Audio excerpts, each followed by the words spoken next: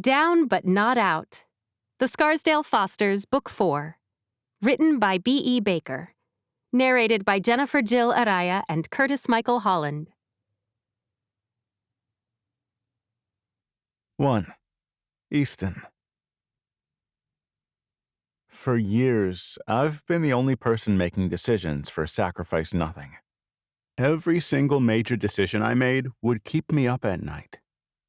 After I went public, I actually looked forward to having a board.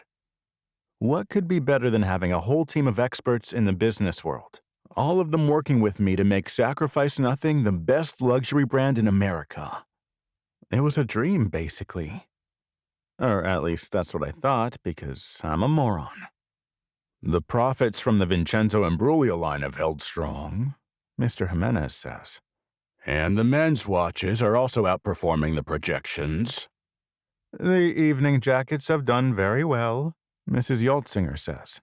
But not by as much as the grooming kits. You're all saying good things, I say. So why does it sound like you're complaining? This company went public 6 months ago, Mr. Dressel says. And you brought us in just after, along with one of the best pots of money from any IPO last year. You did all that so that Sacrifice Nothing could really take off. He frowns. And yet, our profits have simply, he shrugs, risen a little. I blink. I'm sorry, 25% in 2 quarters isn't meteoric, but it's a far cry from...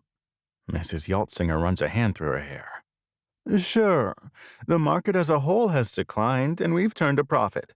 No one's upset, but we still think, as we did when we first came in, that we need to launch a women's line. I blink. Vincenzo doesn't do women's shoes.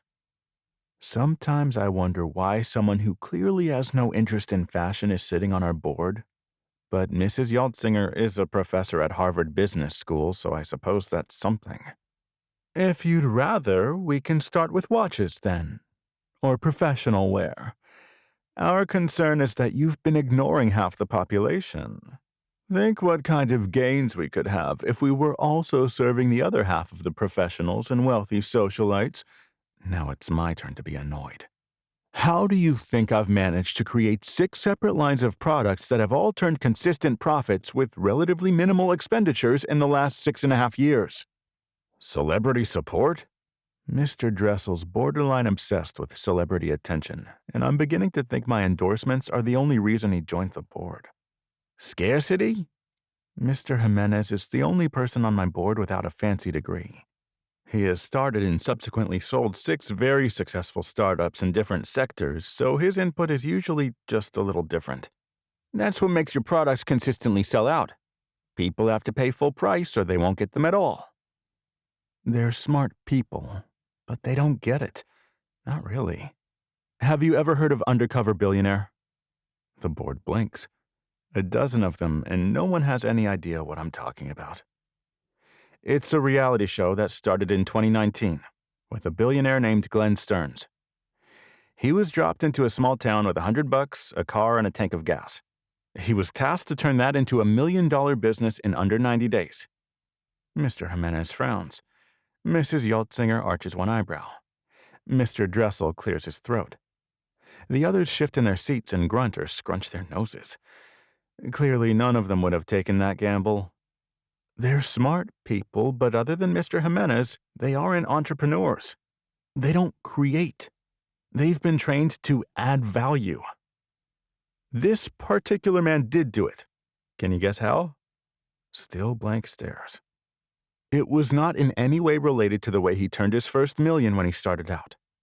That had, in fact, taken him quite a bit longer than 90 days. But he had learned something valuable in his years of business. Still no one has input. My board is useless.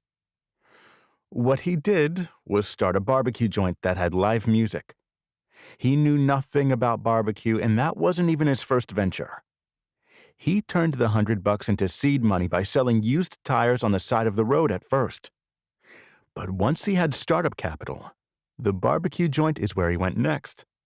I smile because I'm about to connect the dots for them. Why did Glenn Stearns start a barbecue? because he kept his eyes open while selling used tires and he noticed something about the area. He didn't develop a product and then market it. I shake my head. That's what almost every business person does, but it's really a fool's errand. No. Mr. Stearns identified a need, and once he had done that, he crafted the perfect solution for an existing problem. People there wanted live music, and they needed a good barbecue place. The last one had closed. Mrs. Yaltzinger says, "You're saying that your men's line does well because you've identified needs and are filling them." I nod slowly. Do you know how I started? My first product was designer shoes that were also comfortable. I knew it was possible because my first pair of designer shoes were so comfortable that I couldn't bring myself to replace them. In desperation, after the soles wore out, I took them to a cobbler. Mr. Dressel's always the most impatient of the bunch. "We've humored the storytelling, but the point is..." The cobbler tried to kick me out of his shop. I leaned closer, bracing my hands against the conference table. He said to throw my shoes away. But you didn't. Mrs. Yaltzinger's getting it finally. I had just graduated from business school, I say. I needed an idea, and I was flipping through them, casting off one bad idea after another. I mean, for designer shoes, you'd need a designer, right? I smile. My shoes, Vincenzo Imbruglia's, couldn't be replaced because after the poor man took his family on vacation, there was an accident in which all of them except for him died. After that, he stopped working. There were no more Vincenzo Imbruglia shoes in the world. Their mouths dangle open, every last one. It turned out that the cobbler I'd been arguing with for almost half an hour before he replaced my soles was a broken, depressed shell of Vincenzo Imbruglia. What were the odds that he would turn up in my neighborhood, essentially disguised as a humble cobbler just trying to make enough to pay his rent? The board is at least listening. The passion I had for his beautiful, comfortable product convinced him to try again. With my help this time, I shrug. I knew there was a need, and that made it a snap to market. You didn't have the idea to create a designer shoe label in the beginning? Mr. Jimenez looks floored. Nope. I knew that men's designer shoes, by and large, looked nice, but felt like torture devices. When I realized that the person who had unlocked the code to providing both comfort and beauty was right in front of me, I spotted my first latency in the market. When you added jackets, Mr. Jimenez asks. It was the same, I say. Most designer coats were ruined by rain. Rain, I shake my head. Something so basic, so common that in New York City, you're almost doomed to ruin your designer jackets within a month or two. A latency. But surely finding such latencies in the women's side of things should be even easier, Mrs. Yaltzinger says. I shake my head. You may not have noticed, but I'm a man. Mrs. Yaltzinger frowns. But surely your girlfriend... It might be a boyfriend, Mr. Jimenez hisses. I splutter. I'm not in a relationship, but it would be with a girl if I were. Then you should find her, Mrs. Yaltzinger says. She can help you identify latencies. Her brow furrows. I haven't had time to date, I say. I built this business from the ground up. But now you have us, Mr. Dressel says. We can and really should be picking up some of the slack of management. Let us do our job so you can go to yours. He tosses his head. Sniff out the latencies we can find solutions to, and then come back to us so we can actually expand.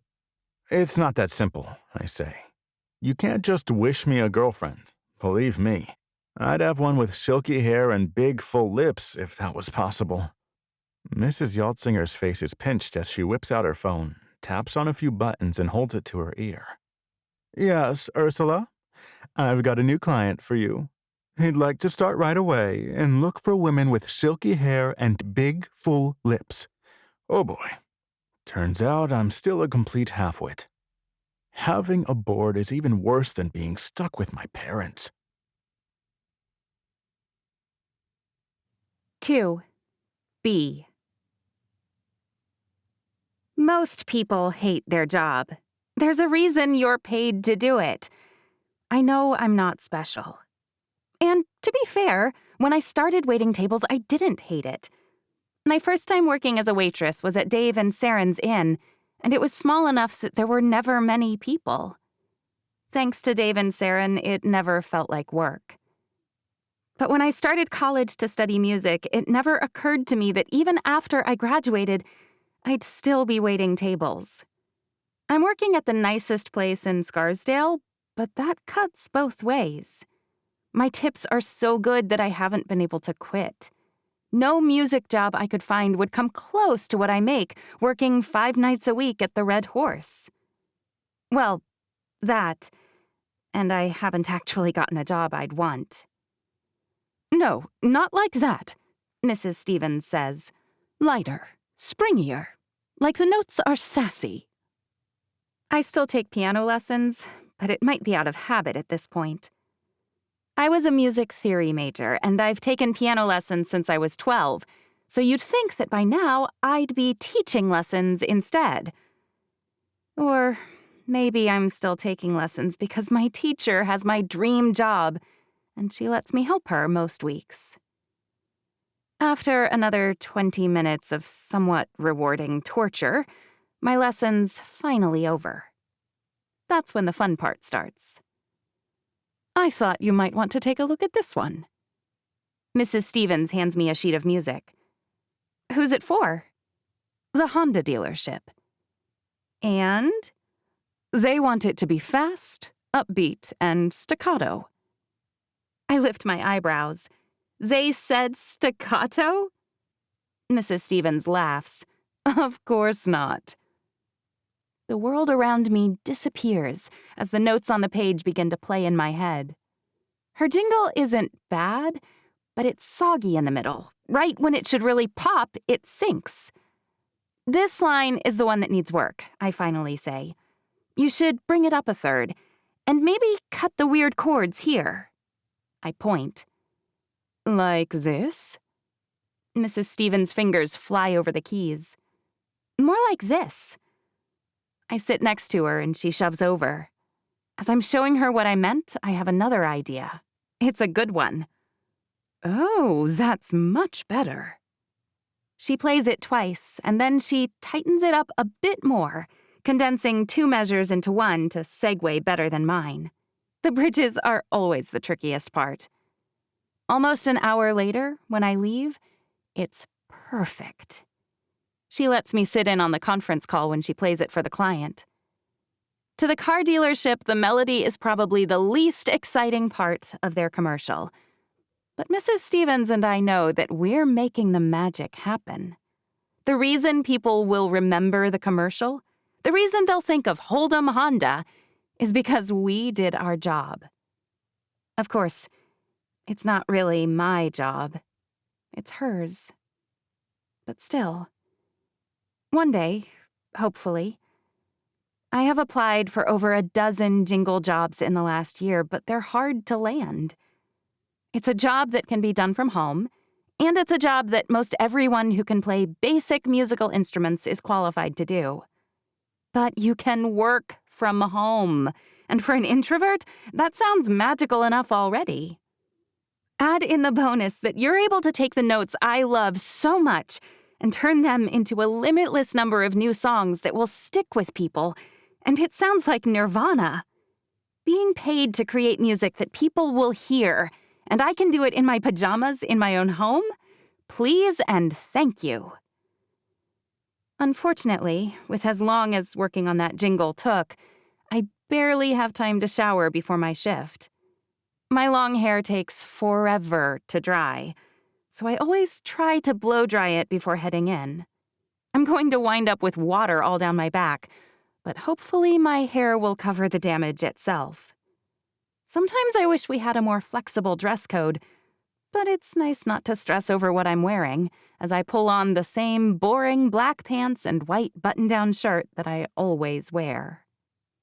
Our uniform could turn a supermodel into a frump, but when you start out at barely 5 feet tall and you already have almost nothing in the way of curves, it's a death knell. When I pass the mirror, it could be a teenage boy staring back. Not that it matters. When I wait tables, I disappear. It's actually my favorite thing about the job. Yes, I have to interact with a never-ending stream of people all night long. And yes, the other waitstaff and cooks are talking to me constantly. But it's not the kind of thing that requires thought or effort. It's, table 5 needs this cooked longer, or they need water at table 6. None of them care about me, the diners or the staff, and I like it that way. I'm a tool to them. I show up with a pleasant expression, bring their waters, their mojitos, their whiskey neat when they ask for them. Their food is hot, their drinks are cold, and I get a decent tip. They promptly forget me, exactly like I want. There's actually one guy who literally comes in every single Friday night at 8 p.m. He has eaten at Red Horse for more than 3 years, since a few weeks after I started working at the Westchester, and I'm pretty sure he doesn't even know I've been his waiter every single week. He's a pretty good tipper, so that's just fine by me. Actually, I like it that way. I don't have hard feelings about being invisible. In fact, it's the one thing in the world I've always been best at. Waiting tables is the kind of job where people noticing you and remembering you is a liability. The less they think about their waiter, the better you're doing your job. It means their drinks are never empty, their check is never wrong, and their food is done just right. The key to that, of course, is making sure the chef and other cooks like me best. I'm not above bribing, but since I have almost no social life, I'm also available to cover shifts when the restaurant is down a waiter, and that makes them grateful. There's nothing worse than a bunch of customers who are mad because their food was cold, and that's what happens when we're short-staffed on wait crew. The chefs take the blame, but it's usually our fault. When I walk through the door, I'm a little shocked when the head line cook points at me. Iggy isn't usually a pointer. You. We called a sub for you. I blink. But I'm here. I'm not even late. Our pianist canceled again. I suppress my groan and remind myself that this is just another way I can make sure that everyone loves me. On weekends, the fine dining at the Westchester always has live piano music. They usually want someone who can sing, but when the musician cancels, as flaky artists often do, well, let's just say that when I offered to pinch hit once, I didn't realize it might happen once a month. The tips aren't awful, and even though I'm asked to play Piano Man far too often, it's really not that bad. Usually. Most of the time, the guests who come in are pretty busy with what they're doing. Usually, they want to come in, eat some food, chat with their dinner companion, pay the check, and leave.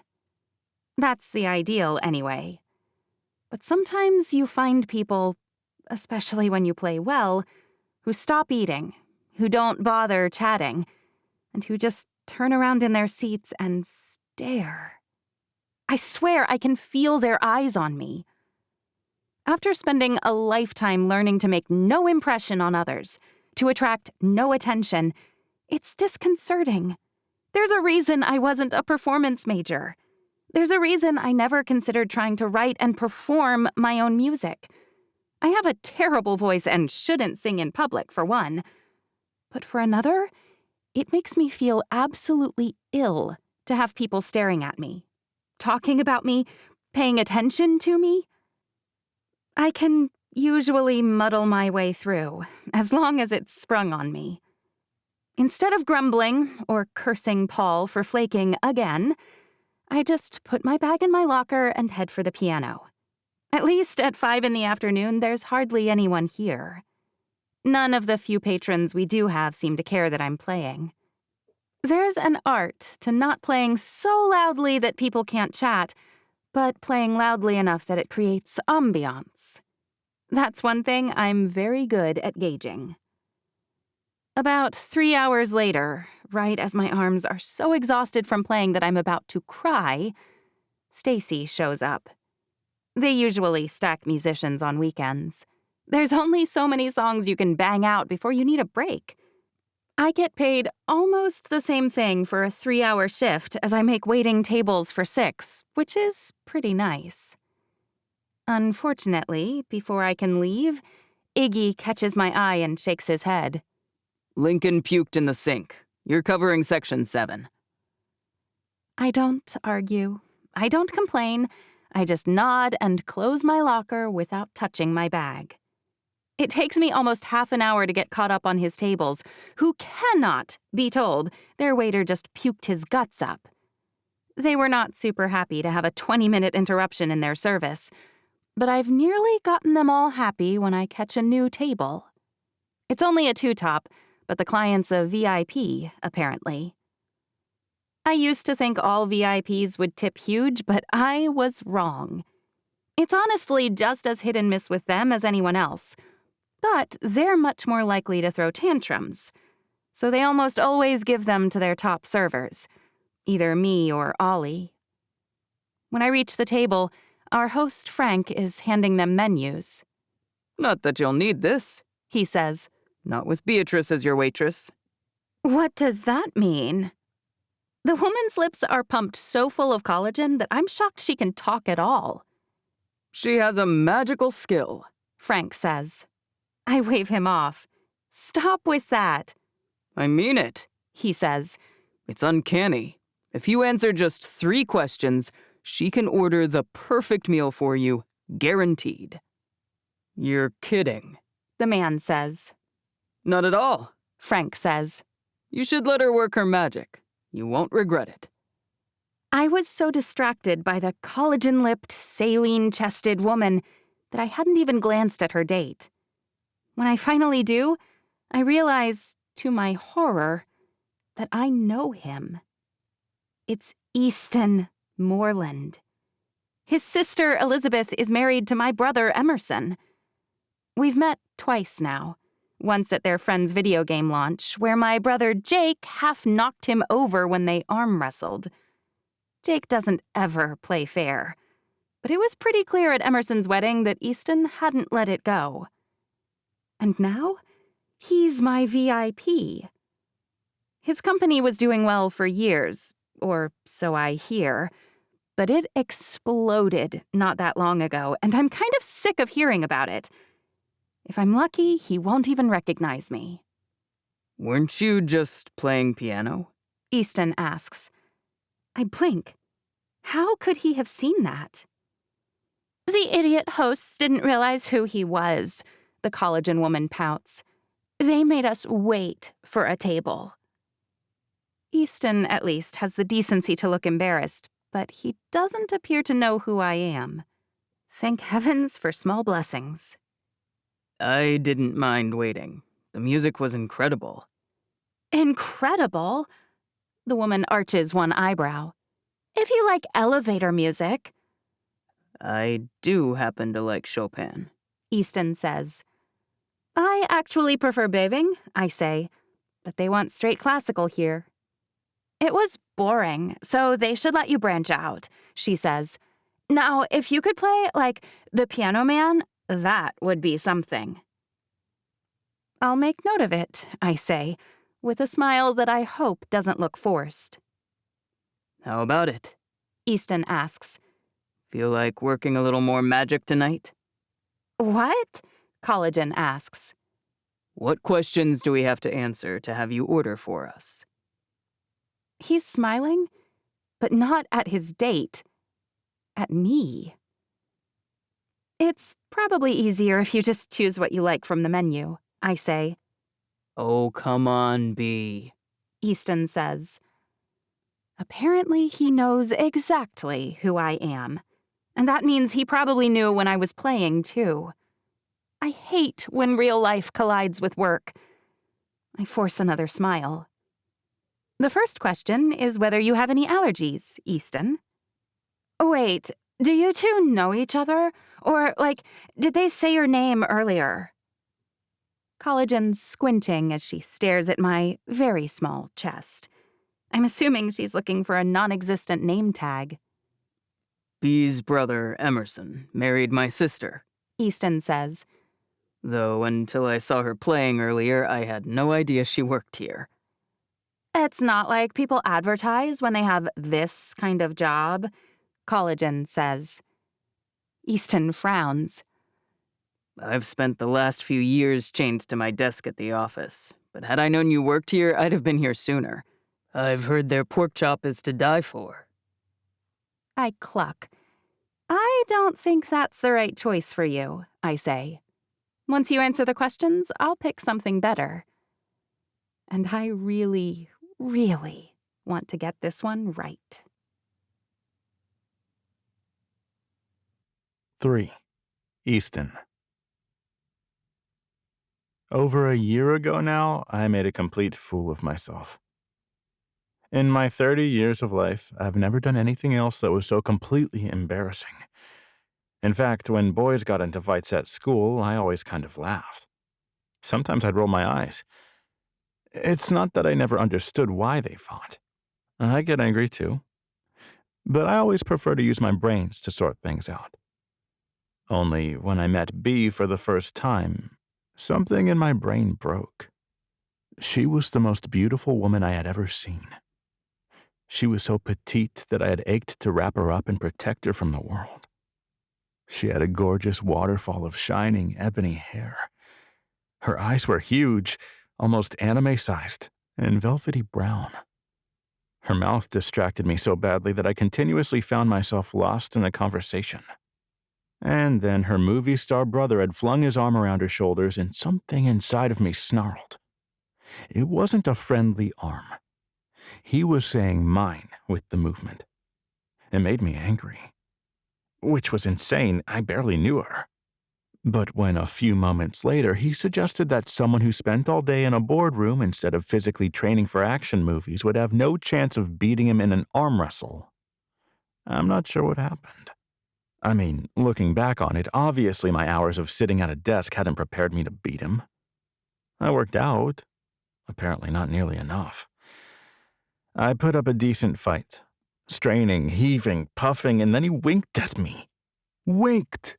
And slammed my hand down so hard it sent a bowl of popcorn, a whole bunch of water bottles, and a stack of papers flying off the table to scatter on the ground.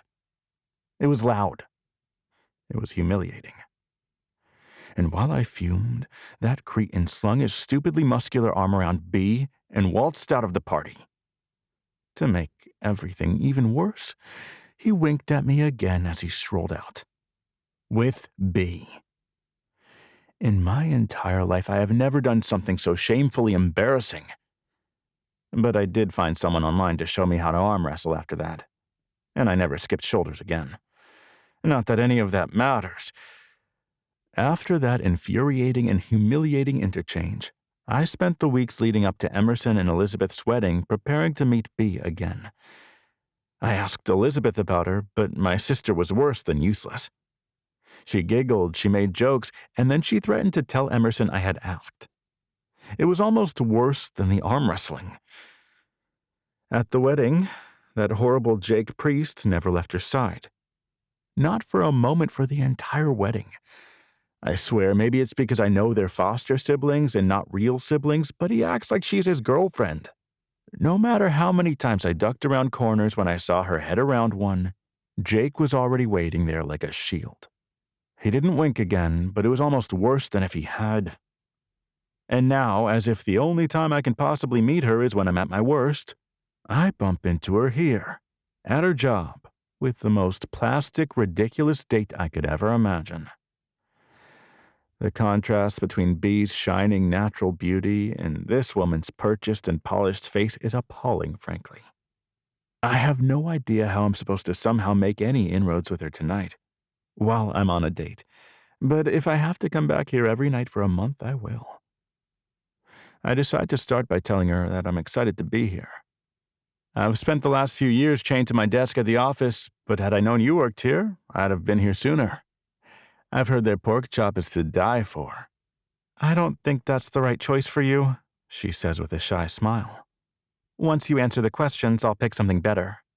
Allergies? Chalisa asks. Wasn't that the first one? B nods politely. Before I can say anything, Chalisa continues.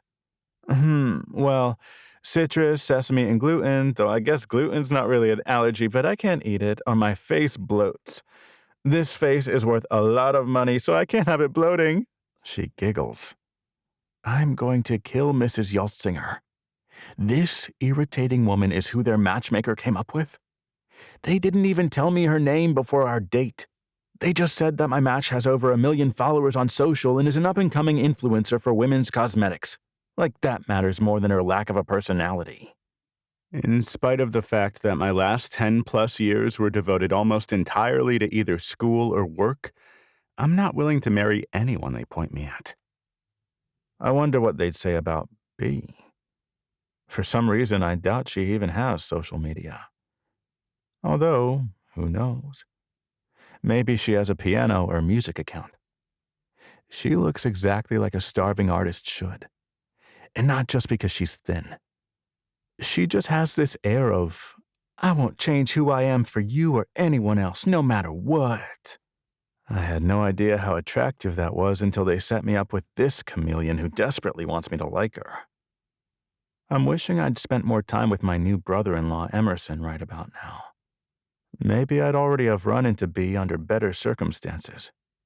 And you? When B turns toward me, her bright eyes locked on mine, my churning brain goes blank. Just like the first time we met. I swallow. No allergies? The only thing I'm allergic to is bee stings, but saying a tiny bug can do me in doesn't sound very manly, so I don't mention it. It's not like it impacts what I eat. Question 2 is, what was the best meal of your life?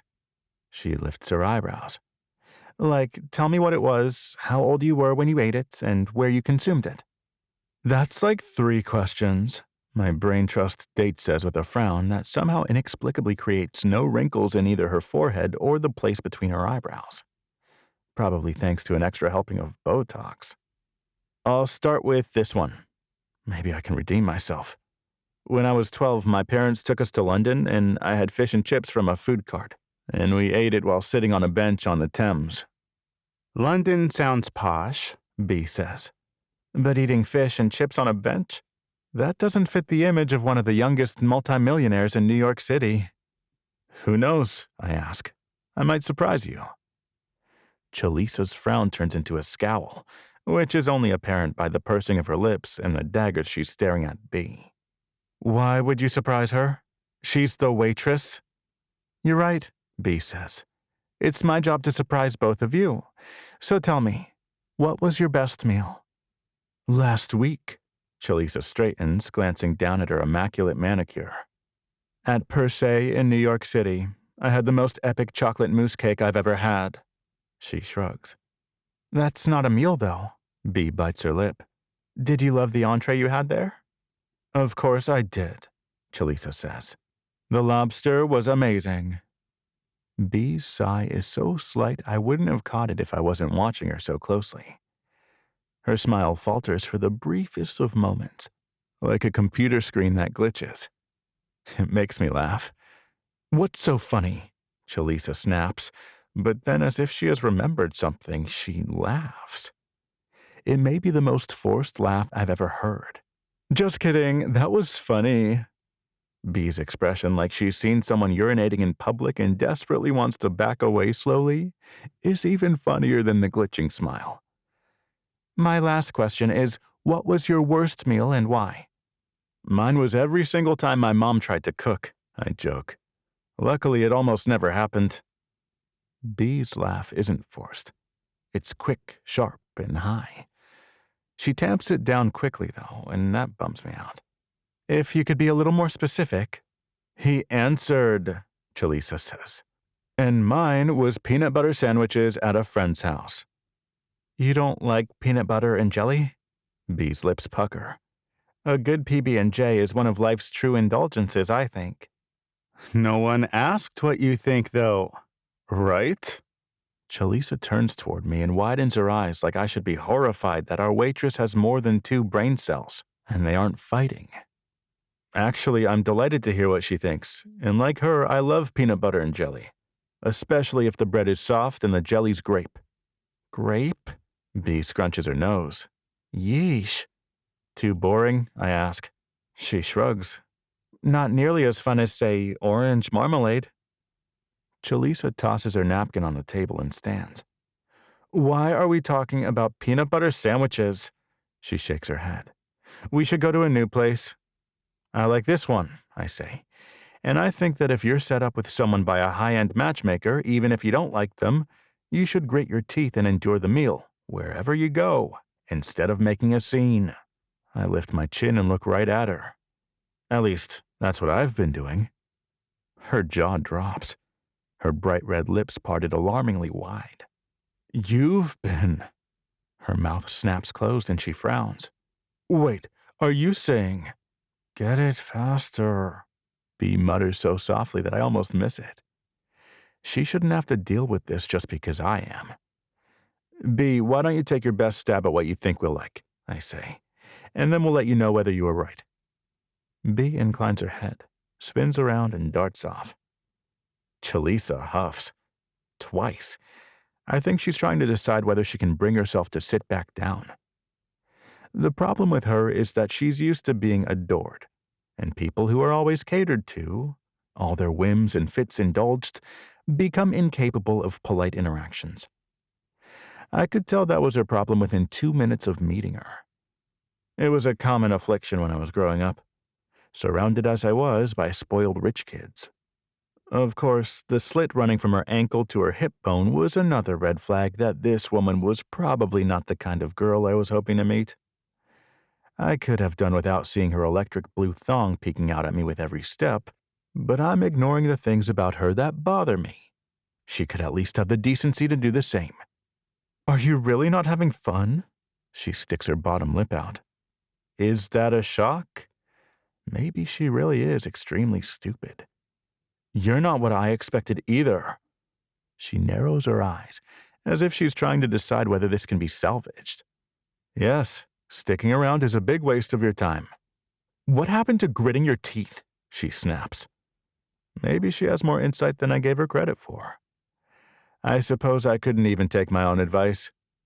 She grabs her purse and stomps off. About 3 steps later, though, she's shifted back into her sultry sway.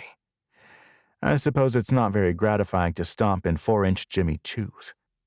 Not 3 minutes later, B breezes by, setting 2 square plates in front of me. I brought lobster dumplings for Miss Collagen USA, and I brought the burrata cheese and prosciutto salad for you. She straightens and frowns. Did she ask someone where the bathroom was? Nope, I shake my head. B winces. I should check and make sure she found it. Is that something waitresses generally do? I can't help teasing her a little. Well, not usually, no, but... She leans closer and drops her voice. I was told you're a VIP, and for VIPs, we'll do most anything. What if I told you my date ditched me and I'm now terribly depressed? I spread my hands across the top of the white linen tablecloth. Would your boss let you eat with me to take some of the sting away? It's that same laugh again. Short, sharp, high. I love it. I'm not kidding. I hold her gaze. She really left? She tilts her head. I find that hard to believe, honestly. She seemed ready to challenge me to a duel when I... Her mouth snaps shut. What was she going to say? When she what? When you... I raise both eyebrows. She ducks her head. Never mind. When she flirted with me? Is that what she meant? I hope that's what she's been doing. Is that really why Chalisa stormed off? Can she tell I like B? More importantly, is there a chance B likes me? I'm sure you're teasing, but I definitely can't eat with you, she says. I'm working. Right, I say. Of course. But maybe you could get that to go. I toss my head at the lobster dumplings. Then you can take them home and pretend you were eating with me. Oh man, I'm corny. She's going to laugh and walk off. But she doesn't. She inhales and ducks her head again like she's embarrassed. That might be worse. Am I harassing my waitress? Am I that guy now?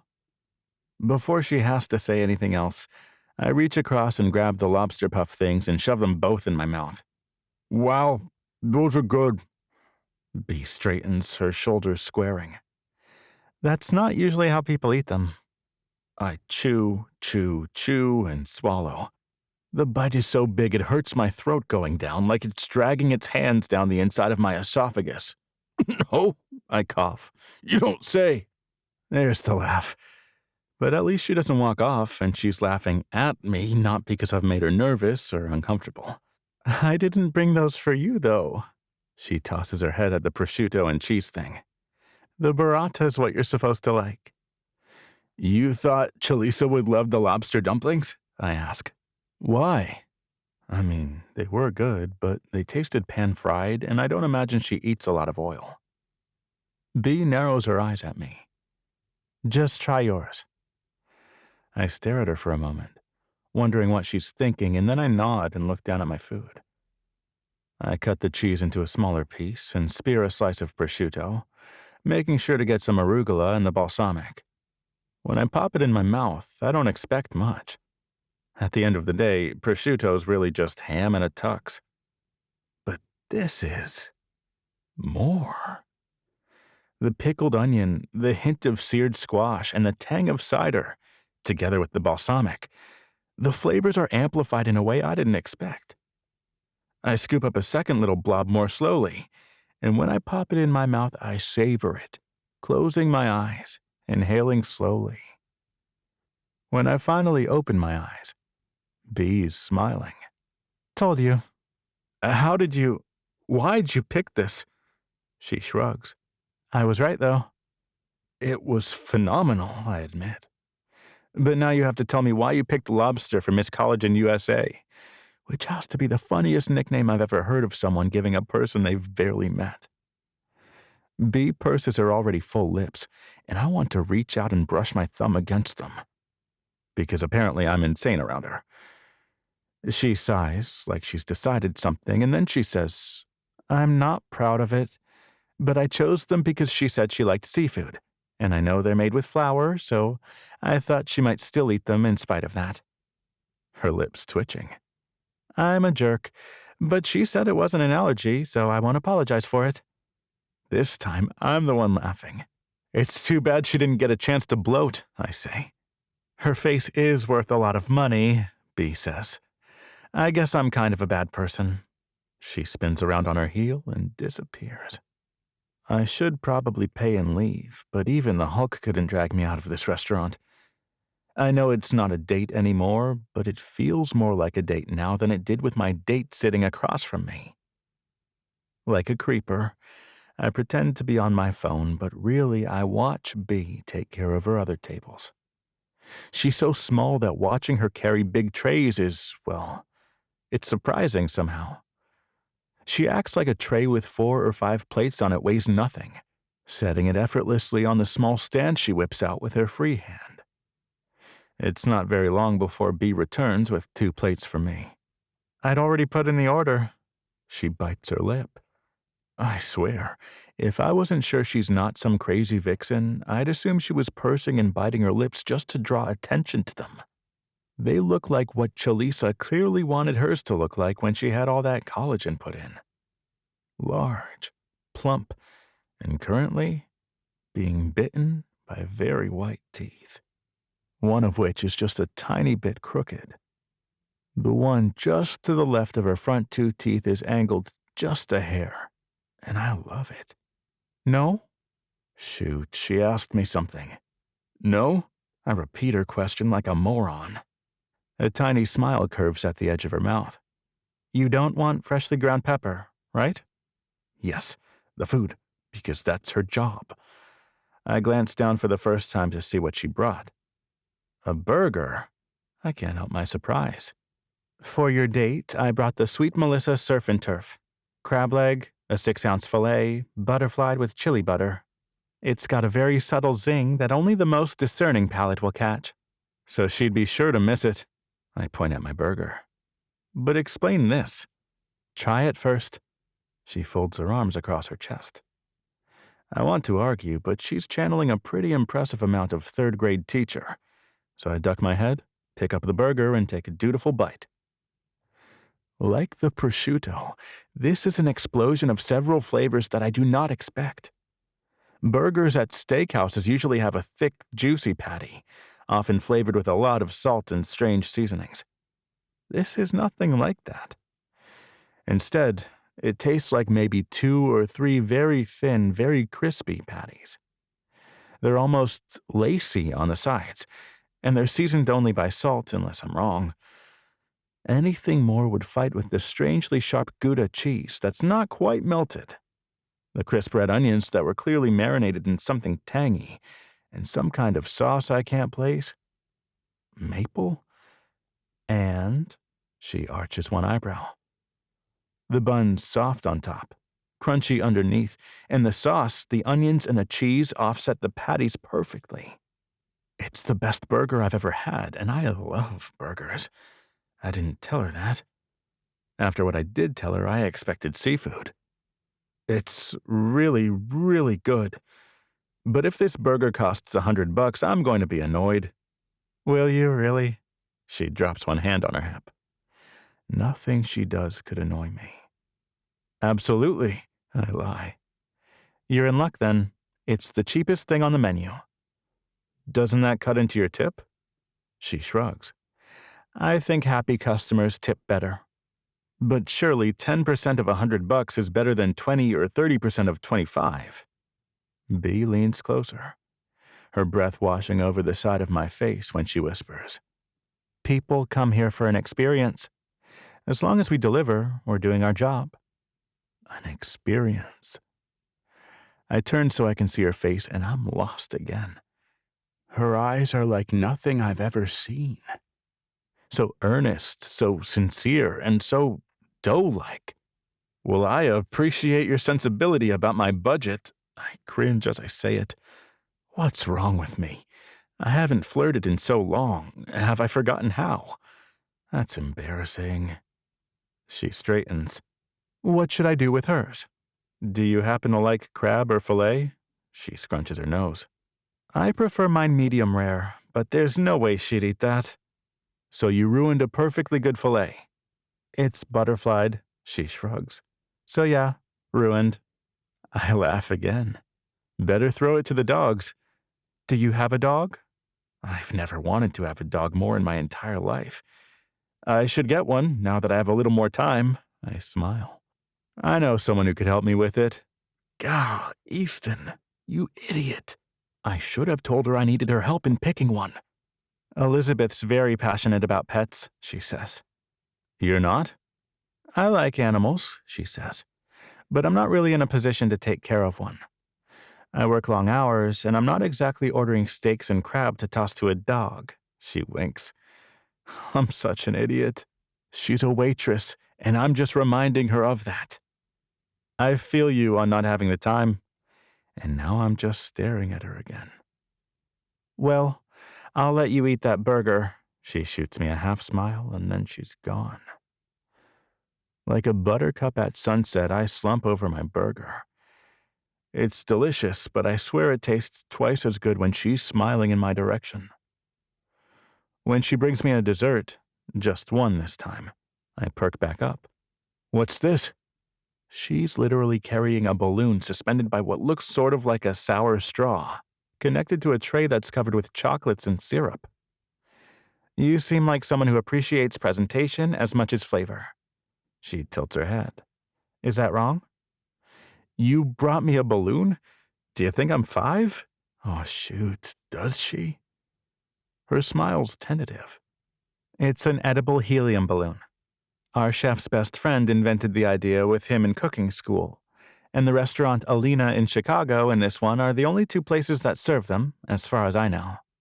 Whoa, you're saying I can eat that? I lean closer. But it's floating. It's clear, shiny, and... Is there helium in it? Now her smile widens. There sure is. If Miss College in USA were here, you could serenade her in falsetto. Who will I serenade without my date? I fake a frown. I'm all alone. No one to sing to. Don't you feel sorry for me? Not even a little bit, she shrugs. Heartless, I suppose. I poke it and suck in the helium immediately, hoping to keep her around a little longer. But when I start to talk, I surprise even myself. I sound like Pee Wee Herman. B, is it short for Beatrice? She nods. You know, I don't even know your last name. How can I serenade you without your last name? She's laughing now. No serenading, please. It's frowned upon. I inhale the last bit of helium and sing B, Beatrice Ann to the old Beach Boys hit. The Beach Boys? She waves me off. How old are you? But she's laughing. I discovered as a kid that if we put on the Beach Boys, my dad would drive faster on road trips. You're kidding. I shake my head. That one thing cut our trips down by like an hour, I swear. But just then, the table behind us starts waving. Check. In a blink, she's gone. I console myself by eating the sugary, sticky, almost taffy-like balloon and mopping the chocolate sauce with the sour, straw-esque string. When B returns with the check, I'm ready. I throw my card down without even looking at it. Before she can dart away, I make my move. So, B, you couldn't eat with me tonight, and that bummed me out. I'd love to take you out, anywhere you want, and actually eat at the same time as you. Her brows draw together, and she ducks her head again. But when she does look up, I can tell it's not good news for me. I'm sorry, but I think that's a bad idea. The really terrible news hits when another waiter brings the card back. B's shift ended, he says. Only I'm pretty sure she ran. From me. Now I have to find out why and fix it. She's good enough that I can't let her get away a third time. 4. B. When I started high school, Saren insisted that I try a sport. You're the most talented pianist I've ever met, she said. But that's all you do.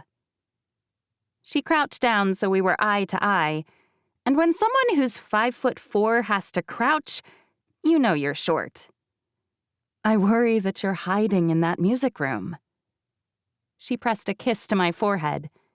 Then she bought me a pair of running shoes. The irony was not lost on me. Instead of hiding, I should run? But hiding was easy. I hated running. In fact, there were very few things I liked less than going outside, tightening the laces on my shiny new running shoes, and pounding the pavement. But it was a solitary sport. Perhaps the most solitary, unless you include swimming, where you are literally underwater the entire time so that you can't talk. I liked solitary. Within a few weeks, the agony in my chest wasn't quite as acute. The misery of my aching muscles eased too. A month after Saren forced me to try track, I was actually improving. At least, it felt like I was. Until Jake breezed over to join the team as well. Like every single thing he ever tried, he was a true natural. The solitary nature of my runs, the one thing I liked about the activity, disappeared as I was plagued by Jake and his accompanying fan club. It wasn't surprising, I suppose, that he was followed by at least half a dozen attractive girls everywhere he went. Even then, he had the face of a Greek god and the body of a lean runner. He was also tall, which meant that running next to him made me look even more like a child than I already did. Running, which I had tolerated because it provided a lot of time for me to think quietly, was now my least favorite part of every day. Physical misery and social torture were all rolled into one. I tried to complain to Jake, but, as always, he persisted in misunderstanding my complaints. He yelled at his followers, telling them to leave us alone. They listened, and that worsened the rumors about us, making my non-Jake interactions even more fraught.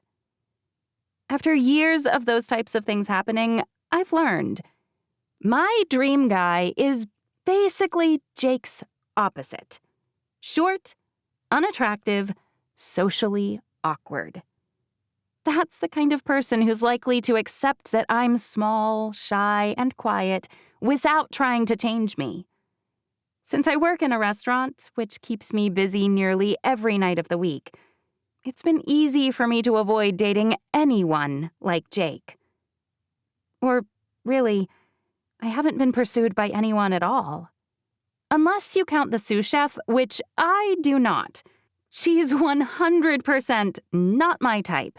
Her gender only one of many reasons I had no interest. So when Easton asked me out, I was floored. Why someone like him would be interested in me, it makes no sense. My brain rejected the idea before I could even consider it. Our first meeting was disastrous enough, what with the arm wrestling challenge and Easton's subsequent embarrassment.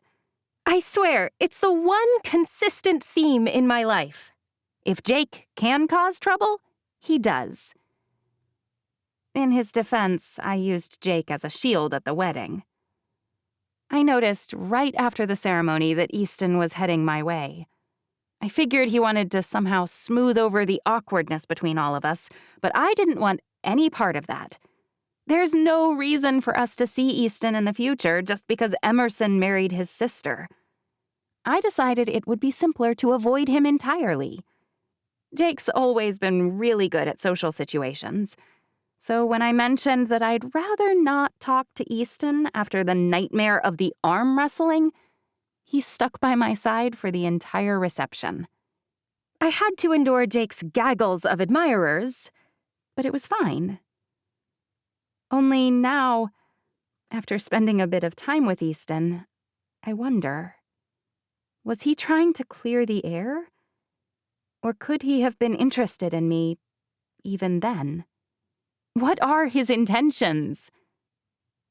In the split second I had to respond, all of that shot through my mind, and I decided that none of it mattered. Not really. Easton and I are like hummus and honeydew melon. We may share the same first letter, as in, we have a relation to one another, sort of, but we do not go together, and we never will. He's tall, for one, while I am quite the opposite. If we dated, I'd need a step stool just to kiss him. He's also rich as sin, whereas I sometimes check the couch cushions for gas money. Jake loses change more often than most people. But the worst problem is that the media is all over Easton, almost as bad as they are with Jake. If I search hot, young, and rich, he's the third hit. Forbes basically painted a target on his back the second his company went public. Elizabeth said it was his life's dream, making $1 billion, and he's well on his way. But there aren't many hot, rich men who are single and also not fat. He's a unicorn. A lot of girls want someone just like him, but that's basically the opposite of what I want. With money comes eyes, scrutiny, the loss of any anonymity. Hard pass. I have no idea why I toss and turn for so long before I fall asleep after running home, but I finally drift off, and I do not dream of Easton. I don't dream of him eating an ice cream cone. That would be odd. I don't dream of him swimming, pushing up out of the pool, shoulder and chest muscles rippling. I don't dream of him walking beside me on a city street, arms swinging, eyes sparkling. I definitely don't dream of him sitting on the couch next to me, stuffing his face with popcorn and then offering me some, like he's my boyfriend. Because I don't like Easton Moorland. Not one bit. But when I lace up my shoes and set the activity on my watch to run, his stupidly handsome face does flash through my mind. I smack the side of my head once to clear it, but all I get for that is a headache. I doggedly turn my playlist on and head for the door. Hey, wait! I've barely made it 6 steps when Jake's plaintive voice penetrates the singing of Tim McGraw. I grit my teeth and stop, turning to look over my shoulder. What? I must have spoken too loud because he motions for me to take out my earphones. I groan, but I do it. What? Wait 2 minutes and I'll come with. I just have to lace up my shoes. I shove my earphones back in and take off. I hear him swearing behind me, but that just widens my smile. It's hilarious, annoying Jake. One of my favorite things to do. I speed up a little. By the time he catches up to me, he's really puffing. His shoelaces aren't tied, and he's scowling. Anyone else would have fallen on their face, but the sheen of sweat just amplifies his ridiculous good looks. It's obnoxious. So, of course, I pretend that I don't see him. B! He shouts like I'm hard of hearing. Slow up! I speed up a little more, which is really silly because my legs are short and his are long. There's no way I can outpace him once he's caught me, no matter how hard I try. What's going on with you? Jake grabs my arm. I shake him off. The second time he grabs me, I spin around and glare. You want me to mace you? I'll do it. He rolls his eyes. Who lit a fire under you? Who? Why is he asking who? What did you hear? His jaw drops. Wait. No way. He shakes his head. Is there a guy? I take off jogging again. You have got to tell me what happened. I do not, I mutter, bumping the volume on my music up a little higher. Long-term hearing loss is a problem for tomorrow me. Unfortunately, Jake's well-equipped to outrun me.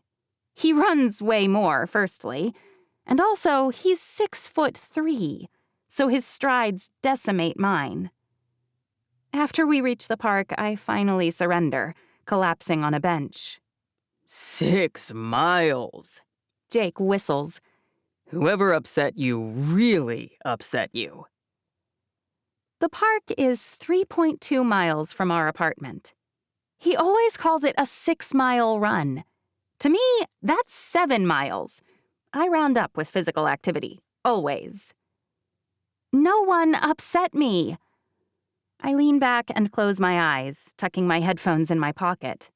Except you. Oh, come on, Hornet. I haven't really upset you. He bumps me with his shoulder. If I had, you'd have stung. He's always called me that. He thinks it's hilarious that my name, B-E-A, is so close to B-E-E. But there's no way to highlight the connection because they sound the exact same. Hence, Hornet. Who was it? I've been doing a lot of boxing to get ready for the next Miller film. I'll go pay them a visit. He does that weird head toss thing guys do when they're saying hello to another male. It makes me snort, at least. Not necessary. I'll decide that once you tell me who it is and what happened. Nothing at all, I say.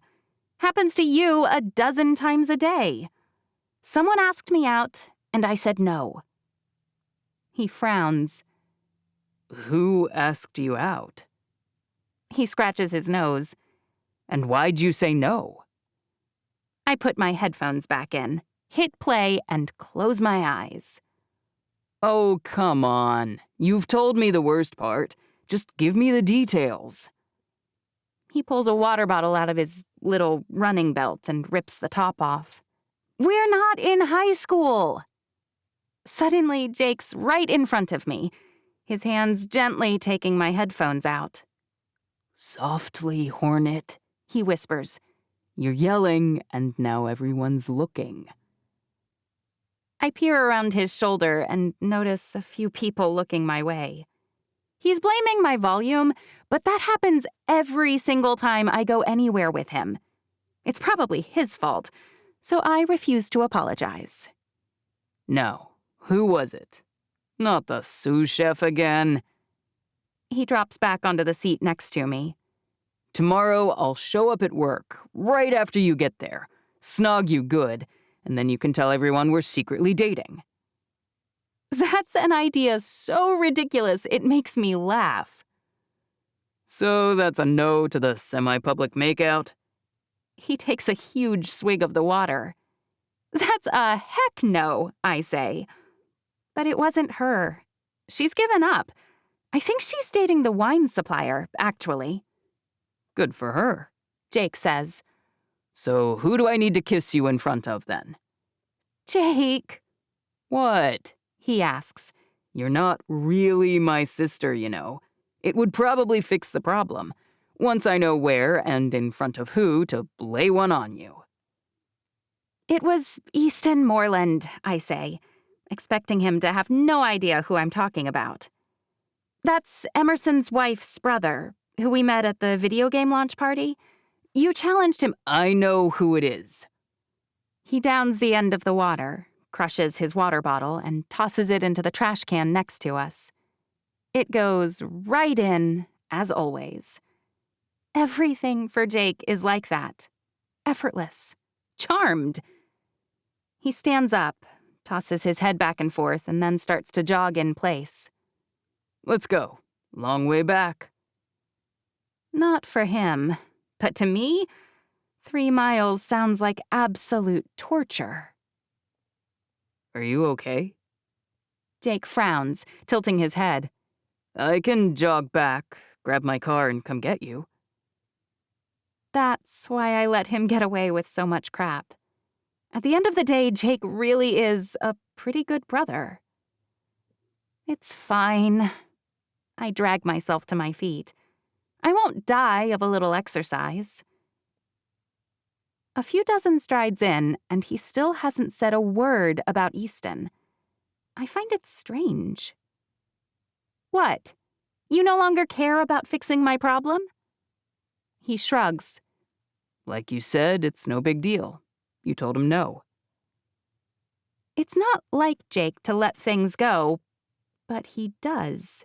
It's bizarre.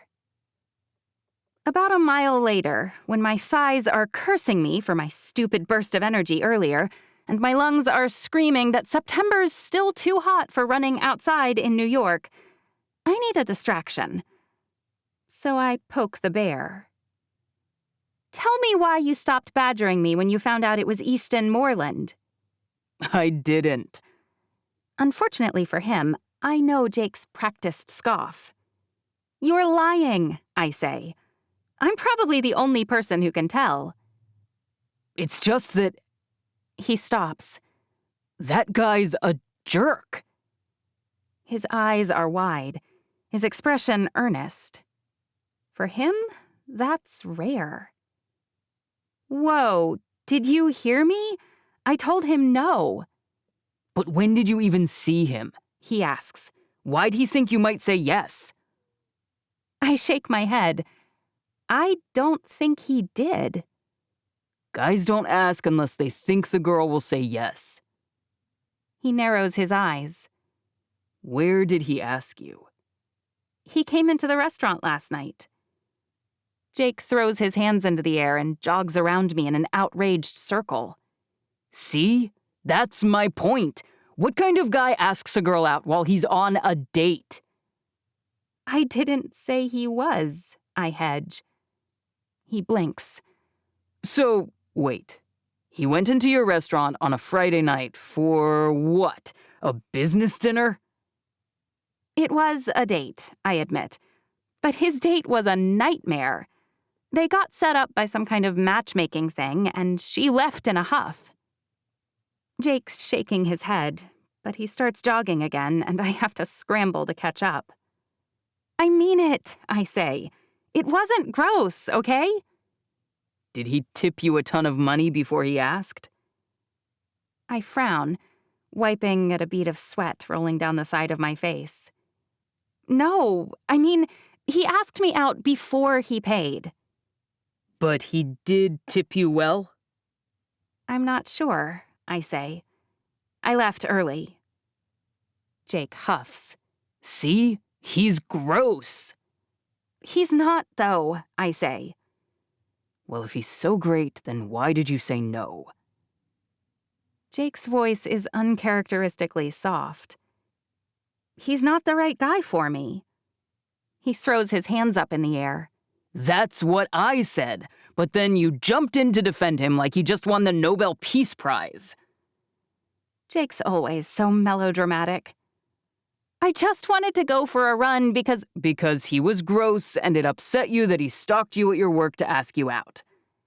He didn't even know I worked there. Seeing me once, months after the wedding, is hardly stalking me. I swear, one of these days I'm going to punch him. Hard. Just whatever. I wish I had longer legs. I'd love to leave him in a cloud of cartoon dust as I sped away. Maybe I should start carrying a rolled-up newspaper. Then I could bop him on the nose like a puppy peeing on the rug whenever he's out of line. He'd probably throw a big fit about how the ink from the paper left a stain that would ruin his pre-film photo shoot or something. Jake thrives on drama. He used to get his fill from Emerson. Those two clashed all the time. But now that Emerson's gone, he's been picking at me more. I'm usually hard to irritate, but apparently not today.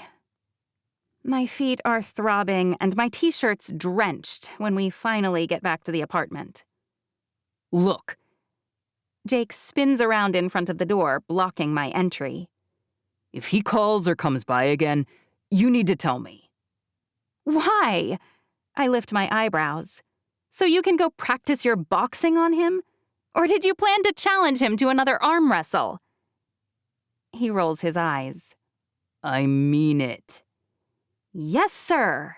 I salute, and then I duck under his arm and type in our door code, Emerson's birthday, and squeeze through the door. He's too fast for me to slam it on him, but I make a token effort before sprinting to my room. I take such a long shower that I'm shocked when I finally emerge to find Jake in a towel.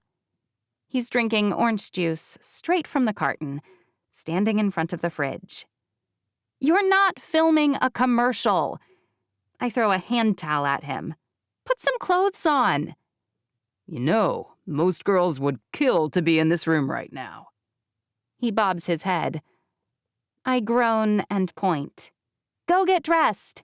Now. He listens, but he's never in a hurry about it, which is irritating. I'm a little sick of living in an apartment that feels even more like a frat house now that Emerson's gone.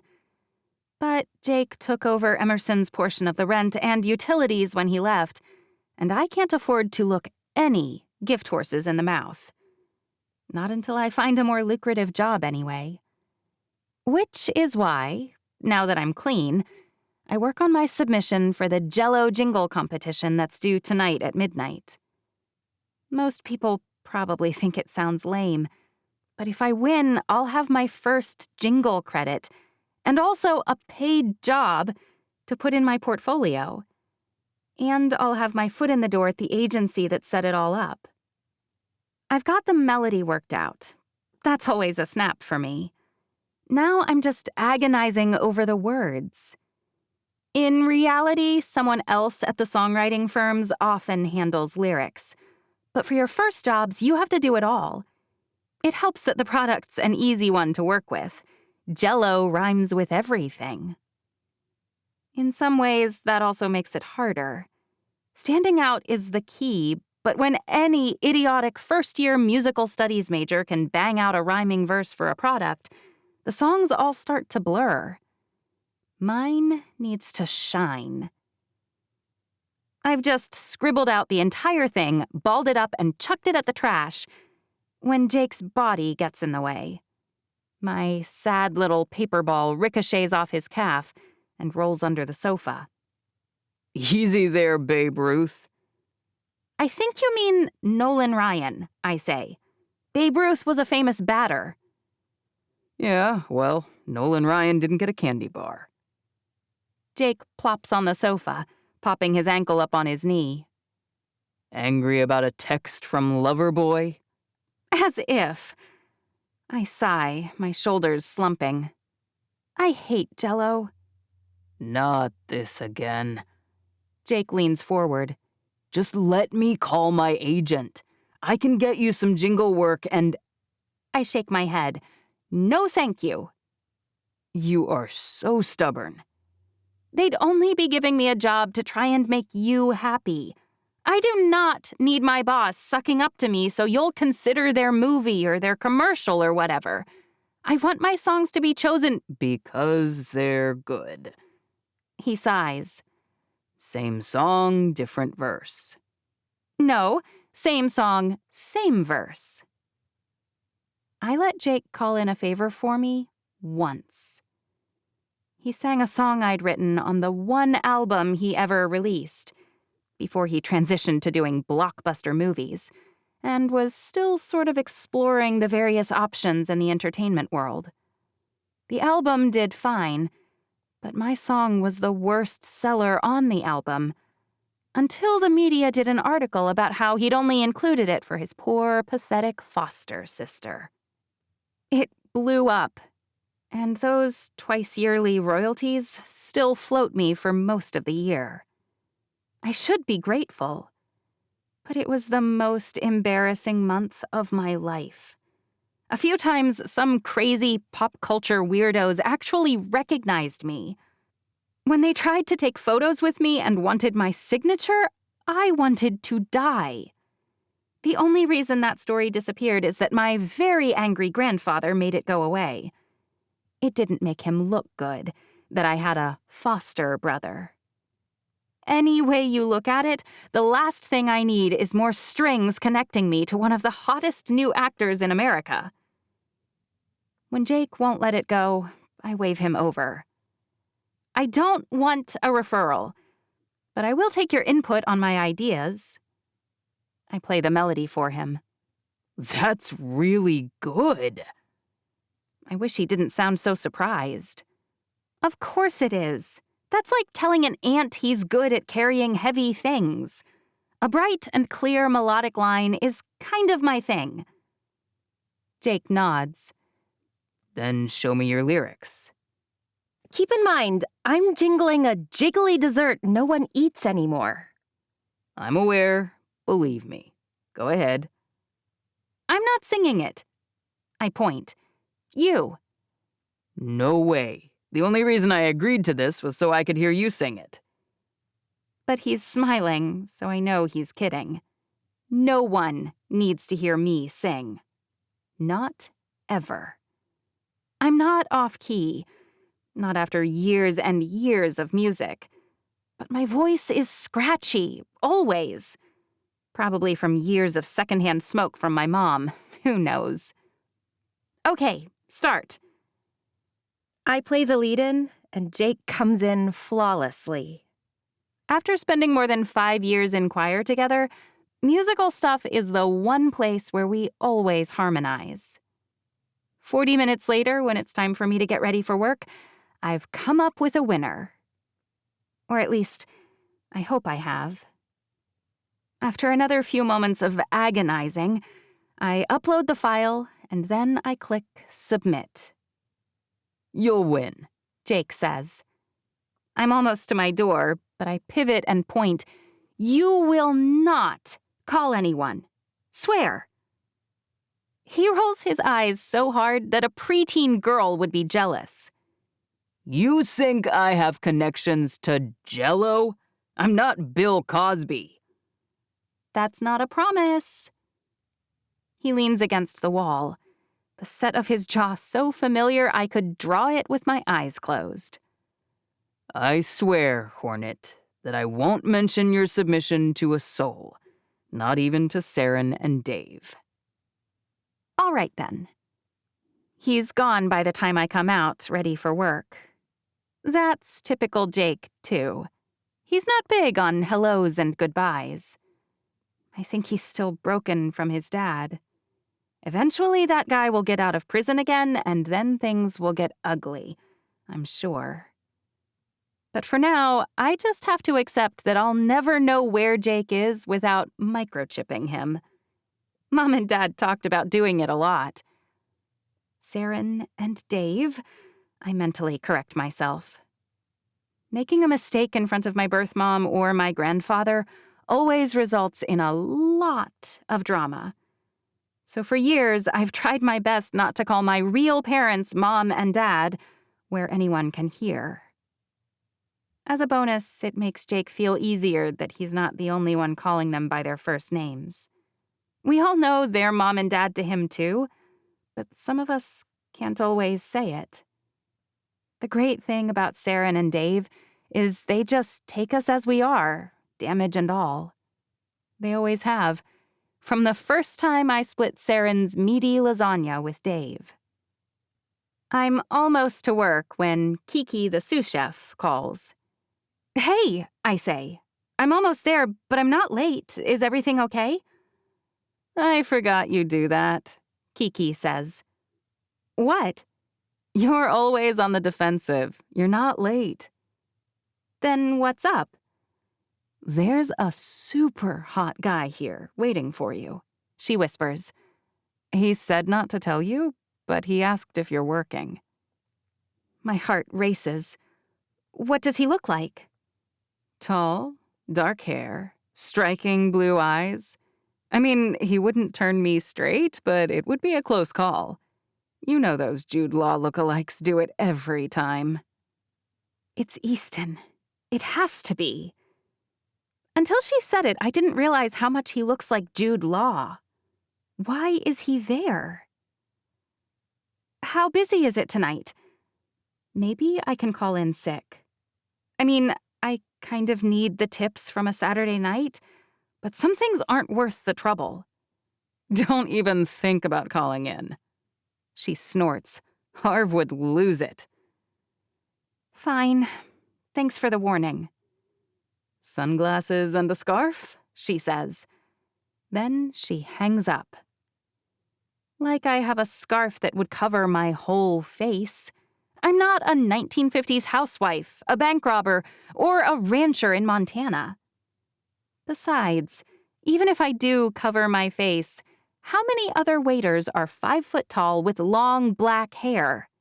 He'd realize it was me, and it would be even stranger because I'd tried to sneak past him. I opt for walking really fast, but it's not a great plan. I've barely squeaked through the door when Harv stops me.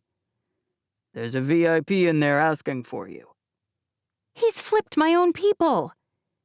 "He said you were the best waitress he's ever had," Harv says. "and he wants to set up his weekly board meetings here at our restaurant." He's beaming.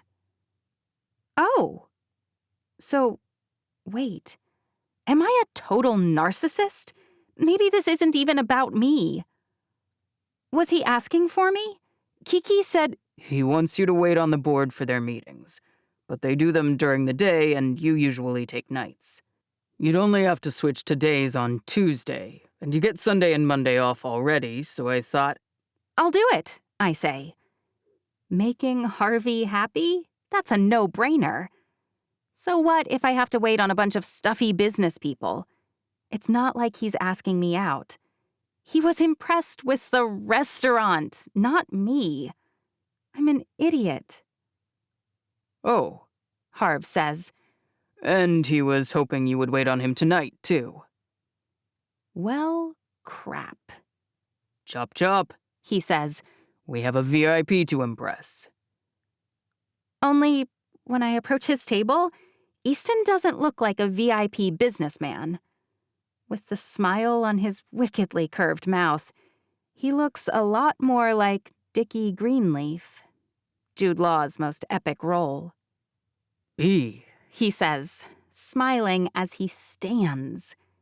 He's acting like he'd been waiting just for me, which has the other waiters looking and pointing. "Easton," I hiss, as I shake my head slightly. He sits, thankfully. I hand him a menu. I'm not sure I should really be waiting on you again today. I point at the empty chair across from him. I ran off your last date, and even with your millions, they couldn't match you with a better one? Your boss didn't tell you? He lifts his eyebrows. I told him I'd pay all the revenue you usually make for all the tables you usually wait on. Then you can eat with me. He jumps up and pulls out the seat across from him. This one's yours. 5. Easton. It's a grand gesture. It's what Elizabeth told me to do when I told her I liked someone, but the girl wasn't interested. Actually, first she laughed. For a long time. But once she finally stopped, she asked for details. I made some up because I wasn't about to tell her I was borderline stalking her husband's foster sister. I might sound like the villain in that scenario. You're hot, Elizabeth said. I mean, I don't have junk genes, but you have definitely got better physical appearance markers than I did. I rolled my eyes. She probably thinks you're just interested in the chase. My sister shrugged. Most rich guys are. Think about Bentley. Emerson's friend? A family friend for all of them. He dated for a long time before he was ready to get married and settle down. Her air quotes for settling were funny. And you're higher profile right now than he is because your success is new. And frankly, because you're not quite 30 yet. There aren't many rich guys with a six-pack. Elizabeth glared. You wish. Fine, I said. A 2 to 4-pack. But if I cut 2 sodas a day, I could have a 6-pack. The point is, if she's quality, and I'm guessing she is, then you want her to seriously consider you. To get her to do that, you'll have to convince her you really do like her. That you're not just another rich playboy who thinks he can have whatever he wants. I thought about it all day long. And then I came up with a plan. I've never made a plan in my life that didn't have at least one contingency. And I'm not about to start. So my grand gesture was buying a date. Which I understand could be perceived as a little creepy. But at least she gets a night off and some extra capital with her boss. And if that bombs, well, I'll have weeks and weeks of work lunches with the board to try and figure out how to smooth things over. On the other hand, if tonight goes well, the board meetings will be bonus opportunities to see her. Or maybe she'll come sit in on lunch with me. Her boss did say she usually does the dinner shift. My hopes and dreams for my grand gesture all pause when B shows up. Her shirt is crisp and bright white. Her pants have a line down the front, freshly pressed. In my entire life, I've never looked at any girl in a boring uniform and thought she looked amazing. Until now. But with her shining hair, albeit pulled back, and her petite figure. Wowza. And if I'd said that out loud, I'd sound like a 70-year-old man. Someone who would wear suspenders unironically, for heaven's sake. I have got to remember not to use wowza. B, I stand. She's glaring. Easton. Her head shake is slight but clear. I sit. She hands me a menu. I'm not sure I should really be waiting on you again today. She eyes the empty chair. I ran off your last date, and even with your millions, they couldn't match you with a better one? Your boss didn't tell you? I did tell him not to, but I learned no one ever listens. I told him I'd pay all the revenue you usually make for all the tables you usually wait on.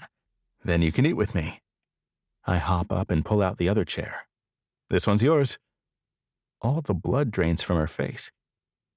I'm so used to seeing her duck whenever she gets nervous that this is not what I expected, but I'm smart enough to know it's not good. When her eyes meet mine, she looks utterly horrified. Please tell me you're kidding. You'll still... I was going to say get paid, but suddenly that feels a little too Pretty Woman for comfort. I should have run my grand gesture idea past Elizabeth, obviously. You'll still get to pick whatever you want to eat, and you don't have to choose my meals for me. Oh, my word. Next, I'll be telling her I can cut my own steak. Look. I step away from the chair and circle back around to my seat. I really like you. I'm not sure whether you dislike me or whether I've just startled you. I try to show her I'm sincere with my eyes, but I worry I just look constipated. Easton, she shakes her head, her enormous eyes welling with tears. That's when I realize how badly I misjudged this. Epic mistake level. I need to backpedal fast or I'll be dead in the water. The line between grand gesture and stalker is razor thin, and apparently I'm on the wrong side of it. I'm kidding, I say. I'll have the oysters and the scallops. I hand her my menu.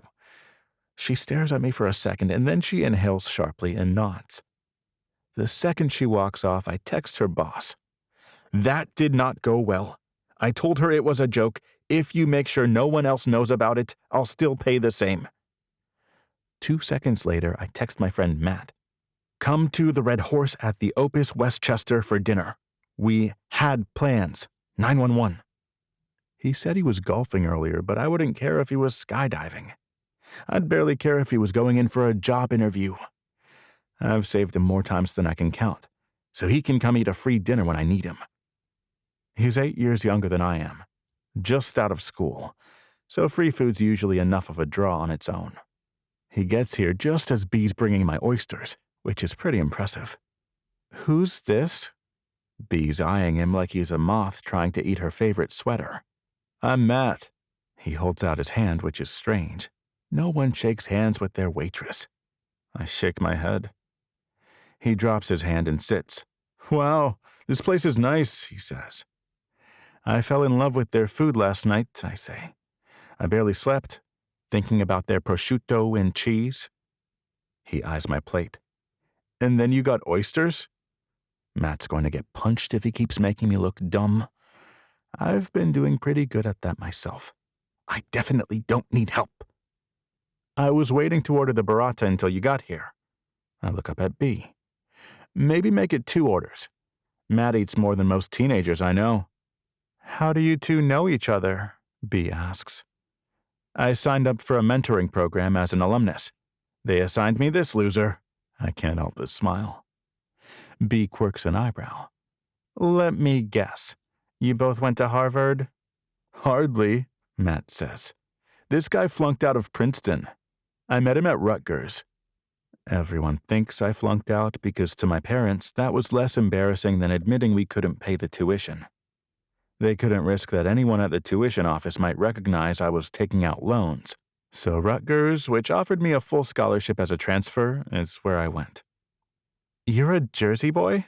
B narrows her eyes. Really? I think I got an in-state scholarship, Matt says, which is really just a discount. They waived the fact that I'm from New York to entice me to go. He shrugs. That's smart of them, she says. Bring the good people, but don't make it entirely free. Good people? I cringe. Not sure Matt qualifies. He throws his napkin at me. My phone rings. There's some kind of problem with the supplier for one of our men's colognes. By the time I get off the call, B's back with the burratas. Matt wastes no time popping some in his mouth. That's amazing, he says. But it's small. He glances my way. We're getting more food, right? With, like, big portions? B laughs. We're not exactly known for massive portions.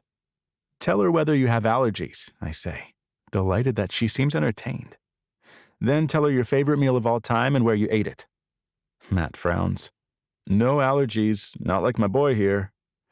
I try to kick him and wind up slamming my toe into the central table support instead. It's hard not to wince, but I manage. Wait, you have allergies? B asks. You said last night. No food allergies, I scowl. But he'll run like a scared little girl if he sees a bee. Matt slaps the table. His little scream is hilarious. I'm going to kill him. I'd mock him about it more often, but I swear it was so scary that one time that if I were him, I'd screech too. He shakes his head. Do you even remember anything from that? Of course I remember it. My face swelled up, I say. It didn't break my brain. You looked like Will Smith in Hitch, he says. Actually, you looked worse. He's gesturing. Your ears were like This time my foot connects with his shin hard. Like what? B looks entertained at least. The swelling went down as soon as I got epinephrine on board, I say. And I hardly think you're planning to sting me. You never know, Matt says. She looks feisty. B immediately ducks her head, and it's so stinking cute. She recovers quickly, at least. You didn't tell me about your favorite meal yet, she says. I'll need to know about that one, and about your worst, too. Matt frowns. I guess I'm not that picky. I like pizza, and I like tacos, and I like hot dogs. B chuckles. You're really making me work for this. Matt shrugs. I'm not very fancy, I guess. You said you want my worst, too? He sighs. This one time, my roommate dared me to eat some meat that had been sitting out. Okay, I say. I think we've heard enough. B's shaking her head when she walks off. Dude, is she why you called me over here? Matt's grinning like a loon. Because if not, I call dibs. She's smoking. Yes, I called you to help me, I scowl. You could whisper at least. Fine. Matt leans closer. But dude, I'm not sure how well it's going. She seemed pretty annoyed. I had a plan. I fill him in on how my grand gesture backfired. Dude, that was a terrible idea. I figured that out right before she started bawling. I groan. I'm hoping she believes that I was kidding, I say. I did successfully set up weekly board meetings here every Tuesday, so I'll see her at least once a week. Wait, your plan is to force her to serve you for a work thing? Matt's whole face scrunches up. Yeesh. Is it really a bad idea? You're tall, good-looking, funny, and really smart. Oh yeah, and you're freaking loaded. Why didn't you just ask her out? I did, I say. She said no. Matt leans back, exhaling. You really should have led with that, my man. Why? Does that give you a better idea? He shakes his head slowly. If she knows all that and she still said no? He shrugs. Chick's probably gay. If she doesn't like me, she must like women? Matt looks pretty grim. The other option is worse, honestly. Because the only other reason she'd turn you down is that she just straight up doesn't like you. You can fix a lot, but you can't fix someone being uninterested. He's right. It is worse. 2 seconds later, B waltzes over, setting a large round plate on the table. Up until now, they've all been square-edged, so this is new. It's loaded up with French fries, covered with bacon, peppers, and Parmesan cheese, judging from the smell. Was this even on the menu? I ask. It's a side, technically, B says. Hipster fries. Hey, Matt frowns. I'm not a hipster. I'm not usually someone who's angry, B says. But our angry broccoli's still amazing. Just try the fries, I say. You might have a new appreciation for hipsters. Matt grabs an impressively large handful. I swear it usually looks like the kid can unhinge his jaw. After he pops them in his mouth, his eyes light up. Wow. He should not be talking with his mouth full, but he's barely more than 20. These are amazing. He's already reaching for more. What's that little pepper? B's smiling. It's a shishito pepper. They're really fun, I think. Is it citrusy? Matt asks. Or grassy? I reach for some to see what he's talking about, but he deflects my hand while simultaneously stuffing another pile in his mouth. I think we may need another plate, I say. She's still smiling when she walks off. A few minutes later, she returns, carrying 3 plates rather impressively. No tray. She sets the fries down first, shifting the now empty plate she brought Matt, and then she sets the scallops down in front of me. I'd forgotten I even ordered them. I was kind of looking forward to her picking something for me again. When she sets Matt's plate in front of him, his eyes widen. What's that? That is the 40-ounce tomahawk, she says, picking up the empty fry plate. And it also happens to be the single largest and most expensive thing on the menu. Since your friend clearly called you over to cover for his earlier faux pas, I figure you'd enjoy sticking it to him on the price. She gives a little half bow and walks off. Well played, B. She is feisty, Matt says. The bad news is that she knows your grand gesture was a grand gesture. She doesn't seem that angry, though. It makes me wonder whether it was the fact that I was pursuing her or my method that upset her. She seems a little shy. Maybe it was more that her coworkers knowing about something like that would be horrible for her. Matt wastes no time slicing off a huge piece. Before he shoves it in his mouth, he asks, "After you strike out, mind if I take a swing?" I throw a scallop at him. I do regret throwing it after I take a bite. They're not quite as good as the burger B picked for me, but they're the best scallops I've ever had by a wide margin. I can't decide whether it's because I'm a burger guy or whether I just liked that she picked it. I'd probably eat Matt's weird old meat if she brought it. Which is why I can't just give up, even if she really is gay. Or worse, if she's already decided she doesn't like me. 6. B. Jake's awake when I get home, reviewing his new script. I ought to tell him that Easton showed up again. He'd be even more upset than I am. But for some reason, when I open my mouth to say the words, nothing comes out. It's really more of an Emerson conversation. But I can't exactly call and badmouth Easton to his new brother-in-law. Tips good? Jake asks when he looks up. I shrug. My director wants to move filming up. I'd be starting 2 weeks earlier. You're leaving again? I don't know. I've only been home for 10 days. I told Dave I wanted a solid break this time. I could just tell him no. You could, I say. Why do you say it like that? He drops the script on the coffee table and stands. Like what? Like if I tell them no, I'm Jennifer Lopez or something. I'm not saying you're anywhere near her level, but if you're making them delay their schedule because 3 weeks isn't long enough vacation for you, I can't help smiling. I haven't ever had 3 weeks off. Filming's hard. He folds his arms. I know it is, I say. Want to come wait some tables for me? It's not the same. It's draining for me the whole time I'm filming, on and off set. Plus, I have to live in a hotel. At least you get to sleep in your own bed. I have heard the Hyatt's a tiresome place to stay. I shake my head slowly. You're kidding, He says, but the computer dings. I've been checking. He says, Nothing so far. I don't get many emails, so I've been obsessively watching my emails since I submitted my jingle. Which is really stupid.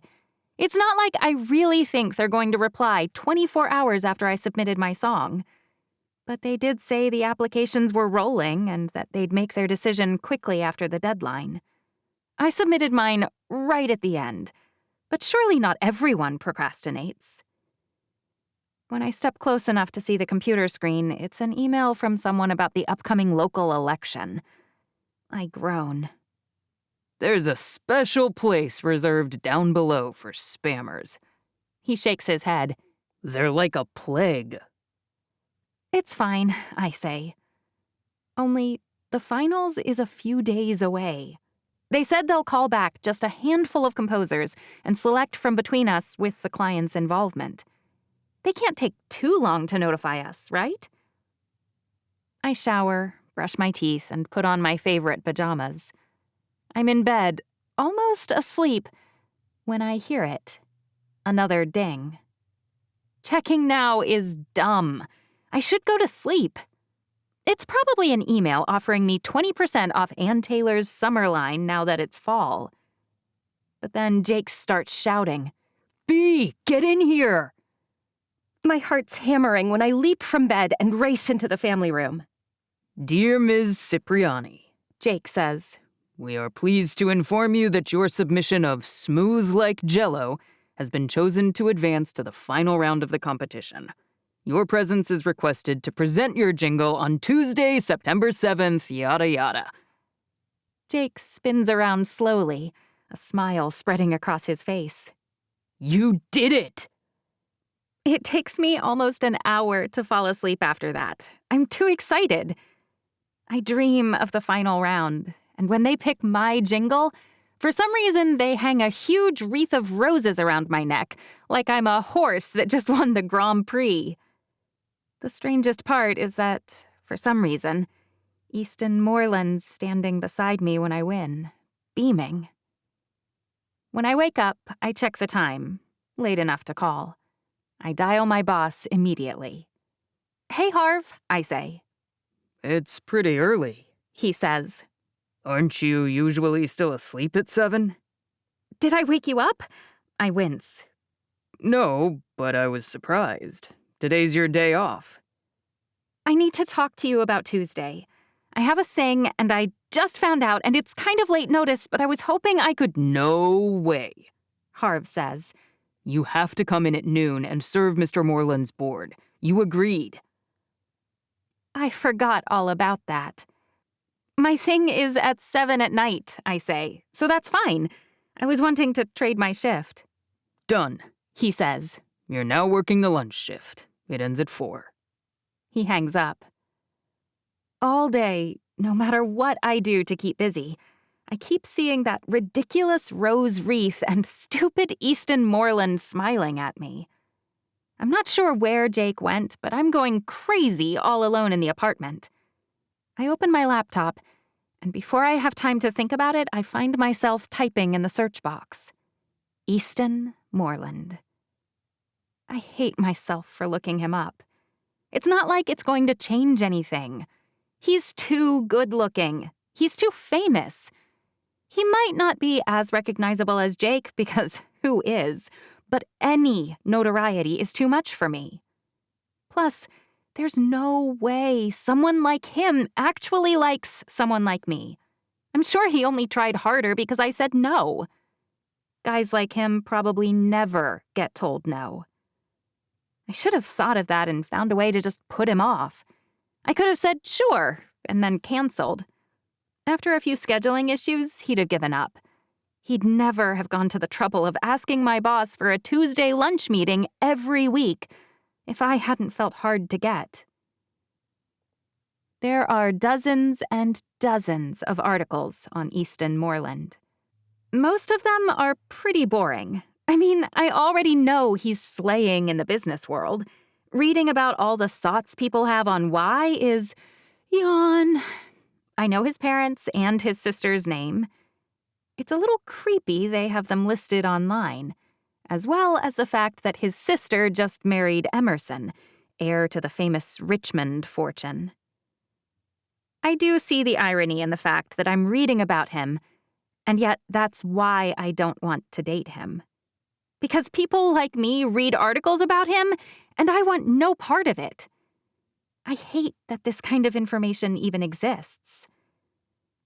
And yet, I type in another search. Easton Moorland, girlfriend. I really hate myself for it, but I have to see what kind of girl he usually dates. Maybe he's left a string of broken-hearted waitresses in his wake. It might even be his usual MO.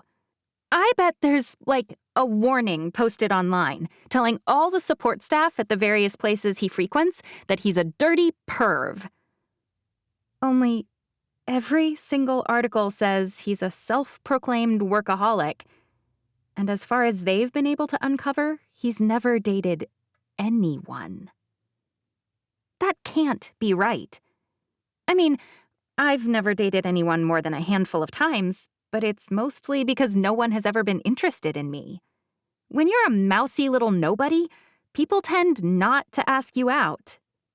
Easton, however, is not mousy, and he's definitely not a nobody. There's no mention of Miss College in USA, so clearly the tabloids missed some stuff. Maybe he's been paying someone to get all the torrid stories about him cleaned up. People do that in movies. Or maybe one of his old Rutgers cronies owns a search engine, and they suppress anything bad about him someone tries to print. So far, the articles are setting off one red flag. When I search for something on Amazon and there aren't any bad reviews, I'm immediately suspicious. Did they pay for their reviews? How do they have so many good ones? Trolls are everywhere and they like to complain. So if not a single person has left a negative review, it's fishy. So it worries me that no one has anything bad to say about Easton Moorland. As a business mogul, I find it bizarre. Shouldn't he have lots of enemies? By lunchtime, it's still bugging me, and I realize that I have no choice. I have to call Emerson. He answers on the second ring. That must mean he wasn't doing anything too important. B, I'm glad you called. Uh-oh, I say. Do I owe you money I forgot about? Funny, He says. I was just talking about you. You were? That can't be good. Why? Remember when we were kids, how you were the only one who could fix that toilet that just kept running? Definitely not what I expected him to say. We called a plumber, but they can't come until tomorrow at 4. Emerson sounds desperate, which is kind of funny. You know, if your toilet's running, you should really catch it, Wah wah. Emerson says. Same lame jokes I remember. Did you want my help, or was that a lame joke? On second thought, that joke was clever. So clever. Ha ha ha! It's annoying that the first time I call in at least a week, he wants me to come fix a toilet. But I do want to pry for information, so I'm not really any better. I can't believe your grandmother doesn't have someone on speed dial to deal with any problem, including plumbing. Andre, her groundskeeper and handyman, is on a trip, Emerson says. But even if he wasn't, this toilet is at the shelter. Of course it is. Where else would they be on a Sunday afternoon? I swear, if Elizabeth wasn't such a kook about animals, I'd have thought she married Emerson for his money. The only thing that woman spends money on is horses and pathetic, unloved critters. If I come over, you have to swear you aren't going to try and fob one of those little fuzzies off on me. You know the tiny Shih Tzu you liked is still here, He says. He's actually kind of whimpering right now, and what's that, Ivan? You miss B? I hang up. On my way out the door, I glance down at my outfit. I'm still wearing the shabby plaid pajama pants and faded navy t-shirt that I slept in. Emerson got me the pajama pants a few years back for Christmas, and Jake gave me the shirt for my birthday when I was 16. It says, "Yeah, I'm short. God only lets things grow until they're perfect. Why are you so tall?" I would normally change before leaving the house, but I'm going to be working on a toilet. And when I'm done, they'll probably need help with the kennels. The last time I went over, I ruined a brand new pair of khaki capri pants Jake gave me for my birthday. They were designer, which he told me in a very high-pitched voice as I tossed the urine-soaked and scratched pants in the wash. To be fair, I think his tone was less about my pants and their condition, and more about the clothes he already had in the washer. Apparently, he didn't want them marinated in my filth. Anyway, I'm nearly to my 10-year-old Toyota Camry when Jake pulls into the spot next to me in his Nissan Z. He claims it's not flashy and that it lets him fly under the radar. I might have believed him if it wasn't electric blue. Where are you off to? He scrunches up his nose. Nowhere public, I hope. Jake never leaves the house without looking like he's ready to walk onto the set of some commercial or other. Ironically, he often spends half of his movie scenes covered with fake blood or carefully designed grime. But in real life, he's pristine. I heft my home repair tool bag across to the passenger seat. I'm helping Emerson with a toilet. That's even worse than anything I imagined. He shakes his head as he walks past me. He throws a hand back in a half-hearted wave. If you run into trouble, He laughs. don't call me. I definitely won't answer. You're an amazing brother, I shout. The best! He pivots from where he's standing on our threshold. You know, that guy could hire a full-time plumber to just be on call, and no one would ever notice. Why on earth he needs to make his sister go over there to work on a toilet? He's still grumbling as he walks through the door and disappears. I think Jake's problem is that he spent so long taking advantage of people that he always thinks people are trying to bilk him.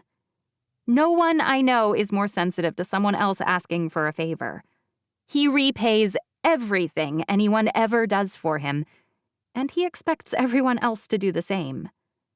Not with me, but with literally every other person in his life.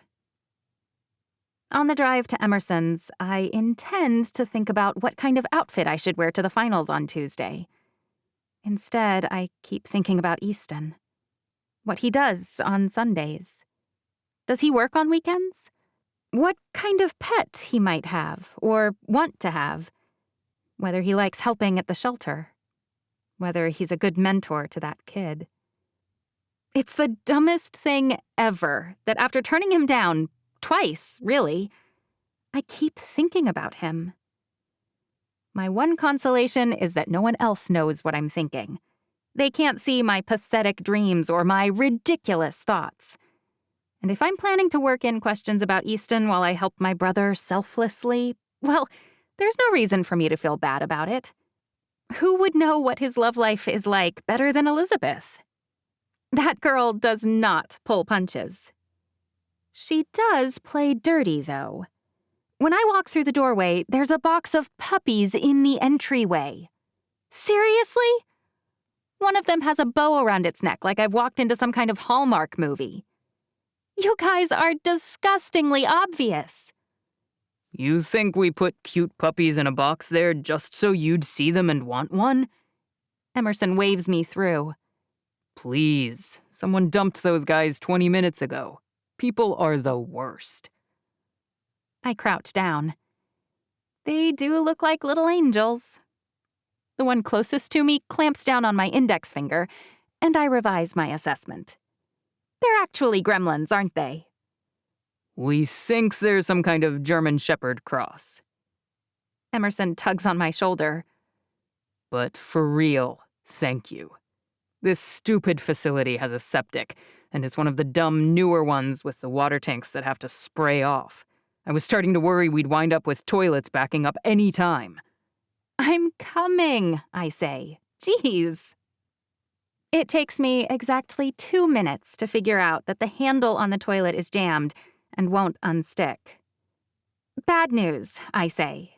This needs a new handle, and I brought an extra flapper, but I don't have that. How do you know so much about toilets? Elizabeth asks. Well, my mom got high a lot, I say. And when they thought someone was coming to catch them, they'd always flush their supply. Paranoid people do that a lot when they aren't even being chased. I sigh. We didn't stay in nice places most of the time, so a lot of their toilets couldn't handle any extra stress. As a kid, I got pretty good at looking things up on YouTube so I could still go pee. Elizabeth's face is incredulous. She can't decide whether I'm teasing. This is just another reason Easton and I would be a total disaster.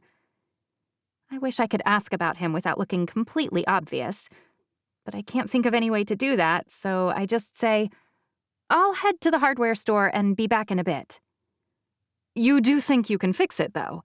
Elizabeth asks as she follows me out of the bathroom. Pretty sure, I say. I can go with you. Emerson grabs his keys off the counter. I can even drive. Elizabeth narrows her eyes. I'm on to you, mister. You just don't want to have to help me finish the kennels. Emerson throws his hands up in the air. I offered to come, remember? I could have stayed home. You can work on the kennels with me, and Easton can take her. Elizabeth says, pointing toward the front of the shelter. I think he just got here, and he's useless with this kind of stuff, but he could at least drive her there for moral support. My heart stops dead. Easton's coming? I want to cry. I'm wearing frayed plaid pajama pants and a ratty shirt. I mean, I don't want to date him, but so far he's seen me wearing my work uniform. And now this. If any part of him did actually like me, well, it was nice while it lasted, feeling desirable. Not that I care. Actually, this is probably better. I stick my chin up and square my shoulders. Sure, Easton can take me. Why not? Yes, why not? Elizabeth asks. You're doing us a huge favor, so you shouldn't have to pay for gas to and from the store. She raises her voice. Easton, I heard bells jingling. That's you, right? Yep. He pokes his head around the corner of the door and his eyes widen. B? I sigh. Come on. I shove past him and toward the front door, the dogs in the front kennel yapping louder again now that we're walking past them. You're driving me to the hardware store. Easton's beaming. Sure thing, boss. When we reach the front door, I stop, turning slightly. I press my index finger toward his face, which is really high up. You will not flirt. You will not ask me out. You will not even think about doing either of those things. He cocks one eyebrow.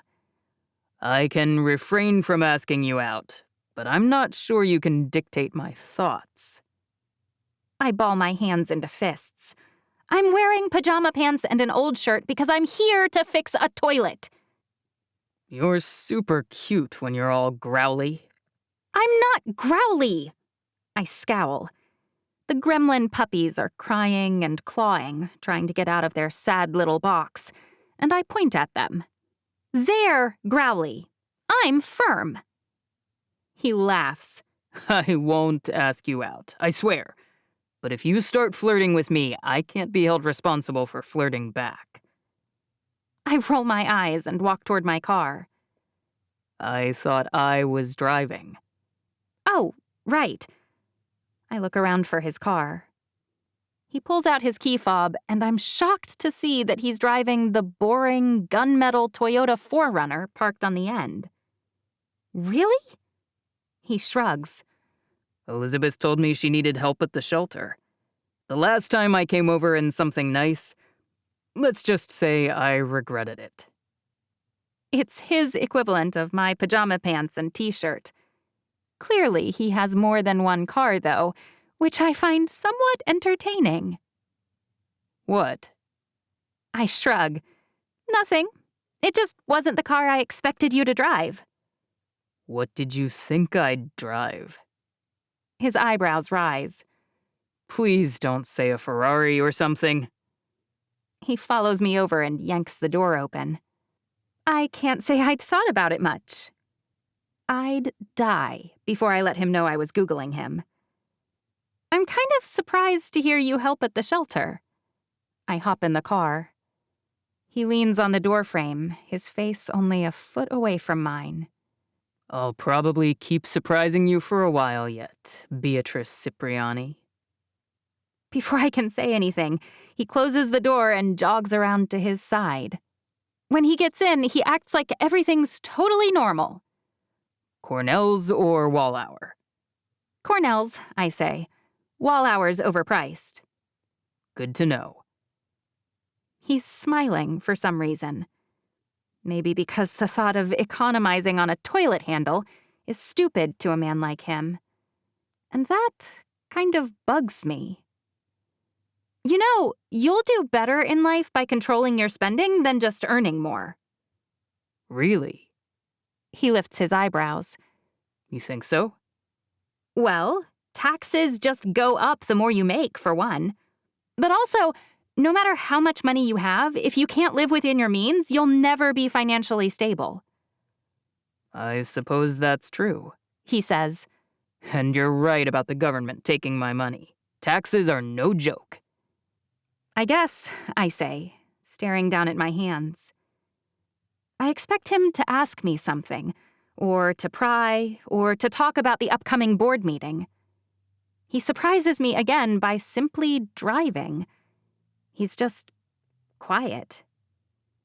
Neither Emerson nor Jake is even capable of that. When they're with me, someone has to be talking. The silence is kind of nice. I didn't expect to be almost comfortable in his presence. Or, at least, I'm not climbing out of my skin, like I usually am when he's at work watching me. When we reach the hardware store, he follows me inside, observing without interfering. I've just picked the handle that I think is the right color and size when I hear someone giggling. It's two women. One of them is older and one is close to my age. Understand how people can go out in pajamas. Seriously. You know, B, I've never understood how people could express their opinions about others in public without being embarrassed about how rude they are. Emerson glares. Especially when they're clearly jealous of the person they're talking about. The women look horrified, but they walk the other direction. You shouldn't have done that. I walk straight toward the checkout. Why not? He's jogging to catch up. They were being really rude. I am wearing pajamas. I didn't think I'd be coming shopping. I was fixing a toilet. But it wasn't the flapper, it was the handle. It's my fault. I shouldn't be dressed like this in public. It's your fault that what? That you're wearing perfectly acceptable clothing that covers your body entirely? He snorts. Do you know what kind of trash some people wear? Sometimes they leave their booties or who knows what else just hanging out. That makes me laugh. I suppose some people do wear questionable things. I've never commented on their decisions, and those people can butt out about what you are wearing. I'm the person who's out and about with you, and I think you look cute. Their opinion isn't wanted. Before I can pay, he swipes his card and drops the handle into a bag. Are you saying your opinion on what I'm wearing does matter? I arch an eyebrow. I mean, clearly it doesn't to you. But if the person you're here with isn't embarrassed, and you're covering the relevant parts of your body to be decent in public, then you shouldn't let them drag you. I'm not their mother. I snatch the bag and walk toward his forerunner. It's not my job to teach them anything. I take the path of least resistance when I'm in situations like that. Noted. Wait. I stop at the car door, my hand already on the handle. What's noted? That you prefer to ignore rude people rather than confront them. It's not like we'll be going to Cornell's often. Well, I'm not sure about that, Easton says. My sister's shelter is a bit of a mess, even after the remodel. We may bump into each other a lot in the next decade. I can't help laughing about that because it's true. Things there break a lot, which is the nature of a place that has people flowing through it constantly. It's probably even more true of places that take in animals. It looks like they're just as shameless about using you as they are with me.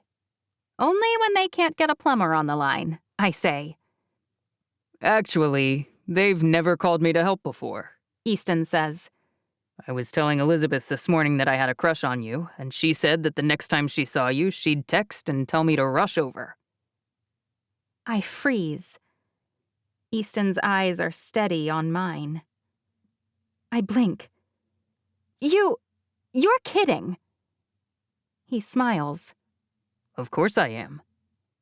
He unlocks the car, and this time he lets me open my own. But he doesn't walk around to his side until I've closed my door. On the way back to the shelter, he's totally normal. No jokes. Part of me wonders whether I imagined the flirting, but it's happened too many times now. So when he pulls into a parking spot and cuts the engine, I break the silence. Easton. He turns toward me, a half smile tugging on the edges of his mouth. Beatrice. No one calls me that, I snap. Why not? It's pretty. Let me rephrase. Only my mother and my grandfather call me that, and I hate it. Be it is, he says. Sorry to have stepped on that landmine. It's fine. It's really weird I even told him that. Usually I just cringe and ignore it. Always, actually. I always cringe and let it go. My parents call me Easty whenever they want something. It may not be the same, but I hate that too. I'm not 3 years old. Do your parents ask you for stuff a lot? Like fixing toilets, you mean? He asks. I shrug. Sure. Not really. They do ask me for money pretty often. Always have. Usually I think it goes the other way, but mine was always asking me too. My mom took any 2 dimes I managed to rub together as a kid. So I guess I get it.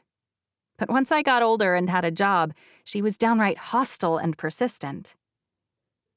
You should shut that down fast. What? Easton frowns. Shut what down? Do you know what enabling is? His frown deepens. It took me a lot of therapy to learn that when I give my mother money, I'm enabling the behaviors that led to her asking me for money. I thought I was helping, but it does at least as much harm as it does good. It only took a half dozen times of me refusing point blank and telling her I'd only give her food before she quit asking me. My parents aren't junkies. He hops out of the car. He's out talking to Emerson when I finish fixing the toilet handle. I wash my hands. Their soap is mostly donated, I know, but the bubblegum smell is annoying. And head back to the front. I survived the gauntlet, I say. Your ploys didn't work. What? Elizabeth doesn't quite get my humor yet. I passed through the portal of puppies and I'm leaving without one. You're leaving? Easton asks. I nod. Oh, well. Hey, what happened with that jingle contest? Emerson asks. I want to kick him. What jingle contest? Easton asks. Bea plays piano like the piano guys or something. She's amazing, and she's always making up songs, too. She entered this jingle contest, or at least she was going to. I did, I say. And? Emerson asks. When do you hear back? I made it to the finals, I say softly. It's on Tuesday. Yes! Emerson wraps me in a bear hug. That's amazing, Bea! I mean, there are 5 of us, and we have to perform the jingle ourselves for a live audience so they can choose the winner. I tilt my head and widen my eyes. He knows why that's not great for me. Oh, shoot. Emerson grimaces. I'm sorry. Why? Easton asks. I can't sing well, for one, I say. But also, I hate performing. I'm good at writing music, not at putting on a show. Can you have someone else do it for you? Easton asks. Are you offering? I ask. Oh, heavens no, he says. I sound like the seagull in The Little Mermaid. He actually does, Elizabeth says. His voice is an assault. He's not bad, Emerson says. It's just that since she was a music major, she always compares herself to these opera-quality singers. I'd love to come watch and support you, Easton says. Me too, Emerson says. What time is it? It's at 7 at night, I say, but I don't think we can take an audience. Emerson frowns. But surely... I shake my head. 'I'll email and ask, all right? Swear? My brother does not let things go. It's one of his most annoying traits. He holds out his pinky. I slap his hand. I swear, idiot. Even if we pinky promised last week, he should know better than to do it in front of anyone else. I'm really proud of you. I mean it. And I'm impressed. Easton says. I really want to come see you too. I'm a great clapper. A great clapper? Elizabeth frowns. Why are you being so idiotic? She turns to me. He's not usually this corny, I swear. Actually, the only time I've ever seen him act this dumb was when I brought my friend Andy over and... She freezes, and then she turns very slowly. No freaking way. Do you like my adorable sister-in-law?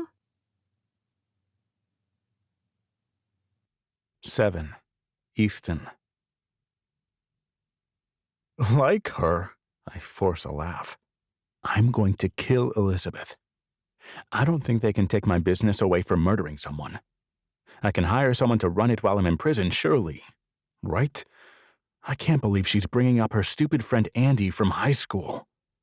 I mean, it doesn't matter whether I do or not, I say, because when I asked her out, she turned me down. Elizabeth's laugh is a little unhinged. Holy kibbles and bits! I don't know another adult in the world who uses mock swears that revolve around dog food and cat treats, but that's Elizabeth. If you don't shut up, I'll shove kibble into your big mouth. I better get going, B says. I should practice for Tuesday. She ducks out of the door so fast that I'm worried she might get whiplash. I think my sister might like you too, Emerson says. I've never seen her act quite so startled. You must be kidding. She turned me down. He shrugs. That's just B. She turns down everyone. That's why she never goes out on any dates. Wait, you need to explain, Elizabeth says. When we were like 17, my friend Holden asked her out, Emerson says. She said no, and he was pretty upset. When I asked her about it, she said he was clearly kidding. Elizabeth frowns. But he wasn't? Emerson shakes his head. I told her he was serious, and she said she could tell he wasn't really serious. Not really.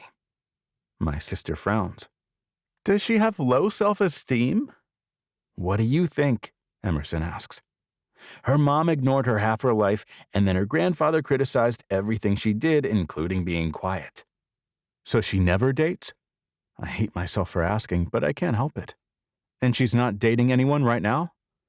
It did occur to me that she might have turned me down because she's already got a boyfriend. The idea makes me feel vaguely ill, but I'd rather know.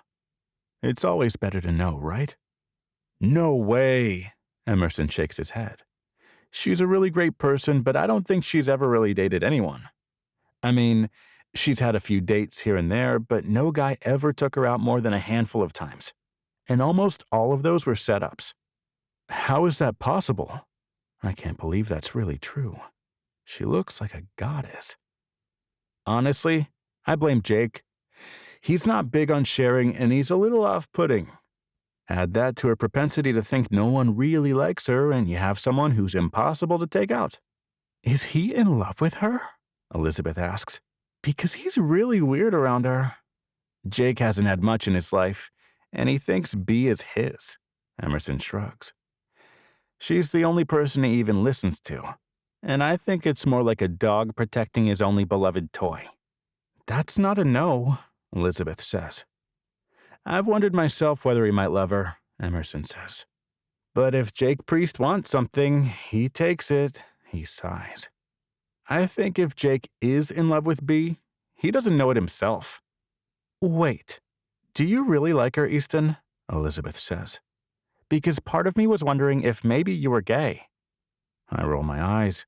It's so dumb that if a guy doesn't have time to date or an active interest in someone in particular, every straight person they know assumes they're secretly gay. I mean, it's not a big deal now, Emerson says. Most people who are out, they're just out, right? I have no idea, I say. But that's not why I haven't dated much. I'm definitely not interested in guys unless B's secretly a guy. This is so weird, Elizabeth says. 9 million girls out there and the only one you've ever liked is my sister-in-law? Is this a prank? Because if so, it's a good one. I grab the door handle. Thanks for the support, I grumble. I thought you'd be happy for me, but whatever. Elizabeth runs up and throws her arms around me. I'm sorry. She presses her head against my chest. I am happy for you, E, I swear. I sigh slowly. B really is stunning, so I can see why you'd like her. I was just surprised. And if it goes badly, it would be a little weird for me, sure, she says. But it's not like you two will fight at our baby shower, for instance, right? I look down at her. What are you saying? I thought we weren't telling people, Emerson says. I didn't say a word to B, even though I was dying to when she started talking about those puppies. Elizabeth spins around and immediately starts wheedling. She's got this down to an art. I'm so sorry. It's just, I was kind of moody with him just now, and I didn't want him to leave mad. You're already using the baby to get out of sticky situations? Really? Emerson asks. Do we know if it's a boy or a girl yet? I ask. Girl, Elizabeth says. Boy, Emerson says. I frown. Are you having twins? We don't know whether it's a boy or a girl yet, Elizabeth says. We decided to wait and be surprised, so we just have hunches. That's dumb, I say. It's a surprise no matter when you find out. You're dumb, Elizabeth says. It's disrespectful to say whatever you think. She's so snarky, always. I imagine it'll only get worse once she has a baby to protect. Just for that, I say, I hope it's a boy. Rude, she hisses. You know how much I love watching babies try to crawl in floofy little dresses. It's going to be a boy, I shout as I head out the front door. Mom's going to crap a brick. The Richmond heir being birthed by one of her children. I swear I need to stay away for at least 2 weeks after they tell her. Mom's annoying enough without hounding me about having a child. When I'm not stuck working over the next day and a half, I'm looking for funny parenting reels and memes and sending them to Elizabeth. What on earth is Instagram for if not this? But really, I'm trying not to think too much about Tuesday. The lunch I'm dragging the board to so that I can see her again. And the fact that I have heard exactly nothing about attending her competition finals. I really can't think of many things I'd rather do than go and see B perform a song she wrote. Finally, on Tuesday morning, the idea hits me. I shouldn't just sit around and hope she invites me. I should be proactive. I didn't build my business into what it is by hoping people would call and offer me opportunities. I created the opportunities by badgering, cajoling, tricking, and forcing people into giving me a chance. About 20 minutes of searching yields the information that there is a final performance for the Jello Jingle competition, and the finals are open to the public. I text a screenshot to Emerson, and he responds with, "It's a date." He's a pretty decent brother-in-law. I mean, that's funny.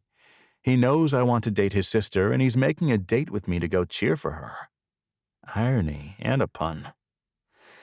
I do wonder briefly whether it might be a mistake to go without an invite, and I decide to feel her out at the lunch. Which, thanks to the distraction of my research, it's time for. When I walk in, the host walks me, along with the 3 board members who arrived at nearly the same time, into a side room. We're excited to welcome you to our facility, the thin man says. Right this way. Several other board members are already there. This menu's great, Mr. Dressel says, already poring over the items listed. I'm thinking we should order a handful of appetizers, and then by the time everyone's here... Actually, I say, our waitress today has an amazing gift. If you answer a few questions, she can pick the very thing from the menu that you'll like the most. Mr. Dressel arches one eyebrow. That sounds unlikely. How could anyone else know what I want better than I do? For one, she might know the menu better than you. Mrs. Yaltzinger sits. I think it sounds interesting. Me too, Mr. Jimenez says. I'm not sure about you, Frank, but I always seem to pick the wrong thing. The person next to me usually has something better than what I chose. That's because I make better decisions than you, Mr. Dressel says. It's nice that you're finally admitting it. You certainly don't have to let me choose for you. Bee's standing in the doorway. But if you're not sure what to order, I'm happy to help. Her half smile is perfect. As the last few board members wander in, she explains to them that if they'll answer a few basic questions, she can select their meal, or they're welcome to order for themselves. 15 minutes later, everyone's orders have either been placed or prepared, and a brawny guy in all black is helping her unload appetizers from large trays. For you. She's smiling when she sets scallops down in front of me. They look different than the ones I ordered for dinner over the weekend. I didn't see those on the menu, Mr. Dressel says. Bee shrugs. Sometimes the item someone would like most isn't on the menu. I'm close enough to the chef that he'll often make things that have been specials in the past for me. She shrugs.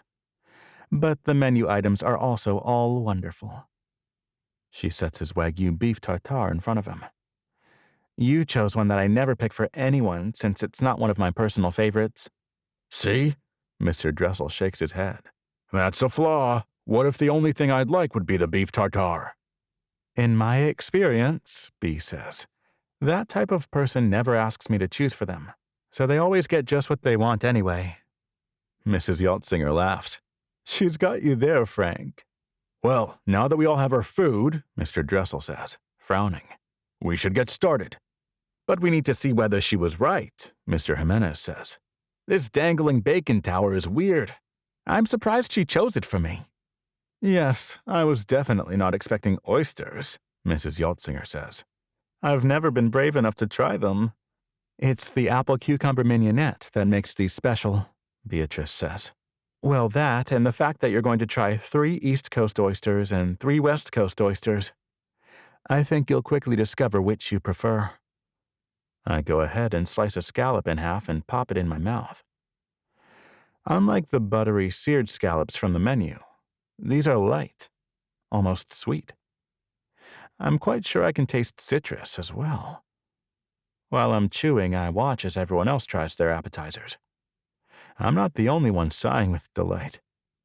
Fine, Mr. Dressel surprises us all by saying, scratch my order for the entree. Surprise me with something you'd choose. Bee nods slowly. All right. When she starts to back out, Mr. Dressel objects. Don't you need me to answer your questions? You said you had no allergies, she says. But what about the others? My favorite and worst meal? Bee's smile is smug. I've been able to observe you long enough that I think I can do without the answers. A moment later, she slips out. But that doesn't keep us from talking about her. Not gonna lie, Mr. Jimenez says. When you said we were doing our board meeting over lunch, and then you named the place we'd sent you for that failed setup, I thought maybe you had lost your mind. But this food, he shakes his head, and having someone choose for you, it's brilliant. I'll withhold that judgment until I see whether she brings me that ghastly burger, Mr. Dressel says. That's what she brought me, I say, and it was amazing. But the next 20 minutes are quickly consumed with their ideas for launching a women's line. By the time I shoot down the third one, I can tell they're annoyed. Who has heard of the brand Express? I ask. Most of the board members scrunch their noses. At least they know what I'm talking about. That's not a high-fashion company, Mrs. Yaltzinger says. They're nothing like us. I shake my head. They were a designer label at one point, I say. Perhaps not couture, but designer at least. Back in 2001, they took the first misstep on their journey toward being delisted from the stock market because their stock price fell below $1. It's a horror story in fashion. Do you know what that step was? I glance around the room. They shrug. They share meaningful glances with each other. They look down at their empty plates. A few drain their glasses. None of them look my way. But finally, Mr. Jimenez says, just tell us. They had 2 arms at first. Express was for women. They poured millions upon millions into creating that brand. It sold extremely well. However, their men's line structure always lagged. Some said it was a misallocation of advertising dollars. Some said the designers they used weren't as in touch as those who did the women's side. I did a whole project in school on the rise and fall of Structure and Express. The CEO in 2000 was tasked to bring the men's line up to par with the women's. Instead of redesigning or refreshing, he decided to take what worked, the Express name, and transition the entire men's line to become Express for Men. I can't help my cringe. It was an unmitigated disaster. All the dollars they'd poured into making Express a recognizable name for women made it anathema for men. That, coupled with a few years of safe but disastrously boring clothing, built out the coffin. A lot of people blame the leadership in the past 5 years, but it was already in a steep nosedive that very few could have pulled out of. "What's the point?" Mr. Dressel's never patient. Not ever. "I understand your insistence that we launch a women's brand, but doing it the wrong way would be far worse than having no women's products at all." I look around, meeting each person's eye. As if on cue, the doors open behind me, the various aromas of our food slamming me in the face. Beatrice has excellent timing, unsurprisingly. I told her I wanted longer than usual in between each visit so we could conduct our meeting, and she nailed it. It makes me wonder whether she was waiting outside the door listening in. "As the best latency spotter in the market right now, we really need your insight into women's couture so we can figure out what to target," Mrs. Yaltzinger says. "But you went on one date and have refused any more." "That's because," I say, "I've already identified a girl I'd like to date. I need a little time to win her over." I glance behind me. Bea freezes for a beat, and then she sets a plate in front of me. "Lobster risotto," she whispers. I had chef swap out the snow peas for asparagus. "Your chef, David Burke, right? Is brilliant," Mrs. Yaltzinger says. "That looks amazing." "David designed this menu," Bea says, "but one of his up-and-coming sous chefs has been handling lunch. Her name is Giulietta, and she's like a savant with vegetables. She smells them for 20 minutes each morning, tossing the ones that don't pass muster into a big bin." Mr. Dressel frowns. "But for you, sir." She walks toward Mr. Dressel, taking him his food right after mine. She's already figured out the pecking order. She places his plate in front of him and steps back. "Native lobster and crab imperial." She tilts her head. "Hasn't been on the menu since last fall, but a fresh catch of beautiful lobsters came in this morning, and I thought you'd appreciate them." She doesn't wait for Mr. Dressel to take a bite. She's already off, serving Mrs. Yaltzinger her seared ginger salmon, and then Mr. Jimenez his bison short ribs. A few moments later, and no one's grilling me about the women's line. They're all oohing and awing about the food, and Bea's taste. "How did you do it?"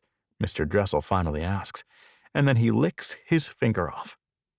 Clearly she really bowled him over with the lobster and crab thing. "You want my secret?" She arches one eyebrow. "This is my job, sir, and you want me to give away my secrets?" He sighs. "I suppose not." We haven't made much progress, maybe about as much as I've made with Bea, by the time she returns for the final time. "I know that none of you asked for dessert, and most people don't want it after lunch, but I could tell that 3 of you really needed just a bit more." She sets a wooden board with skewers on it in front of Mrs. Yaltzinger, Mr. Jimenez, and Miss Lundgren. "These are called dessert pops. There's a champagne-infused berry, a macaron, and the best truffle cake ball you've ever had. The dips on there are to die for." "What about me?" I ask. "You're already too sweet." She flounces out. When I go to grab the check, she's talking to someone. I'm pretty sure she's not actually waiting for me, but it almost feels like it. "Hey, you did a great job today," I say. "There's a reason I asked for you. I knew they'd love their select their food for them trick." "None of our other waiters do that," the host says. "A few of them have tried, but it went not as well." "I asked for her secret," I say, but she wouldn't share it. Sometimes she refuses to do it, the host says. But when she's on, it's pretty amazing. Now I really want to know how she does it. I pay with the company card, board meeting, and then pull her aside. Come on, I say.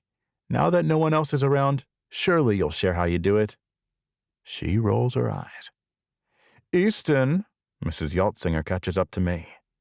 I just talked to Ursula. I know the last date was not a love connection, but she has some ideas, and I think if you give her a chance, you'll see that she's great at her job. She learned a lot from your feedback last time, and she has a few strong candidates. You can even take a look. She holds up her phone. I really like this lady, who runs a salon on the west side. He really did meet someone, you know, B says. My heart stutters. She's pretty shy, but he met her on his last date. Did he? Mrs. Yaltzinger's eyes light up. Tell me more. Is she pretty? Did she look fashionable? B shrugs. She actually looked pretty plain to me. Definitely not a stylista. I snort. She's breathtaking. I can't help staring. Even in her work uniform, her flawless skin, her waterfall of hair falling from her high ponytail down her back, and her full pursed lips are just stunning. There's no other word that fits. She's small and mousy, B says. But Easton seemed to really like her. Mrs. Yaltzinger sighs, staring at me without the slightest idea that B is talking about herself. I'll give you a week. If you're not dating someone officially by then, she points, you'll let us try again. I nod slowly. But when Mrs. Yaltzinger wanders off, I pounce. How about you open the door a little? I only have a week. Huh? The little wrinkle between her eyebrows is adorable. Just let me in a little. You can see what you think. It's not that I know your jingle finals are tonight, and I want to go with you. The thing is, Jake's already coming to help me, she says. I don't think it's a good idea if... I'm not scared of your brother, I say. She bites her lip. It's so cute. Just give me a shot. If I make things hard for you on your big night, you can refuse to talk to me again. I wouldn't normally take him with me, she says. Jake makes most things harder. I know he hasn't been that nice to you either, but he's really connected, and he's also painfully talented with music, entertainment, all of it. I'm sure he is. I actually hate that she's right. It'll be fine, I say. Tell me I can come. Fine, she says. I should also confess that I might have mentioned the details to Emerson. She rolls her eyes. That's fine. He probably would have pried them out of Jake anyway. I'm on my way out the door when something hits me. I have no idea what to wear. Hey, so what are you planning to... But when I turn around, she's already gone. 8. B. I always panic when any kind of performance looms. What was I thinking telling Easton he could come? It was almost as bad as when I told that woman he works with that he did have a girl he liked. I must have lost my mind. She's breathtaking. Is there a chance that he really thinks that? Or is he a lot smoother than Emerson and Elizabeth seem to think he is? Emerson says he's not a player. Quite the opposite. He says Easton has never played at all. He says he's a bench sitter. Just like me. Sometimes I believe it. Others, like when he's commanding the attention and respect of an entire room full of savvy business people, I have no idea how that could possibly be true. He reminds me of Uncle Bentley, but even more focused. Before he realized how he felt about Aunt Barbara, Uncle Bentley was a dating disaster. So it feels like it's much more likely Easton just doesn't show his family that side of who he is. But to tell him that it was fine if he came tonight? Complete idiocy on my part. I'm already so nervous that I can barely breathe. The thought of Easton watching me completely embarrass myself is horrifying. I can't go, I whisper. Jake wraps an arm around me and steers me back into my bedroom. Not in that, you can't. I like these pajamas, I protest. The little pink cats wearing tiaras are very cute. Jake shoves me toward my bed and starts rummaging around in my closet. This selection is appalling, you know? One of these days, you really need to take me up on my offer to buy you some clothes that aren't outdated and frumpy. In order to do that, I'd have to go somewhere in public. I avoid... Don't I know it? Jake's shaking his head. But sadly, your best option is this. He chucks a cream and white striped sheath dress at my head. Put it on. He walks out the door without even looking at me to see whether I agree. That's how he's always been. What about the blue dress with the... No. Jake doesn't even bother raising his voice. Just put that one on. We're already cutting it close. With the way he drives, we won't be close. We'll be early. I grumble as I drag my pajamas off and pull my dress over my head. When I come out, the dress a little tighter than I like, Jake's still shaking his head. What now? You are not wearing those. He points at my wedges. They're comfortable, I say. And I won't fall on my face in them, which is an undervalued attribute. If you aren't wearing something that's miserably uncomfortable, you aren't ready yet.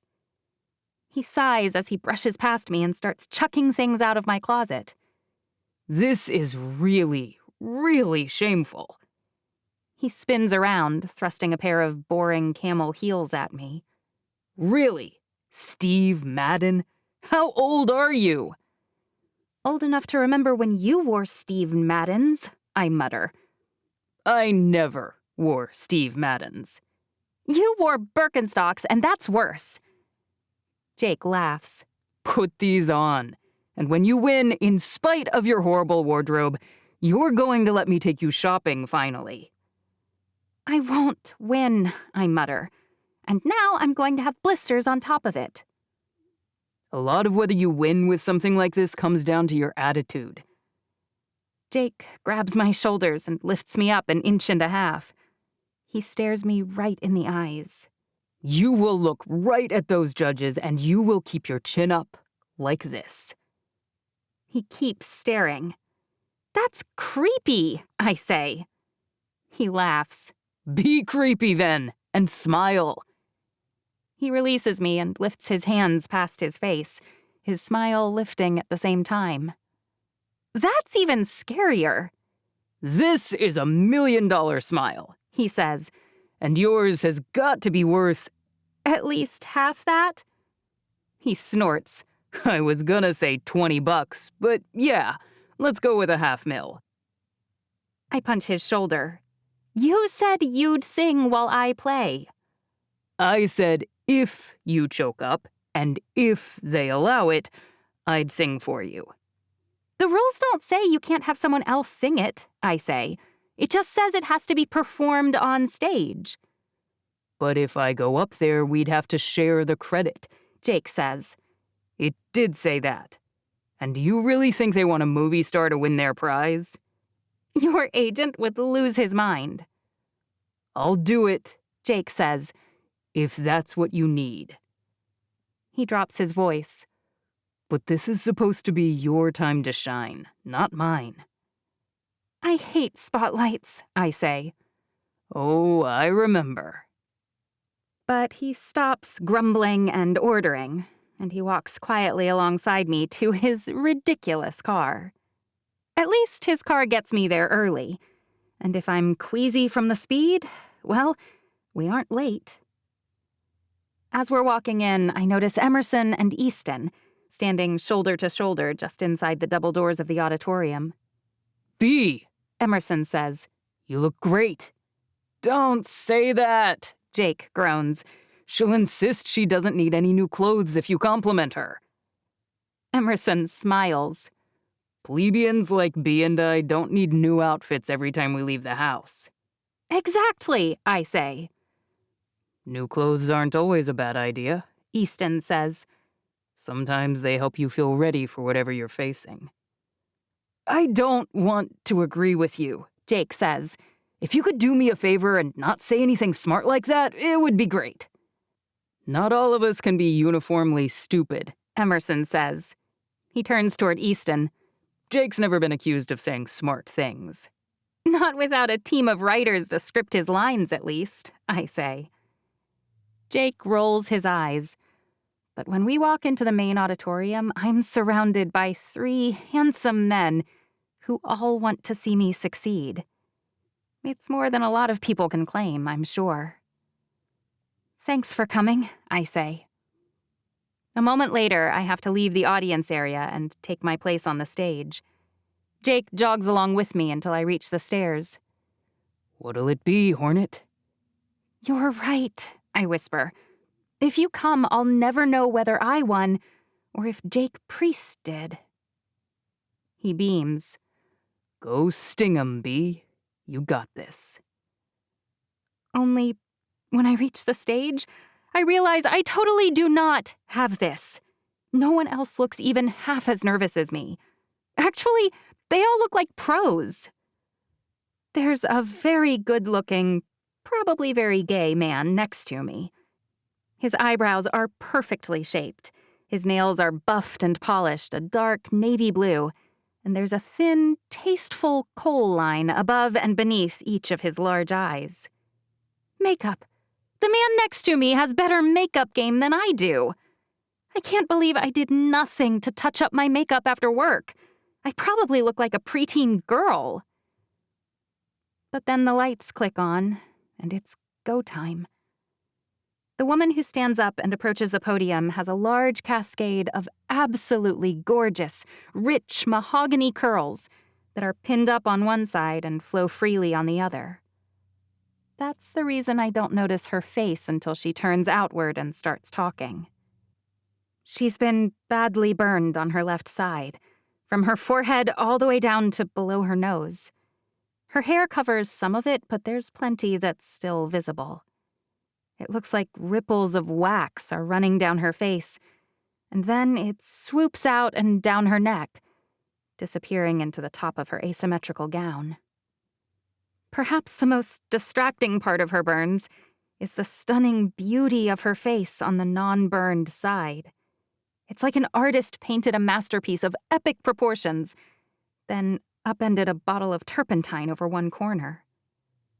It actually makes me sad, looking at the perfection of her features on the right side, compared to the left. I can't help thinking that, although on the outside my life looked just fine, I might understand her better than most. My damage just isn't as obvious to everyone who sees me. When she opens her mouth, I almost forget about the disfigurement.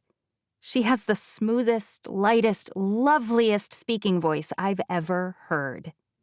Welcome to the finals of the Jell-O Jingle, she begins.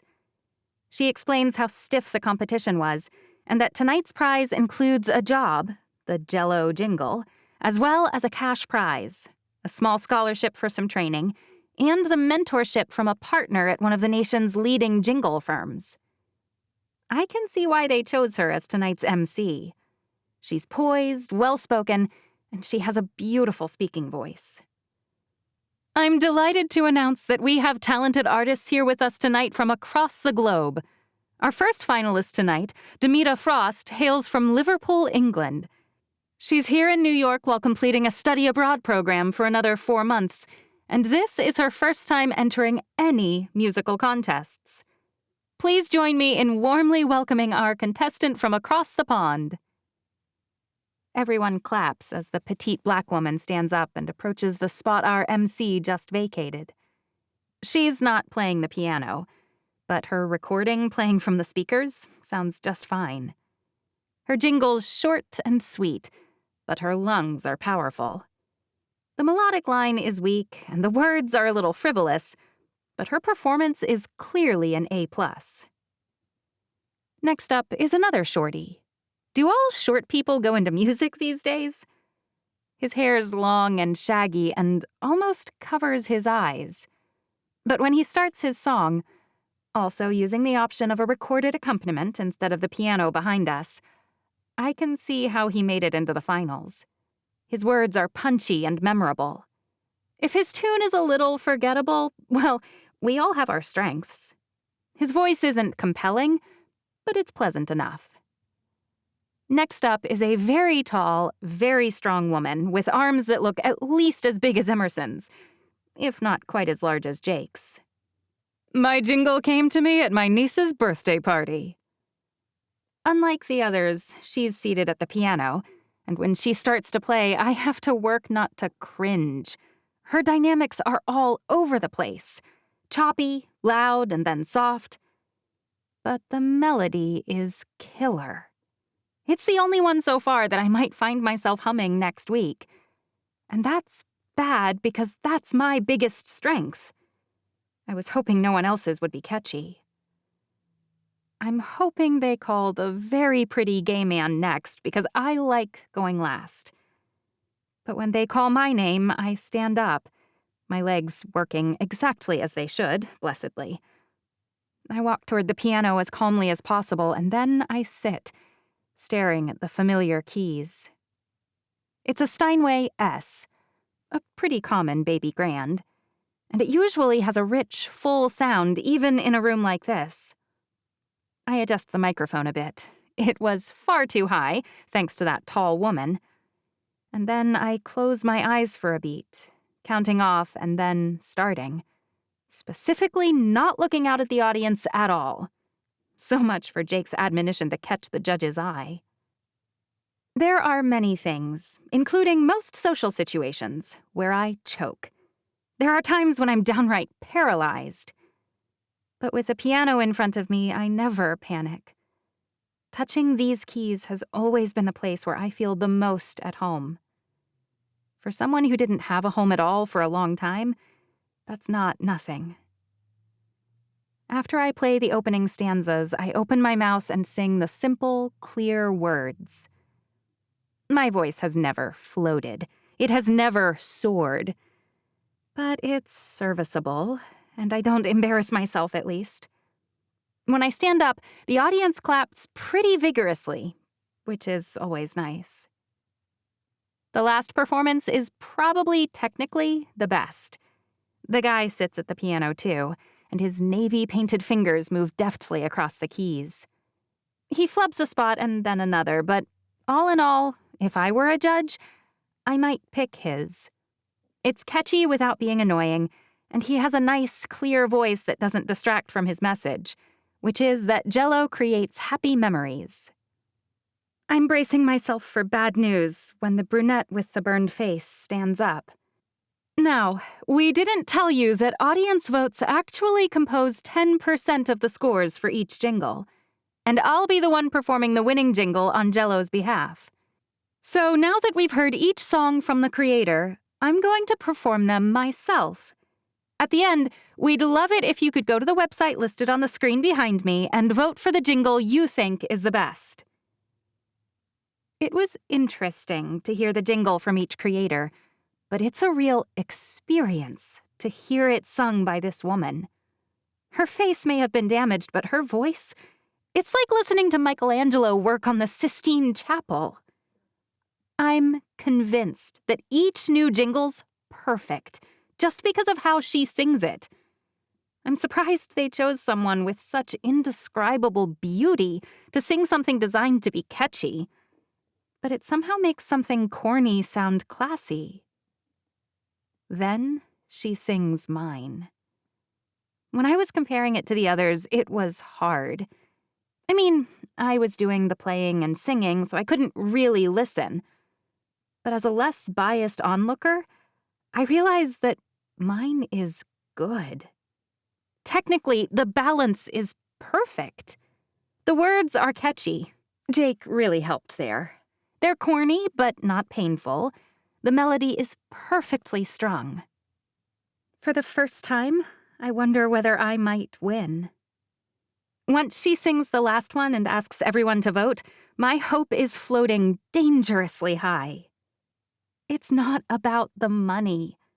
I mean, money's nice, but it's more about the chance to work with an agency. It's about adding this to my resume and possibly springboarding from this into a real job. I've been out of school for almost 3 years now, and I've made no real inroads toward getting the kind of work that I want. I help my teacher with her small side gig jobs. But I'm not paid, and my name's never on anything. This could be it. When the woman approaches the podium again, an envelope in her hand, she's smiling. As many of you know, we have 3 industry judges, and their scores are worth 50% of the rating.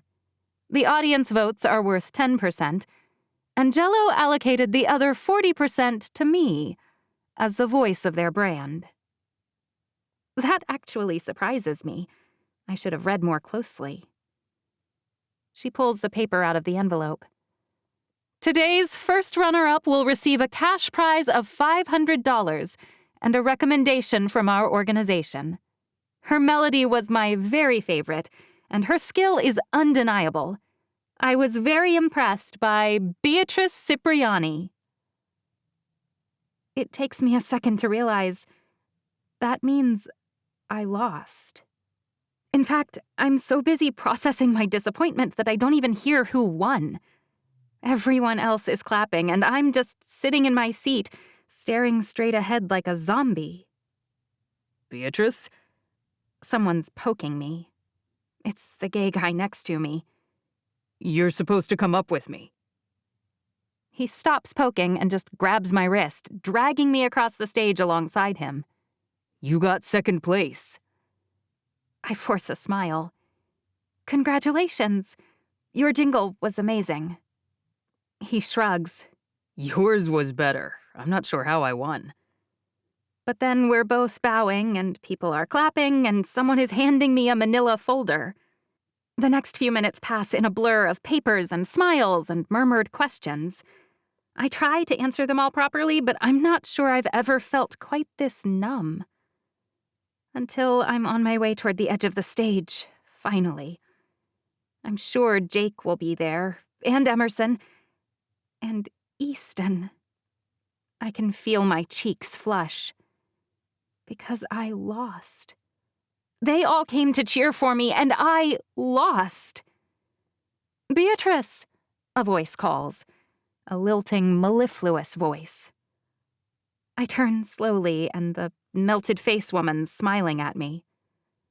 Beatrice, I hope you'll allow me just a moment.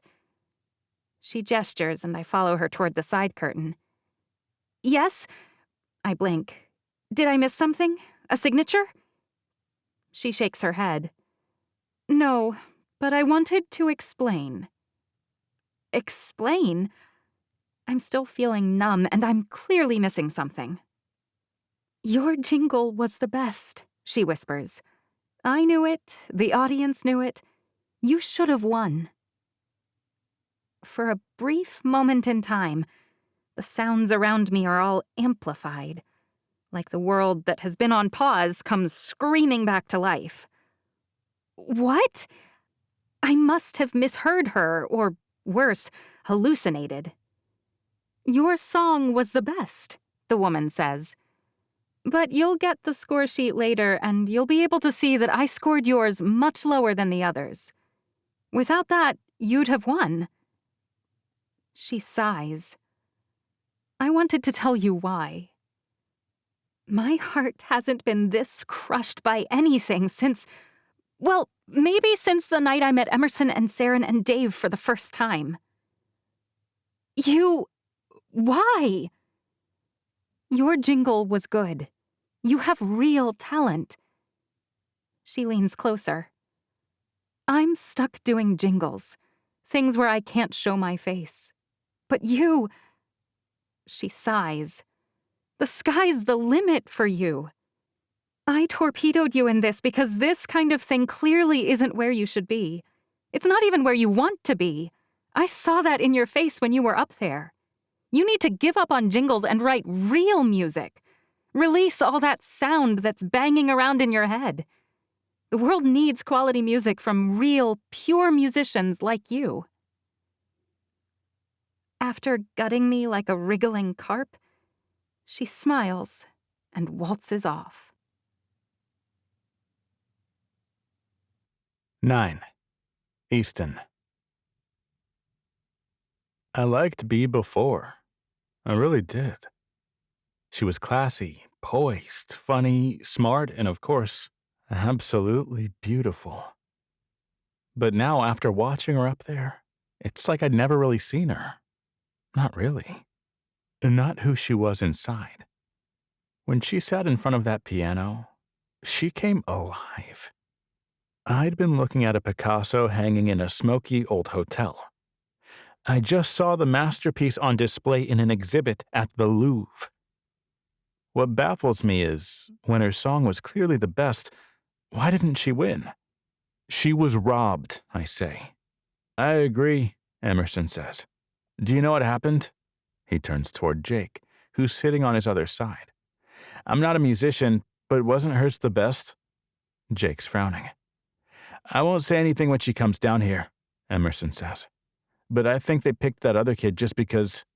Jingles are strange, Jake says. But I watched the people in front of me and the people over there. He tosses his head to his left. They were all voting for her. See? Emerson shakes his head. Something weird's going on. Winning runner-up is still pretty amazing, I say. They said there were over 250 applicants.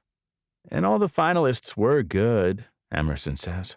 But still... But then Bea's climbing down the steps near the stage, and she's walking toward us. We scramble to leave the seats and greet her, but as she gets closer, it's clear that she's trying really hard to act like she's fine when she's not. I may not know her very well yet, but even I can see that. You were robbed, Emerson says. She shakes her head. It's fine. The competitors' songs all sounded amazing. Still, Jake wraps an arm around her shoulders. Yours was the best. Everyone around us agreed. Maybe next time you'll actually let me take you shopping before so you look the part. Bea frowns. If they can't recognize my music because my dress cost $30 at Ross Dress for Less, then they should. Whoa, Emerson says. Your super rich brother offered to get you something nicer and you turned him down? He shakes his head. That guy who won was wearing some kind of designer, I'm sure. Versace, I say. Right. Emerson smacks his forehead. I forgot we have the king of couture right here with us. Hardly, I say. I run the business side. But you're wearing a Givenchy suit, Jake says. That's because I never know when I might be photographed, I say. There's an actual designer responsible for curating my wardrobe, and most of it comes from our lines. I lift my arm. Like these cufflinks? I can't help chuckling. I'm a walking billboard. Bea looks pained. I can't believe I'm standing here talking about her cufflinks when she's been cheated. Sorry, I say. The point is that all three of us agreed. Your song was amazing, and the real loser today is Jello. That's true. Emerson drops to a hissed whisper so loud he may as well have just kept talking. Doesn't it violate their duty to Jello? I mean, if this song is worse, won't their sales be worse too? Bea's smile this time looks real. Actually, we all had to sign something saying that whoever submits gives them permission to use their song, so they could still use mine. That's crap, I say. If they use yours, you should sue them. Jake arches one eyebrow. I bet they do use yours, though. It was catchier, and I'm not just saying that because I stayed up half the night working on it with you. I really hate that guy. It's like he takes every opportunity to... Wait. You were up half the night with her? I mean, that's normal, though. Jake's smile is smug. We lived together. You did know that, right? He drags Bea just a little closer. Hornet's a pretty decent cook, so when Emerson got married, I told her if she kept cooking, I'd pay Emerson's share of the rent and mine. You also kind of made his room your second closet, Bea shoves his arm off. So, you know, I don't feel guilty about it. I do help her with stuff when she needs it, Jake says. And this jingle was really good. He shrugs. Maybe you should have had me sing it. Speaking of singing, you said you don't sing well, I say. But you sounded great. I tell her that all the time, Emerson says. She's not an opera singer like that other lady, but she has a great voice. I'm really fine, B says. I got $500, which is the most money my songs have ever made. How much of that do I get? Jake asks. Like a third? He bites his lip, his expression boyishly impudent. I can see why all the girls gush about him, but I don't have to like it. Stop badgering her, Emerson says, as if you'd take any of her money. Beatrice, right? The guy who won swaggers by. There's a big party in the room next door. You should stay and celebrate too. Your song was really great. Better than yours, Jake says. Must be nice to have people on the inside. Wait, the guy says, his jaw dangling for a moment. Are you Jake Priest? Jake frowns. What are you doing here? The guy beams. You should definitely come to the party. Jake rolls his eyes. My girl B wouldn't. B jabs him with her elbow. Thanks for letting us know. We'll definitely head over. And huge congratulations to you. Wait, is Jake Priest your boyfriend? The guy asks. That's insane. He's my brother, B says. Foster brother, Jake says, slinging his arm around her shoulders again. And roommate. B rolls her eyes, but doesn't shove him away again. We'll be there in just a minute. Congrats again. The guy's still staring at Jake, but he does finally walk away. That must get annoying, I say. Having people recognize you everywhere? It's even worse when it's a gaggle of girls, B says. They cling. Can you believe her? We even lived together and she could just tell people she's my girlfriend so they'd leave me alone, but she refuses to help me out. One day you'll have a real girlfriend, B says. And she wouldn't appreciate me pretending that you have one now. Doubtful, Jake says. She ducks under his arm and heads for the side door the guy just disappeared through. I take my chance to circle around Emerson and Jake and take a spot at her side. You seem to handle disappointment pretty well. She looks at me sideways, her lips twisted. I've had a lot of experience, and I've had plenty of examples of how unattractive it is when someone doesn't take things well. Jake? I can't help imagining what Jake throwing a tantrum looks like.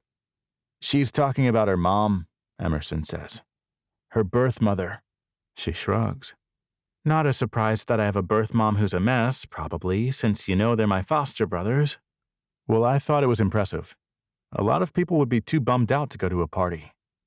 She frowns then. I didn't say I'm not bummed, but I'm too angry to get depressed. Angry?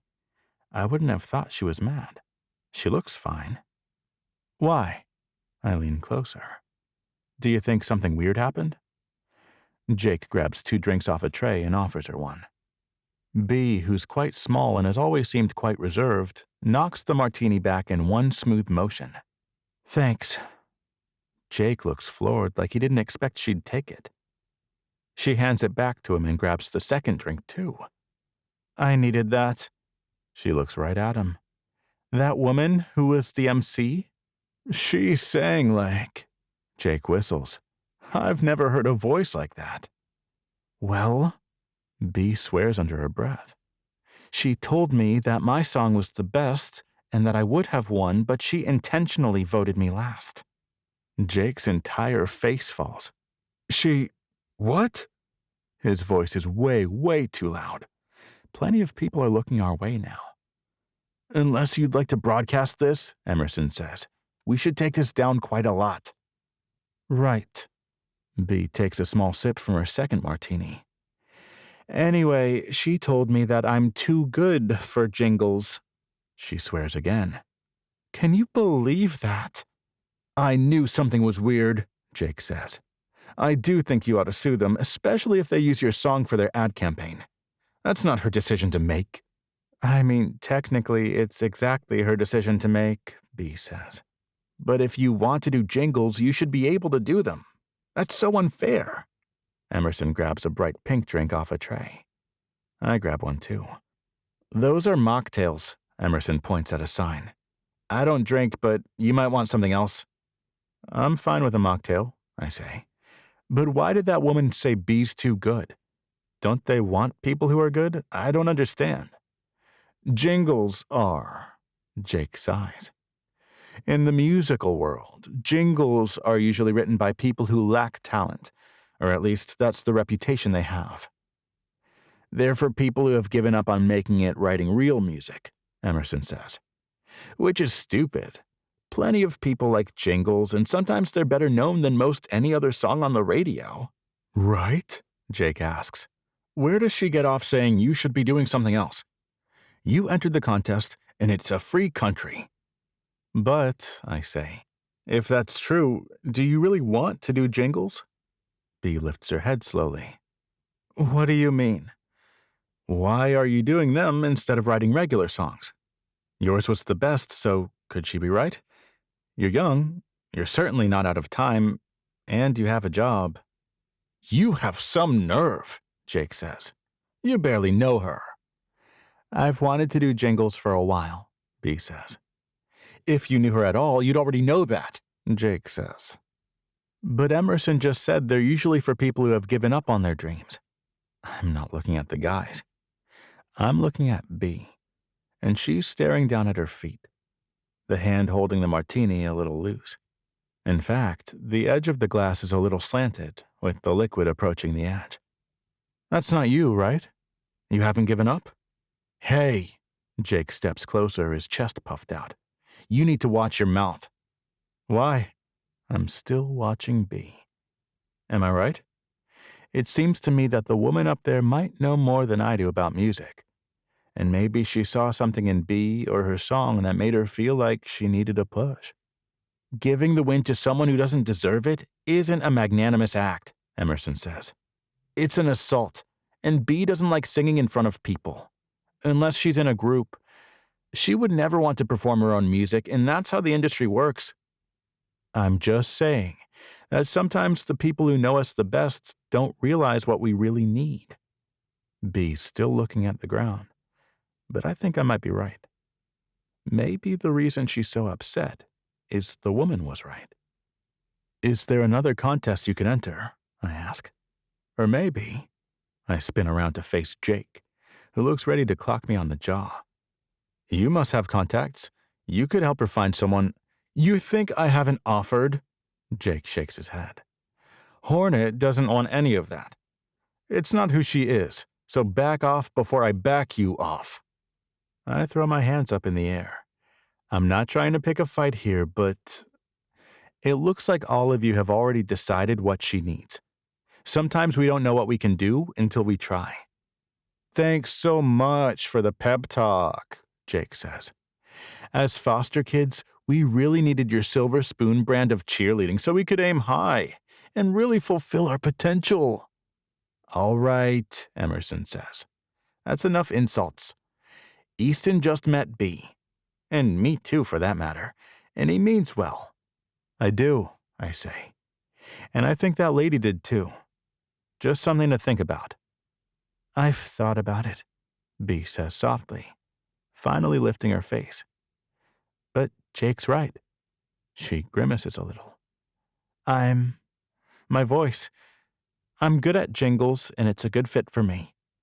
I'm happy writing them, and I'd love to have a job doing it. She shrugs. She was wrong. She downs the second martini. And then 2 more. Given that she weighs 100 pounds soaking wet, I'm guessing she shouldn't have had 4. When she reaches for a 5th, I intervene. Whoa there, Thirsty. Let's see how those hit you before downing another, huh? Jake had 1 drink and hasn't had another sip. I've got this, Richie Rich. You can go. Is this a habit for her? I can't help wondering. I've never seen her drink before, Jake says, which is why I've got this. Wait, she never drinks? So that woman really did upset her. Her mom, Jake shakes his head. Actually, he snorts, it's not really any of your business. I don't mind taking her home, I say. I have a great hangover. B bends in half and throws up, right next to my shoes. Jake laughs. Go on, tell us about how good your egg and molasses milkshake is, Richie. I roll my eyes. Okay, Hornet, it's time to go. Jake reaches for her, but she shoves him away. I want to ask why he calls her a hornet, but I feel like it's one of those things I'll eventually figure out. That's when it hits me. B. Not very creative, but it has the feel of something that probably started back when they were kids. She shocks all of us when she reaches for me. Easton? I straighten and let her grab my arm, being sure to flex my forearm just a bit. You know, it can't hurt to put my best arm forward. Yes? I need to talk to you. You do? She nods, and then she straightens, sort of, her head canted to the side. Over there. She points at the corner and then swivels around. And then you'll take me home, right, Jakey? Jake snorts. Of course. B starts walking, but she looks a little less than steady, so I take her arm and steer her toward the corner she pointed out. All right, I say. We're here. What did you need to tell me? I stupidly hope it's something, well, something good. You asked before? She looks up at me. How I do it? Huh? At work. She nods slowly. I told you it's a secret, but it's not. Not really. Does she mean how she chooses what food for which person? I work at a place where pretty much everything is good. When I have one of the not good chefs, I refuse to do it. I suppress my laugh. Okay. People just want to be special. She's right about that. She presses her hand against my chest, looking up at my face. I wanted to be special. I want to tell her that she is. I want to tell her just how special I think she is.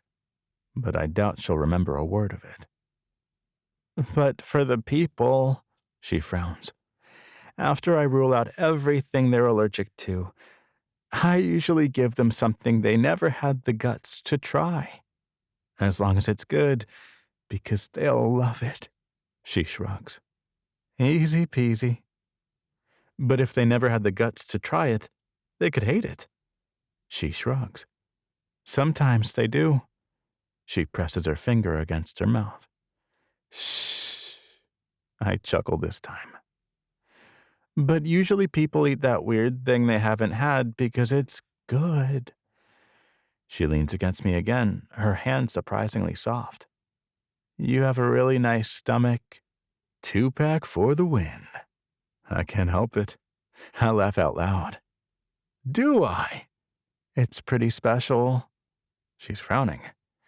I can't go out with you, though, because you are special. She leans even closer. It's the same reason I don't write music. Why? I had no idea she'd hand me the keys to Beatrice Cipriani while drunk, or I'd have tried to booze her up sooner. Everyone wants to be special, but the only special thing about me is that I can disappear. Disappear? I'm so not special that I just... She snaps. I'm invisible. People don't even notice me. I'm really good at that. It's why I'm a good waitress. She really can't think that. None of the other waitresses could do what you do, and you had the best jingle. You're not invisible. You're spectacular. The other waitresses that tried to copy me were really stupid. She's beaming now. I mean, a little bit. You have to be able to read the room. But mostly it's just that my gimmick makes them feel special, she hiccups. And the food has to be good. Did I say that? She shrugs. That's it. Then she sighs, leans against me, and closes her eyes. You really do have a special chest. Her hands flatten against me. And your stomach is nice. I think it's time for Sleeping Beauty to head home. Jake grabs her arms and she swivels. Jakey, she smiles. Yes, let's go home to sleep. He pats her back. I think it's a good thing you never drink, Hornet. Before I can say a word, he slings her up over his shoulder and carries her out, her shoes dangling from her toes, but miraculously not falling. It's not how I thought the night would go, but at least I have a goal now. The next day at the office, I call an emergency meeting of the board. I've had an idea for branching out, I say, and I think you're going to love it. I don't love being summoned here like I'm your secretary, Mr. Dressel says. What couldn't wait for next week? Mrs. Yaltzinger asks. What's the #1 rule for couture? I ask. More than anything else, you find success if you have this one thing. Exclusivity? Mr. Dressel asks. Endorsements, Mr. Jimenez says. Celebrity endorsements. None of those things hurt, I say, but the reason exclusivity matters is that people want to feel special. The reason celebrity endorsements work is that people think celebrities are special, so they want to be like them too, so they can also feel special. The entire board stares. Think about it. I stand up and start to pace. When we limit releases, it's not because we only want to sell 100 of something, or 1,000. We'd always like to sell 1,000,000 of everything. But for most of our products, there aren't 1,000,000 people who could afford them. To sell that many, we'd have to lower the price so everyone could afford them. And if it's a watch or a men's dress shoe that everyone can afford, no one wants it, Mr. Dressel says. That's the problem with any kind of discount brand. The lower you make the price, the more you sell. The more you sell, the less exclusive it becomes, and the less people will pay, cannibalizing your profit. I nod. You've all heard of personal shoppers. It was a huge fad for a while, and in fact, there were lots of online companies capitalizing on it. They offered online shoppers for any budget. They're trying to turn a profit from people who have less money to spend, but they want them to spend it on the products those shoppers choose. Sure, Mrs. Yaltzinger says. High-end stores like Nordstrom and Saks have always had personal shoppers. I nod slowly. So we're going to offer to partner on an invite-only basis with several of the best women's lines. And we're going to tell them we want 30% of their gross revenue. Why would they partner with us? Mr. Jimenez asks. We're their competition. Not for women's goods, we're not. Instead of having our own line, we're going to offer a very exclusive service to women. That's only available to those who are sponsored by a man in their life who's an existing client of ours. I smile. How will we do that? Mrs. Yaltzinger frowns. We'll send emails only to people who have placed an order with us. And if someone's wife wants this service, she'll encourage her husband to buy from our men's line. Mrs. Yaltzinger is smiling now. So it will increase existing sales and create a new revenue stream. Exactly, I say. And it's exclusive, Mr. Dressel says. They have to be special to even be eligible for this service, I say. And once the women have been matched, they'll meet with one of our elite team of magic makers. Magic makers? Mrs. Yaltzinger frowns. That sounds like a Disney thing. Fine. Pick another name. I wave my hand through the air. It doesn't matter. Each one of them, and there won't be many, will be stylish, well-versed on every single item we're able to sell, and will be trained to find things that will be flattering for every body shape. How will that differ from any other service that Nordstrom or Saks offers, other than being more limited in their selection? Mr. Jimenez looks skeptical. Those people are peddling outfits. We're going to promise people that we'll create a new look for them. If we select them as a client, they will stand out at whatever event they choose to attend. We could even call it Rough Diamonds. I beam. I love that, actually. How can you be sure it'll work? Mr. Dressel asks. What if people hate it? We'll have a full refund guarantee, I say, because we'll demand that from our suppliers. Who would agree to that? Mr. Jimenez frowns. Who wouldn't, if their products are really as amazing as they say? I don't know, Mrs. Yaltzinger says. I doubt they'll be keen to accept returns on things people have already worn. They already do, I say. Nordstrom has one of the most generous return policies in the world, which is how used designer heels wind up at Nordstrom Rack. But I shake my head. We have zero responsibility for coming up with our own lines, our own production, or our own products. We get to skim the profits off of others, and in the future, we can certainly roll out our products, one line at a time should we choose to incorporate them. The upside seems good, Mr. Jimenez says, if you think you can convince the other designers to partner with us.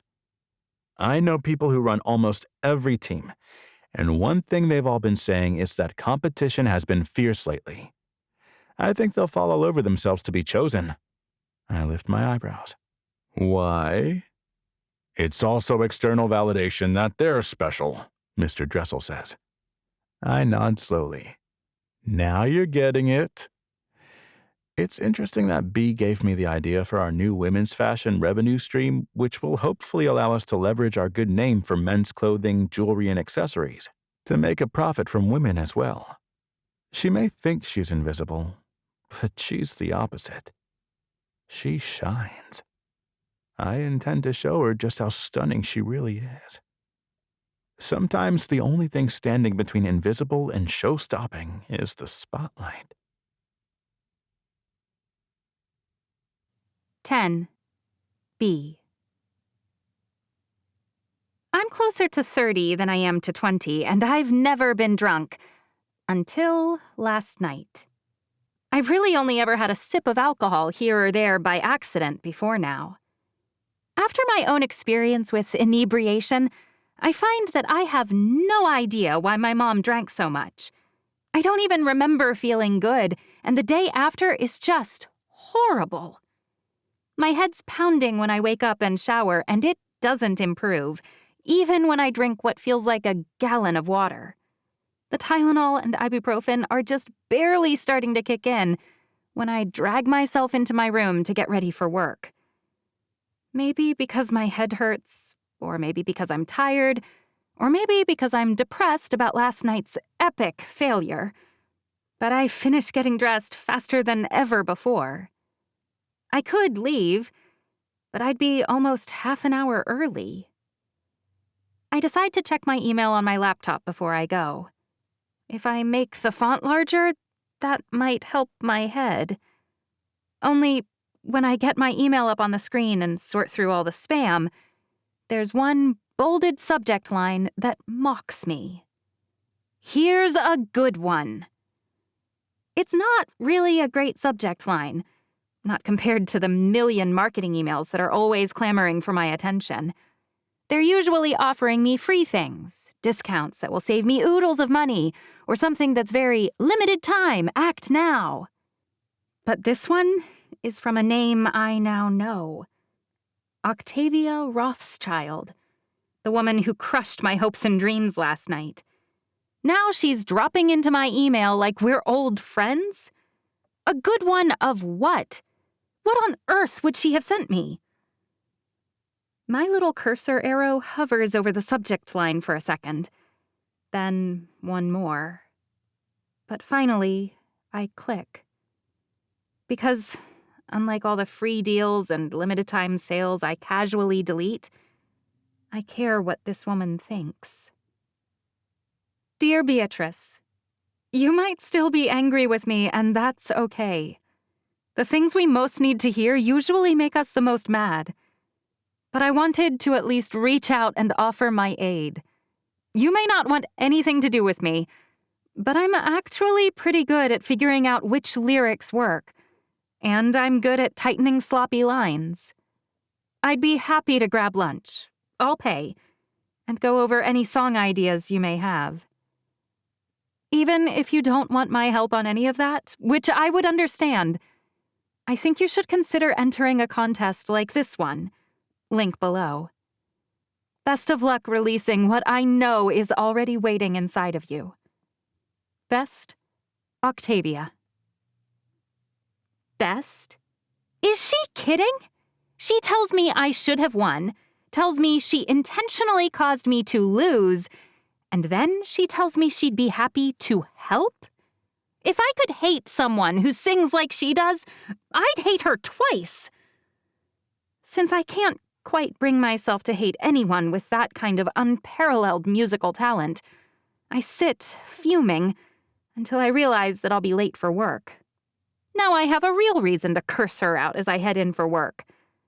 I'm on my way out when Jake's door swings open. You're leaving? I do that every day, I say. Almost. More's the pity. Well, He looks me over head to toe. you look all right. He nods. No worse for wear, at least. I suppose one night of drinking won't wither me entirely. He smiles. Not entirely. By the time I reach work, it's raining. Of course it is. Maybe I can blame the rain for being late. I throw the strap from my bag over my shoulder and prepare to sprint from my car to the back door. My phone dings and I almost ignore it, but it could be Harv. If he's already mad I'm late, I should know before I rush headlong into a lecture. I whip it out and tap the message app. It's not Harv. It's not anyone from work. It's a number I don't know, but I'm guessing it's someone who got my number from Emerson. Saw this and thought of you. You're too sparkly to be invisible for long. There's a link. It must be from Easton. No one else knows what happened. The link is for the same stupid songwriting contest Octavia sent me. I consider texting back the word stop because my phone blocks any number that I text that to, but I feel like Easton would just find a workaround. He's probably friends with Verizon's owner or something. Or, if I'm being really honest, I'd admit that I don't actually want him to stop texting me. I was kind of excited when I realized it was from him. I'm not nearly as excited that his text was encouraging me to write non-jingle songs. It feels like there's some kind of conspiracy of people who don't even know me, but know what's best for me. They seem to feel like they can simply encourage me a little and suddenly I'll burst out of my little shell to belt out bestsellers. I blame the stupid inspirational movies like Coyote Ugly, where stupid junk like that is always happening. It's always the introvert who hides in their room and works remotely until they overcome their weakness and suddenly can be more, better. Where's the story for the introvert who likes the idea of working in her room? Why can't I be perfectly satisfied with it? Extroverts who want to be in the spotlight must secretly rule the world, and that's why they're shoving their values off on other people. By the time I calm down enough to make the mad dash into the restaurant, I'm already braced for Harv to yell. Instead, he waves me over with a smile on his face. I didn't think it would be you. He says, "I'm sorry?" Theo overstaffed this shift on accident, but we didn't notice until it was about to start. So we figured whoever got in first would work, and whoever showed up later would get to take the night off. That is not what I expected to hear. Okay? You're usually early, so I figured you'd be working. Will it leave you in a bind if you take the day off? Harv asks. Do you need the money? We could just do smaller sections, but It's fine. I did just win $500. But on the way back out to my car, I don't even bother jogging. I walk slowly as the rain pelts my face and hair, drenching my entire body. By the time I get to my car, I realize that I'm crying. It's been a while since I've done this. Rain cried. Rain used to be my favorite. I could cry as much as I wanted and no one would even notice. It was the best cover story for having too many feelings. Feelings that don't always fit in my body like normal people's. That's my real trial. I feel too much. Always have. Thanks to my mom, I learned early how to choke them down. But sometimes they overflow, and when they do, I'm always grateful for a nice rainstorm. I stand beside my car for a few moments before I feel ready to get in and drive home. I'm parking when my phone bings. I kill the engine and check to see who's messaging me now. Will it be Jake or Emerson telling me to cheer up? Or Easton again with another stupid pep talk? Toss up. But it's not any of them. It's Saren. I can't ever keep up with your work schedule, but I miss you. Lunch? Dinner? Tell me when and where. That makes me smile. Saren always makes me smile. She makes everyone smile. She may have the saddest story I've ever heard, but she spreads joy like she's a hose, and joy is water. Everyone in her life is better for knowing her. I wish I was like Saren. I'm more like a hose that sprays Eeyore vibes. That thought makes me laugh for some reason, and the laughter turns into crying again. If I go inside, Jake will bug me until I want to strangle him, trying to cheer me up. The problem with trying to cheer someone up is that it's so forced, so in your face. Saren's not like that. She just quietly exudes calm and happy energy. I could really use some of that emanating happiness right now. I just found out they don't need me today, I text back. Have time now? Of course. I just made a big pan of lasagna, but Dave is with Killian at a meet. I'll be over in 15. It's more like 20, but when I pull down the drive, like always, I wonder why it's been so long since I drove home. I spent most of my life thinking I didn't have a home. I didn't find this one until I was almost a teenager. I thought I was so broken I could never be of use to anyone. Dave and Saren, and Emerson too, honestly, glued me all back together. I'll never be like someone who wasn't shattered, but I can usually function well enough that people can't tell how broken I am. And it's all because of this place. These people. Even stepping out of my car helps me breathe easier. Saren understands what I need.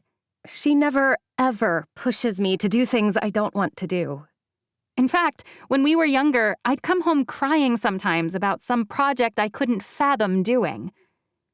Before I came to live with them, I was never at any one school long enough to worry about grades.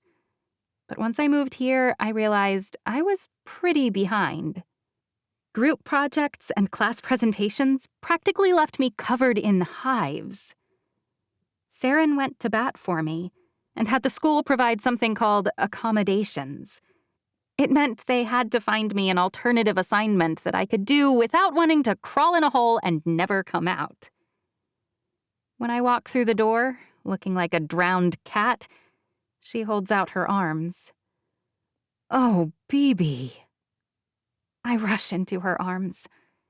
She hugs me tightly, never asking any questions.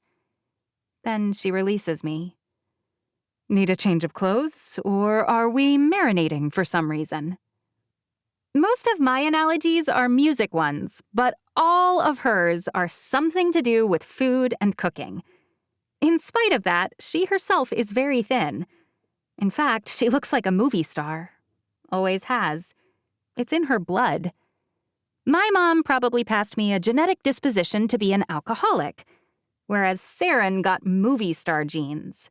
Her grandmother was one of the most famous movie stars of her era, and the mansion Saren and Dave run as an inn used to be her family home, staffed while she was growing up with 5 full-time employees. She had a very different childhood than I did. And yet, she gets me. When I finally emerge, wearing her slightly too big clothes, I feel like a totally different person. She always smells like lilacs, for one. I used to think it came from spending time in her garden, which she's always working in when she's not baking. But I think it must be a perfume. She smells this way year-round. But I smell like her right now, and I love it. Ready to eat? She didn't mention rolls, but of course she made those too. I swear, it's a miracle everyone in this family isn't 1,000 pounds. Thanks. We should set up some kind of weekly dinners. I wonder if we could find a day everyone could come. I'd love that, I say. And I mean it. I think we all would. What about Sundays? I get Sunday and Monday off every week. I'll text Ardith, Emerson, and Jake right now. She beams. What about Bentley and Barbara? Should I invite them or no? Of course, I say. It'll be more chaotic, but their twins are so stinking cute. She's not wrong about that, but family chaos is the good kind. After eating 2 plates of lasagna, even though it's the vegetarian kind, and 3 rolls, I lean back and cry uncle. I'm so full you could stuff me for Thanksgiving. Saren smiles. Good. You didn't go to Killian's meet? It's in Philly, and I had to be here to meet the contractor. What contractor? She sighs. We're remodeling the Oceans Beneath Us room. There was a busted pipe, so it moved to the top of the list. We've been waiting on this tile. It's period and it's perfect for 3 weeks. A lot of people ask for that room, too. Saren nods. Less than used to, but yeah, people still like that movie. She looks almost sad. I suppose it's inevitable that the pool of people who loved her grandmother will shrink with time, but I can see why it would bum her out. It's not about the money for Saren. It never has been. I've rarely met someone who cares about money less than she does. Thanks for texting me. I look at my hands. I had a rough night last night. Saren drops a hand on mine. I'm sorry. She never pries. It's just not her way. I was a finalist for a jingle contest, but I lost. Oh, BB, I wish you'd told me. I'd have come and cheered. Emerson and Jake went, I say. But having them there when I didn't win made it harder. It feels nice to say that. I'm not sure if she'll understand, but it's true. I would have been proud if you'd gotten dead last. She really would have been, I'm sure. I got first runner-up, I say. I did win a $500 prize. Her eyes widen. Bea, that's wonderful! How many contestants were there? A lot, I say. I should be happy, I know. But the woman who gave me the news told me that I should have won. I grit my teeth. Saren blinks. I don't understand. Was it political? I shrug. Nah, I don't think so. I want to tell her, and I don't. Talking about it hurts, but I think she'll get it. So I explain what she said, and then I tell her how Easton was there and what he said. Wait, Easton? Elizabeth's brother? Saren frowns. Why would he go? Did he know another contestant? I sigh. No, he came to support me. I ran into him at the Red Horse. Saren nods slowly. Okay. He asked me out and I said no. Her eyes widen, but she doesn't say anything. He was there on a date with some supermodel with these huge fishy lips. I pucker. That's definitely not you. Thanks, I mutter. Saren leans back, laughing as she drops her hands flat on the table. I meant the fish lips. She lifts both eyebrows. You're definitely lovely enough to be a supermodel, but you might need really, really tall shoes. That makes me laugh, too. But Bea, why was he there if you turned him down? And why would he tell you that the woman might be right? It feels bizarrely overreaching. We did get along pretty well when I took care of him on his failed date, I say. Miss Collagen USA left in the middle of the meal, and then he flirted reasonably well. And then he set up a weekly board meeting at our restaurant, so I talked to him some then. Oh? And I might have led him to believe I might have some small interest? Okay. But he's wrong about the song things, and so was that Octavia woman. I whip out my phone. Look, one of them emailed me about this songwriting contest, and the other one texted me. Why do people think I don't know what's best for me? Saren drops her hand over mine again. They care about you. And most people can't see past their own damage to navigate someone else's. It's stuff like this, these profound things. Saren just drops them around like stray musical notes kind of pouring all over from a bucket full of sound. I think they probably do care, but they want me to be successful in the way they measure it. They don't accept that what I want is also fine. Are you sure that writing non-jingle songs isn't what you want? That surprises me. Of all the people in the world, the last one I thought might side with them was Saren. Wait, do you think they're right? Saren tilts her head. It almost feels like you do. What have I said that might possibly be taken that way? You're awfully upset, she says, for something you don't care about. I sit back and think about it for a moment. Could she be right? Am I incensed because I'm scared? You know what masking emotions are.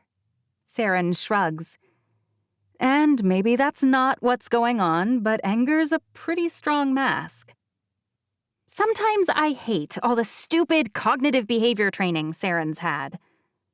All right, maybe that's not true. But I do hate when it feels like someone is analyzing me, even when I asked for it. You think I'm angry because I'm afraid of writing anything but jingles? You wrote a song first, you know, she says. Not a jingle, but a song. For you, I say, for your birthday. And then Jake used it for that contest and won. That song may have been what broke him out, but it was the least played song on his first album.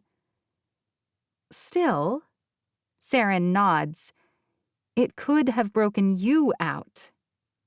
I didn't want that then, and I don't want it now. All right, Saren says, and that's fine. I know you think working at the restaurant is a waste of my talent. Have I said that? Saren stands and picks up our plates, but she pauses with her face just a few inches from mine. I've always thought that anything you do, as long as it makes you happy, is exactly what you should do, even if it's collecting trash. I should get up and help her, but I don't. I sit like a scarecrow, not moving, not shifting even a stray piece of straw, while she moves around me, clearing the table, putting leftovers in the fridge. But let's say that's right. I stand up. Let's say I should write songs. Okay, let's say that. Saren wipes her hands on a towel. Then what? Why would people I've barely met be the ones to point that out? Sometimes it's the people who don't know you as well who can see what you need most. They're impartial and unbiased.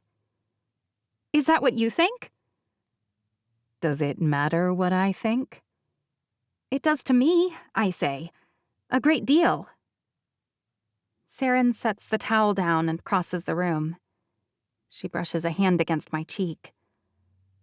I think you're exceptionally talented, but I've never been sure whether you'd be happier writing songs and living a flashier life, whether you should push through that childhood trauma and move past it, or whether you're someone who has always and would always have wanted a quiet life at home. She gestures around her. I love my life.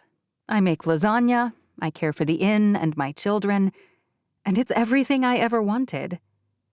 I didn't have trauma as a child, but back then, I never wanted people staring at me and complimenting my face. Her voice drops to a whisper. But I don't want to project my desires on you. You might not want what I want. There's no one I'd rather be like. What if I do? There's no shame in that, Saren says with a soft smile. But you're every bit as amazing and just as much my daughter if you do want something different. A tear rolls down her cheek. That's what true love is, I think. Wanting your child to succeed in whatever way they want to succeed, and helping them do it in any way you can. Mrs. Stevens seems really happy, writing jingles, I say, and she never has to leave her family room to do it. She teaches there, too. Mrs. Stevens is a gifted teacher, and I think she really likes you, Saren says. But she's also using you. Has been for years. What? Today's apparently the day for Saren to say a million things I never expected. How so? She told me about 2 years into teaching you that you were the most talented songwriter she'd ever met. Saren sighs. Then she proceeded to have you help her sell dozens and dozens of jingles. She shrugs. You were happy with it, so I never intervened. But I've thought she was taking advantage of your talent for a very long time. She should have found you work years ago, but she's selfishly told you she couldn't help. But you're her competition, Saren says, and she's not nearly as good as you, so she has kept you under a proverbial rock. But she said if she ever heard about a job. Saren arches a brow. And in years, she's never once heard about a single job you'd be a good fit for. She's never once recommended you. I feel like an idiot. My own mother thinks I'm a dupe. You've always been afraid to try things, Saren says. I probably should have pushed you more. Then you'd know that failure isn't the worst thing in the world. What's worse? I ask. Never trying. Saren walks past me into the family room and sits down. You know I lost my husband many years ago in an accident. I follow her over. She never talks about this. One thing I almost never tell anyone is that I was pregnant when the bus crashed. She meets my eye, and I can see the wreckage. I lost that child, and I lost my uterus, which ruptured in the accident. I'm sorry. Another tear rolls down her cheek, and she swipes it away. For a long time, I thought I'd never be a mother. Even after I'd managed to resurface from the grief of losing my parents, my husband, my grandmother, and my siblings, that thought would throw me back under. I didn't know how to breathe after that. I'd lost my little girl, and I'd never have another. Not ever. I couldn't. Now I'm crying too. Again. And there's no rain to blame it on. But Bibi, she's smiling through her tears. I didn't know yet. She's shaking her head. But when she opens her arms, I fall into them. Against my hair, she says, I didn't know that I didn't need that uterus. My children were already out there, waiting for me to find them. She holds me for a moment. And then she says, but first, I had to take a really big risk. I sit back, watching her. I had to love again, and it felt absolutely terrifying. Dave's such an easy person to love, but it felt impossible. Until it wasn't. She shrugs. Loving him opened the doors for me to meet and love Emerson, you, Jake. She smiles. All of you came into my life because I took a risk. A really big risk. A scary risk each time. After Saren dries her tears, she turns on one of our favorite movies, Sabrina, where a girl is hung up on the younger playboy brother, but she eventually falls for the crusty old businessman. By the time it ends, I feel glued back together reasonably well. On the way home, I keep flipping radio stations. None of the songs sound quite right, so I finally shut the radio off. Driving home in silence might sound depressing, but it's not. It's just what I need. And when I get home, I breathe a sigh of relief that Jake's not home. Because there's a song that's trying to claw its way out of my head. So I sit down in front of the piano and start banging it out. 11. B. Songs have always taken shape in my head. I used to sit, huddled, while my mom and Joe did whatever noisy and disturbing things they did. She dated a lot of guys, and I couldn't ever keep up with their names, so they all became Joe. It bugged Mom at first, but eventually she stopped caring about that, too. Whenever Joe and Mom did things that made me feel sad, I would plug my ears and hum. At first, my sounds were messy and unformed, like when a little kid sits at a piano and insists they're making music. But eventually, the songs improved. When I moved in with Saren and Dave, I would sing them sometimes, when I thought no one was looking. Saren caught me once, and they put me in piano lessons straight away. That's when the songs in my head really started to take shape. With inspiration from the greats, I started understanding pitch, key signatures, octave runs, and so much more.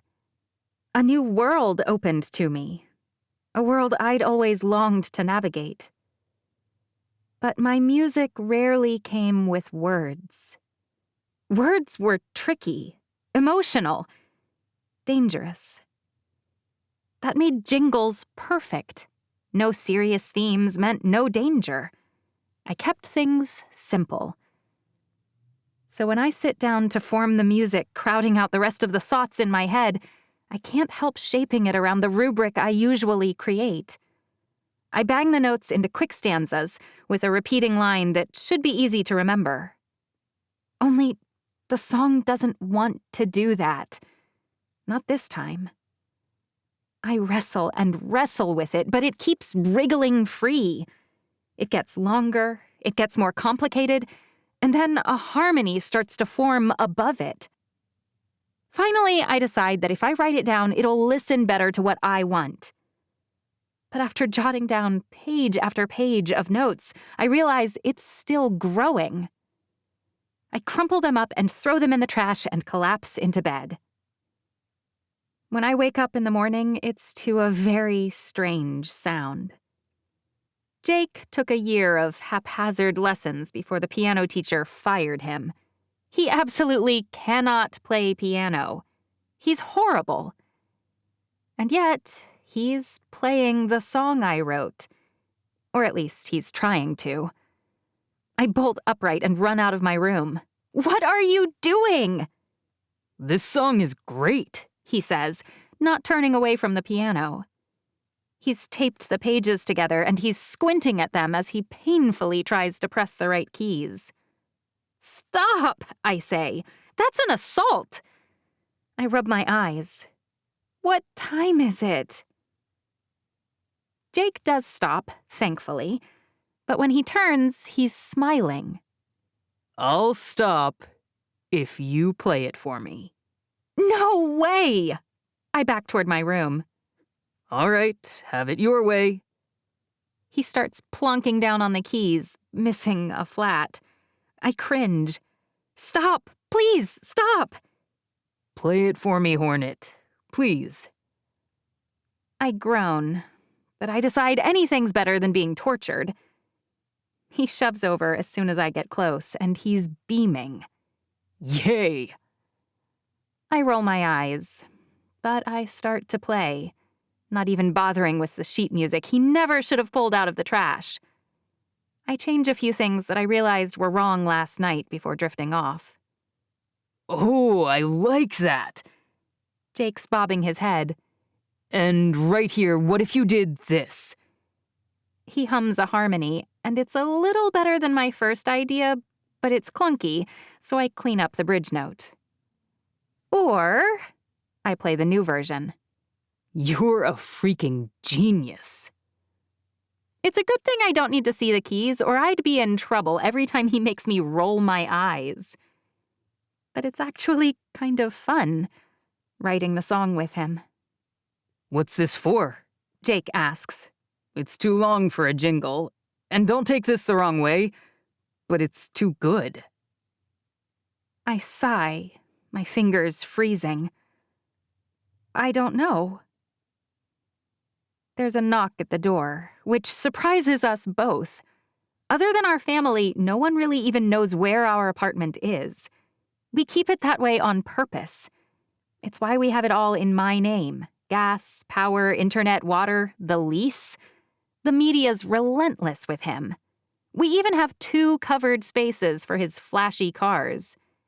He's not here that often with all his filming, but when he is, we're used to keeping to ourselves as much as possible.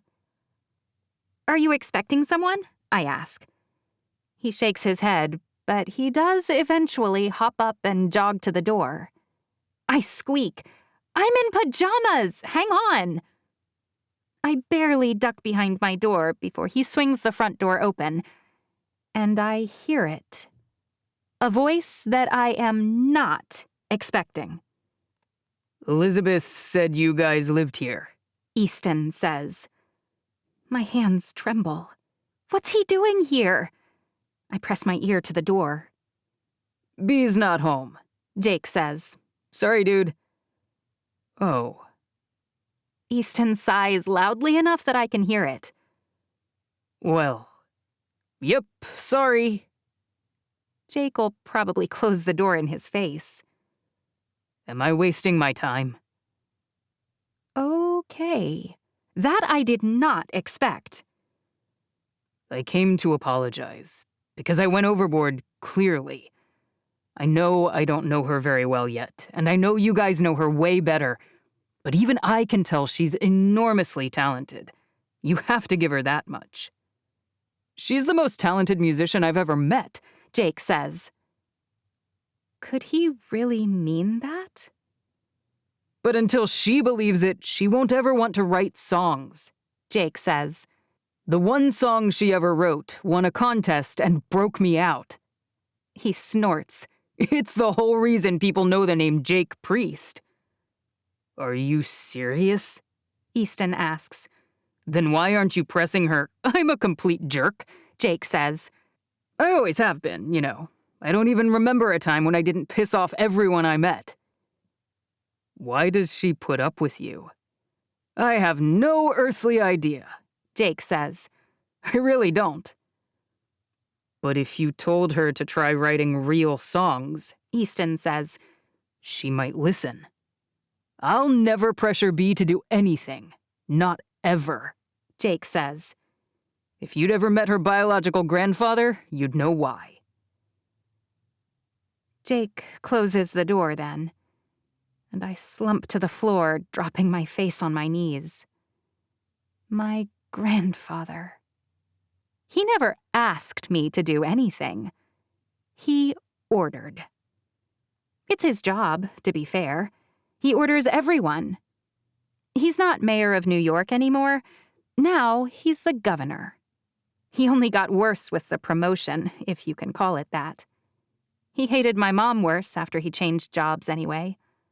She kind of fell off a cliff after that campaign. But she's always been his biggest liability. And they're the reason Saren and Dave could never adopt me. He's the reason I can't call them mom or dad. If I ever slipped and said something on record, on a video, anywhere, Grandfather would lose it. I shudder. He's made it very clear what he would do to me if I do anything to harm his career. Is that what's been holding me back? More than being afraid I'd fail, have I worried that Grandfather wouldn't accept it if I started singing? I have no doubt he'd find it an unfitting career for a young lady. But would he really get angry? What would he do? What can he do? He's threatened to shut down Saren and Dave's inn before. If I ever let on that I lived with them, that the mayor's granddaughter was in a foster home, he said they'd pay for it. But would he really make good on that old threat? It's always been easier to be quiet and keep my head down. It's always been easier not to make him angry. But thinking about that kind of makes me furious. And that helps me finish the song. When I walk out, Jake's there, watching me like he'd watch someone who just lost their job or got dumped. You all right? Fine. I sit at the piano and start to play. It's right. I can feel it. It takes me a few hours, but I compress it all into an AABA format, and I add a coda at the end, complete with a lift for the last few lines. Now the scary part. I have to add words. What just happened? Jake asks. I startle. He's been here this whole time? Did you just write a whole song, start to finish, in 2.5 hours? Of course not, I say. It has no words, and I started it last night. Jake's shaking his head. That was amazing. I roll my eyes. Stop. I failed you. Jake's always kidding around, but he doesn't look like he is right now. Stop, I say. You're being weird. You looked... He sighs. You looked possessed. I'm sure I always look like that when I'm composing. I know you probably need to go to work soon, but... He whistles. That was something to watch. Work! I swear under my breath and scramble to get ready, nixing the shower. After dropping yesterday's shift, I cannot be late. But even as I pull on pants and button down my shirt, the song's still rolling around in my head like it's seeking for lyrics. Something scary is happening. Words are forming. Words that fit the melody and the harmony. Words that mean something. Words people could dissect to try and figure out what I'm feeling. Words that will betray who I am to people I don't even know. Words that could come back to bite me. I'm too afraid to write any down, and I don't have time in any case. But as I screech into my parking spot, there are a few words I can't seem to help typing out. They aren't lyrics, but they're just as scary. After completely ignoring him for a long time, I finally text Easton back. If you still want to, I could, maybe, go on a date. My finger trembles as I hit send, and then I stuff my phone in my pocket and jog into work. There aren't any extra workers today, praise be, and my shift is pretty uncomplicated. At least, until my very last table. When I reach it, Easton's sitting there. There's a huge bouquet of pale pink roses wrapped in bright mauve paper on the table in front of him. Why, hello, He says. You know, they tried to give me another waitress. He shakes his head. I set them straight. He's smiling. To my great dismay, so am I. I told them I'm unable to select my own food, and I only trust one person to feed me. I offer him a menu. He laughs. No thanks. You are ridiculous, You're not the first person to tell me that, he says. but you are the cutest. My face heats immediately. I have 3 questions you need to answer. You can't remember my allergies? He quirks one eyebrow. Really? No, I shake my head. I remember your answers to my other questions, but these are new. They are? He nods. All right, go ahead. He folds his arms. I'm ready. Why are you here today?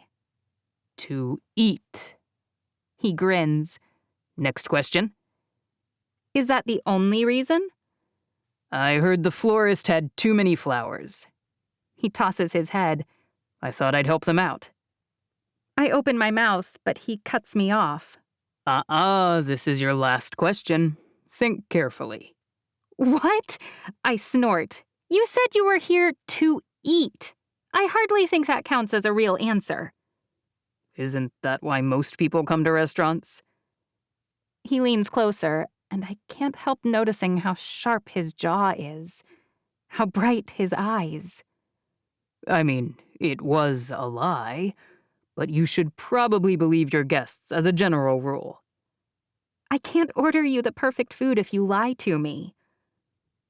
But my heart's definitely racing, and I want to hear why he really came.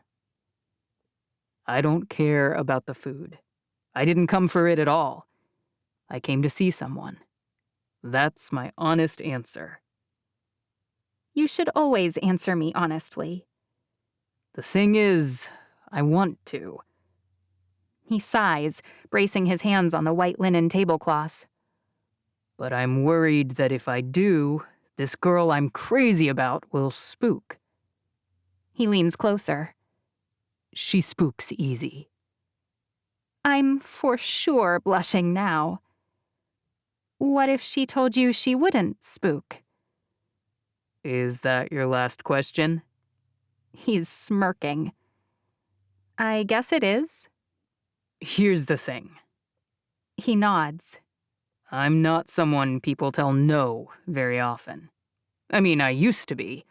When I was growing up, my family was kind of a joke. My dad's not the best in business, and most people had figured that out. But now, my business does well, and I'm reasonably successful. He smiles. But I really, really like this girl. She works here. You might know her. I think people call her Hornet. Not people, I say. Only one idiot. Well, she told me she'd let me take her out. He's beaming. When I saw that, I got so excited that I just had to see her. Only she didn't send me the selfie I asked for. I whip my phone out, and sure enough, he texted me back 11 times. I close my eyes and shake my head. I was working, I knew that. he says. So I thought, why not show up here and see that gorgeous face in person? Has anyone ever told you that you're ridiculous? I drop my voice to a hiss. Most people can't afford to come here once a month. You should not be coming this often. You're lucky.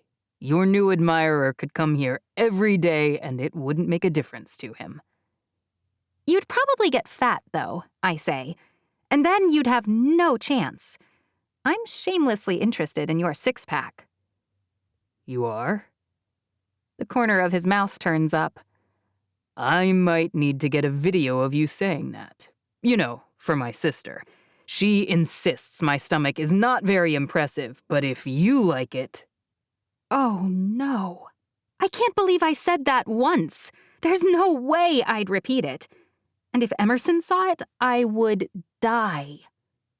No, I mean, if I thought... I inhale and shake my head. Never mind. I'm not sure I can let that one slide, He says. Maybe I should take you to the beach on our date. Put this stomach on display and see what you think. Stop, I say. Look, when you're fighting an uphill battle, you need every advantage you can get. A battle? Love's a battlefield, baby. Surely you've heard that. Baby? I heard it. He cringes. Look, not every swing is a hit. But 3 strikes and you're out, I say. And that was... Don't say it was 3. 1 maybe. He zips his mouth closed. I laugh. I'll be back in a moment with your appetizer, sir. I've got other tables to check on. I'll be here making sure your flowers don't get stolen. He's utterly absurd.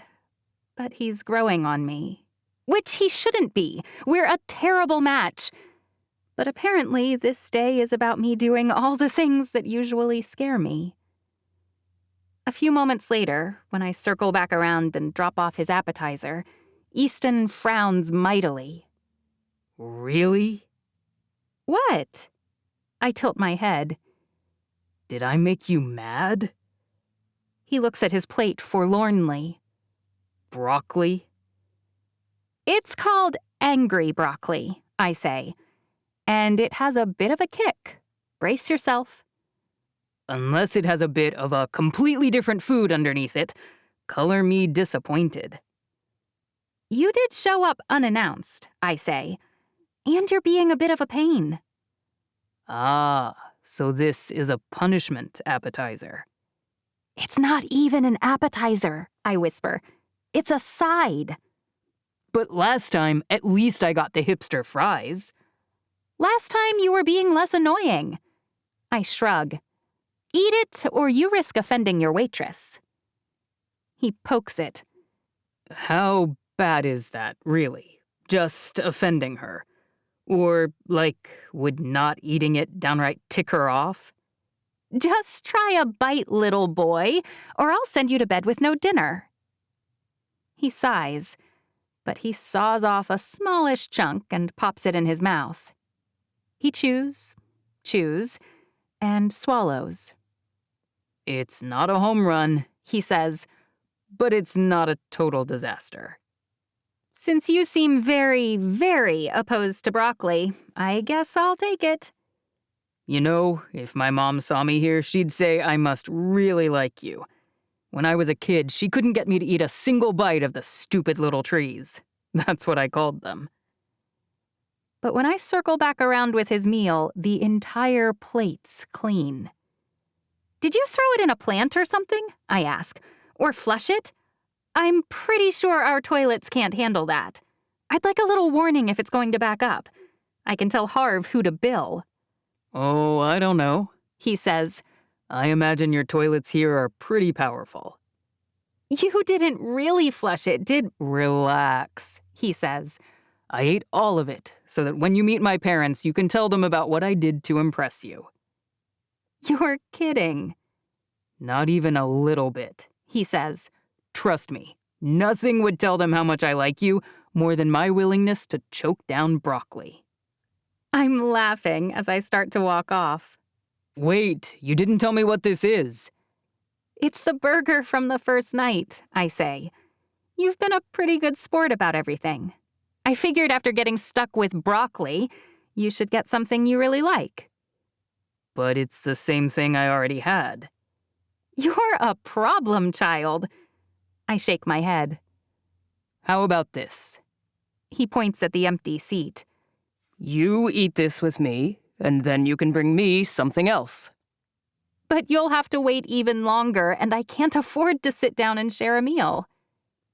He hands me the burger. Just take a bite every time you come by. Our fingers brush when I take it. Can't leave him hanging, plus I'm starving. And my heart lurches. Fine, just one. But it's a big bite. and the burger's even better than I remembered. I close my eyes. Man, that's good, I finally say. I grab my second bite a few minutes later, after I drop off another round of drinks for the table next to him. And when his pork chop with Portuguese clams is ready, I get a third. This is kind of fun, I admit. Really? He asks. Because this girl I like works nights, so I'm kind of always free. I could do this every night. I press a finger to his mouth. Don't even think about it. His eyes light up, and he looks at my finger as his mouth curves into a half grin. I yank my hand away and wipe it on my apron. You sure about that? He hands me the burger again. By the time he's finally done eating, it's time for my shift to end. How about it? He asks. Stick around and eat dessert with me? I already told him I'd go on a date. How much worse is eating a dessert with him? Still, I feel like I have to ask for permission. Let me make sure it's okay. It takes me a minute to track down the manager. Your boyfriend, who keeps coming and buying all kinds of things, wants you to finish your shift by eating with him. Food he'll be paying for? My manager, Phil, rolls his eyes. Go ahead. Do it every night if he wants. As I walk off, I hear him swear under his breath and mutter, I miss the honeymoon stage of dating. A moment later, I carry out 2 Strawberry Arnaud lookalikes. What's this? Easton asks. Have you ever heard of the Strawberry Arnaud? I ask. Should I have heard of it? I set his down in front of him, and then I walk around and sit across from him. It's strange and kind of amazing. This famous restaurant in New Orleans offered it for a while. It was $1 million, or $3 million, I suppose, dessert. It was what? His eyes bulge. Did we really need 2? Relax, I say. The guy I'm dating says we can eat here every night. I can't help my grin. I mean, how many million is it? He looks a little sick. I can't tell whether he's playing along or whether he's nervous. This one's $20, I say, but it doesn't come with any hidden extras. He exhales dramatically. When you read on the restaurant's menu about the dessert, it goes on and on about the fine Louisiana strawberries, the port wine reduction sauce, and the creamiest ice cream. I point at the desserts I brought. This one has all of that. Ice cream, strawberries, and a port wine reduction infused with citrus. His brow furrows. But the famous one came with a massive diamond engagement ring. And for a while, it was a pretty famous way to propose if you were, uber rich. Are you trying to send me a message? He arches one brow. No way, I rush to say. I just love strawberries, and I've always wanted to try this. He laughs. I'm kidding, Bea. Calm down. But actually, as I sit there eating ice cream and strawberries, I'm the opposite of calm. For the first time in a very, very long time, I'm hopeful. Things in my life are scary, but they're also exciting. 12. Easton. A Sunday night isn't the ideal time for a date, but I didn't want to wait until Monday, and I'm not sure that would really be any better anyway. When the girl you like works nights, you take what you can get. It took me a while to figure out what to do on our date. First dates are a lot of pressure when you like the girl. It's a little like picking appetizers and entrees for someone that you want them to like. But I'm virtually certain I'll win her over with my plan. I have very little to work with that's in any way adjacent to the musical realm. I wasn't kidding when I said I sound like the seagull from The Little Mermaid. Honestly, that might be a little generous. He, at least, had moxie. I do have one single card to play. I'm thinking the element of surprise will help me, so my text is a little vague. I'll pick you up at 6. Wear cowboy boots if you have any. That precipitates a volley of clarification texts from her, all of which I ignore. Where's the mystery if I tell her via text what we're doing and why I chose it? No, it's better if she stews a little. I've given her the relevant information. It'll either go over really well, or it'll be like the time I tried to rent out her entire area at work. I'm really hoping for the well option. I must be due, right? I check my clothing at least 6 times in the mirror before I decide I should text someone. I have no idea what my stylist would say, so I don't ask her. I text Ace a photo. Oh my, what are you wearing, Tex? Remember that class I took in undergrad? I'm hanging all my hopes on the fact that my professor gave me an A, and now that I'm almost out of time to even change clothes, I'm starting to panic. Ace calls me. What are you doing right now? She agreed to let me take her out, I say. As my best friend, Ace was the first person I told when I met B. Took her long enough. Things that are worth it take effort. So you keep telling me, Ace says. But I prefer easy conquests. Some girl's laughing next to him. You don't say, I snort. But listen, do I look okay? Ask your date.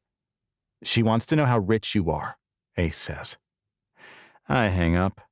Clearly, any advice he gives me won't be any good. Okay, I say to myself in the mirror. It's going to be fine.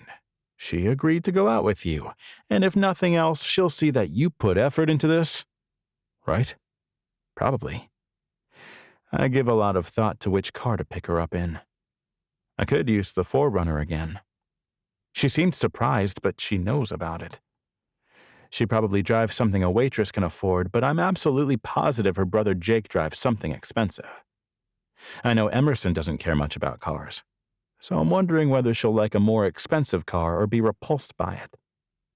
At the end of the day, what woman hates money? I almost take the 911, but in the end I pick the XC90. It's not flashy, but it's roomy and nondescript. It's the safe call, and I feel like I should play some part of tonight's safe. When I pull into a spot in her apartment complex beside a truck, I'm glad I picked the car I did. Jake's outside with B, and he's kicking her tire. Neither of them sees me, which allows me a moment to spy on them. This thing's a hunk of junk, B. I swear, why don't you just let me buy you something that runs? Because you'd get me something horrible. You could just take one of my 2 cars, he says. I don't need both. Like I said, horrible, but she's smiling. Pick what you want then, he says. She sighs. I can afford the car I have, as you well know. I have more money than I need, as you well know, so... He cuts off when he sees me. B follows his face to mine. Oh, she glances at her watch. Shoot. She's wearing a very cute sundress, but she's definitely not wearing boots. At least she's wearing cute flats that are closed-toed. I don't have cowboy boots, she says, and I was going to try and find a pair at Goodwill, but then my car wouldn't start and... Who gives a girl shoe requirements for a date? Jake scowls. Starting off on the wrong foot, man. B kicks him. Stop being rude. Ow! He's limping as he hobbles toward the apartment. Maybe that's why he keeps glaring at me, but I doubt it. I have a growing suspicion that Jake's feelings for B aren't entirely brotherly. Are these shoes all right? B looks nervous. They'll be fine, I say. I'm sorry I stressed you out. She shakes her head. No, you didn't. But then you didn't respond about why I needed them, and I was worried. She takes in my outfit. Lucchese boots, dark jeans, a belt, and a gray western shirt with snaps in place of buttons. Are we going to some kind of costume party? I can't help laughing. Something like that. Huh? Are you ready to go, or do you need to go back inside? B snatches her purse off the top of her car and walks toward me. No, let's steer clear of Jake. He's always in a bad mood when I ask for a ride. Seems like he'd be happy to fix your transportation problems. B sighs, following me to my Volvo. Jake's always extra. You just have to learn to say no around him a lot. At least he means well. He still thinks his whole career took off because of one stupid song I wrote. She snorts. It was his face, his talent, all of what makes Jake Priest that one. It had very little to do with my song. I remember that single, I think. Was it the one about lemons? She pauses. You remember it? They played it like 20 times a day for a while, I say. Everyone remembers it. Well, anyway, movies are a way better fit for him, I think. Because he didn't really write the song? He's just a better actor than a pop star, she shrugs. He really likes acting, and he's great at it. I suppose you could say his life prepared him to be good at it. I'll have to ask more about that one later. What kind of life prepares someone to be an actor? Was he a circus performer or something? Are you curious where we're going? I assume that was your goal. She hops in the car before I can decide whether to be cheesy and open her door. I rush around and climb in my side to start the car. It was, I guess, but only because I wanted you to spend today looking forward to our date. She's staring out the window, so I have no idea what she's thinking or whether she's annoyed. Maybe that was the wrong plan. I could have simply started early and tried to monopolize your time all day. Her head whips toward me. Oh no, that would have been bad. I had to do all my laundry this morning. Oh, darn. That was a missed chance, I say. I wonder what you look like when all your good clothes are dirty. I eye her outfit. You could have been wearing American flag pants and a kitten shirt. Or an old Pink Floyd shirt and SpongeBob boxers. You never know. At least we're chatting just fine. In fact, the 30-minute drive to City Slickers flies by. And as we pull up, B peers at the street signs. Where are we? I haven't been here for a while, I say. I'm a little worried I'll make a fool of myself, but... I cut the engine and climb out. She looks at me over the hood of the car. City Slickers? I point to the line below it. Dance hall. Dance? Her eyebrows rise and her lip twists. As in, we're dancing? Not a fan? She shrugs. I mean, I'm not a fan, but I've never been before. Don't worry, I say. Most of the heavy lifting falls on me, I swear. And you know how to dance? She lifts both eyebrows. Because that surprises me, to be honest. I laugh. It was my favorite class one semester. She stares. Okay, fine. 2. I start for the door and she catches up. I think about going for her hand, but it's too early. She's too skittish. And I'll be holding it a lot in a few minutes if things go as planned. They also have amazing tacos, I say. The proprietor started this as a Tex-Mex place, but they decided to add some things to bring more people in, and I gesture for her to go ahead of me. It's usually hard to get a table, especially on Sunday nights. They don't do country dancing every night, but they do Friday, Saturday, and Sunday. I called ahead, however, and with a little persuasion, they agreed to hold us a spot. Mr. Moorland, the host says, waving us through. As we eat our tacos, B watches the dancers. Her tapping foot is a dead giveaway that she's musical. She may not know how to dance, but she knows rhythm. Unfortunately, she also appears to be getting more and more nervous about the dancing part. I've already had a lot of fun, she says when I finish my second taco. I'm not sure. I stand up and hold out my hand. But my purse, it'll be fine, I promise. She frowns, but she does stand.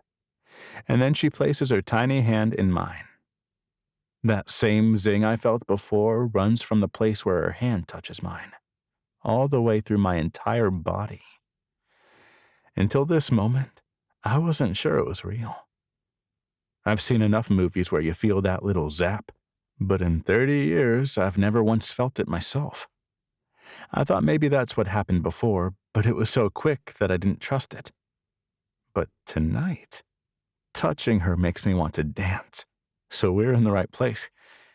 And just then, a song ends. I have to drag her practically, but we slide out onto the dance floor. When the next song starts, it's This Kiss by Faith Hill, and it's a good one to start with. Watching her face as my hand slides around her waist and my other hand wraps tightly around her hand, moving her around the dance floor in time with the music. It's everything I hoped it would be. She's easy to move, not fumbly or resistant. And once we start moving, it's like she and I are the only ones out here. That's always been my favorite part. The world disappears. Her cheeks are rosy, and by the end of the song, she's smiling. Not too bad? You're a wonderful dancer, she says. I'm very impressed. But the next song's starting. Shall we keep going? She doesn't pause. She just nods. I whirl her away. The faster songs, the slower ones, she never asks to sit down. Hours pass and my feet start to complain, and still we keep dancing. Finally, I get a small stitch in my side and I drag her back to our table. Were you really not tired? I ask as we're both chugging our waters. She shrugs. I'm on my feet for more than 8 hours a day for work. I smack my forehead. Duh, I should have known. What? She asks. Sitting at a desk and ordering people around all day didn't prepare you for this? I laugh. I may not be able to walk tomorrow. Why didn't you stop sooner? She looks genuinely worried. It felt like I drifted into fairy, I say. I would have danced all night. I'm sorry you felt chained to it. Nothing like that, I say. I just didn't want to let you go. I can still feel her in my arms. The most perfect thing I've ever felt. Our eyes lock, and for a moment it feels like she thinks the same thing. All around us, music blares, people bustle, and glasses clink. But here, at our table, it's like the tiny sphere of isolation that exists on that dance floor is extended to wrap us up again. It's just Beatrice Cipriani and me. A perfect moment. Her eyes are wide, her lips just slightly parted. And the only way this could be better is if there wasn't a table in between us and I could kiss her. I'm trying to figure out how I can make that happen when my phone rings, the stupidly loud jangle breaking through our bubble like a hammer to glass. I ball up my hand, my jaw tightening. Why didn't I turn the ringer off? Do you need to answer that? B glances down at it. I hit the volume down button to silence it, but it starts ringing again almost immediately. It's Ace. He's going to keep calling until I pick up. I groan and swipe to answer the call. What? Where are you? I told you, I hiss. I'm out. Oh, right, with Cinderella. Sometimes he's really obnoxious. Look, I just found out that Waterman's having a party, and the rumor is he has some cash to invest. I really want to convince him to invest with me. Why do you need money? I want to hire some new developers, he says. Only, I don't care, I say. Good luck. Wait, Ace cries. Don't hang up. I heard you got invited to the party. So? You're not going? I snort. Okay, but you could go, and you could take me with you. This is a you problem, I say. Only Ace would be so self-centered that he'd call me on the first real date I've had in a decade to ask for a favor. Easton, I wouldn't ask if it wasn't serious. Sounds like Ace needs more than just a few developers. I exhale. The night's been great, so maybe I should end on a high note. Leave her wanting more. Fine. Thank you. Should I come get you? No. I can drop B off and swing around the loop faster than heading home. I'll go straight there myself. Give me a little bit. Need to go? B doesn't look upset, but she does look curious. A large part of my job, unfortunately, is knowing the right people, and it's taken me years to meet some of these people, and even more to convince them to take me seriously. My parents didn't do me any favors there. My buddy Ace, I heard, she says. He wants you to introduce him to some people at a party? A party he can't get into without me, I say. So if you don't mind It's fine, she says. I'll go with you. Unless you think I'm underdressed. I blink. She'll go with me? I thought she hated stuff like that. I was sure this would be the end of tonight. But if we keep hanging out after the party, I could take her to get dessert or something. And if I'm not in a big rush, I might be able to kiss her. No, I will kiss her. Screw Ace and his demands. I'll get him into the party and then I'm bailing. This is still my night. I smile. Sure, great. We don't need to be there more than a few minutes. Okay. Her smile's shy and I love it. More than I should, probably. It feels like she's smiling just for me. I think that's the thing that I like the most about her. I've never in my life felt as special as I do when I'm with her. When she smiles, when she glances my way, when she turns and her eyes meet mine, it feels like the world is ours. 13. B. I don't date much. It's not that I don't want to, but mousy girls aren't asked out very often. When we are, it's usually by guys we don't want anything to do with. The last time I had a date, a little more than 6 months ago, it was with a guy who came into the restaurant. He was with his parents, celebrating a new job, and at the end of the meal, he asked for my number. He was reasonably cute, so I figured, why not? That date became my why not going forward. He was pushy, he was grabby. The whole thing ended with a slap and an Uber. But this date? I wish he would hold my hand. I mean, he did while we were dancing, but not after. Even so, it's going so well, it's almost made me regret not dating more. I thought real life never mirrored the movies, but this is coming pretty close. Even the dancing, which I thought would be just awful, was really fun. I'm not going to lie. It's pretty hot that he can dance so well, and thanks to my sense of timing, it was easy to follow his very clear lead. I'm not a huge country music fan, and it was still a really fun night. So when he says his buddy Ace needs help getting into a party, I realize he means to take me home. But I don't want to go home yet. This is why they tell kids to stay away from addictive substances. Once you get a little, you just want more. But here we are. I'm already jonesing for more time with Easton. It's fine, I say. I'll go with you. Unless you think I'm underdressed? At first, he looks a little surprised, probably because I told him I don't like big social events. After taking a moment to catch up, he rallies. Sure, great. We don't need to be there more than a few minutes. Okay. I'm not sure what else to say. I don't want to sound pathetic. Are we going then? I stand. Right. Yes.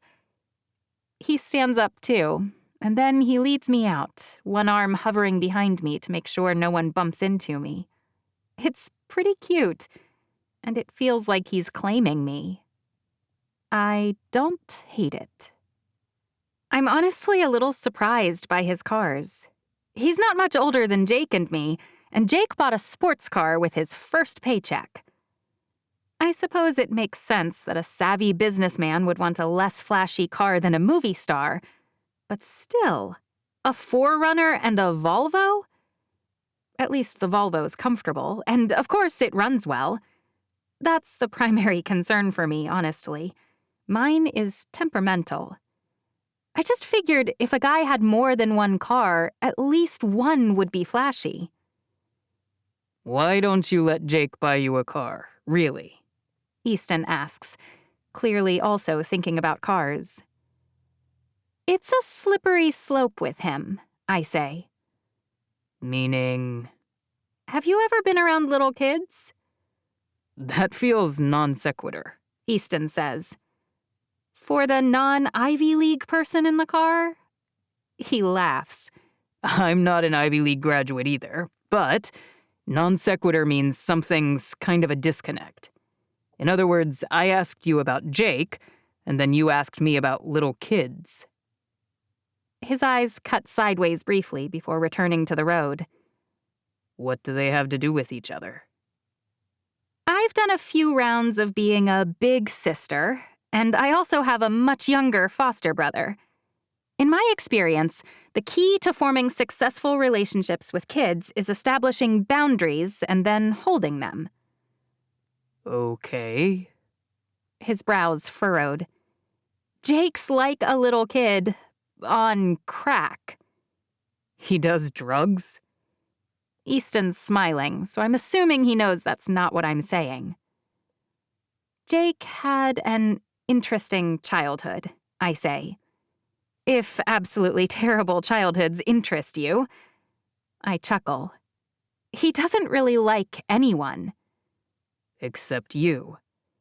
I mean, he tolerates Emerson, and he loves Dave and Saren, same as we all do, but yeah, I may be the only person he truly likes, even in the family. And? His whole life he's had very little, so now that he does have stuff, he wants to hoard it. I look at Easton's profile. Or give it to me. It sounds nice. I mean, your car doesn't run, right? I sigh. My car's old, and I thought it just needed a new battery, but it's still having problems with a new one, so I think the starter may be bad. The thing is, I can always take the bus if I have to, and repairing an old car is way, way cheaper than buying a new one. Right? But if he wants to buy you one, it would be free. So why say no? First, it's not free to me either. I'd have to pay much higher insurance on a new car. But beyond that, money always comes with strings. Easton nods slowly. And if you let him buy you a car? He'll want to keep going, I say. You heard him talking about buying me clothes? He wants to get me a new phone. He's always complaining about mine because the photos aren't great. I shrug. It's fine if my photos aren't the best quality. The world's not suffering from a shortage of high-res photos of Jake Priest. I guess not, Easton says. If I really, really needed something, I know he would get it for me, and that's nice to know. Or Emerson. Or Dave and Saren, I say. I have no shortage of people willing to help me. And that's one of the reasons I want to do things on my own. Must be nice. Don't tell me you don't have people who will help you, I say. Your family is money, money, money. Not exactly. Easton sighs, and his hands tighten on the wheel. It was mostly smoke and mirrors growing up. He shakes his head. Mom and Dad never let us tell anyone, but our family was usually one step away from bankruptcy. Dad's not very good at business, and it wrecked everything over and over. As a teenager, I decided I'd figure out how to do the opposite of what he did. Oh? He nods slowly. Even though it was against school rules, I sold candy to kids at school. So much candy. Candy? I can't help chuckling again. Sounds lucrative. I know it sounds stupid, He says. That's actually why it worked. No one suspected me of really doing it to make money. I turned it into a joke. How bad do you really want my Snickers? Or, are you hungry enough to pay $20 for this Butterfinger? Wait, you're serious? I paid for my own college by selling candy for way more than it was worth to a bunch of spoiled kids in high school, and sticking every last dime in a savings account my parents didn't know about. Only my second year of school, Dad found it. I'm completely shocked. Emerson mentioned that Elizabeth's family had struggled, but I didn't think it was with money. Anyway, it was less embarrassing to tell people I'd partied too hard than it was to say my parents found my college fund and used it to keep from filing for bankruptcy. So everyone thinks I failed out of school. Maybe no one's life is really as easy as it looks. I do have some great friends, like Ace, who will do whatever they can to help me. He's staring straight ahead like he's a little embarrassed. That's why I'm driving over to help him. He'd do it for me. But your parents aren't the rock they should be for you. Not exactly, no. Do they still raid your savings when they run into trouble? I shouldn't be asking. It's none of my business. It's not exactly the same anymore, He says. But the whole reason I started my own company is that I wanted to make so much they could never spend through it all. But their spending is the problem, I say. If you can't get that under control, Trust me, he says. Unless they start ordering the New Orleans strawberry thing every night, they can't outspend me. Not anymore. I guess. But they probably still feel like an anvil around your neck, dragging you down. We live in the land of opportunity. I just got pretty good at swimming. He shrugs. Honestly, though, it's fine. I kind of hate his parents, but I don't mention that. Before I can think of anything else to say, he turns into a neighborhood. The houses are gargantuan. They're as big as Saren and Dave's inn. Whoa! Yeah, there's a reason Ace wants to meet this guy. How do you know him? He taught me tax law basics at Princeton before I left. Are you the kind of nerd who still talks to teachers? Easton laughs. I guess so. So am I admit. But only 3 of them. The ones who really taught me the most. Really? He turns to face me. Interesting. Well, not lately, I guess. I haven't had much to tell them about. You could tell them about winning runner-up in the jingle contest. I shrug. But you won't because you didn't win. Sometimes it's hard when people really think you're talented, I say. Harder than if they just thought you were nice. I get that, He says. Expectations can be the worst. Exactly. When I hop out of the car, I notice that Easton's jogging around to my side. His smile's a little sheepish. I wasn't sure whether opening your door would be corny. My dad, Dave, does it all the time. Why don't you call them Mom and Dad? Easton asks. Unless that's a rude thing to ask. Emerson does. I sigh. It's not much of a first date topic, but for now I'll just say that my family's very complicated, and I have to be careful what I say and to whom. His brow furrows, but he doesn't press further. He does, however, offer me his arm, like we're characters in a period piece. Do people walk arm in arm these days? His shoulders droop a bit. Maybe not. Who cares? I slide mine through the crook in his elbow. Maybe we'll start a new trend. If we're starting new trends, my stylist will want you to wear very specific things. He's smirking, so I know he's teasing. Probably. It's a good reminder that as much as my grandfather can be overbearing, people do watch Easton. I'll have to see how bad it really is. Because right now, his visibility feels like his only flaw.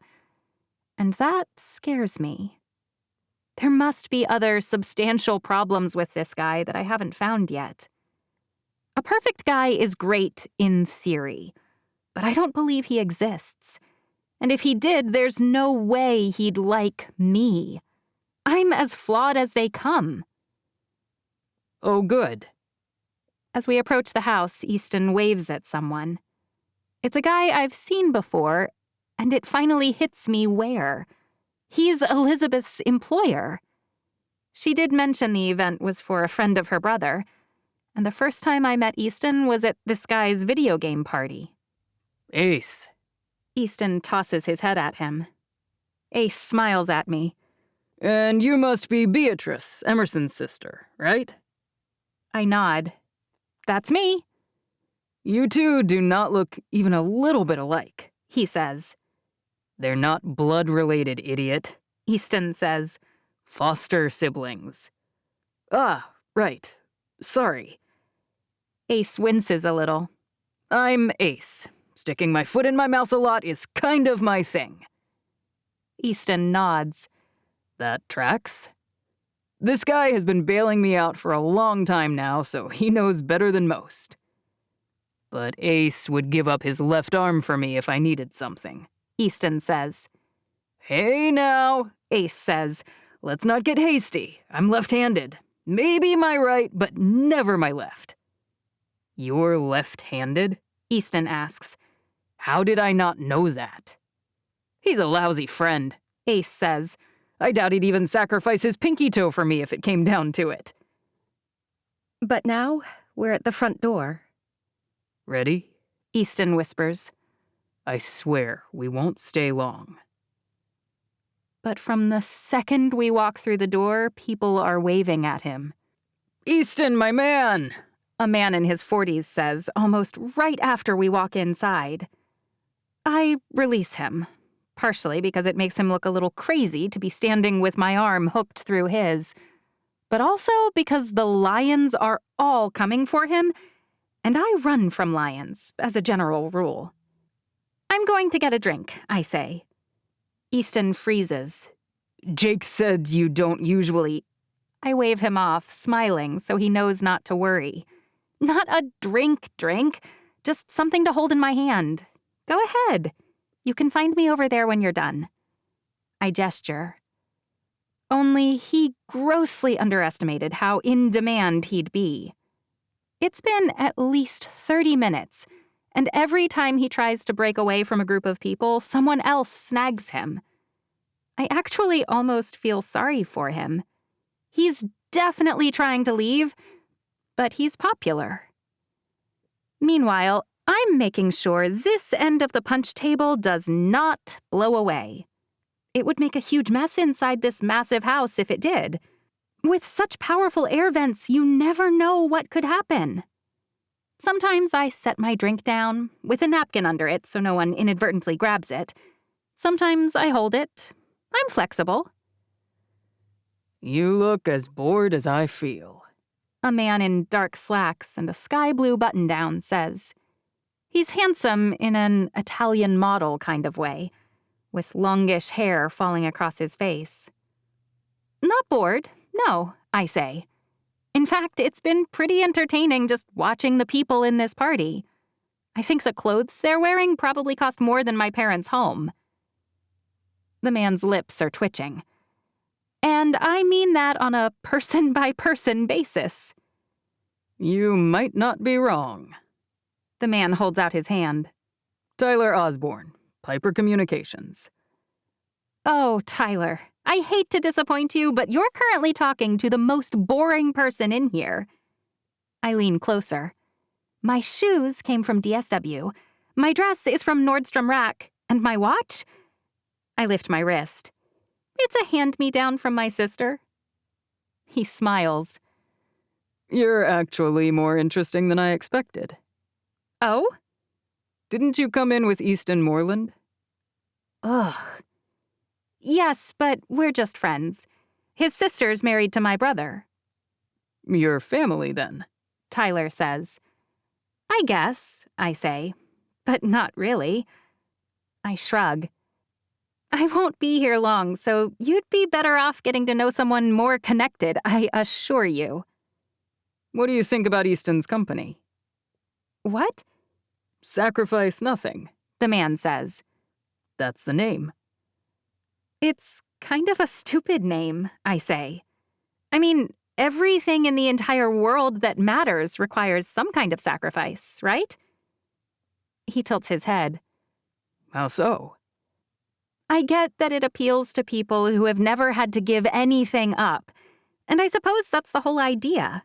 Their overpriced stuff is for people who want to have it all, but really they're fooling themselves. Are they? Tyler smiles. Let's assume the money they have to spend to buy something from that label isn't already the trade-off because they just have so much. They're also clearly valuing things that won't really bring them joy. The overpriced clothes and shoes and watches are just another empty patch for the holes in their soul. Tyler nods slowly. Wow, you really don't think you're his girlfriend? I chuckle. Nope. You're not like all the people who buy Easton's brand, then? Vapid, you mean? I ask. Spoiled? I shake my head. I certainly hope not.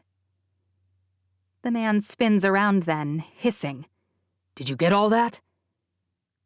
When I follow the direction he's looking, I see a woman holding a camera. She throws him a thumbs up. What on earth? But Tyler's shaking his head. The weird thing is, when we asked Easton who you were earlier, he had a slightly different answer. Who are you? I ask. I told you. Tyler says. A reporter with Piper Communications. I thought he was just another wannabe businessman trying to network. But he did tell me he was with a communications company. I just didn't think reporter. Look, I was spouting inane party nonsense. I thought you sounded eloquent, Tyler says. You certainly look poised. And I think the bit about how you're wearing DSW shoes was especially cute. Relatable. I don't give you permission to post a video with me in it. Sadly for you, New York is a one-person consent state, which means the only person who has to give consent is me, since I was also on video. I want to strangle him. All right, what do you want? You know, He says. I actually feel a little bad. You two are kind of cute. If you feel bad, just delete the video. Can't do. Tyler frowns, and a moment later he disappears entirely. Hey, you. Easton says. Ready to go? He glances behind me and to the left.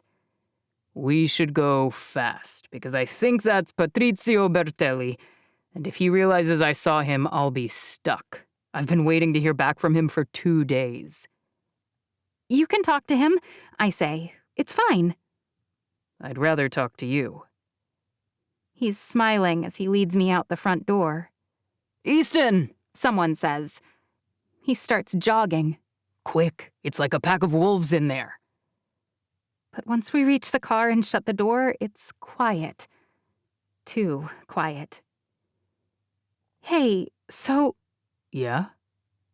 He turns, leaning across my body to click my seatbelt into place. What? His face is inches from mine. Everything okay? I swallow. The thing is... He's staring at my mouth. His eyes are fixated on it. Is he going to kiss me? Do I want him to? I need to tell him about the whole Tyler thing. But in this moment, I can't find a single word. His mouth lowers toward mine, and a tiny sigh escapes. The corner of his mouth turns upward, and he bites his lip. B. Yeah? I look up at his eyes, but he's still looking at my mouth. You have the most beautiful mouth I've ever seen. And then he kisses me, pressing his lips against mine. My hands shoot up to grab his face, and he shifts a little, his mouth slanting across my lips. Our bodies are pressed tightly together, probably because of the enclosed space, but I like it. I like it. He doesn't try to plunge his tongue into my mouth. He doesn't try to suck my face off.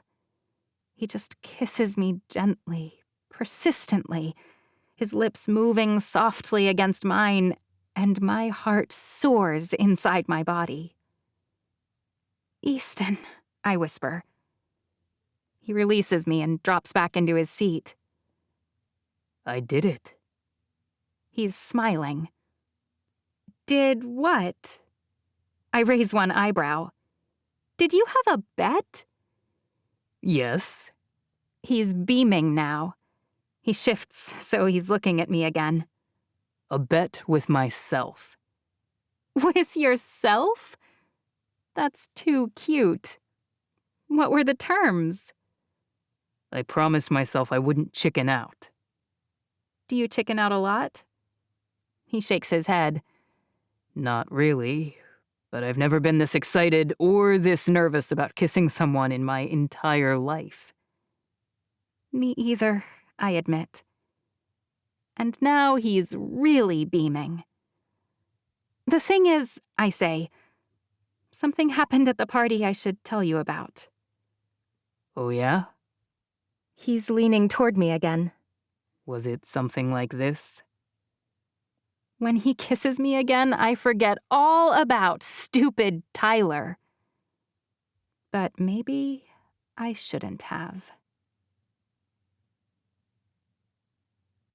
14. Easton. My stupid board has called an emergency board meeting. I'd like to complain, but I can't, seeing as I did the same thing. What was so urgent? After my date last night, I couldn't sleep. I was so excited. 6 a.m. came especially early this work week. My eyes are still burning, even after my commute to the office. You all look exceptionally crabby. You should have been the one calling us in here, Mrs. Yaltzinger says. To explain this. She points at the television on the wall. It's black. You need me to explain how a television works? I frown. I can just call tech support to... Her phone must have been buffering or something, because a video blares to life just then. It's Bee's gorgeous face, standing by the punch table last night. At first I'm confused, but then I hear what she's saying. My shoes came from DSW, my dress is from Nordstrom Rack, and my watch? She waves it at the guy she's talking to. It's a hand-me-down from my sister. The guy who's smiling at her rather creepily bugs me. I didn't even notice him hovering around her last night, but now I want to know who he is. What do you think about Easton's company? He asks her. Sacrifice Nothing, that's the name. It's kind of a stupid name, B says. I mean, everything in the entire world that matters requires some kind of sacrifice, right? It is kind of a stupid name. But I would never say that publicly, and it's awkward that she did. Awkward, but ultimately not really that big of a deal. I turn toward Mrs. Yaltzinger, but she points. Keep watching. The man I now kind of hate tilts his head. How so? I get that it appeals to people who have never had to give anything up, and I suppose that's the whole idea. Their overpriced stuff is for people who want to have it all, but really, they're fooling themselves. Are they? The jerk's smile is so smug I want to smack it off his face. Let's assume the money they have to spend to buy something from that label isn't already the trade-off, B says, because they just have so much. They're also clearly valuing things that won't really bring them joy. The overpriced clothes and shoes and watches are just another empty patch for the holes in their soul. Shoot, that's pretty damaging. The holes in their souls. Come on, B. A little less pretentious coffee shop critique and a little more thought about what kind of people you're talking to would be nice. She was, after all, at a party full of my friends. The man knows he's got her. I can tell. You're not like all the people who buy Easton's brand, then. Vapid, you mean? She asks. Spoiled? I shake my head. I certainly hope not. All right, that's pretty bad, but when Mrs. Yaltzinger shuts it off, I breathe a tiny sigh of relief. It's not the first bad press we've dealt with, and this sort of thing always blows over. This is who you're dating? Mr. Dressel stands up. This woman who goes on television and criticizes the people who buy your brand? A woman who wears DSW and Nordstrom Rack? Mr. Jimenez says. Really? I shrug. So she's frugal. People should appreciate that she's relatable. Oh, plenty of people do, Mr. Jimenez says. In fact, they're touting her as the Evita of the fashion industry. I snort. Does that make me an authoritarian dictator? You think this is funny? Mr. Dressel asks. We told you to find a girlfriend so you could grow the brand. Instead, your girlfriend, so-called, is desecrating it. Be careful what you wish for, or demand, I sigh. You're all overreacting. You have to break up with her immediately, Mrs. Yaltzinger says. Which should be immediately obvious. Most of the rabble who are jeering and commenting on her video aren't the type of people who would buy Sacrifice Nothing. But who knows what else she'll say? Look, I don't get angry often, but when I do, you barged in here and started ordering me to date to inspire a launch I had no desire to make. Then you set me up on a date with an awful woman who I couldn't bear for even a full meal, much less more. And now that I have met someone I really, really like, you're telling me I have to dump her. Because what? Because she's not a socialite who has thousands to blow on overpriced luxury goods? Like it or not, you're the purveyor of those overpriced luxury goods. The vein in Mr. Dressel's forehead is throbbing. So yes, we're telling you to dump her. Or else? I ask. Or else? What? You retained control of your company since the IPO, Mr. Dressel says. Mostly. And I hoped it wouldn't come to this, but I'd just like to point out that you yourself retained only 45% of the stock. My parents own another 10%, I say. And there's no way. Hello, Mrs. Moorland, Mrs. Yaltzinger says. And Mr. Moorland, are you there? Hey, Easty, Dad says. I'm sorry to hear that this weekend's party was a bit of a mess. But you know when we make messes, we have to clean them up.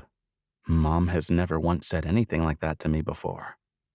In fact, I've spent the better part of my life cleaning up her messes. If we have to force you to dump her, we will, Mr. Jimenez says. But we'd rather this not get nasty. He's smiling, but I've never hated him more. I think this meeting's over. I walk out, heading for my office. The second I close the door, I call my parents.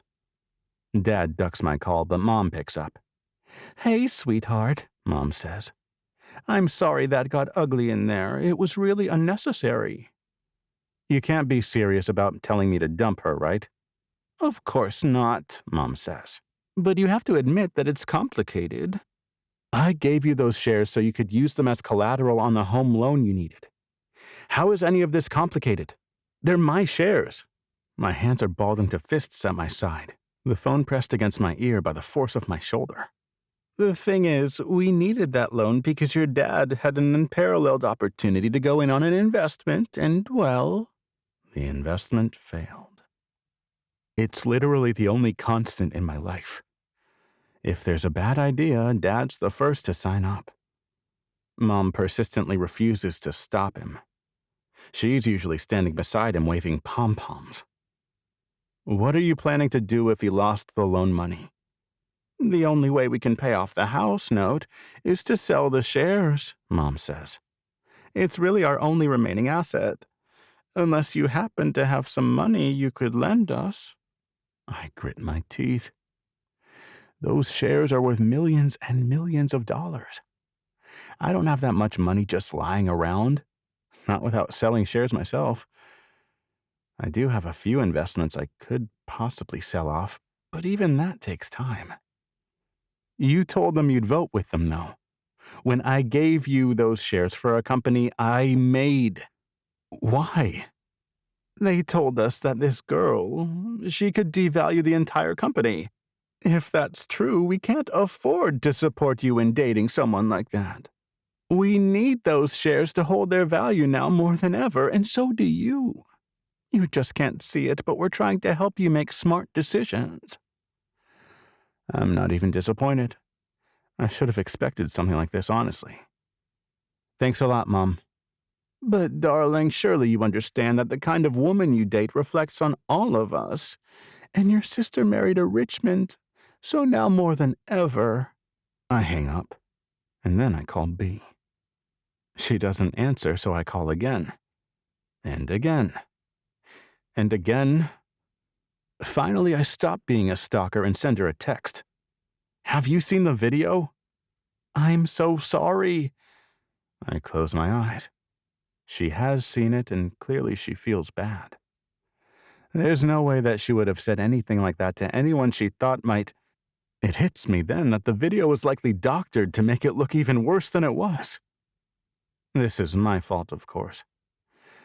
For having such a stupid business model that someone speaking the truth could devalue my entire brand.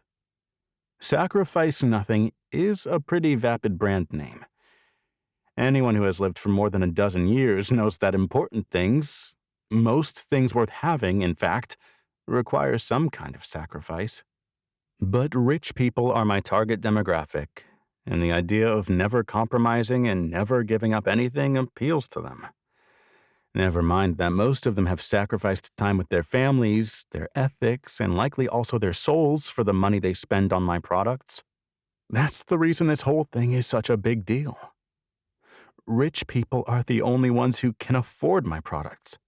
So we can't afford to have them feel criticized by the face of the brand. I need to see you. That's a bad idea, she texts back. Les Beatrice is your only play right now. I'm not suggesting we pose for a billboard ad, though it would be a beautiful spread with both our faces on it, and I've got just the slogan. Hole in your soul, try Sacrifice Nothing. It'll patch it for a hot minute. She doesn't reply. Come on, B, at least let me come by. Why am I asking? I know where she lives. She doesn't respond, but I don't need her approval to bang on her door. I take the Volvo again. The XC90 is my least attention-grabbing car, since I left my 4Runner at Mom and Dad's. It's not like I'm Jake Priest or anything, but given the current status with the trending video, it would be nice if I wasn't seen running right over to her house. When I knock, I expect Jake to answer and yell at me, so it takes me by surprise when B yanks the door open. What? Hey, you answered. I'm not some hotshot with a butler, she says. I always answer my own door. You're mistaking me for Emerson. She's making jokes, so it can't be that bad. Look, I'm sure that guy baited you, and I know I'm an idiot, she says. Given half a chance, I'll always say the wrong thing. But in this case, everything you said was true. Thank you for not being angry, she says. But I know that must have been embarrassing for you, and I'm really sorry. No. What's embarrassing is that my board is so angry that they want me to dump you. I run my hand through my hair. They're being so stupid and unreasonable about it. We weren't together in the first place, she says. Which is what I said to the half a dozen reporters who have tracked down my number. B. She shrugs. Your board's right. You can't be tied to me. Not with this mess I made. It's only because of a connection between us that it's even newsworthy. That was the best date I've had. Ever. You had fun too. I know it. I did, she says. But not enough fun to destroy a multi-million-dollar company. I roll my eyes. Destroy? It's not made of paper mache. I'm not trying to sound arrogant, she says. I'm just trying to take responsibility. What I said, it was unguarded, and Easton, I say stuff like that too often. I'm not good at things like this. There's a reason your board doesn't want you dating a waitress. Beatrice? A man behind me is peering around my shoulder. B closes her eyes and mutters, I should have just stayed in bed today. Then her nostrils flare, and she squares her shoulders. Easton, it's time for you to go. You must be Easton Moorland, the man says. He's tall, he's broad shoulders, and he has a winning smile for an older man. It's a smile that has been used a lot. A smile that most everyone in New York knows. How unfortunate to find you here. Why are you here, grandfather? B's grandfather is the governor of New York? Seriously? You may not be tapped into social media, but I am, and let me tell you, darling, you are trending. Easton. Somehow she turned my name into a plea. Later, okay? Swear you'll answer when I call, or I'm not leaving, I say. She nods.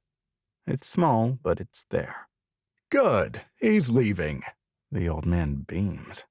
And as long as you stay away from him, you just took the first step in your life toward making your old man proud. He's beaming. You're a woman of the people. If we play this right, you could probably even run for office yourself. There's nothing on earth I want less than that, B says. I'm chuckling as I walk to my car. For a waitress the board doesn't want me to date, she sure seems to have some interesting secrets. And I intend to discover every last one of them. If anything, I'm more intrigued than ever. 15. B. When I was young, I adored my grandfather. He always had a scratchy face, and he smiled a lot. I remember people taking photos of us, and I don't remember him yelling. I've never been sure whether he just didn't yell as much back then, or whether I blocked it out. Either way, as I got older, he definitely yelled. A lot. And whenever he showed up, my mom got angry. She also always got stuck in rehab, which meant that I went home with Grandpa. No one could see me while I was staying with him unless I was dressed and pressed like a doll, and I could never do anything but smile and nod. He was very clear on that. I've since wondered whether the people we met thought I was a half-wit. I'll never know what Dave and Saren said to convince him that they could be adequate foster parents, but he kept them on a very short leash. The promise he extracted from me as my part of that deal was that under no circumstance would I ever call Dave and Saren Mom or Dad. No one could know that I was their foster child. The world could know that I was staying with them for a short time, and that was all. Anything else would result in my removal from their care. I could probably call them whatever I want now, but some habits die hard. I'm afraid of the dark. I'm still irrationally worried that there might be monsters under my bed, and I'm still afraid of my grandfather. I know too much about what he's capable of, and I'm under no delusions that he'll go easy on me because we're related. Grandfather will always do whatever is best for him. Period. I will never run for office. I block him from coming inside. I don't think we have anything else to discuss. He frowns. I'm coming inside. I shake my head. My roommate's sleeping. You mean the fancy's troubled foster kid? He scowls. That Jake boy should not be your roommate. This isn't a new argument. He's always hated Jake. It's not personal. He hates anyone being near me who might attract attention that could possibly circle back to him. He dislikes anything he can't control. I'll provide you with an apartment. A nice one, in the city. I hate when New Yorkers call New York City the city. It's so arrogant. Like, comparatively, no other cities matter. I'll pass, but thanks. His lip curls. You know what your problem is? Wait, I only have one? Now he's really annoyed. Right now, your smart mouth is not appreciated, miss. I'll make note of it. You were taught better than this. Was I? I cross my arms. You taught me never to let anyone push me around. That doesn't apply to me. He narrows his eyes. I shrug. That part of the lesson didn't take. What else did you want to say? You will not see that boy again. His eyes harden, which is impressive since they were already downright flinty. Am I clear? See him as in clap my eyes on him, or see him as in go on a date and kiss? The wrinkles around his lips deepen. What did I say about the smart mouth? Egging my grandfather on is always a bad idea. But if I don't push back at all, he gets even worse. It's a delicate balance, pushing back just hard enough to get him to leave me alone. I apologize, I whisper. I just didn't get much sleep with all the drama over the video, and I don't want to wake up Jake. He has a shoot later. He sighs. Well, if you're going to bed, I'll assume you heard what I said and you plan to listen. He waits for me to disagree. After a moment, when I don't argue, he nods and huffs before leaving. I never promised him a thing, but in his mind I sure did. Not that it matters. Whether I do what he insists or not, all grandfather cares about are the results. People liked me in that video. Only rich people got annoyed. And they're mostly annoyed at themselves for being soulless, not at me for pointing it out. Which means it's good for his image to be connected to me. It could have just as easily gone the other way. That's what makes me a wild card. Nothing I do is premeditated, and I certainly never know how people will take it. My safest play is the same as it's always been. Stay home, keep my mouth shut, and stay away from any kind of attention. Emerson, the Richmond heir, and Jake do not make it easier. The last thing I need to do is start dating the latest fashion wonder boy. But he's just so cute. Waking up to a dozen messages from friends and coworkers about my internet fame wasn't wonderful. But Easton rushing over here to make sure I'm okay, reassuring me that he's still interested even though I was a complete mess, telling me that he doesn't care what his board thinks. It's pretty cute. Even so, it's early, and it has not been a great day. Thankfully, Jake's not actually home. That means I can go for a run alone, which I do. I feel a lot better once I've worked up a sweat, and while I'm in the shower, I have an idea for a song. When Jake finally does walk through the front door, looking like maybe he had an early morning shoot, I've got almost the entire chorus worked out. Hey, listen to this! I start banging away without thinking or even really more than glancing his way. And then I was thinking I'd transition like this. I play my coda and then the first two lines of the verse. It's blocky, but maybe if I trail off, erasing a line and cleaning it up. You are... I snap my head back, surprised Jake's standing just behind me. He crossed the room without me even noticing. What? His hand brushes the hair hanging down my back. Your hair's sopping wet. The entire back of your shirt is soaked. I shrug. I had this idea while I was in the shower, and I just wanted to get it down. It's even better than the one you wrote the other day, he says softly. I'm impressed. Do you really think so?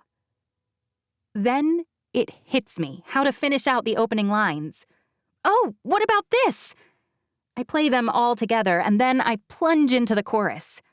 I even had an idea for words. What do you think about these?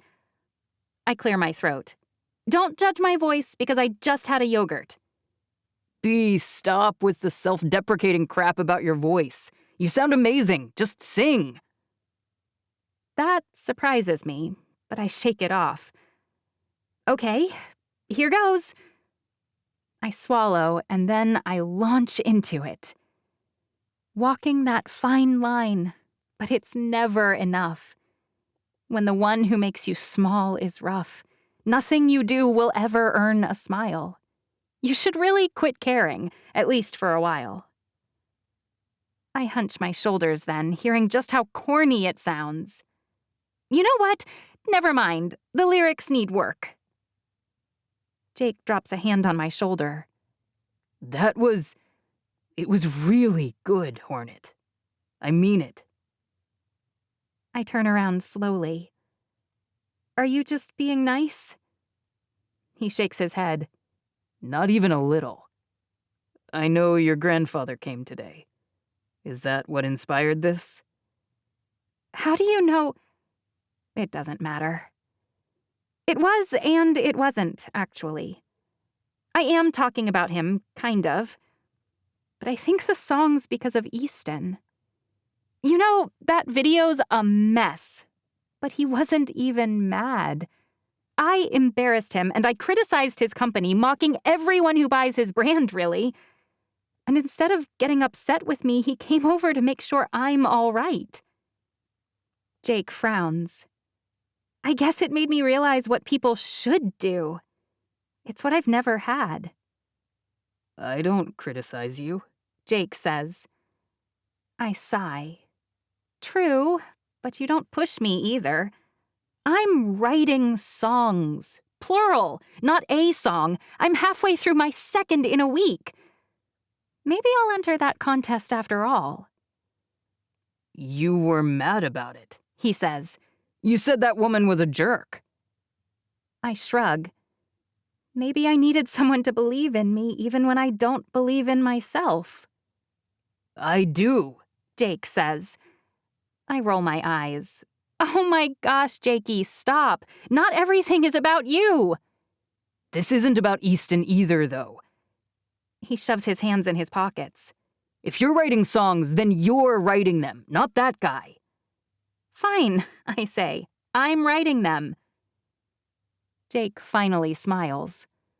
Well, good for you. I could put in some calls to see who's running the contest, and then... I shake my head. No thank you. Some things haven't changed, I see. I guess not. But I'm smiling back at him.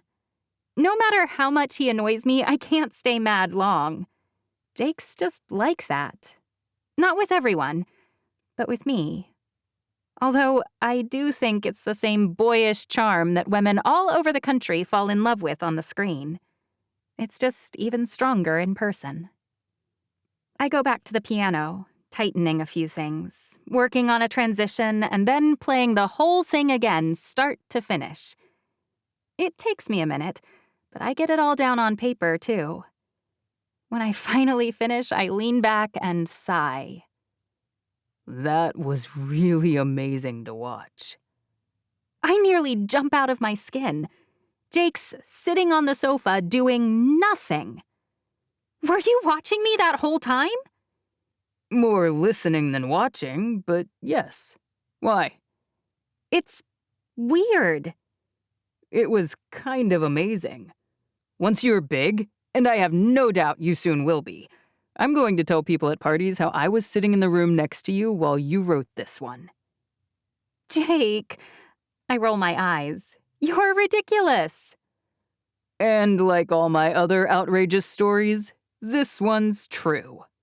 There is no way you were dropped off by helicopter and then skied your way down the Sierra Nevadas with Ashton Kutcher. Don't forget the wounded dog we found and carried to safety. I'm laughing now. The fact that anyone believes that story makes me doubt the future of humanity more than anything else I've heard. Jellyfish have more brain cells than someone who believes that. Fine, Ashton and I didn't exactly find the dog that way, but this one really will be true. He stands and crosses to sit next to me on the piano bench. And Ashton tells the same story, by the way. His agent made it up. I'm just following orders. What actually happened? I ask. Twisted ankle? Jake sighs. More embarrassing. Oh, now I really need to know. I can't tell you. I signed a form saying we'd stick to the same story. The one you've heard. I slug him on the shoulder. You're an idiot. But look, the one thing about my life that's not made up. He points at the paper where I've jotted the song down. That's the real deal, B. I'm not good at taking praise. I have no idea what to do with it. Luckily, it doesn't happen often, so I can usually just shrug it off. It leaves me poorly prepared for moments like this. Raw, real. Thankfully, my phone buzzes. I can't help hoping it's Easton, which is stupid. When I realize Jake's phone also buzzed, I'm a little disappointed. Announcement. We will now have a weekly family dinner on Sunday. I'll host each week unless someone else calls it. I'll take requests for dinner. First come, first selected. Saren's as cute as ever. What is this? Jake says. Like anyone wants to go back every Sunday. Only I can tell by his half smile that he's as happy about it as I am. I start texting right away. Spaghetti and meatballs. Jake's head whips sideways. Hey now, you're not fighting fair. She said first request gets picked first. I shrug. Snooze and blues. For someone who said he doesn't want to go back, his fingers sure fly over the front of his phone. That pasta in a glass dish with the sun-dried tomatoes. Now I'm laughing.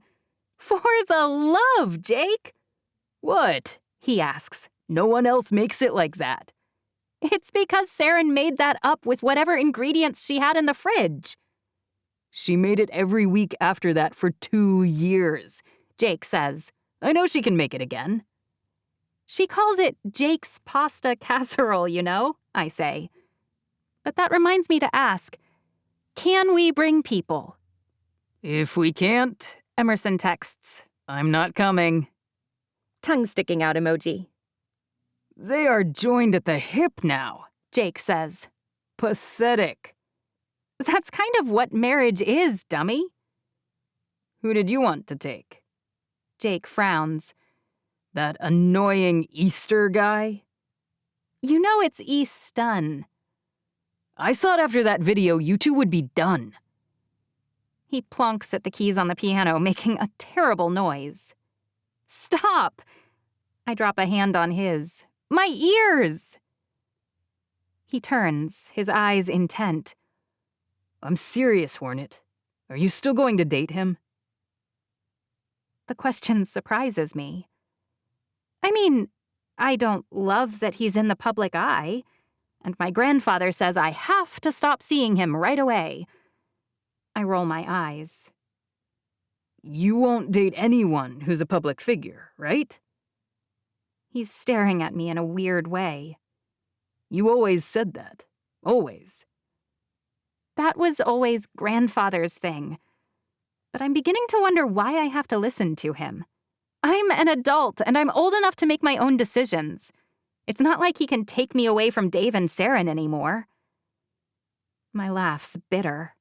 Even now, I can't quite bring myself to call them Mom and Dad without correcting myself. At least, not unless I'm talking to Emerson. He always called them that so easily. Jake sighs. But I think your grandpa might have been right about Easton. Why don't you like him? My brow furrows. I thought you were kidding at first, but you really do seem to hate him. It's not that I hate him. Jake looks back down at the piano keys. It's just that... He drops his voice until I can barely hear it. I hate that you like him. Why? He turns slowly, his eyes blazing. Because I'm in love with you, you idiot. I laugh. I can't help it. It's ridiculous. Jake! I swat at his shoulder. But he catches my hand. And that reaction's why I've never told you. I yank my hand away and slide to the edge of the bench. Stop it. He shakes his head. I've always loved you, Hornet. You'd know it if you just... I stand up. Jacob Kingsley. His frown is intense. No one has called me that in more than 10 years. It's his real name. Not many people even know it anymore. I know you, and I've known you so long that I know the you most people have never even met. I put my hands on my hips. I know you better than you know yourself. I really do think that's true. Insightful isn't a label many people would slap on Jake Priest. And that's why I love...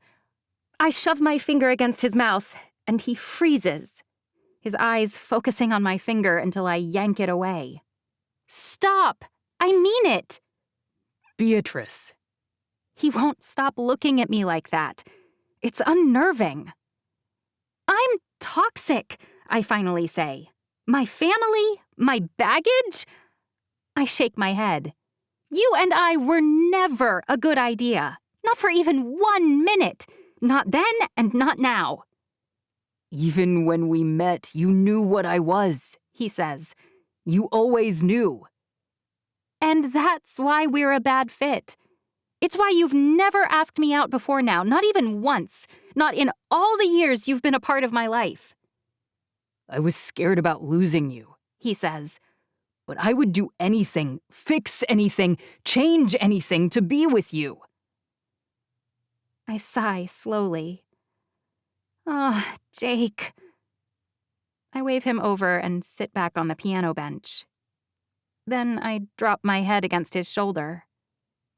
You're scared. That's the first true thing you've said. What? Now that I like someone, and I mean really like someone, you're scared. Just like the little boy I met so many years ago. What are you even saying? I'm staring at the music I wrote today. The music I've been too afraid to write for my whole life. Jake, you have exactly one person you really trust. You. He nods. You get it. I do. And in all that time, if you really were in love with me, brash, brave, overconfident Jake, do you really think you'd never have asked me out? Kissed me? I turn to face him. He looks confused. Jake Priest doesn't dither. He's not crippled by indecision. I press my index finger against his nose. But now you're worried that you're about to lose me. His voice is broken when he whispers, I can't lose you, B. It cracks when he says, I can't. I know. I wrap one arm as far around his shoulders as it will go. And you never will. Not ever. Do you hear me? But we're not really family. I hate how small his voice is. And I hate that he doesn't already know this in his bones. No one on earth could be more my brother than you are. Tears pool in my eyes. Not even if I found out I had a secret twin whom Mom sold to the circus. You'd still be more my brother than he was. Nothing will ever change that. No matter what you do, no matter what you say, no matter who I date or kiss or marry, you will always be my brother. But Emerson left. Now he's crying. Jake Priest, whom I have never once seen cry when a camera wasn't rolling, is sobbing next to me. He just left, and now we never see him anymore. Oh, Jake. I wrap both arms around him and he cries against my shoulder. He's not gone. You just haven't gone to see him and you haven't invited him here. He's a Richmond now. He is, and he's still a fancy. Just like you and me, in our hearts. In our souls. We stay like that for an awkwardly long time. But eventually Jake gets it together and he straightens. It would be great if... I don't need to tell anyone, I say. The fact that you bawled on my shoulder will go with me to my grave. The Aston Kutcher thing is more likely, he says. Now I'm really laughing. You're such an idiot. And you must really like that Easter guy. I hate when you do that. What? Using a name you know is wrong. You love it, Hornet. You can admit it. He is so annoying. I feel really sorry for whatever girl you really do fall in love with. She is in for a truckload of misery. You know it, he says, smiling. I'm not sure if she's really out there. I think she must be, I say. I mean, God made you, so he'd have to make a woman who's such a doozy that she can handle you, right? Jake whistles. How hot must she be? You're the worst. I'll stop calling him Easter, Jake says. Wait, I say. Why would you do that? He nods. I mean, you do really like him, so if he's endgame, I should make it easier on you to keep me around. Endgame. It's a weird word to use, but I'm worried at how much I like the sound of it. 16. Easton. The board wants us to change our meeting plans, and I understand why, but I'm not about to give on that. Then it'll be one thing after another. I decide to call my parents' bluff. And the boards. They all show up at the Red Horse. That's a step on the right path. I'm a little shocked and a little relieved that Bee's there as well. It would be harder to convince the board that she's the woman I know if she's chickened out on facing them. But Bee is here, eyes bright, head high. After everyone has found a seat, I stand. You all made it. I'm delighted. I force a smile, but I hope it doesn't show. Today, I've taken the liberty of ordering the exact same meal for every one of you. It's the Japanese A5 Wagyu filet mignon. It's been wet-aged, and it's the single most expensive steak you can order. It's not even on the menu, generally speaking, but I wanted to make sure my board got the very best. It starts right away, of course. But I don't eat red meat, someone says. Someone else sounds pretty grumpy when he says, I only like my steak paired with red wine, and we're not doing wine because it's a working lunch. The complaints grow from there. I hold up my hand. Don't worry, I've also ordered 2 sides for the table. The hipster fries, which are covered in bacon, Parmesan cheese, and these amazing shishito peppers, and the Brussels sprouts, which the chef assured me is a healthy option. And each of you will have the same appetizer as well, the tuna and salmon tartare. As the complaints grow, my smile becomes less forced. It's fine, I say, raising my voice so that they can hear me. Those are the most expensive things on the menu. You're sure to like them. But I don't like Brussels sprouts, Mr. Dressel says. Not when I was a kid, not with bacon, not ever. I slam my hands down on the table. You know, this is exactly what you wanted to do for my women's line. Everyone falls silent. For my company, which I built from the ground up practically alone, you wanted to slap a women's line on from the moment you joined the team. And you hounded me to just come up with something, anything, as long as it was top of the line. My name, Sacrifice Nothing, would sell whatever it was you insisted. Out of the corner of my eye, I noticed that the dozen plates of tuna and salmon tartare have arrived. I nod at Bee, and she starts setting them in front of people. You may be seeing now that for wealthy people, For a luxury brand, having something be top of the line isn't enough. The kind of people who pay top dollar want something that's just right for them. So when I pitched a better idea, the best idea, that we should meet with a curated list of designers and as part of our label offer a service in which we find them the very best items for them and offer it only for someone related to our existing customers, you leapt at the idea. I make eye contact with each one of them slowly. But I was inspired to do that right here by this woman. I point at B. She freezes. You wanted everyone to be offered only salmon tartare, which would have been a terrible idea. A lot of this fine food is going to go to waste today, unnecessarily. B gave me a better idea, and now you want me to dump her because she's honest. That's not why, Mr. Dressel says, poking at his salmon tartare with a sour face. It's because, while at a party with you, she slandered your company and its customers. Slander is saying something false. I arch one eyebrow. She gave her opinion, which stung because it was mostly true. You should be as upset as we are, Mr. Jimenez says. She said people who buy from your brand have holes in their soul. You'll look pretty stupid if you keep dating her. I think I'd look pretty stupid for dumping someone I really like just because she disagreed with me. I frown. If one of you made an error, should I just eliminate you immediately? You can't fire us, Mrs. Yaltzinger says. We're the board. I roll my eyes. What if an employee makes a mistake? Is that your only solution? Elimination?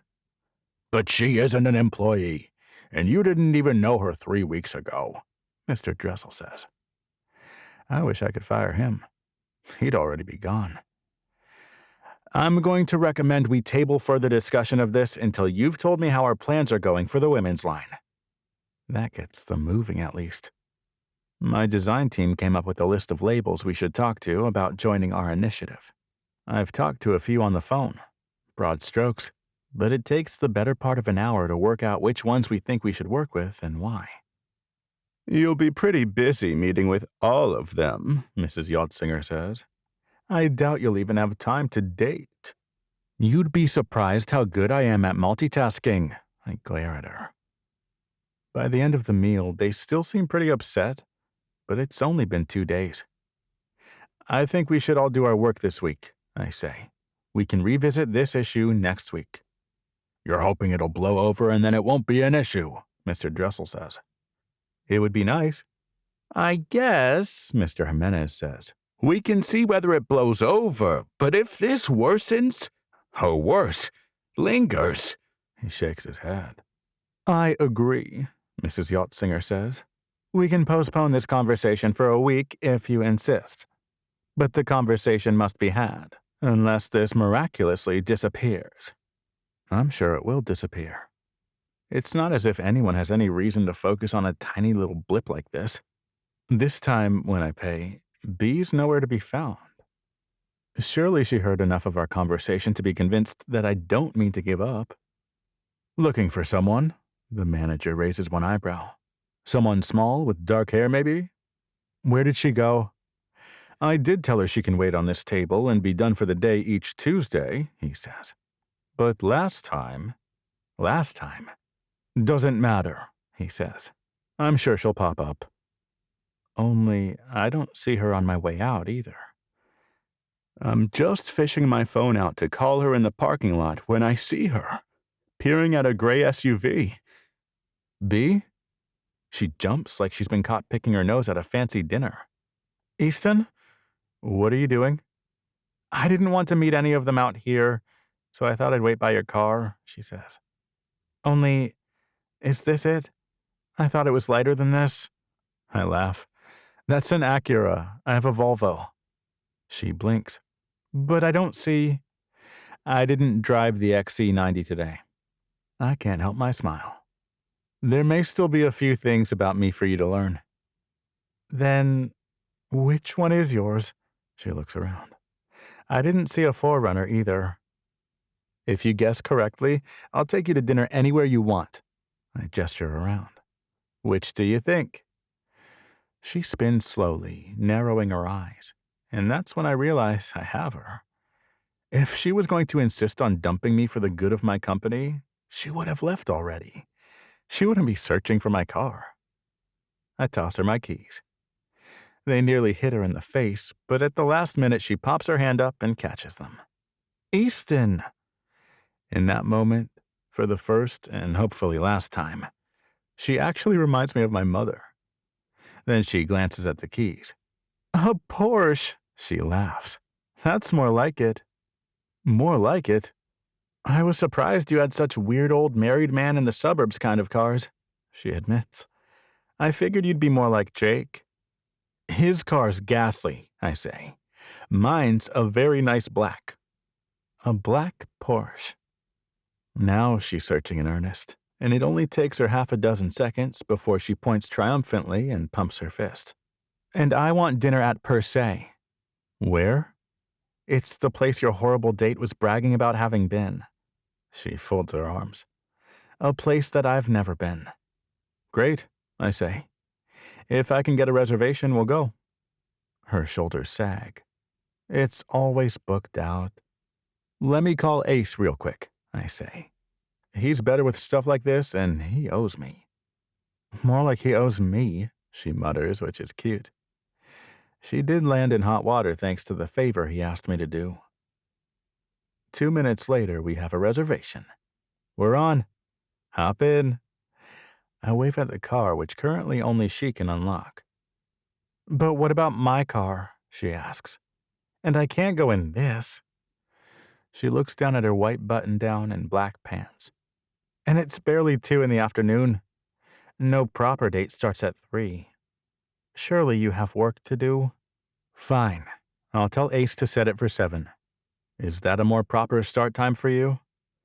Come pick me up at the house at 6 then? She looks up at me with the biggest, most beautiful eyes. Done, I say. But don't back out. I wouldn't dare, she says. Just as my heart is doing a little flippy-flop, she adds, because their goat's milk cheese is legendary. Way to make a guy feel special. She goes up on her tiptoes and brushes a kiss against my cheek. You were pretty close to legendary earlier, too. Then she spins on her heel and marches off, like she wasn't just as spectacular herself. When I get back to the office, my assistant practically clubs me over the head with a list of brands and various dates for meetings. After I dig my way through that, I head home straight away.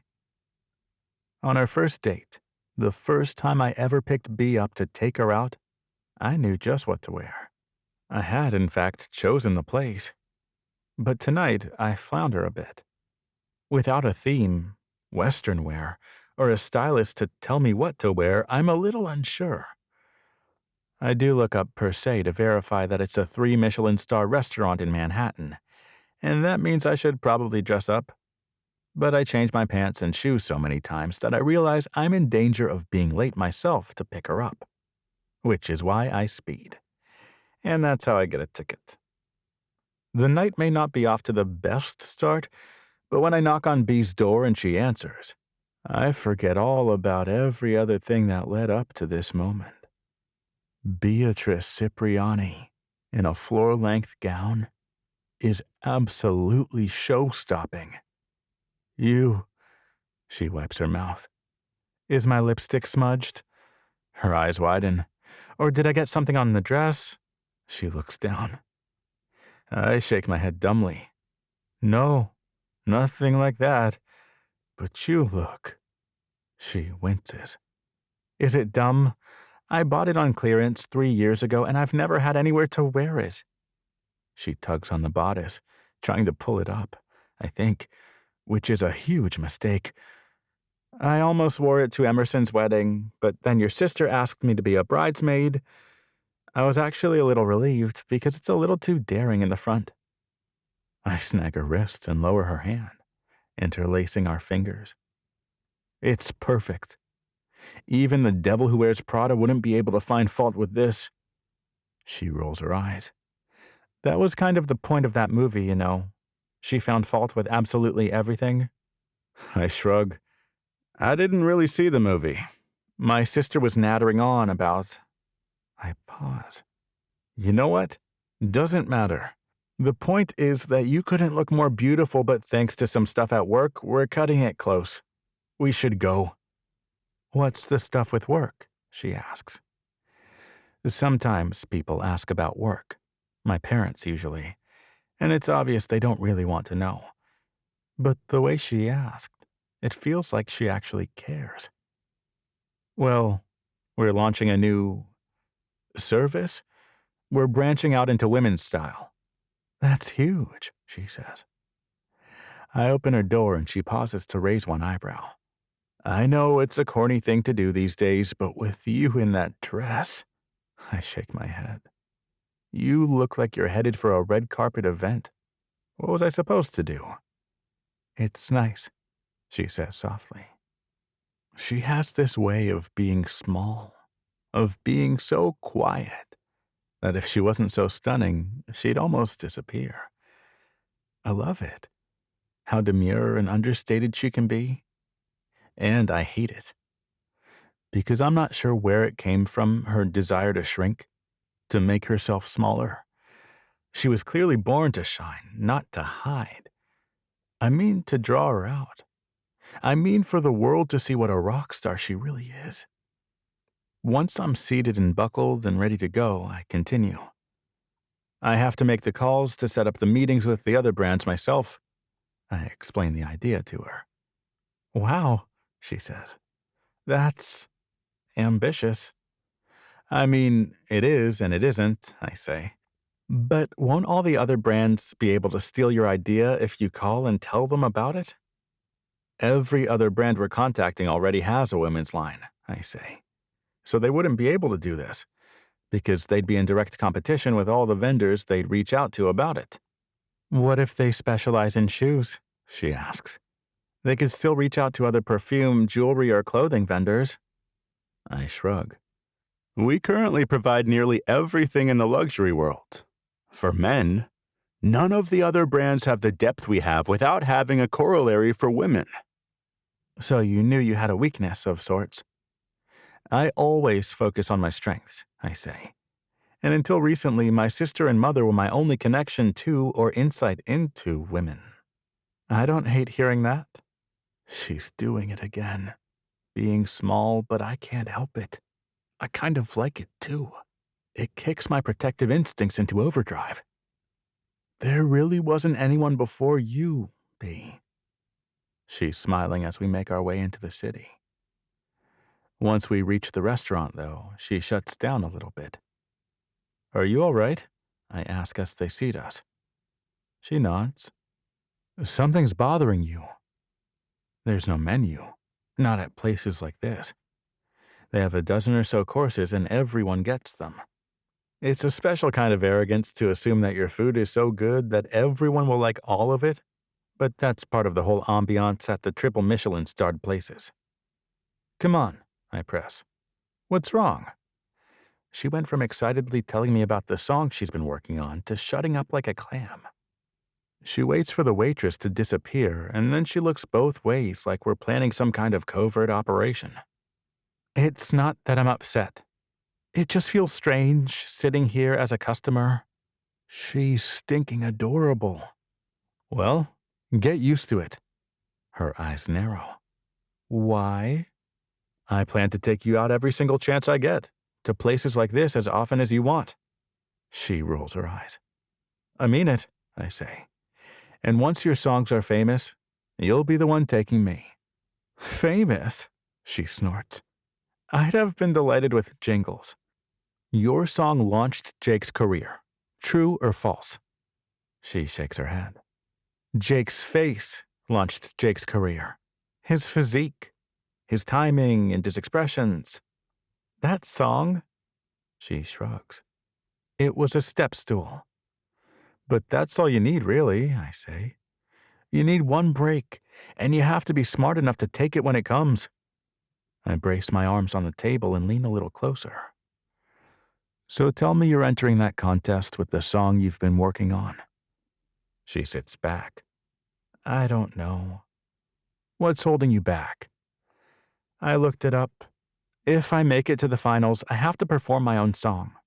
Not just a jingle. An actual performance, and it's going to be live streamed. That's a hard one. I even get some of her reticence now. I haven't pressed to know more about her grandfather, but clearly there's some baggage there. I just can't tell how much of her concerns are because she has never been taught to believe in herself, and how much is just because she doesn't enjoy things like this. I can do it, she says. I can probably do it. But the problem is that the further I go, the more they'll want me to do it. And that's not even the only. The waitress brings our first course. I'm happy because B looks delighted. Even if it's barely more than a single bite of some kind of fruit tart, artfully shaped like a butterfly, she loves it. So I love it. But I also want to know what she was going to say. You said that's not the only reason you were worried about the contest? I feel like an interrogator, but I doubt she'd come back to it. I can't help her if I don't know what's standing in her way. Writing jingles may seem meaningless, she whispers. But it's also safe. Safe? You mean legally safe? She smiles. And the waitress brings our second course, some kind of foamy green soup that tastes like summer. It's really pretty good for foam in a mushroom-shaped cup. The cup is edible, the waitress says with a smirk. Wonderful. I pop it into my mouth. How many courses did you say there were? 14. I'm going to kill her. B's giggling. You didn't look impressed. You looked irritated. She has terrible timing. That sobers her. Jingles promote a product, and all I have to do is come up with some catchy words and a solid melody. But with a real song, I'm sharing a message. It's something personal. People can read into it, and they always do. Sure, I say. That's true. We all like singing the songs musicians share because they resonate with us. That's kind of the human experience. I don't want people to know how I feel, B says. That feels like a violation. Why? You want everyone to know how you're feeling? Her eyebrows rise. They usually do. I can't help smiling. You knew how I felt when I showed up at the Opus Westchester, right? So did my miserable date, Shelley. Was that Miss College in USA's name? She asks. Like I remember. She's giving me her irritated smile. I grew up trying to make sure no one ever found out how I felt. Why? Are you a therapist? She scowls. It was just easier that way. Were you angry a lot? When the waitress shows up, I contemplate telling her to lay off for 20 minutes, but B's relief holds me off. I should stop pressing. She'll open up when she's ready. I hope. So for the rest of the meal, I don't ask any questions. I don't push about the song. I just make jokes. We chat about the food. And then just as dessert is coming out, she says, now the real test. The real test? My mom's a great cook, she says. Your mom? She smacks her forehead. Saren, she sighs. I could call her mom now, I guess. There's no one who can do anything about it, but grandfather had a rule. I could only stay with Dave and Saren as long as I never called them that. He was worried that people might find out his granddaughter was in a foster home. And what does that have to do with this? I point at the profiteroles. They look pretty decent to me, although they aren't exactly large. She pats her stomach and groans. Thank goodness. The portions were small, but there were a lot of courses of them. But Saren's a pastry chef, she says. Her desserts are to die for, and after years and years of listening to her tell me how various places fall short, I'll be curious how these rate. And what should the perfect cream puff be like? Well, it should be crisp on the outside, a little chewy and filled with a light, brilliant burst of flavor. I pluck one from the center of the plate. You're using your hands? Tiny lines appear between her eyebrows. They're the size of a grape. If I speared it with a fork, I'd be afraid it would roll off the plate and go flying across the floor. Like a meatball? On top of spaghetti, I say with a smile. Did your mom sing that song? Saren did. She pops a profiterole into her mouth as well. And then I wait for the verdict. Well, she asks. I liked it, I shrug. But I'm not the critic here. She grabs another one. I'll take the consumption of more as high praise. I mean, shouldn't it be good, though? She pops the second one in her mouth. I don't even want to think about what these cost per bite. I think I need to come try something made by this famous Saren, if this place can barely compare. Maybe you should, she says. She's actually instituting this new thing, Sunday dinners. If you can behave, I might take you along sometime. I hold up both my hands. I'll be on my best behavior, I swear. Once I've paid the check and we've walked out to the car, I ask, So, what was it like being on the other side for a night? She rolls her eyes. The Red Horse doesn't even have one Michelin star. I walk toward her and she backs up against my car. Having been a customer of both, I say, I think the Red Horse is definitely better. You do? She looks up at me, her chin lifting a hair more. Really? I drop one hand to her left, my palm flattening against the top of my car. The food's more to my liking, I whisper. Then I drop my other hand on the right side of her. But the service at the Red Horse, I shake my head slowly. Not even comparable. Really? I nod slowly. In fact, there's this one waitress I just cannot get enough of. I actually forced my entire board to relocate our weekly meetings to her restaurant, just so I'd have an excuse to see her. She arches one eyebrow. You didn't. I lean closer still until our faces are less than 2 inches apart. Don't tell her, but I'd eat cardboard if she brought it to me, and I'd pay top dollar for the privilege. She presses one hand against my chest. Easton. Again, I whisper. What? Her eyes widen. Say it again. The slow smile that curls the corners of her mouth upward is delicious. Easton. I drop my lips against hers, and thankfully they're a far cry from cardboard. They may be the softest thing I've ever felt. I can still taste a hint of cream puff, and I can't help sucking her bottom lip into my mouth just a little. She moans. I pull her against me, flipping around to lean against the car myself, but it's short. Way too short. I'm basically sitting on it, which is distracting. Why don't I have a taller car? I'm buying nothing but SUVs starting tomorrow. Even the failures of my sports car can't distract me from Bee's mouth. Her little soft sigh, her hand fisting around my shirt. You, yes, I hiss. You're better than that meal, Bee says. That makes me smile. Kissing someone while smiling is strange and beautiful. I could do it all day. Thank you, I say. She pulls back. No, don't do that. Her hand flattens this time, keeping me away. What did you just thank me for? Her lips are compressed, but they're twitching. With excitement? Merriment?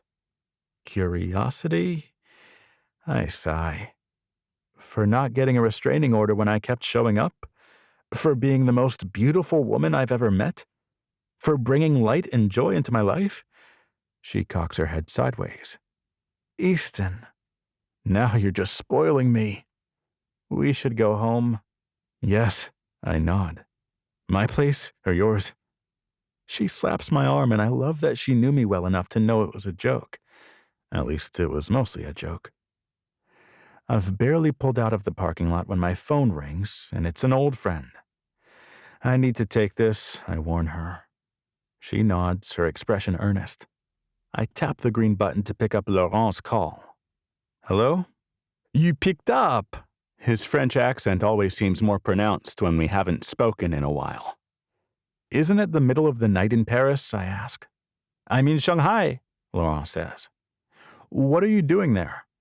I have another meeting soon. No time to get into all that. Laurent clears his throat. But Dad called me about your new proposal. He forwarded the whole thing to me. That's not promising, I say. To be totally honest, we need Barbier, or I'm not sure it will work. We are like your opposite. All the best women's luxury goods, and all with a twist. Laurent's laugh comes out more like a bark. Dad said the same. Look, just tell me what I need to do. Dad loved the idea, but I should warn you. He loved you enough that he wants to buy your company. Buy us? Now I'm the one laughing. You couldn't afford to. Dad and I can't, but grandfather could, Laurent says. And think about what a good fit it would be. That's not why I sent you the proposal, I say. Fine, he huffs. Fine. Dad said you'd say no, but we at least wanted to ask. It would be a far cry simpler than the service you're setting up. Simpler was never my forte, I say. I suppose not, Laurent says. Not during school, and not now. But look, Dad has a few demands you're not going to like. Email them to me, I say. We'll see what we can do. What other brands are on board? Laurent asks. You know I can't tell you that, not without a much more firm commitment. Let me get with legal, and we'll send you something. We're nearly to B's place. I'm so sorry I wasted our whole drive home, I say. Wasted? B's frowning. It sounded like an encouraging call. It was, I say. We need Barbier. The board's flipping out about it. Well, it sounds like you have a good shot of bringing them in. I park. As encouraging as that was, it was a long way from the best part of my day. I lean toward her and brush another kiss against her perfectly shaped mouth. She's smiling when she hops out of the car and jogs to her apartment door. All in all, even if my date ran away at the end, I think things went pretty well. My phone rings and I whip it out. It's from B, which makes me grin. I talked to legal. Here are my demands. If you want to come for Sunday dinner. She's such a frigging delight. I do, I text back immediately. 1. No more drop-ins while I'm at work. Done, I text back. 2. You will drive the XC90 or 4Runner. I smile. I thought you didn't like it. Dave and Saren always mock Jake for his car. Done then, I text. Wait, how many cars do you have? I plead the 5th. The 5th only applies in a court of law. I don't think that's true. Or at least, whether it is or not, the last thing I need to do is confess that I have 5. 3 are parked at my parents' house anyway, so there's no need for her to know. Fine. She sends an eye roll emoji, and I can imagine her doing it in person. 3. You will not say a word about Saren's famous grandmother. But I already know all about her. Elizabeth told us. Oh, fine. I'm flexible on number 3. I think we have an agreement, I text. But I need to see you before Sunday. I can't wait that long. How about tomorrow? I'm working. What about before work? I'm going for a run to work off the 9,000 calories I just ate. I'll come. I never run. I'm going to die, but if it has to happen someday, it may as well be with B. 17. B. I'm flying high from my recent date and the flurry of cute texts we just shared. That's the only explanation. Regular B would never have sat down to write a song, gotten upset about how Octavia had been so cavalier about making me lose the contest, and then sent an email to her demanding she meet me for lunch. By the time I brush my teeth, put on my pajamas, and hop into bed, she's already replied. My hands are trembling when I click on her reply. Great. Name the place, my treat. Noon.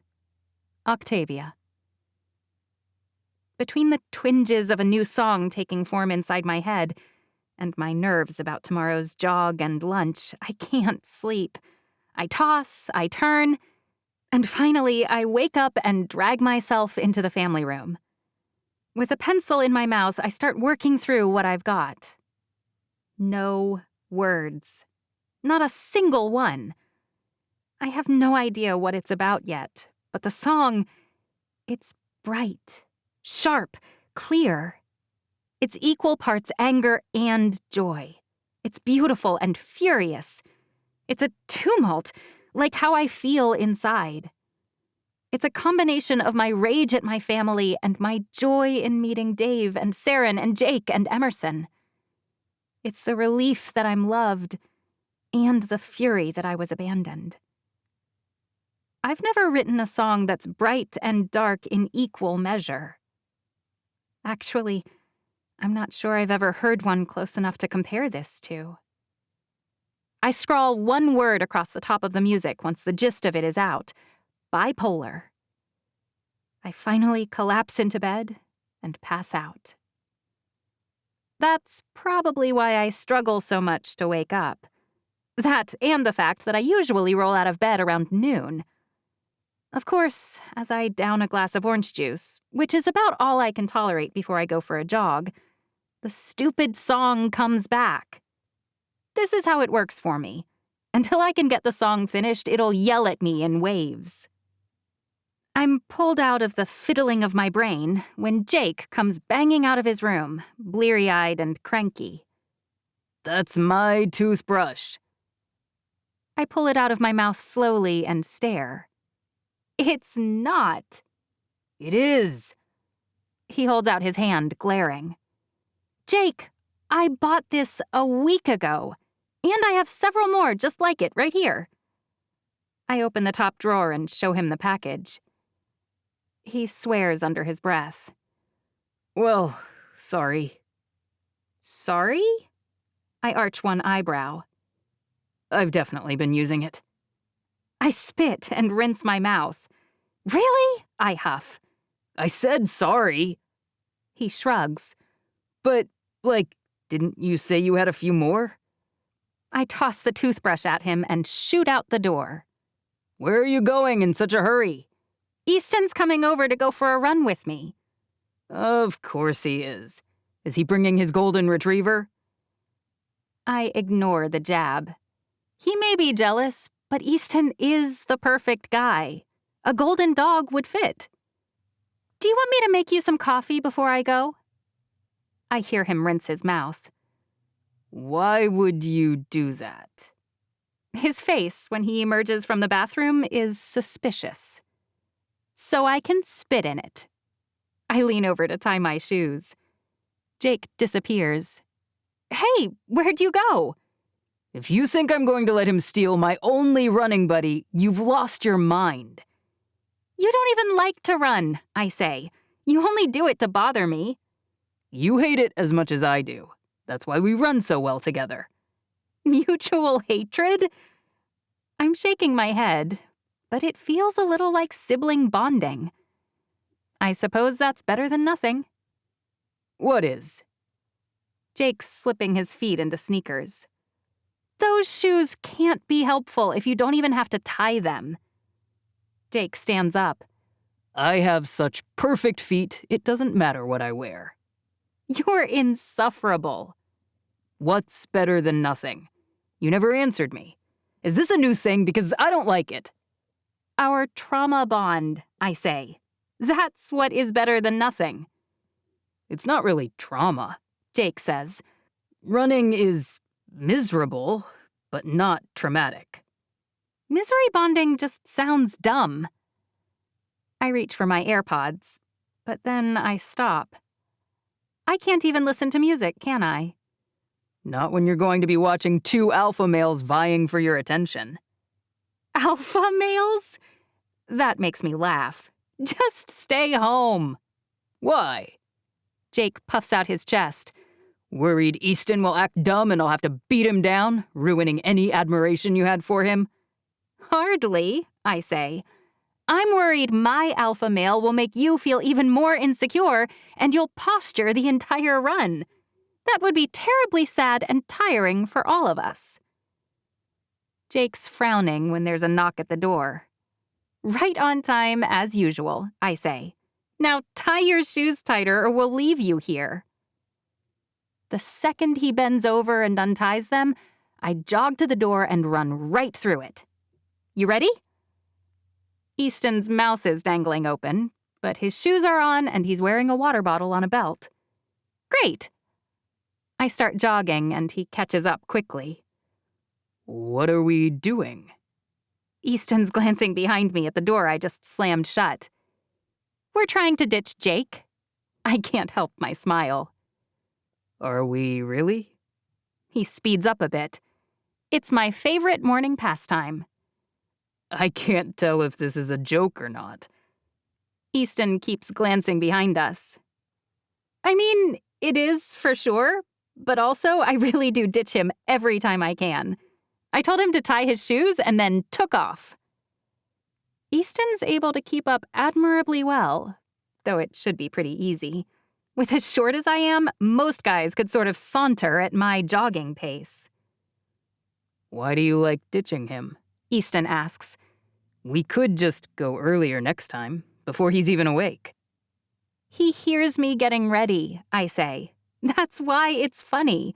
Jake's not even a runner. He just has such a horrible case of FOMO that he cannot help himself. When he's home, if I go running, he has to come along. It's like he's a tiny dog. Not really interested in running, but he can't help but long to go. So, ditching him? As if on cue, Jake comes huffing up behind us. Really? You shouldn't do this with guests.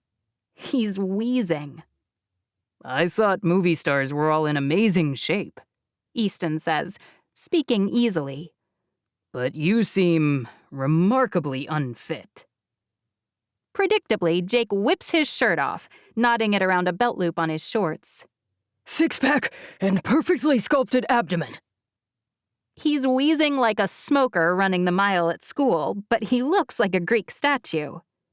You're a remarkable combination of bizarrely conflicting values, Jacob Priest, I say. Shut up, Hornet, he rasps, or I'll saran wrap the toilet again. How he ever thought he was in love with me, I will never know. Do it, I say. You had to clean it up. Easton's eyes are traveling back and forth between us like a tennis spectator. You two are a lot.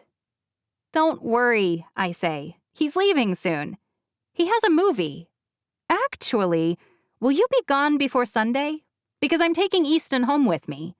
It would be nice to have a friendly face cheering for us. I mean, you'll have Elizabeth, Jake says.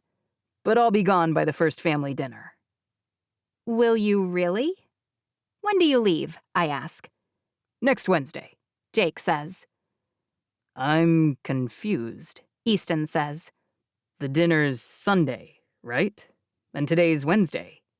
But this Sunday's Uncle Bentley and Aunt Barbara's wedding, Jake says. No way, I say. They're doing a fall wedding theme. It's not until... I freeze, swearing under my breath. Wait. I stop running. It's this Sunday? How self-centered am I? Jake jogs in a circle around me, grinning. This is a fine moment for me. You're always so on the ball. I don't even have a gift yet, I say, and I never took my dress to get it taken in. Your dress? Easton asks. I'm a bridesmaid. I groan. Shoot! How could I lose track of when the wedding is? Too self-centered, I guess. Jake's smiling. Probably because he's the most selfish person I know, and yet he remembered. What does that say about me? The next mile or so, I come up with several ideas for gifts, but Jake shoots them all down. You could try their registry, Easton says. Isn't that what people usually do? Like Bentley would register, Jake says. but I'm already poking around on my phone, desperately checking the usual places. Nothing at Target, Multi-millionaires don't register at Target. Jake says. I shove him hard. He doesn't even stumble, the jerk. Aunt Barbara and Uncle Bentley have given us the best presents of anyone we know for our whole lives, I wail. I have to give them something decent. I got them a Greatest Showman Broadway poster signed by Hugh himself. Jake has never looked more smug. Aunt Barbara loved that show. I really, really hate you. Love you too. Jake's in front of me, keeping his distance thanks to my recent violence, and he spins around to blow me a kiss. What about a song? Easton asks. I know there's not much time, but I can't think of much that would be better than their own custom song. Oh my gosh, I wheeze. Yes! I'm not sure whether it's exhaustion, my anxiety over this wedding, or being generally out of shape, but I'm not sure I can go much farther. We should turn around. Panicking much? Jake jogs another annoying little circle around me, his gloating at maximum level. Don't forget the dress modifications. He jogs back toward the apartment before I can even try to kick him. Easton stayed with me. He's my new rock. What's wrong with the dress? In case you haven't noticed, I'm 4 feet tall. Every dress I buy off the rack has to be hemmed. 4 feet? Easton's smirking. That might be a bit of an exaggeration. But not by much. I'm huffing and puffing, but at least we're headed home again. I'm barely 5 feet tall, so the knee-length dress Aunt Barbara chose hits me a few inches above my ankle. Ouch, he says. If I had started sooner, I'd have had them take in the bodice, too. It's always a little too long when they don't have a petite option. For my little China doll. Dude! I glare at him on principle. I've never met my dad, but he must have been from some Asian country because my eyes are clearly not like those of my Italian mother. Not because, like, the Asian thing. Uh-huh. No, I meant doll for small. You know, petite. China doll is just a kind of doll. I arch my eyebrow, but I let it go. I don't really care. It's just fun to mess with him. Speaking of alterations, if you don't mind coming by my office, we have a whole design team I'm sure I could put to work getting your dress fixed up. You have... what? I mean, they mostly do men's clothing design, but they could definitely hem a dress. They could probably take up the bodice, too. You're suggesting that your designers could modify my bridesmaid dress? I mean, if I were going to be the +1 for someone's wedding, it would only be right for my date to look her very best. Easton says. It makes business sense. He is so stinking cute when he smiles. All right, I say. Wait, does that mean I will be your +1? He looks nervous. Because I had already blocked off Sunday for B. If you don't mind coming to a family wedding, then sure. It'll be really nice not to go alone for once. Maybe I can come by the office with the dress tomorrow morning, I say. What time do you have to be at work? He presses. If you came today, they'd have more time to get it done. I know, but I've already wasted most of my morning with you, and I'm meeting Octavia for lunch. I glance at my watch. Really soon, actually. Octavia? His brow furrows. Octavia? Why does that name sound familiar? Jake has slowed down enough for us to catch up. Wait, isn't that the snooty singer who voted your song down? Someone voted it down? Easton's frowning. Oh!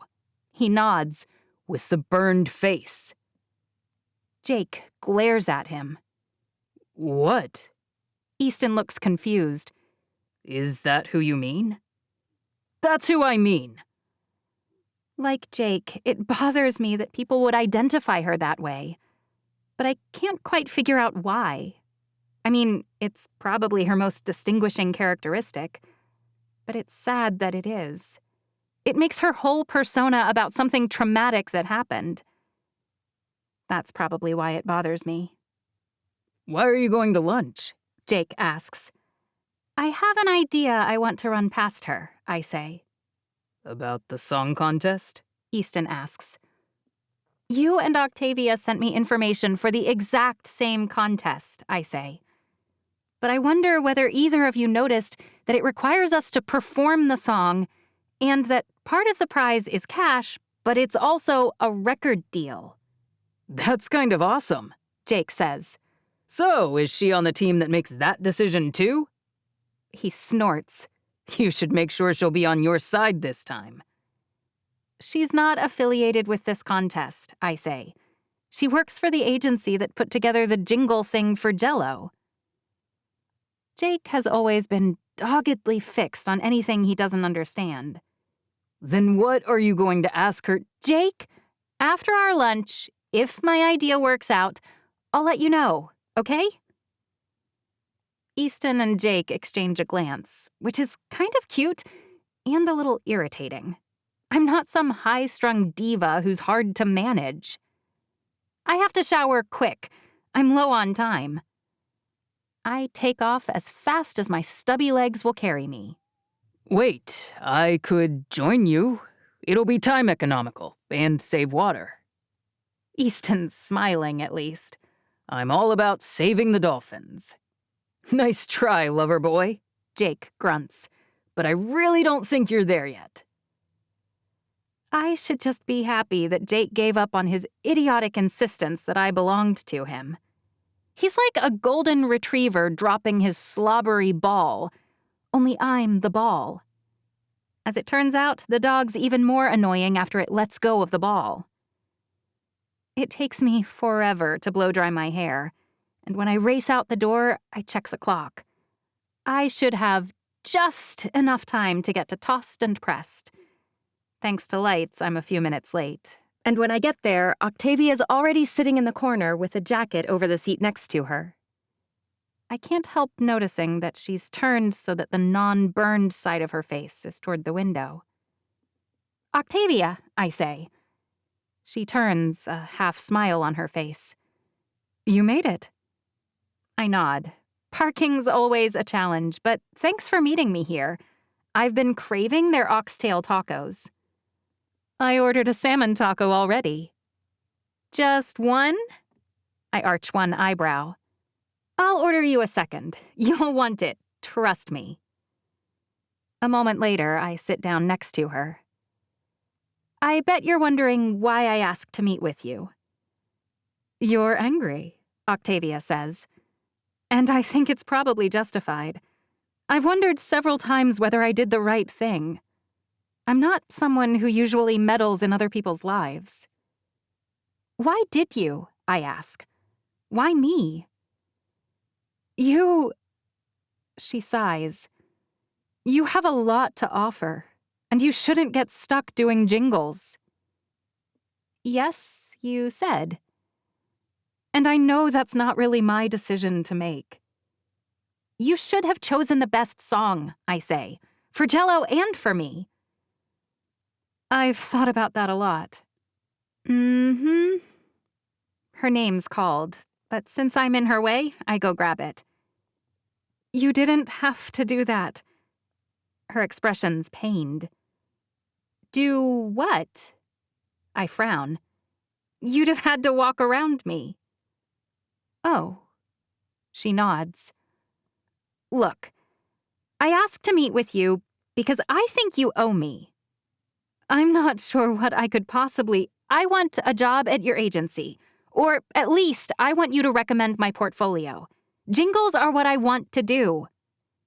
No way, she says. That can't be true. No little kid's dream is writing jingles. Why not? I arch my eyebrow. Why can't that be my dream? People want to write songs that touch others, songs that stick with them, songs that resonate. I can't perform my own songs, I say. You could. She takes a bite, and I wait. Wow, this is really good. I don't want to perform my songs, I say. It's not that I'm afraid or I have to get over it. It just sounds like torture to me. I can't think of anything that I would want to do less than sing my own songs. And besides, there are plenty of people who could do them better than I can. Plenty of people play piano better than you? She sounds skeptical. Well, no, not that part. But the singing, yes, including you. But your voice is fine, I say. I've been told. But you're not listening. I love writing songs. I don't like singing them. I don't want to perform them. I just don't. I'm not the gorgeous yet reserved girl who just needs to come out of her shell. Octavia laughs, and even her laugh sounds like bells. Look, I say, you were born to sing. I'm not sure whether you noticed, but the contest you sent me, the prize is a record deal. I don't even want that. I want someone else to sing my songs. I lean closer, but before I can say anything else, my stupid tacos come. That one is for her, I point. You could negotiate all that with the label, Octavia says.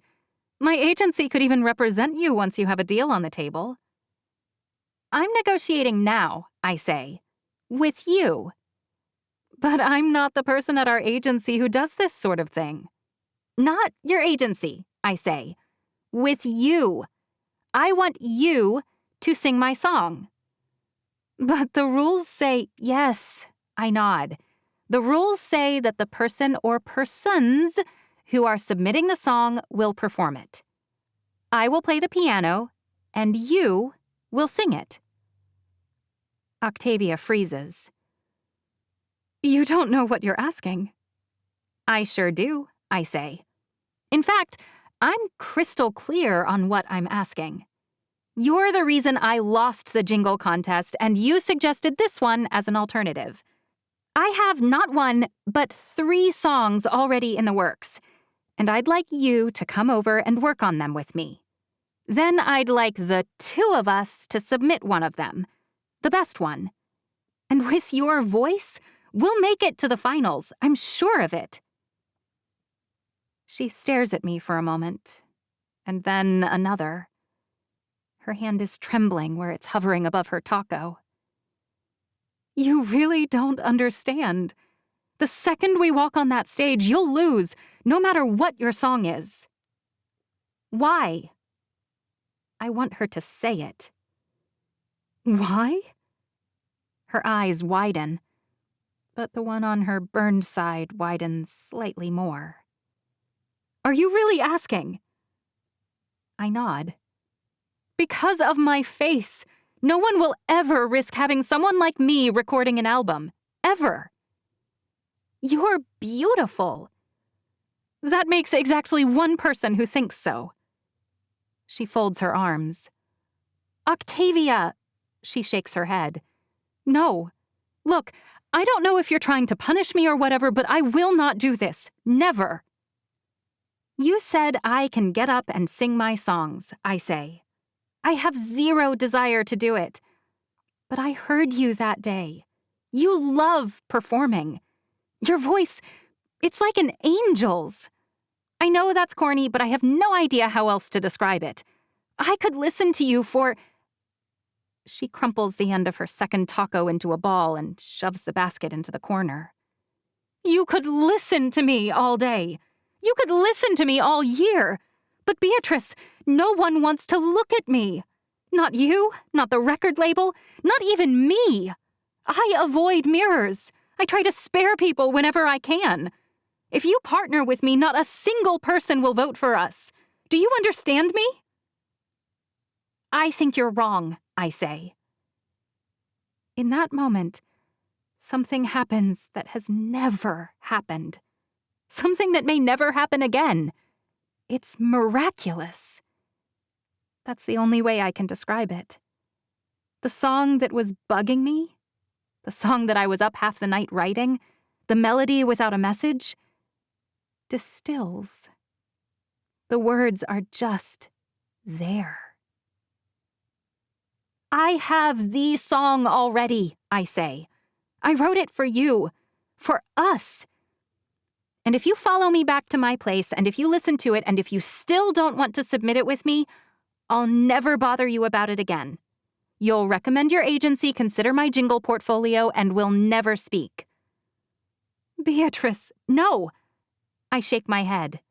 I'm only asking you to listen to my song, to our song. And if you have no faith in me, then fine. Fine. I'll walk away. But at least listen. Our recording studio has a practice room, she says. It's 2 blocks from here. I don't have my music with me, the sketch from last night, but the notes are clear in my brain. Sure. I nod. Let's go.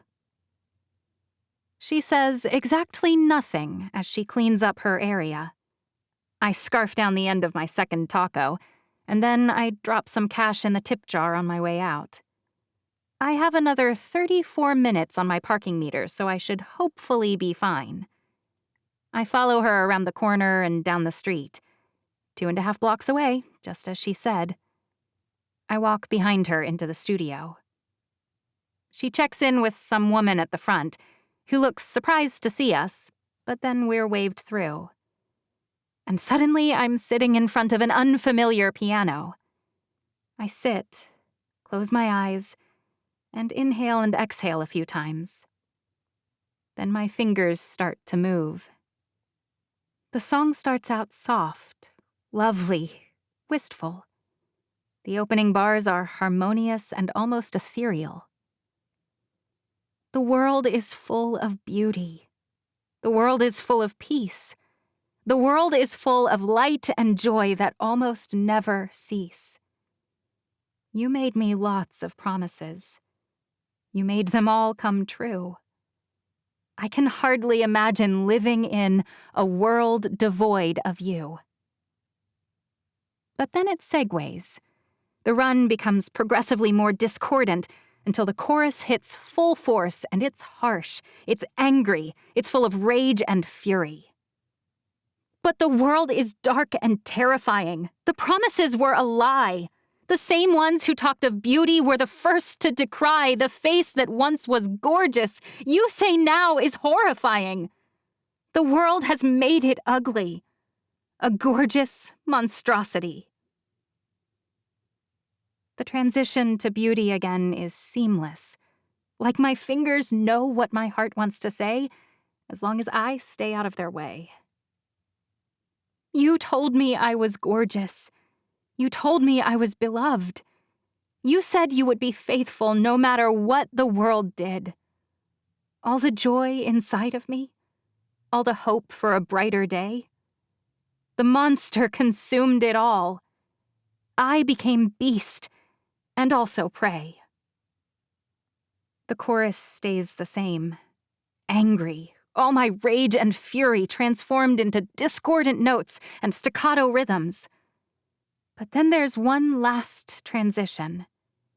The entire thing moves up a step, and the melodies from the 2 parts, angry and ethereal, combine. The world is dark and terrifying. That much, at least, was true. But those who spoke of beauty were the villains, not me and you. It's not the face at fault here. It's those glaring and jeering.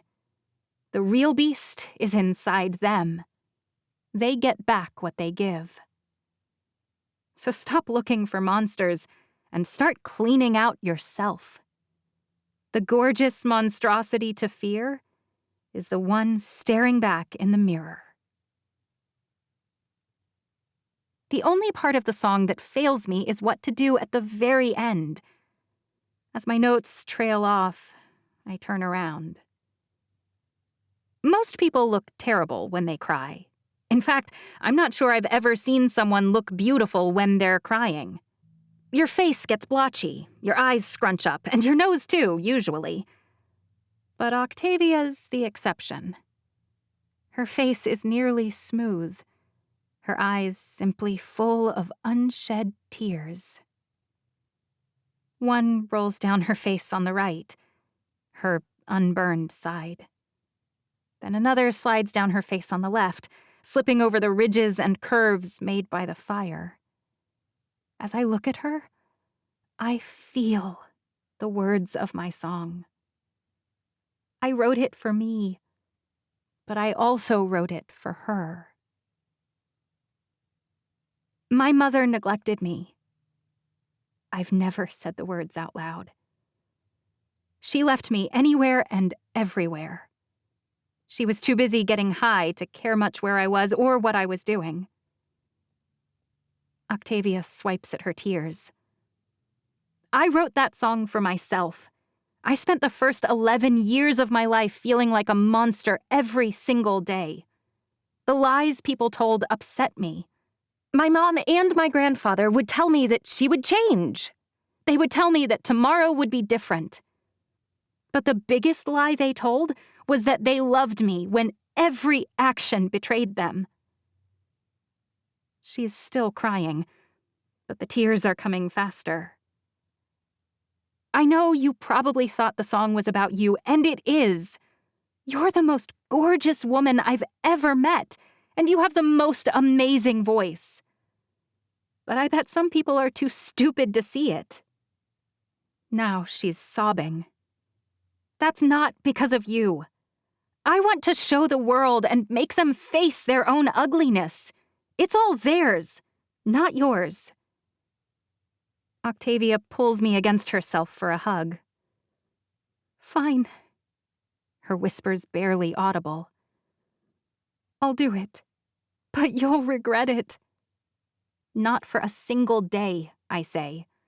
If the world has any real beauty in it, we'll win. And if they don't, they're the ugly ones, not us.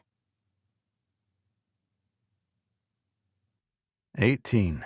Easton. It might not have been the best day to come in late. You said it would blow over.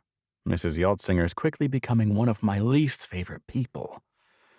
I don't slap her hand away as she shoves a newspaper in my face.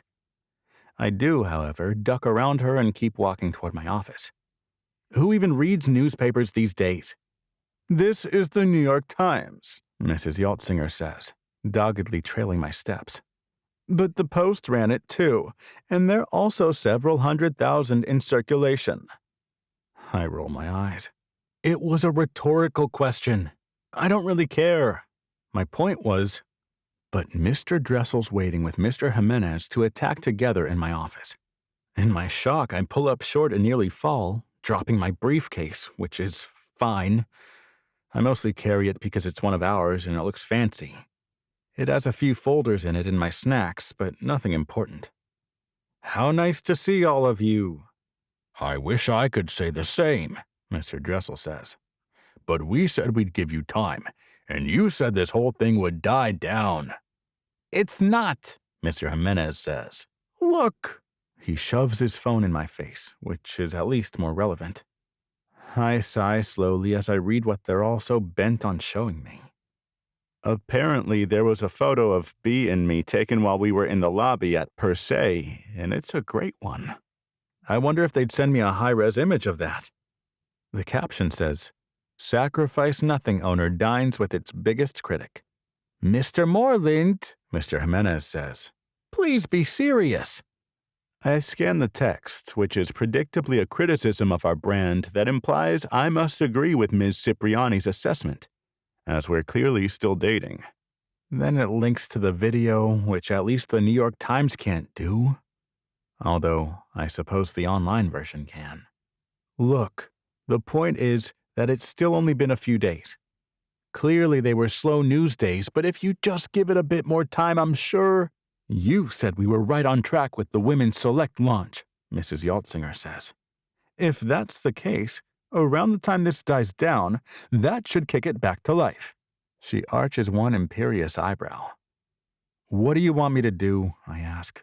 Stop dating the first woman I've liked because it's bad for business? Mr. Dressel asks. Because if that's what you're asking, then yes, that's exactly what we want you to do. If our stock price drops again, or if the news outlets keep sharing her video and ill-advised quote, we're going to move for a vote of no confidence. On Friday. Tomorrow, I say.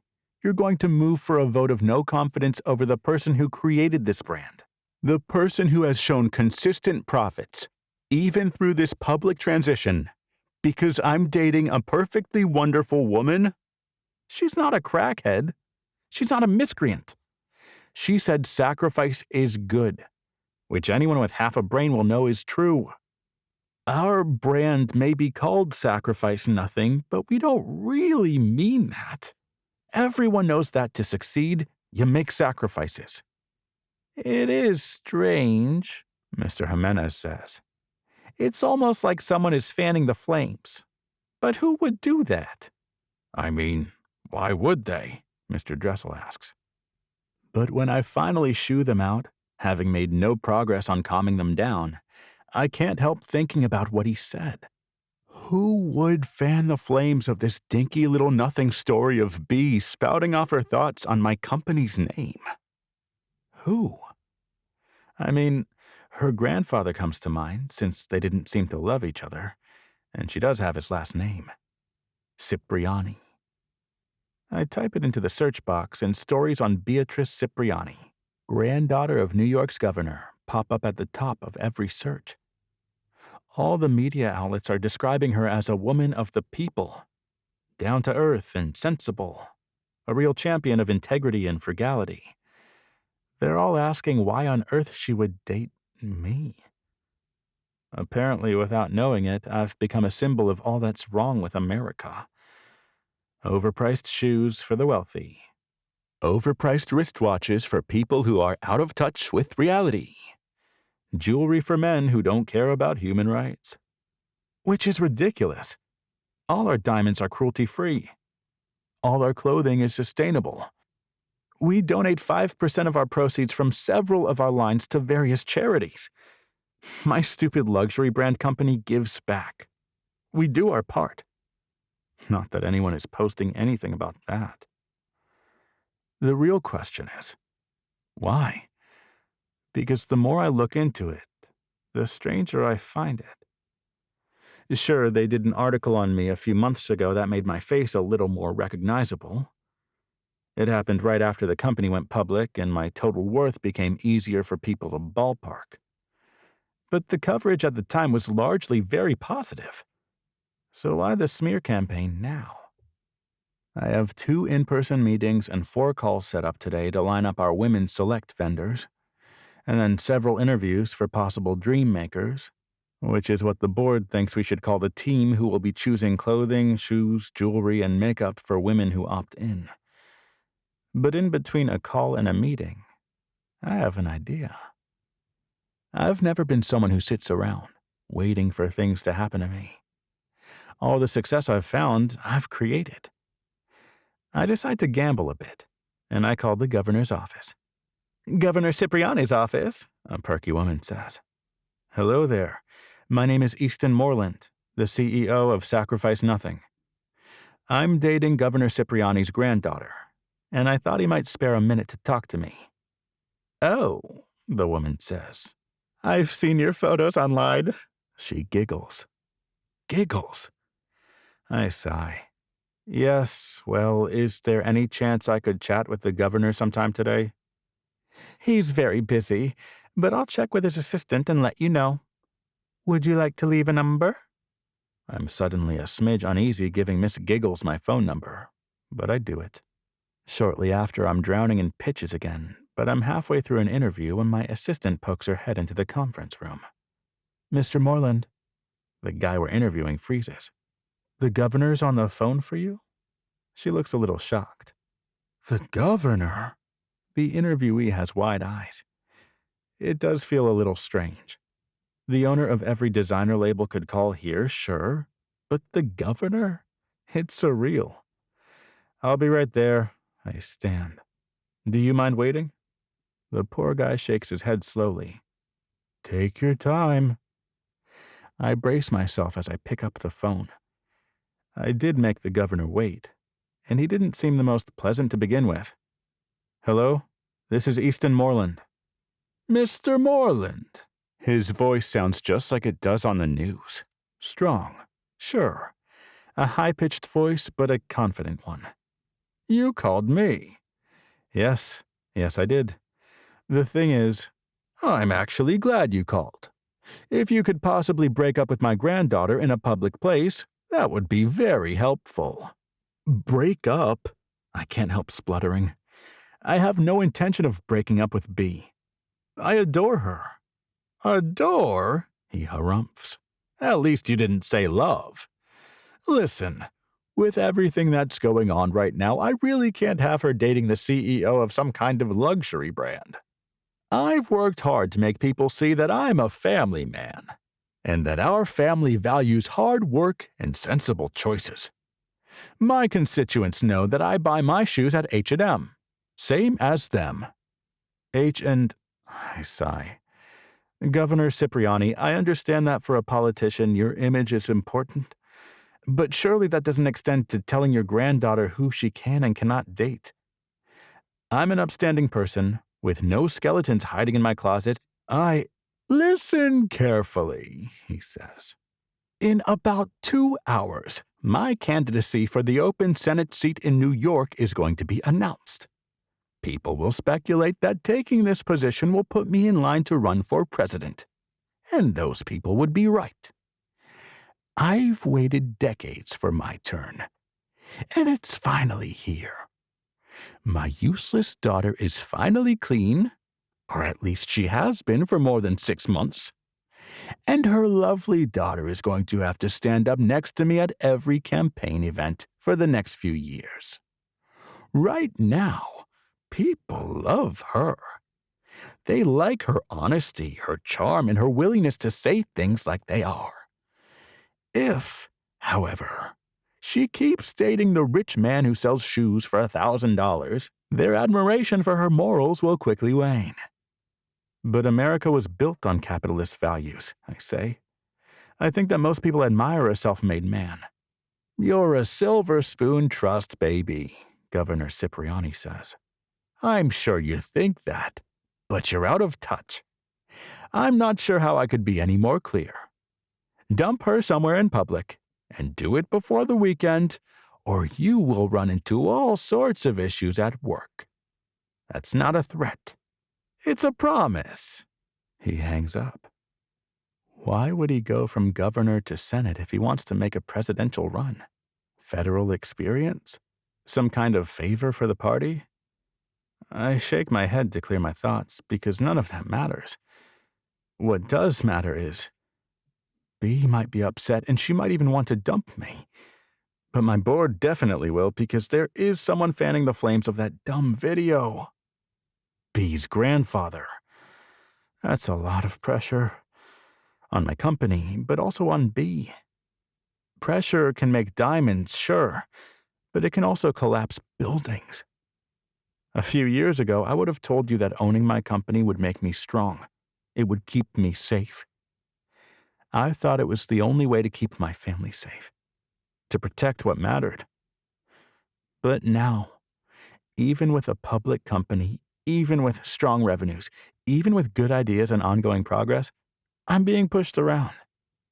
My parents still don't have my back, even now that they have money that I gave them. In that moment, I realized something. I thought money would give me power. I thought my company would make me strong. I put all my effort and all my work into this because I thought that I would finally be free of the ups and downs Mom and Dad were constantly dealing with. I thought I could work hard enough and make enough money to be invulnerable. But in this moment, the only thing I'm really afraid of is losing B. I don't go back to the interview. I tell my assistant to reschedule my next call as well. All of that can wait. None of it really matters. Not if it will make B want to dump me. Not if it'll put more pressure on her. I think about her smile, the way she teases me and her family, her soft vulnerability, her shocking talent, her brave demands. I didn't tell her grandfather that I love her, but I realized that I do. I love Beatrice Cipriani, and that's why I call my friend. I spent over a decade of my life working to get where I am, building up a company that turns a profit every quarter, developing a business model that is sustainable, creating a brand people will pay top dollar to buy, to wear, and to show off. I gave my parents a large part of it so that they too could rest easy. They didn't have my back when I needed them. Maybe they never have. Easton? Laurent sounds groggy. Is everything all right? You're asleep at 11 p.m.? How the mighty have fallen. You're so dumb, Laurent says. I'm in Shanghai, remember? It may be 11 in Paris, but it's 5 a.m. here. I thought you were back, I say. Sorry, but listen, I know I said I would never sell, but... Sell? Laurent clears his throat. Wait, are you saying you might sell your company after all? It's complicated, I say. Is something wrong? He asks. Are your sales down? I snort. Hardly. It's about a girl. Laurent whistles. It's about time, my man. It's about time. Do you think your dad really meant it? Would your grandpa really put up enough money to make it worth my while? Dad meant it, and grandfather's passing things off to him, he says. In fact, when we talked about this last night, he asked me again if you might sell. It's his lucky day then, I say. He'll want a controlling interest. Can you provide that? Yes, I lie, because somehow I'll force my parents to sell to him too. Send me a decent offer. Send it quick. I can hear him yawning on the other end of the phone. Gardez votre sang-froid, s'il vous plaît. I told you, it's about a girl. And after what I did for you and Min Min, I'd think. I knew you'd bring that up. Only because you're telling me to hold my horses. Your French sucks. I'm impressed you even understood me. I passed French thanks to Laurent's help, but barely. Talk to your dad and call me back. After work, I drive out to my parents' house. Mom has a friend over and Dad's on the phone, but I wait. When they're finally free, I drag them into the kitchen. What's this about? Mom asks. You didn't even tell us you were coming, Dad says. I have voluntarily loaned you money on 14 occasions. Money you have never repaid me, in spite of there being a formal accounting and instrument documenting the debt in each instance. I drop a sheet of paper in front of them. This lists the amounts and the dates. Easton, Dad's brow furrows. You have also stolen my money on at least 7 more occasions that I can prove. I drop another paper on the table. Are you in trouble? Mom asks. What's going on? And I voluntarily gifted you shares of my company before it went public. I had a valuation done at the time, so that the shares would be all yours when they appreciated in value. We know, son, Dad says. Believe me, we appreciate all you've done. When I called Mom and told her I needed her to vote with me, she told me to break up with B. Mom exhales loudly, throwing her hands up in the air. Easton, don't tell me all this is about that little foster kid. Emerson Duplessis is a foster kid. Emerson Richmond, Mom clarifies, is the grandchild of a very powerful woman, and he's inheriting her entire fortune. I think about telling them that B's grandfather is the governor. I think about telling them that it gives us yet another tie to Emerson. I think about mentioning that her brother is a very famous actor. But I don't. None of that matters. It's not why I love her. I didn't want to have to do this, but for B, I'll do whatever it takes. Arguing with them about B's worth is just making me angry. I gave you funds on all those dates, I point, because at each point you were on the verge of being totally ruined. The first time, I gave you half my trust fund, the money left by Grandpa. This time, I jammed my finger down on the other paper. You stole money from my college fund, also from Grandpa, and I had to drop out of school. I lied to cover for you. We know that, Dad says, and you have no idea how much we appreciate. Oh, on the contrary, I think I know exactly how much you appreciate me. I shake my head. I think that I've enabled you, and that's on me. But if you don't agree to sell your shares, the shares I gave you, to a friend of mine when he makes a very fair proposal to buy my company, I'll take these lists with the dates and all the supporting evidence to the New York Times. And I'll tell them how I created my company in spite of having a silver spoon-shaped millstone hanging around my neck. I'm sure the Richmonds will be very impressed. Mom's mouth dangles open. Dad's entire face turns bright red. I wonder how many business partners you'll find who want to work with you after that. I stand up.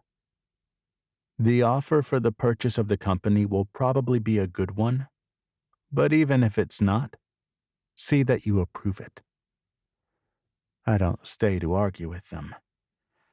I don't listen to their complaints and their frustration. I walk through the front door and get in my car, and then I drive away. 19. B. When I check my phone after my shift, my grandfather has called me 8 times. The last time he bothered trying to reach me that much, my mom had coded and been dead for 4.5 minutes. Mom's supposed to be clean, so this should be interesting. A feeling of dread claws its way into my stomach as I call him back. Hello? He doesn't sound upset, so hopefully Mom's fine. I was at work, I say. I can't chat while I'm at work, and I work Tuesday through Saturday every week, like I have for the last 5 years. I've emailed you some talking points, He says. Excuse me? Surely you heard the news. He says. About? I'm running for the empty Senate seat. Okay. I'm not sure how the Senate is really very different than being governor. Is that a demotion? Did you do something wrong? Beatrice Emmeline Cipriani, please tell me you're kidding. I'm guessing that's not covered in the talking points. The kind of publicity this will generate. A governor stepping down from a well-run state to step into the fray and protect citizens where they need it most will help me. Help you with what? Are you in trouble? His sigh weighs 50 pounds. Help in my bid for the presidency. This is literally a scene from one of my nightmares. Oh, goody. With the wedding coming up this weekend, I want to make sure our message is coordinated. Our message? I can't help laughing. We do not have a message. I have no message. I'm confused about why you might think we did. I need you to read the talking points. And if you could have Bentley seat us together, I can do all the talking for both of us. That would make things much easier all around. Grandma can't make it? I ask. Your grandmother will be there, He says. obviously. Then why would you want to sit by me? Since you won't have a +1, Grandpa, Easton's coming as my +1. he hasn't spoken to you yet? A pit opens up in my stomach. Spoken to me? You will have to break up. He says. You set that in motion yourself.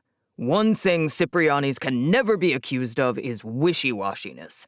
You made a clear point about the brand Easton Moorland runs, and it was a good one. It resonated. That was an offhand comment at a party, I say. I didn't mean— It was perfectly timed and exactly on message. For once in my life, one of my family members was pulling their weight.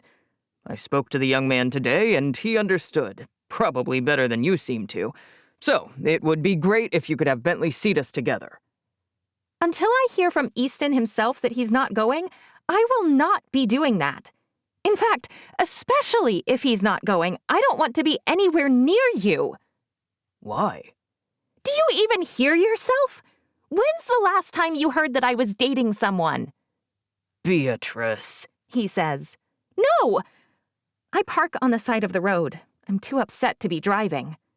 No, you don't get to tell my boyfriend to break up with me. And you don't get to make me part of your checklist of managed assets either. I'm not even related to you. Saren and Dave are my parents, and I'm done ignoring that. Not related? Yes, not related. My real grandfather wouldn't have ever surrendered me back to Mom. But I'm glad you did, because staying at your stupid mansion was even worse than being ignored by her. After I hang up, it takes me at least 5 minutes of sobbing to calm down enough to drive. And then, of course, I have a mild panic attack. In my entire life, I've never really stood up to Grandfather. Not when push comes to shove. I've always backed down. Mom calls me 5 minutes later. Her dad's clearly yanking her leash. He's probably threatening to stop paying for her posh rehab center if she can't get me in line. Good luck, Mom. I delete her voicemail, too, for good measure.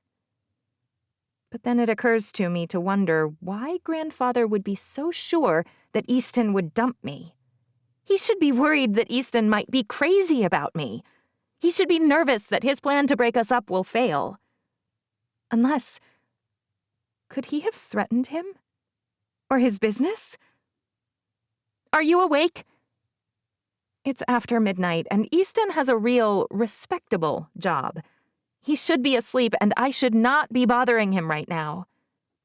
But by the time I wake up, he'll probably already be at work. Ugh. Insomniac. That makes me smile. Not because I'm happy he's an insomniac, but because he could send one word as a reply, and I know he's telling me it's fine to ding him.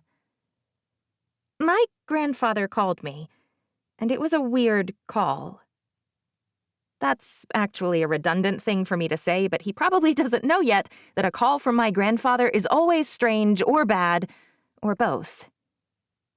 And? Did he talk to you today, by chance? Please say no, please say no, please say no. I called him. I had a suspicion, and it was confirmed.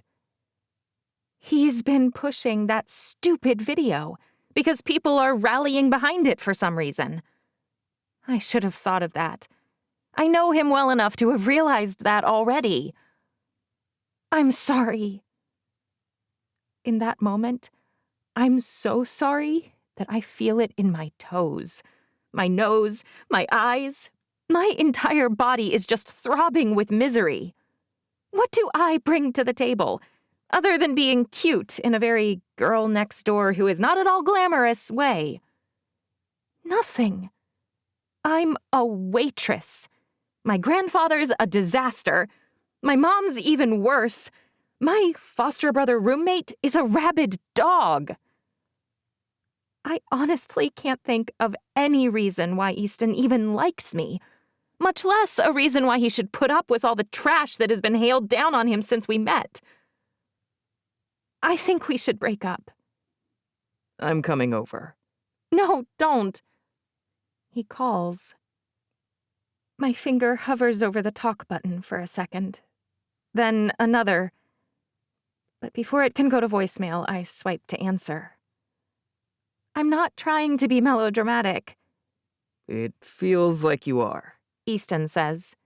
Because there's no way we're going to break up because your politician grandfather is a megalomaniac. All politicians are like that, and it's hardly your fault. What did he say to you? He threatened to make things hard for my company if I didn't dump you. Easton says. I want to cry. Not a lovely, sophisticated cry like Octavia earlier. No, I want to wad my fists up and press them against my eyes and cry long and terrible and ugly. That's why you should dump me, I managed to say. Exactly that. It's too much. I'm like the taco you're not sure if you want and then it gives you food poisoning and you really, really regret eating it in the first place. Easton laughs. He laughs. I love tacos. I've never once regretted eating a taco. Not ever. I find myself laughing too, even though I don't think any of this is funny. Easton, you're not listening to me. Oh, I am listening. You're not listening to me. You haven't said anything. I don't mean right now. I mean to everything I've said since we met. The only reason you'd liken yourself to a taco you think I don't even want is if you weren't listening. You are the first and only girl I've ever really wanted. You're kind, funny, brilliant, and unbelievably talented. As I sat in the audience at that jingle thing, I remember thinking, mine. Not once, but several times. Every time you spoke, played, or sang. He grunts. You're impressive anywhere you're put, with anything you do, and in everything you say. Even now, your first inclination when your grandfather tries to take a dump on you is to try and keep me safe from it. But his crap isn't your fault. It's his. But it's really not your fault, and it'll become yours, I say. That's the problem. I'm not worth the misery. Au contraire, he says. You are nothing but joy to me. And if misery tags along, you're still worth it. Do you know what I did today? No. My parents have been sponging off me as long as I've been alive. First, they stole from the trust fund my grandparents gave me. Then they borrowed from my college fund, not one they had created in the first place. And then, once I started making money, they took every dime of it they could. Emerson hasn't been overly impressed with them either, I confess. And he doesn't know the half of it, believe me. But I've enabled them all along. And thanks to you, I realized that was the wrong move. Today, I cut them off. Whoa, I say. I'm not sure how that's my fault, but I certainly didn't— Oh, I'm not blaming you. I'm crediting you. You told me it was enabling. You said that you had to stop doing it with your mom, and at first I got mad. My parents aren't junkies.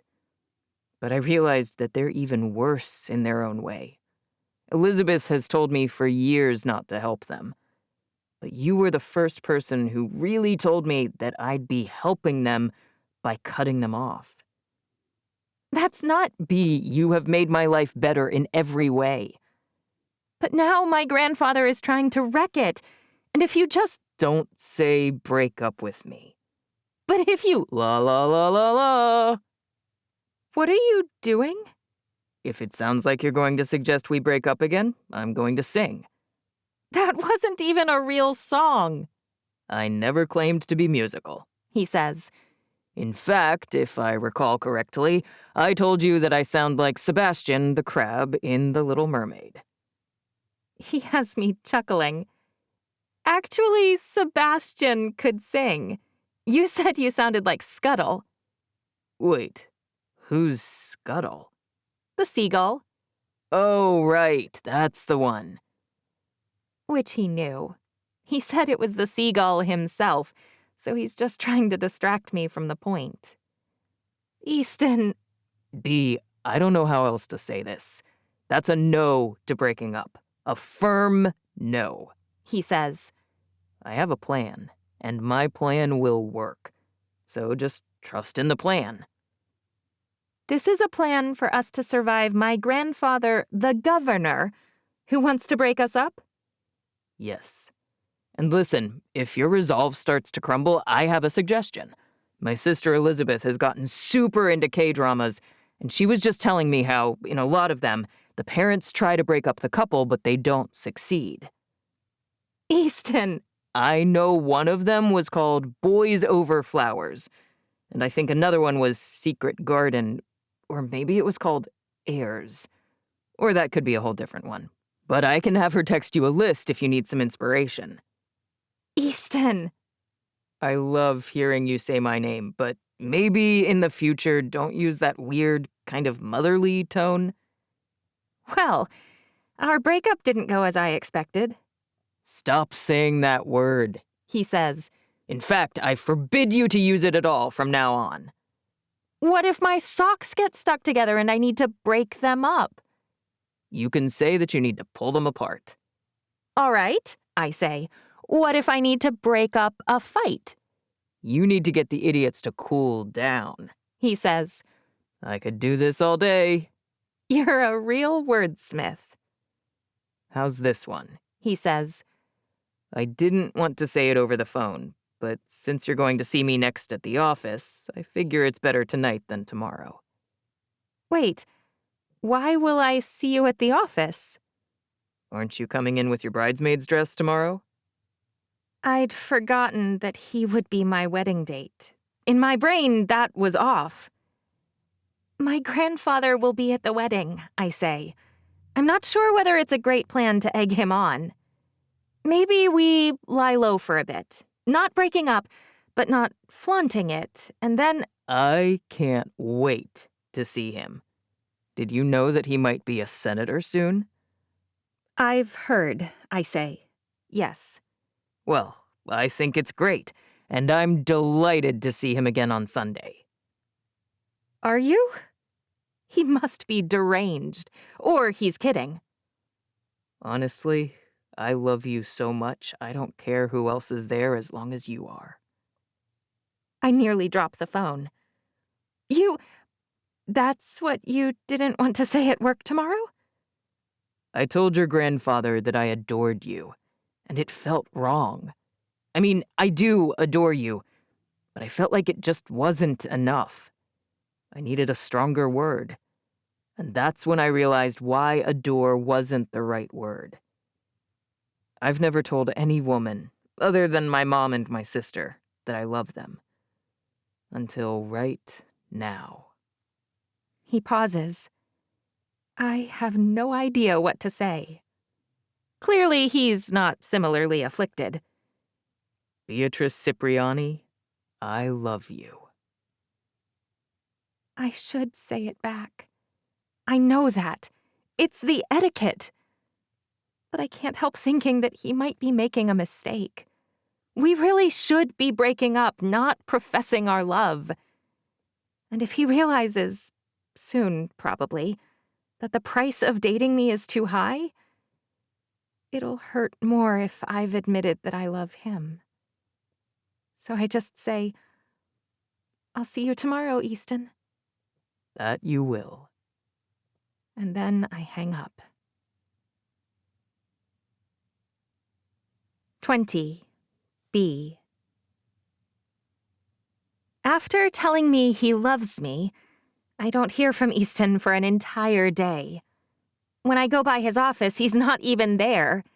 His assistant says he's meeting with lawyers, which sounds ominous, but when you do what he does, it's probably just a typical day. And it's fine. I'm busy too. His people really do get my dress altered while I wait. It's insane.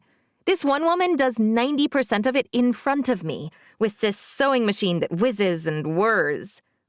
By the time they're done, they've taken the deep ochre dress, turned the excess hem into a sash around the waist, and shortened the bodice so that it hits me just above my waist, instead of below. The buttons that were straight up the middle are now offset, and the skirt is asymmetrical in a way that makes me look like a Barbie doll. I would be majorly stressing, but Barbara got us all different styles from the same line, with colors that coordinate on some palette she chose with her wedding planner. You're a wizard, I tell the woman. Thank you. I was excited when I thought they were adding a women's line. she says. I'm better with women's clothing. More scope. Maybe they'll add one yet, I say. She shrugs, not getting too excited, clearly.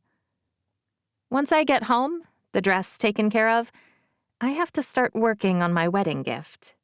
But before I can focus, I need to get the details of the song I wrote and planned to submit down on paper. I arranged to meet with Octavia tomorrow morning to record it for the contest. Once I get it reduced to notes and words on a page, I sit back and sigh with relief. But then I stare at the piano, completely devoid of any ideas. I'm going to show up at their wedding entirely empty-handed, and probably empty-headed, too. I whip out my phone and start Googling wedding gift ideas. But within 10 minutes, I'm right back where I started. Bentley makes so much money that they can already buy whatever they want.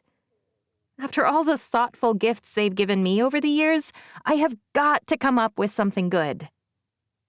But by the time I have to change for work, I still have zero. Hey, so, can you put my name on the poster? Jake sends me a whole line of laughing emojis.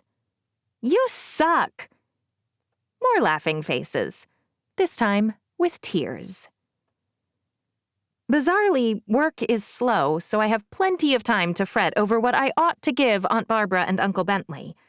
I mean, I know I should give them a song, but my brain's just not engaging. 3 songs in a week is a lot, and I probably shouldn't be annoyed that there's not another one waiting in the wings, but here we are. In between tables, I pull up my phone browser and manage to find an account on Etsy that paints portraits from photos. I shoot her a message and ask if she could do an expedited one.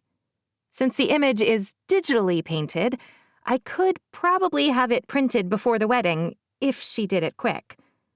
Thankfully, she replies. The cost is a little painful, but that's on me for needing it done in days. All in all, it's not a terrible day at work. I'm changing for bed when a message comes through from Easton. Sorry, slammed all day today. See you in the morning? Can't. Needing Octavia to work on our song. Our song? I haven't really talked to anyone about it. I hate performing. I'm writing a song and she's helping. We'll perform it together if it advances to finals. That's a brilliant idea. She had a nice voice. That's like calling the David a nice statue, or saying the Mona Lisa was a nice portrait, but I let it slide. For someone who's not in the music world, nice is probably a perfectly acceptable word. Yes, she does. I missed you today. Your people were great. That lady was like Willy Wonka, but instead of candy, she makes magic with cloth. I assembled a good team. He did. I hadn't really thought about it like that, but probably every person at that place was hired by him, or at least hired by someone who was hired by him. The whole company is literally a thing that he built. It's his song equivalent. Only he's not entering contests and hoping. He's already won. Again, I wonder why he likes me. Maybe I can bring lunch by for you two while you work. I do want to see his face. I'm just a little worried that the more time he spends with me, the more likely it becomes that he'll realize I'm a loser and give up. I need to get over myself. If that's going to happen, it's going to happen. Even so, I wave him off this time. What a nice offer, but I don't think we'll have time. In the future, if I did bring food by, what would you like? Thai, sushi, pizza? Yes. He sends me laughing emojis next. I'm not super picky, especially when it's free.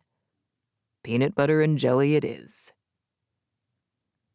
The next morning, I wake up way too early because the gorgeous monstrosity song keeps repeating over and over in my head. Before Octavia arrives, I've cleaned up the messy transition, added a harmonic uplift, and made all the changes on paper. Which means, once we record, we'll be ready to submit. I'm not sure why that's so scary, but it really and truly is. I was nervous about the jingle, but this might give me an ulcer. When Octavia knocks at the door, I'm relieved Jake's not home. He left to meet his trainer 20 minutes ago. He makes most things harder. I open the door slowly, but Octavia looks even more nervous than I do. Her eyes are darting around like she's afraid she'll be attacked. "Come on in," I say. "This isn't what I expected." "What did you expect?" I raise my eyebrows. She shrugs. "It's just really normal." "I'm a pretty normal person," I say. "But isn't Jake your roommate?" I laugh. You know, Jake's high profile, and he makes a lot of money, and he drives a flashy car. But down deep, he feels way happier here than he would anywhere else. Because it's normal. I nod slowly. Jake doesn't welcome people easily. But yes, he's with family here, and I'm comfortable in this place, so he is too. I point at his door and Emerson's. Even so, I'd recommend you stay out of those 2 rooms. One is his room, and one is now his closet, and both of them are disastrously messy. He pays for a cleaning lady to come once a week, and I swear, she spends half her time in there washing, folding, and putting things away. The man is a pig. I wonder how many views a video of Jake Priest's messy room would get me on TikTok. Quite a lot, I'm sure, I say. Thankfully, Octavia doesn't seem like the kind of person who has a salacious TikTok account. I should keep an eye on Uncle Bentley and Aunt Barbara's girls, Ricky and Nikki, though. I could totally see them posting something like that on theirs to boost their engagement. After doing a few vocal runs to help her warm up, we actually try the song. She has a few suggestions, which are all good, and it's more fun than I anticipated working with someone on a song instead of doing it myself. My piano teacher sometimes works with me, but more often than not, I'm either writing it myself or just cleaning up her messes. This is more collaborative, even more so than when Jake helps me with words, and I love it. All right, so with those word shifts and with the change to the harmony here, you need to sing the melody, though. Octavia's smiling now. I told you, I'll play, but I don't want to sing. It's the only way it works. It needs the complexity to elevate that line. I wish she was wrong. Fine. People rarely listen to the alto line. It'll mostly just blend in underneath hers, so it should be fine. If we make it to the finals, I can sing from the back, in front of the piano. She doesn't argue with me about that, thankfully, but it makes me think. Are you dreading it? I ask. Having all the eyes on you? She shrugs. I used to spend half my life on a stage. I've been performing since I was a child. But... She inhales slowly. The shock and horror from every person who looks at me, it wears on me. I have to kind of prepare myself for it. Shock and horror? I can barely believe what she's saying. Who's shocked and horrified? Who isn't? She shrugs. I get it. The first time I saw myself after it happened... She shakes her head. It's not comfortable to look at something like my burn. People cringe. I think it makes them realize that all of us are vulnerable, fragile even. Our lives are not guaranteed. Holy wow. She's right. I did cringe a little inside when I saw her. Not because I didn't want to see her, not because I thought she looked awful, but because I thought about how much it must have hurt, and how glad I was that I'd never had to endure something like that. I'm really sorry. I don't know what else to say. Thanks for caring and for being honest. Her half-smile feels like forgiveness. It must be tiring having to forgive people all the time for their own inadequacies. All right, I think we may be ready to record it, I say.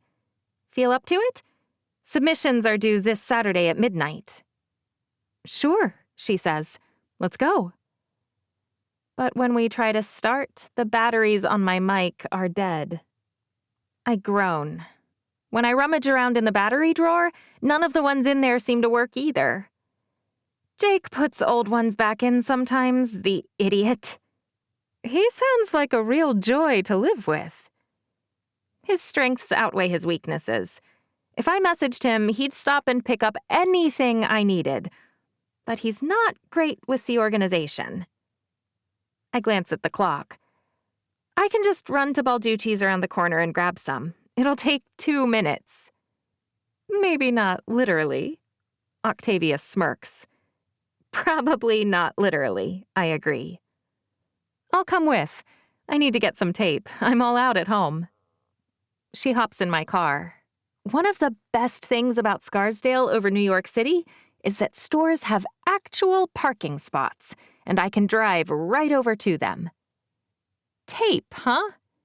And chapstick, she says. I wear lipstick for work, need every little boost I can get, but I'm a chapstick addict otherwise. Me too, I say, to both. I look super washed out without lipstick, but I hate bothering with it unless I'm working. We're basically twins, she says. Other than the angelic voice and the height and the amazing physique. And the unburned, perfect skin on your face and shoulder. But she's smiling. It feels like, somehow, we've passed most of the awkwardness. Do you mind me asking what happened? I was 11. I was in My Fair Lady, like always, and I had to wear this wig for it. What role were you playing at age 11? It was through the community theater, and they cast me as Eliza. Because of your voice. She shrugs.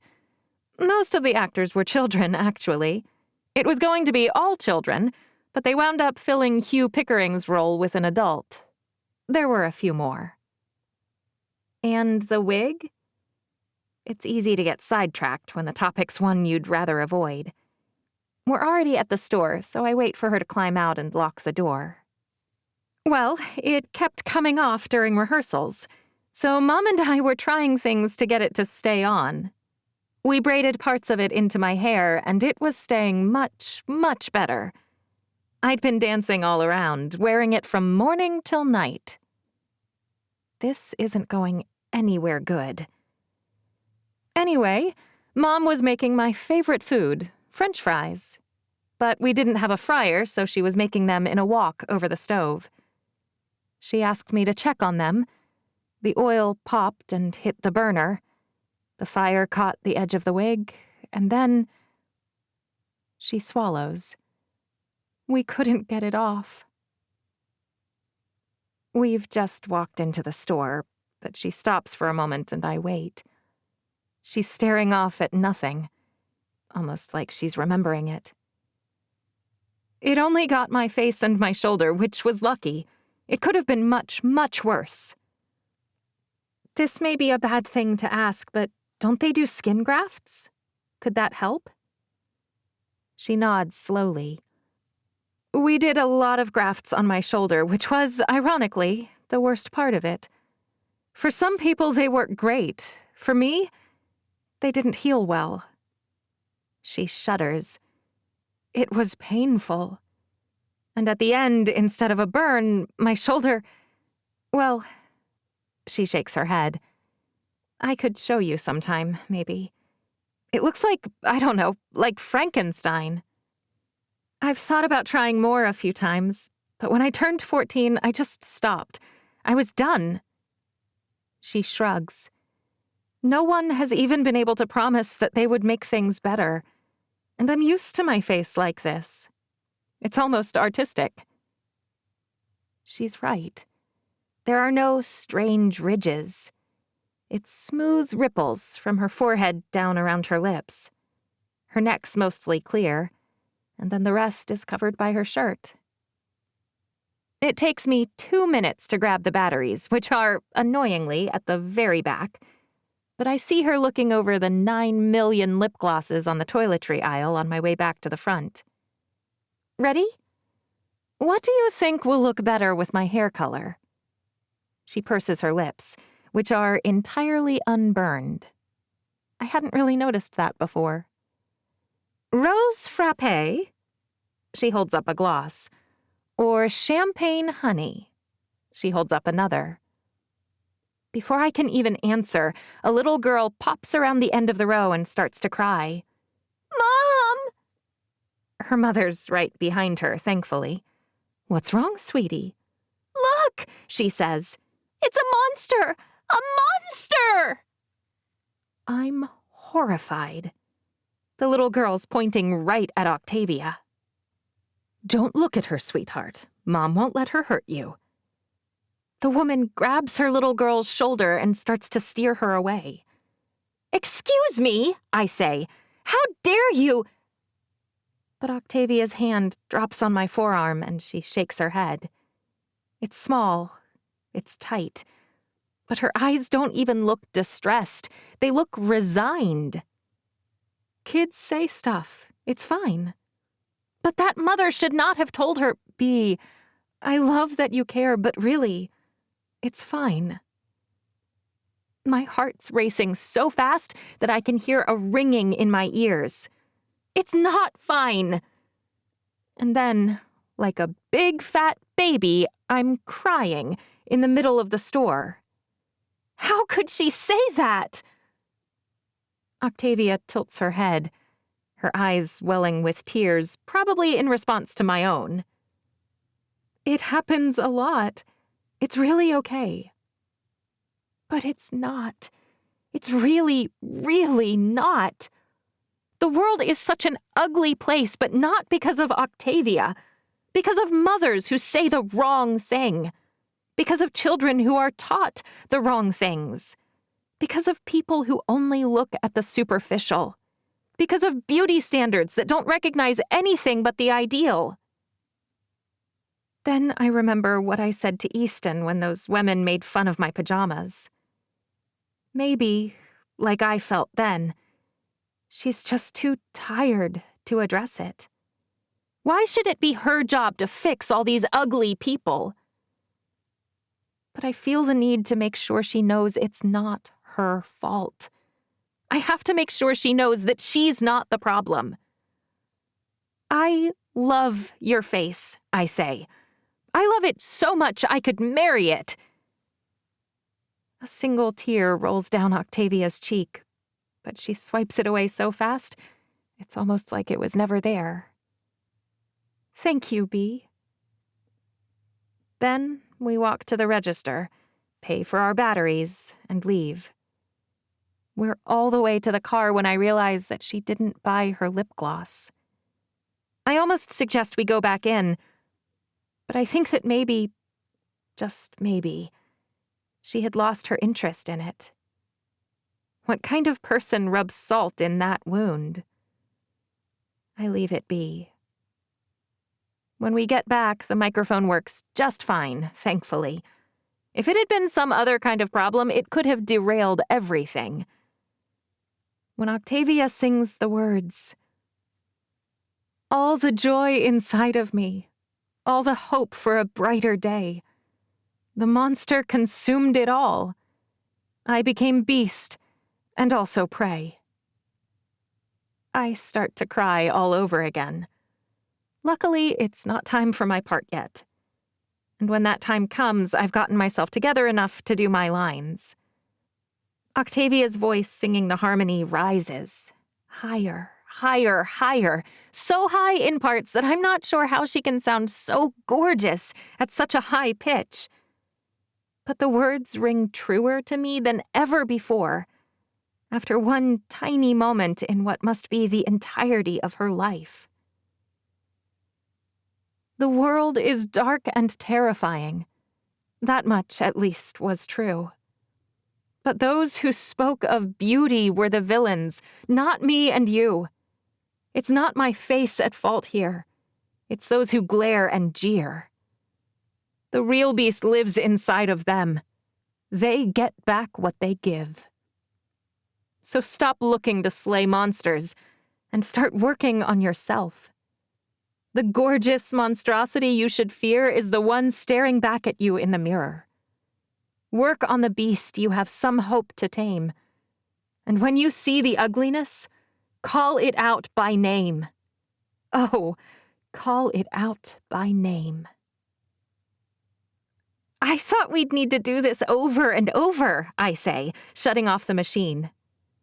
That was... Octavia shakes her head. I'm sure we could probably improve it, I say. But I have no idea how. Her smile is light and joy and peace. 5 minutes later, we've made the changes to the sheet music, scanned it, and hit submit. Thank you. Octavia inhales sharply, and I realize she's trying not to cry again. Thank you for wanting to do this. She swallows again. With me. She stands up abruptly and grabs her purse. I should let you get ready for work. 2 seconds later, she's ducking out the door.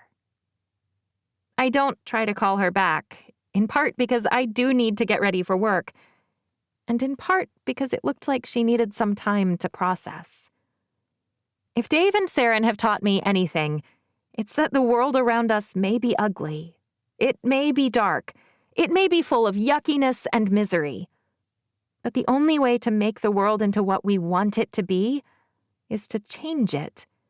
One small thing and one small person at a time.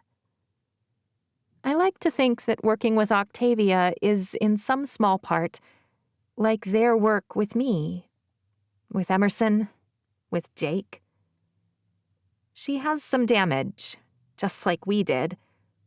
But good people can heal that damage better than any graft ever could. She just needs to know that we all see the beauty inside of her, just like Dave and Saren saw it in me when I didn't see it in myself. When Saren calls me on the way to work, I pick up with a happy heart. Hey, you. Hey, Mom. She pauses for a second, and I wonder how many times she's heard me call her Mom. Not many, I imagine. That's a darkness I intend to change. I just wanted to make sure you and Jake are coming to Barbara and Bentley's wedding a little early. They want to go over placement and whatnot. I'm bringing someone, I say. Is it Elizabeth's brother? How do you know everything? Emerson and Elizabeth came by yesterday, and she mentioned you were dating. He is... handsome?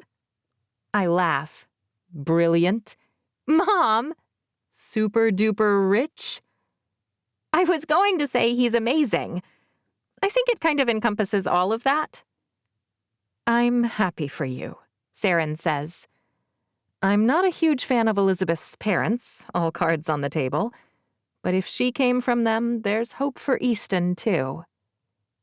Yeah, what are the odds that 2 such greedy, selfish people would wind up with 2 amazing children? Luck plays a role, but I imagine those 2 kids helped one another to be good, Saren says. Synergy works like that sometimes. I guess. And how long has this been going on? Not long, I say. But I think it's real. Sometimes you know pretty fast, Saren says. And sometimes people know each other 20 years and are too stupid to see it. Uncle Bentley and Aunt Barbara? If we're laying blame, I put it on him, Saren says. I'm sure you do. I pull into the work parking lot. But, Mom, Your grandfather's coming, she says. I just wanted to warn you. We put him clear on the other side of the ballroom, but he takes up a lot of space. Why did Bentley have to invite him? Well, back when we were planning this, we didn't realize it was a problem, and he's been helpful to Bentley in a few business deals. It's fine, I say. It'll be just fine. If it's not, let us know. We'll figure out a way to keep him out. Grandfather? I really doubt it. I feel like he could break into Fort Knox if he had to. I appreciate it. I'll see you soon, beautiful bee. And hey, Mom? I inhale and exhale slowly. Even saying it out loud is daunting for some reason. I entered a song contest today with a friend. If we make the final round, I'll have to perform the song live. Oh, that's amazing. When will you hear back? Not sure, I say. They didn't have that posted. Well, win or lose, I'm so proud of you for trying. Saren would be proud of me for dancing terribly in a flash mob while wearing a trash bag. But it's still nice to hear. Thanks. You're 1 in a billion, Saren says. Never forget it. I'm certainly not 1 in a billion, but I do feel pretty good as I walk into work. Like I'm on top of the world for once. It's a nice feeling, which is why it probably can't last. 21. Easton. The last wedding I attended was my sister's, and it had a lot of the same people as this one. I'm not entirely sure what to expect with this one. I know that to be, Bentley Harrison is like an uncle. But in the business world, the man's a terrifying shark. Everyone's afraid of him. Everyone. Even Catherine Richmond gives him a wide berth. It doesn't hurt that on top of having family money and wealth of his own, Bentley's also got a father and an uncle who are judges. There have been rumors lately that his uncle might be next in line when a certain Supreme Court justice retires. I can't imagine B's grandfather would try to make a scene at the wedding, but just in case, I'm going into it prepared. It took me 40 hours a day for the past several days, but I've got a signed letter of intent from Laurent's father, and the deal will be closed by sometime next week. If good old Grandpa gets rude or feisty, I'm ready for it. Bring it, old man. The problem with people like B, people who are so good that it practically oozes out of them, is that bad people can smell their vulnerability. They latch on and never let go, milking the poor givers for every last drop. If I have anything to say about it, this particular leech has pushed B around for the last time. When I reach B's house, I'm already in my tux. It's gotten cool enough in New York that I'm not sweating, which is nice. I know that's when things get irritating for the ladies, though, because they usually wear dramatically less clothing for formal events. Something really ought to be done about that. If I wasn't selling off my company, I'd make a note of it. Either more revealing clothing for the men, or more full coverage for the women. Given how hard it was to get designers to start putting pockets in women's clothing, I'm not sure it will be an easy thing to address. But that's a problem for another day. Today, I only really care about B. When I knock, the door opens almost immediately. Jake's already wearing his penguin suit, too. He tosses his head in the universal sign for "What's up?" Not ready to go? I lift my eyebrows. Jake drags one finger across his throat and then presses the same finger to his mouth. "Who is it?" B pokes her head out the door, her hair tied up on the top of her head like a big poofy bow. "It's Easton already?" She's shrieking. "Why didn't you tell me how late it was?" "He's early," Jake says in a calm, measured voice. When he turns around to face me, he hisses. "Dude, you never come early. You have a sister." That makes me laugh. Elizabeth's more of a throw on whatever and schlep your way over kind of girl. Jake grimaces and shakes his head. B's not. I point at the TV. Giants game? He frowns. Not this early. Maybe Knicks? Dude, I snort. Not for 2 weeks. He shrugs. I used to keep up better, but when I start filming, I really lose track. Maybe there's some hockey on? Jake drops into the corner of the sofa. Hey, it's fine. She's probably just got 10 or 15 minutes left. Did you see her hair? That's what threw you off. Putting on her dress takes 30 seconds, Jake says. The reason her hair looked so weird is she's done the whole bottom half. Doing just the top is quick, and her makeup is done. She spent way too long on that earlier. Jacob Priest, he cringes. Shoot, she heard me. He stands, mouthing the words, Save yourself. Get in here right now. He sighs and pivots, heading for her door. His time estimate is about right, though. About 10 minutes later, they both come out. And her hair. It falls around her shoulders like a tumultuous waterfall of shining, deep brown curls. Something in it sparkles from several places, but I can't tell what. Her dress is the perfect color for her skin and eyes. A golden russet that makes her look both tan and glowing at the same time. Her eyes pop, probably thanks in some part to her makeup, in contrast to the fabric color as well. Oh no, I say. What? She freezes. Jake's eyes widen and he shakes his head behind her. I'm not sure you can go like that, I exhale. The bride won't let you in if you upstage her. It is supposed to be her day. B rolls her eyes and bites her lip. It's absolutely adorable. You two are gross, Jake says. I'm taking my car. You could have left half an hour ago and spared me the misery. B's shaking her head. Why didn't you? You're so annoying. I was trying to keep Easter here alive. He glares. She'd eat you alive when she's stressed about getting ready, little boy. Learning to survive this part takes some training. She shoves him. It's actually pretty nice of him to drive himself. Clearly he could insist on driving, and that would leave me crammed into the back of his Porsche. No thanks.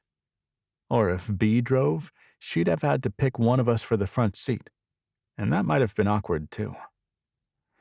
I expected him to be more of a problem, actually, but he seems to be better than I anticipated. Honestly, at the beginning, right after I met B, I kind of thought he liked her. I was actually almost positive. Clearly, I'm not always right, and this time it's a relief. Jake grabs his keys and disappears. You ready? Yeah, B says. I just need to grab my gift. How are you going to grab a song? I look around to see if maybe there's a CD or something sitting around. Though who listens to CDs anymore, I'm not sure. Her cheeks turn pink. What? Did I say something stupid? I didn't really have time, she says. So instead, I got them a portrait of their family. Oh, I nod. That still sounds really cool. She picks up a 2x3-foot gift that was leaning against the sidewall in the kitchen. I should have noticed it. My powers of observation are clearly offline after my long week. The artist even added their names with this really pretty calligraphy under each of them. I'm sure they'll love it, I say. She shrugs.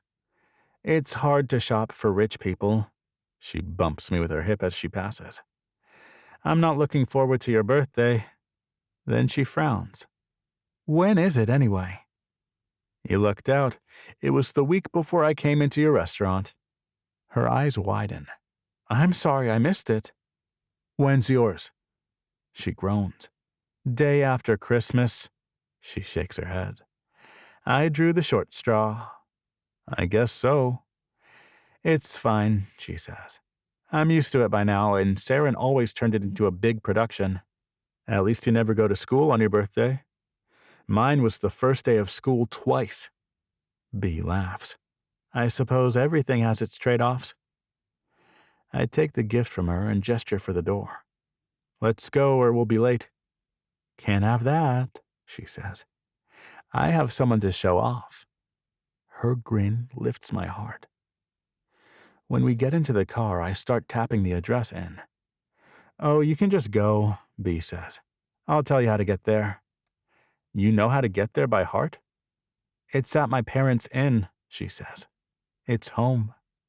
Oh. I hadn't noticed that when she sent me the address before. That's kind of cool. Is it big enough for the Harrison wedding? Barbara wanted a small wedding, B says. Not sure she'll be getting that, but they really did try to contain the guest list. No more than 300 guests. So, 400? B laughs. Probably. One of the problems with being fancy is that you have a lot of work contacts you don't want to offend. And a lot of them probably come in sets, I say. Like if I were to invite Jean-Francois to our wedding, I'd have to invite Sabato as well. Or I swear Gucci would blackball me. Gucci? Her smile is so cute. Really? I shrug. It happened once. I thought Sabato was still in France, so I only called Jean-Francois about this kind of last-minute gathering. How did you fix it?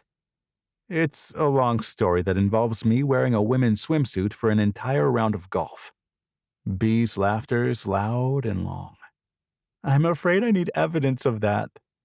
There better not be any, I say, because if there is, I'm going to have to murder someone.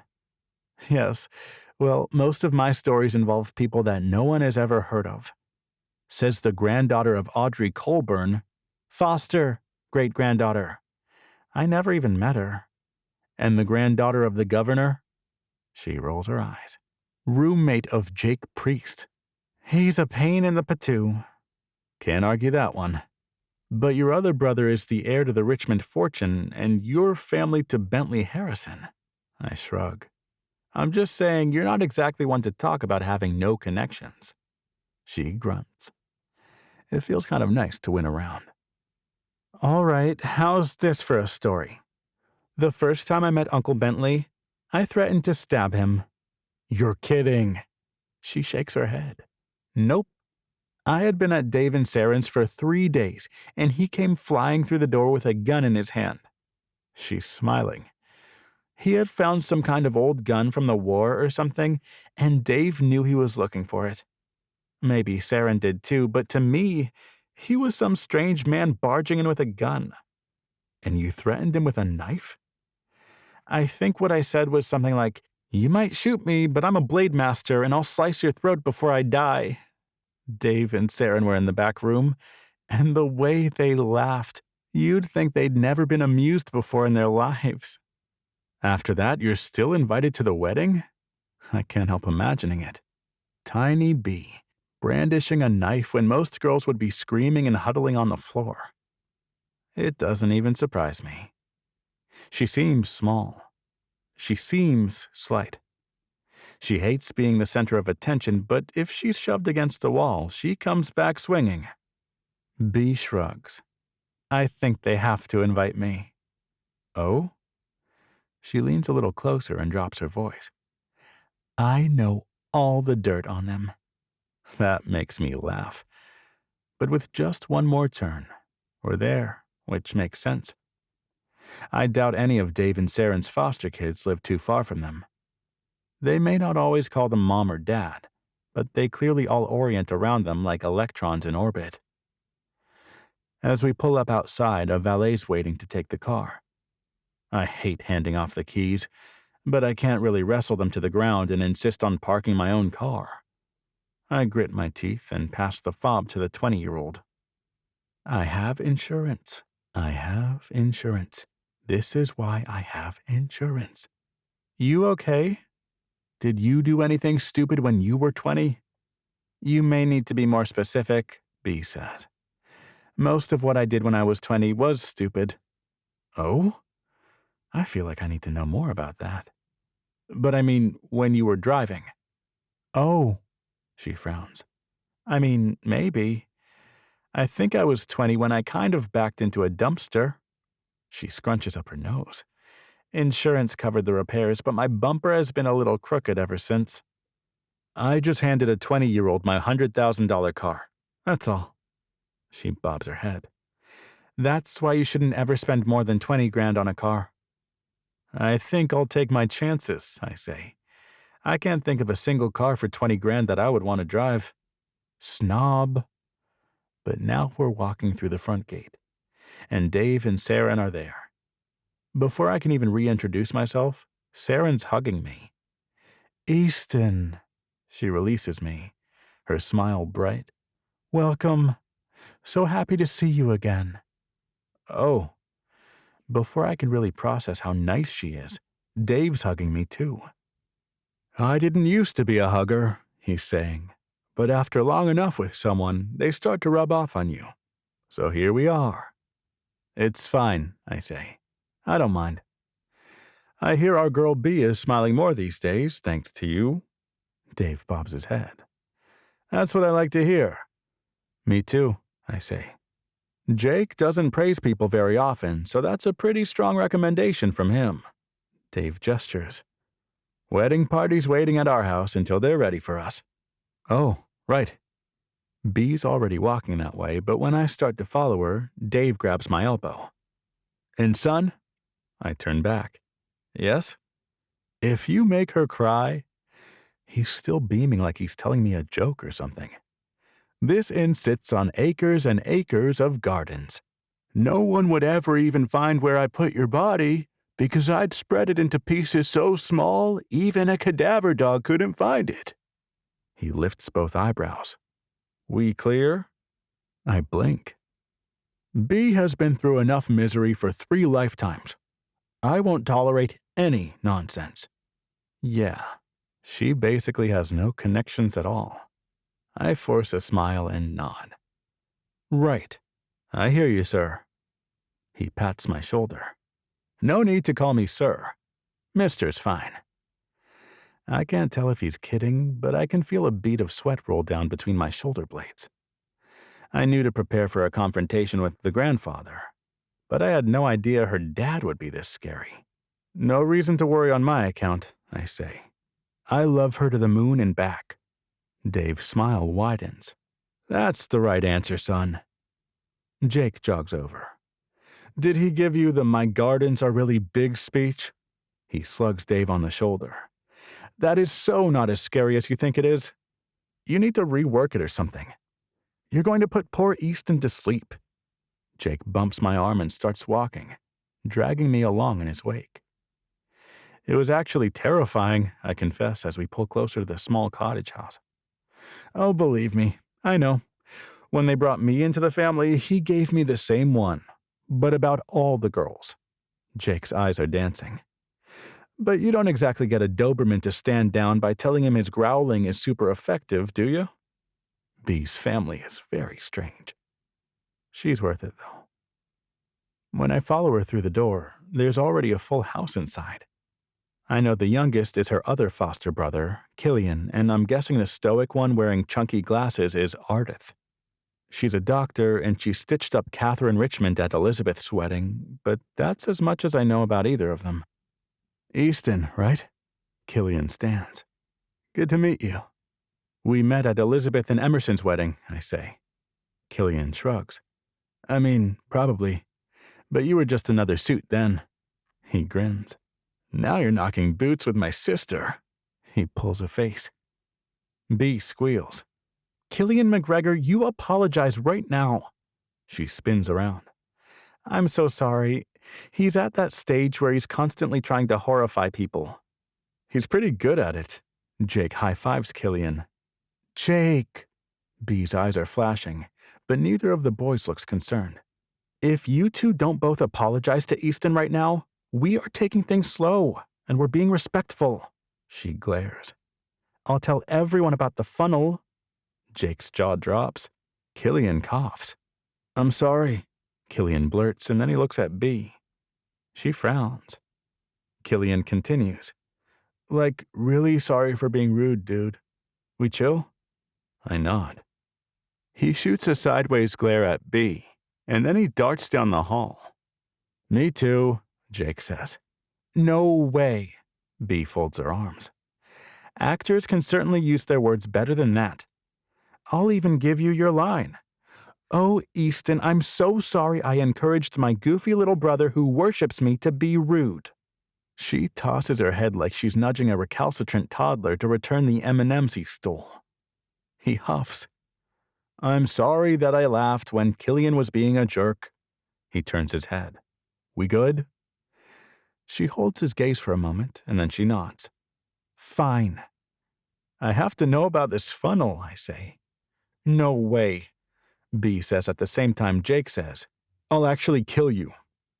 It's not very long before they have us lining up to head over to the outdoor arbor where the ceremony will be. There are mums everywhere. I can't even begin to guess how much money and flowers I'm looking at. But Dave was right about one thing. They have a prodigious amount of garden space, especially this close to the city.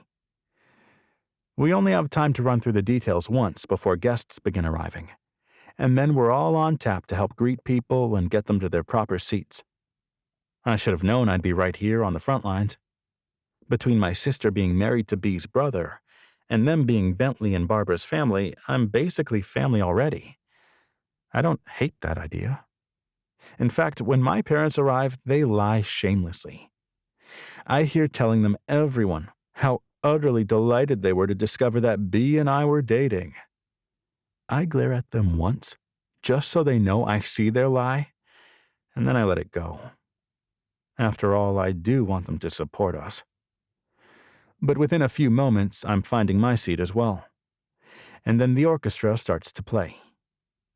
I should probably have expected it, but Barbara and Bentley's two girls walk up the aisle first. One of them's wearing a cute little pine green dress and spreading rose petals, and the other's wearing a pair of black slacks and a golden blouse, being dragged up the aisle by a border collie. I think it's the same dog that flipped out and almost ruined Elizabeth and Emerson's wedding. At least this time it just runs to the front and jumps up on Bentley. He seems ready for it, smiling broadly and crouching a little to let it lick his face. When the wedding march starts, I turn around and watch with everyone else. Barbara has been married before. I knew that much. Still, I didn't expect her to wear a blood-red dress that looks a little like a salsa dancer's costume, and the Queen's coronation dress had a one-night stand. It's got flouncy ruffles all along the asymmetrical skirt, which is slit up the right side. Matching asymmetrical ruffles, going the other direction, rise up the one-shoulder bodice. It's absolutely stunning. For a fall wedding where all the accent colors are shades of brown, gold, russet, and mahogany, it's unexpectedly standout and glamorous in a way a white gown never could be. I'm dying to know who designed the dress. It really, really looks like Laurent's work. If he didn't do it, I bet someone who copies him did. It's totally not what I should be fixating on, so I let it go and enjoy the show. The two little girls are dancing back and forth a little from one foot to the other, but everyone else is smiling calmly as Barbara finally reaches the front. B winks at me from where she's standing next to Saren. The ceremony goes on a little too long, and my mind starts to wander, but the man with the white hat finally does pronounce them husband and wife. And then they both share their vows. You took long enough to notice me, Barbara says. I figured after more than a decade of knowing you that you had no interest in me. I think that was a reasonable assumption. Everyone laughs. But I suppose men sometimes just don't know their minds. Often, Dave clears his throat. Luckily, you did figure out that you liked me. I love you. Bentley takes her hands in his. And I promise that from now on, I will never ever take you for granted again. You better keep that promise, Barbara says. Because if you don't, I get all of them in the divorce. She waves at the audience. Even if they're all horrified I'm saying the word divorce at our wedding. She's smiling as she shakes her head. I used to be superstitious, but after doing everything right the first time and having everything go wrong, we've done everything backward. And I've never felt better about anything in my life. She releases Bentley's hands and opens her arms. Before the girls can reach her side, The border collie jumps up, trying to lick her face. "No, Lucky," Bentley says. "Down." But the girls are giggling as they hug their mother. "We got the kids first," Barbara says. "I knew that night when you came to help me without any reason.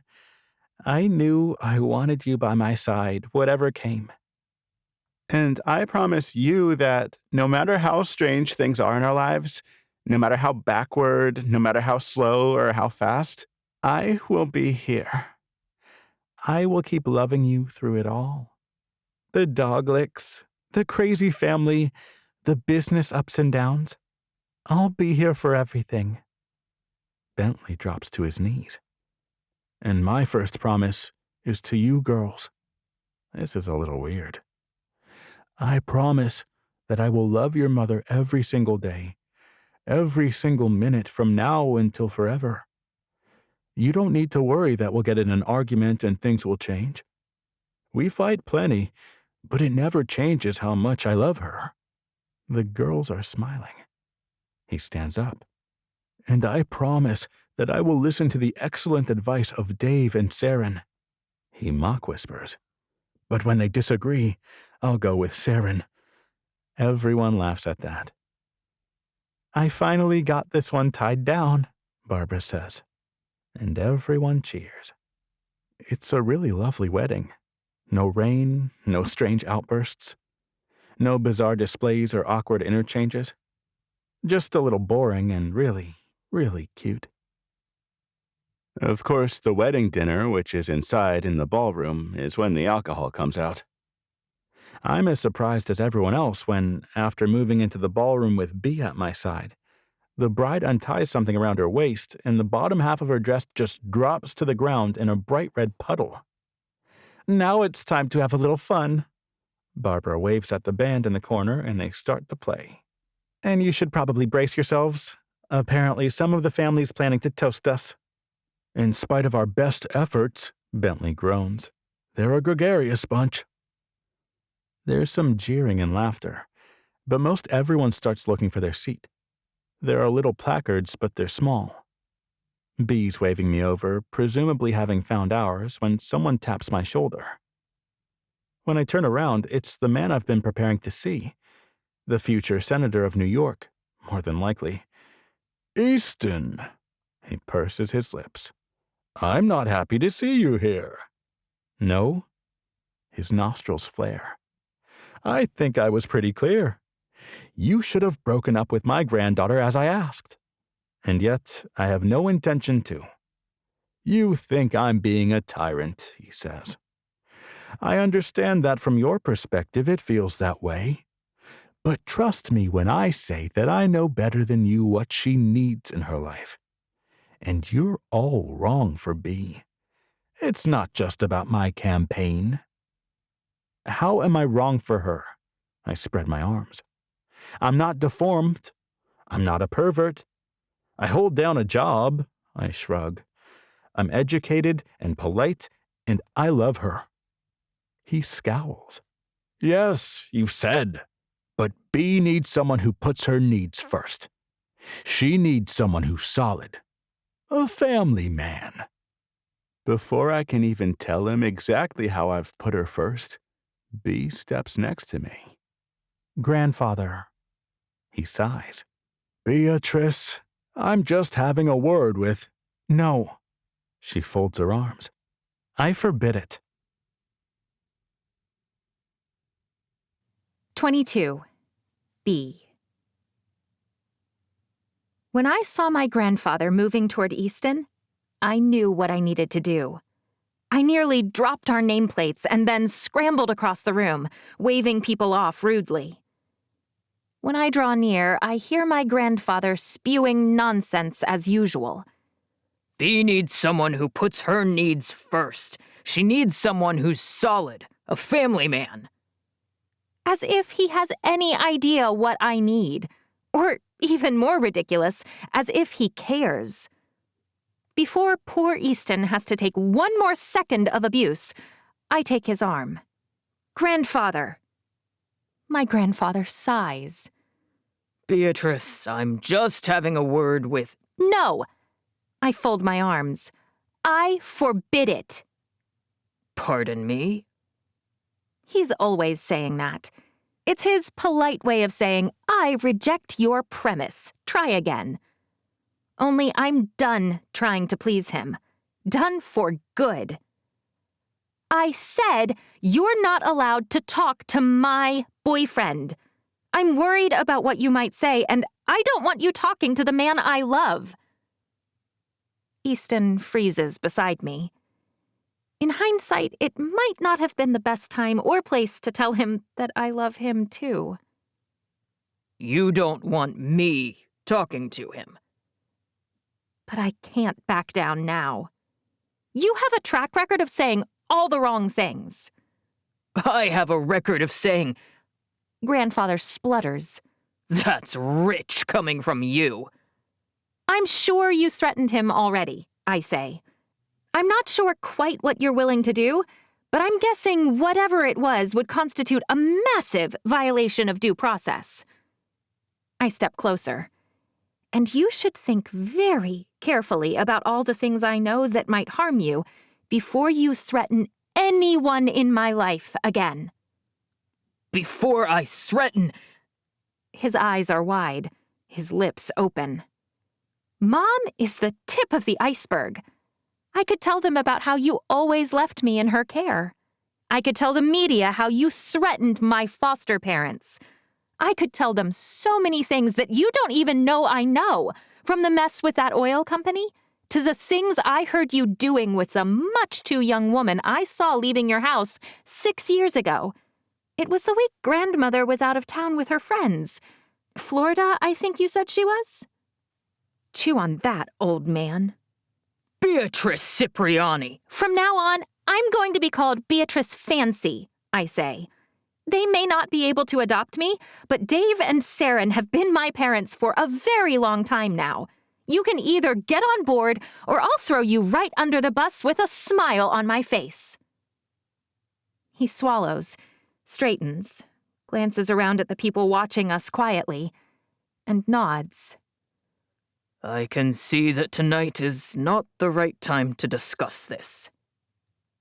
I lean closer, drop my voice, and say, and if I get even the smallest whiff that you're bullying a local New York business to get your way, you had better believe that would be shared far and wide. A governor persecuting a New York business to further his own agenda would be an impeachable offense, and I'd be the first in line to testify. Grandfather's completely unable to disguise his fury as he stomps away, and when he reaches my cardboard cutout grandmother's side, Grandmother grabs her bag without so much as a complaint, and they head for the door. Good riddance. I'm sorry, I say. I know that seemed nasty, but if you had any idea what a terrible person he is, you'd know it was a long time in coming. Easton shakes his head. It was glorious. I hope he didn't threaten you with anything too horrible. His smile's broad. You know, he tried. But I actually might owe him a thank you for that. Why? It was the incentive I needed to stand up to my own personal Goliath. Oh? I signed an agreement this morning obligating me to sell my shares of Sacrifice Nothing, and my parents to sell their shares to a friend of mine and his father. You heard us talking the other day. Wait! I grab his hand. You didn't! I got the idea when your grandfather tried to bully me, but honestly, He shakes his head. it's very freeing. I'm going to start over, and this time, I'm not going to take the company public. I'm going to find another latency, and I'm going to make that company exactly what I want. But Easton, your whole life has been that company. Not anymore, it's not. He's looking into my eyes. It never should have been, and believe me, I'm getting a very, very large pile of money to ease any anxiety I have about it. I can't even remember when I met the groom. Dave's voice from the front of the room washes over us, and I realize I should not be up here chatting while Aunt Barbara and Uncle Bentley's wedding is underway. I've had my moment, but the rest of the moments are for them. Easton and I find our seats pretty quickly. I still feel a little bad about Easton selling his company, but surely it's not too late to stop that from happening. Then I'm able to watch, eating the amazing salads the waitstaff keep bringing out. First a strawberry salad, and then a pasta salad, while our family members stand up and talk about Uncle Bentley and Aunt Barbara. As I listen, something strange happens. I can hear it. The similarity between what everyone says about them. The stories kind of converge in my brain, and a melody emerges. A melody that is Bentley and Barbara. It's their devotion. It's their patience. It's their enduring kindness. Their frustration and weariness with the world, and then their joy in turning toward one another. It's how, individually, they're all less, but as a family, they're enough. I stand up, patting Easton's arm, and cross the edge of the room to where the band's playing softly. Luckily, there's a keyboard. Can I borrow this? The poor player blinks and then nods. He stands up and steps back toward the wall. When Killian stops talking, which frankly is a relief, I step into the gap. "I'm Beatrice," I say into the microphone. "And I wasn't sure whether I'd get an invite, since the first time I met Uncle Bentley, I threatened to cut his throat." That gets everyone's attention. When I first came to live with Mom and Dad, I didn't think I belonged there. I figured it was just a matter of time before I packed up my junk and found a new place to stay, with new people to annoy. The idea that I might have found my family... I choke up, but I forge ahead. It hadn't even occurred to me. Jake catches my eye, and he's not smiling. He looks sad. But you know, that never happened. No matter what dumb things I said, no matter what idiotic things I did, like threatening Uncle Bentley, Mom and Dad kept right on loving me. And Uncle Bentley, not 3 weeks after I threatened his life, came to my very first birthday party. I drop my fingers on the keys of the keyboard. I'm not sure either of you will remember what you gave me for my birthday. This time my eyes well with tears. But Uncle Bentley, you had heard I liked music, so you bought me a keyboard. Not unlike this one. I place my hands on the keys. It was one of the best gifts I ever gave, Uncle Bentley says. And Aunt Barbara, you gave me a pair of headphones to connect to the keyboard. That's probably the only reason no one took the thing away, because I had no idea what I was doing at first. Everyone laughs. For a long time, I didn't want to play in front of anyone. I'll be honest, I still don't really enjoy this part. I like to make up songs, and I like to play them, but I do it in the peace and quiet of my own family room. For a long time, that's where my songs stayed. I point at the wall. Over there, in that pile, you'll find the panic gift I bought you. I think you might like it, but who knows? The gift I wanted to give you, a song, just didn't come to me. Not until I watched you. Not until I heard all your guests talking about the love you share and about the family you've built. I play the opening chord. It's hopeful. It's bright. And then it segues into something mournful, something tragic. I don't have words yet, but I think some songs are better without words. It's pure emotion. Like me, Uncle Bentley and Aunt Barbara had some rough times. They felt alone, they felt unloved, and they felt unworthy. I could tell in the way they joked. I could tell in the way they smiled as Dad kissed Mom. I play that sorrow into the beginning. But then the hope comes back. The chords progress into something lighter, something tentative, something new. And then comes the real transition. The key signature from the tragic and the key signature from the hopeful combine, and the harmony meets the melody. The sorrow and the joy combine to form something more. Strength. That's what I'll call this song. Strength. When I play the final chords, I stand up. My mom and dad were there for me, lending me their strength, lending me their faith when I didn't have any of my own. And you two, I can feel it. Together, you're just as strong as Mom and Dad. You're better together than you were apart, and you'll only grow stronger. I shift to look at Ricky and Nikki. You may have times you doubt, moments of fear, but I promise you that eventually, you'll realize that their strength is also yours. I turn back toward Aunt Barbara and Uncle Bentley. I'm so happy for all of you.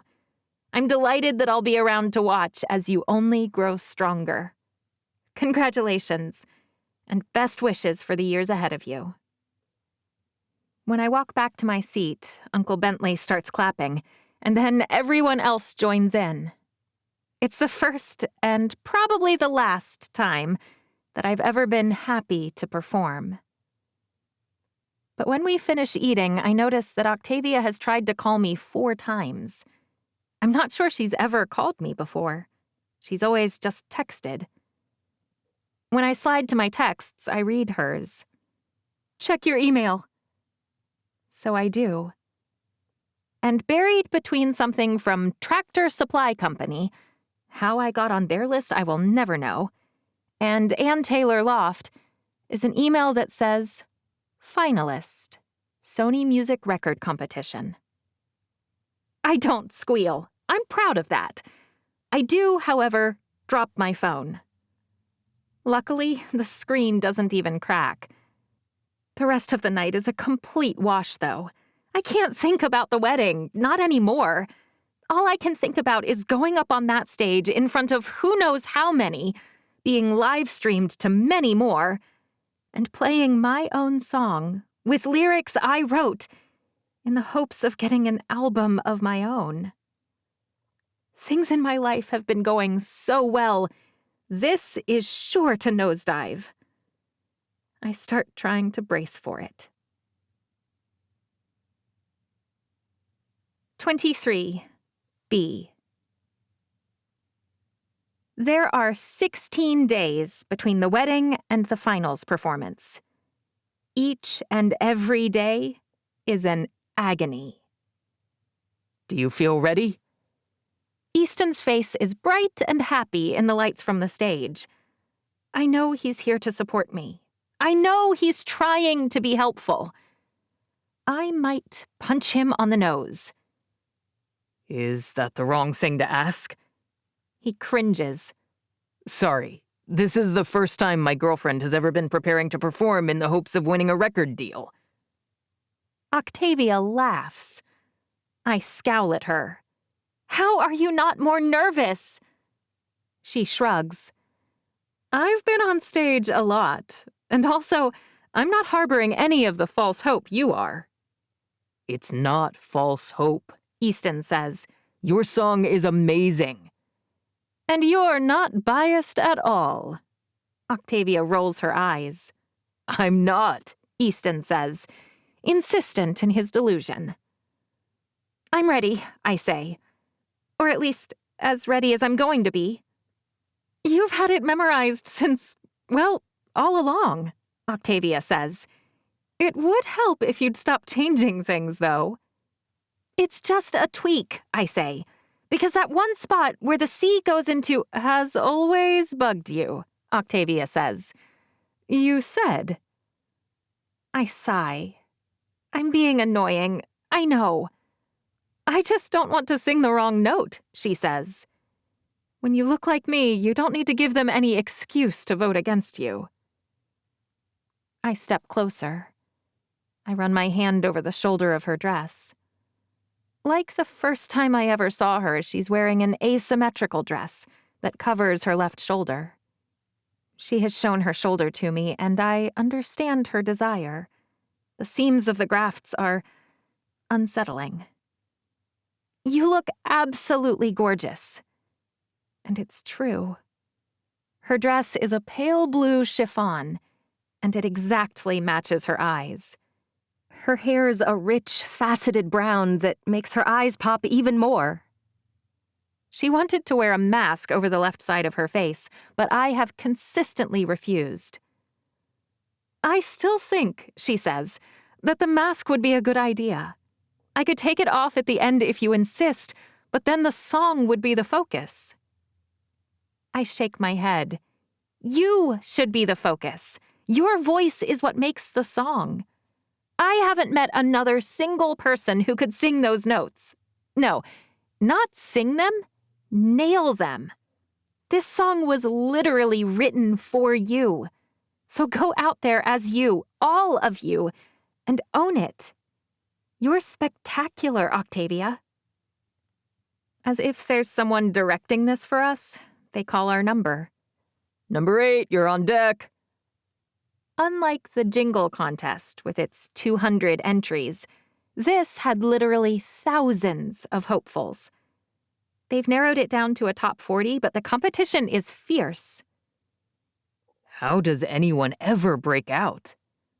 Easton's shaking his head as he follows us to the edge of the stage. The pressure, the numbers, the odds aren't great. Thanks, honey. I start to walk past him, and he grabs me, circles my waist with his hands, and dips me. My heart is pounding when he presses a kiss against my lips. You, Beatrice Fancy, are the most talented woman I've ever met.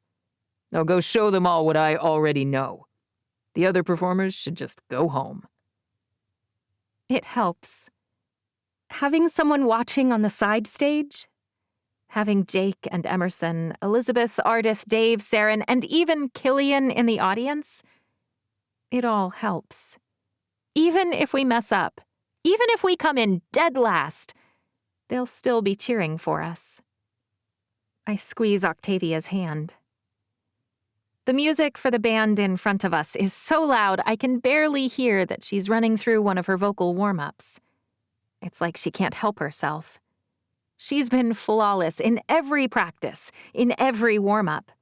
Her voice alone would make a heavenly chorus jealous, and she's still nervous. Something about that calms me.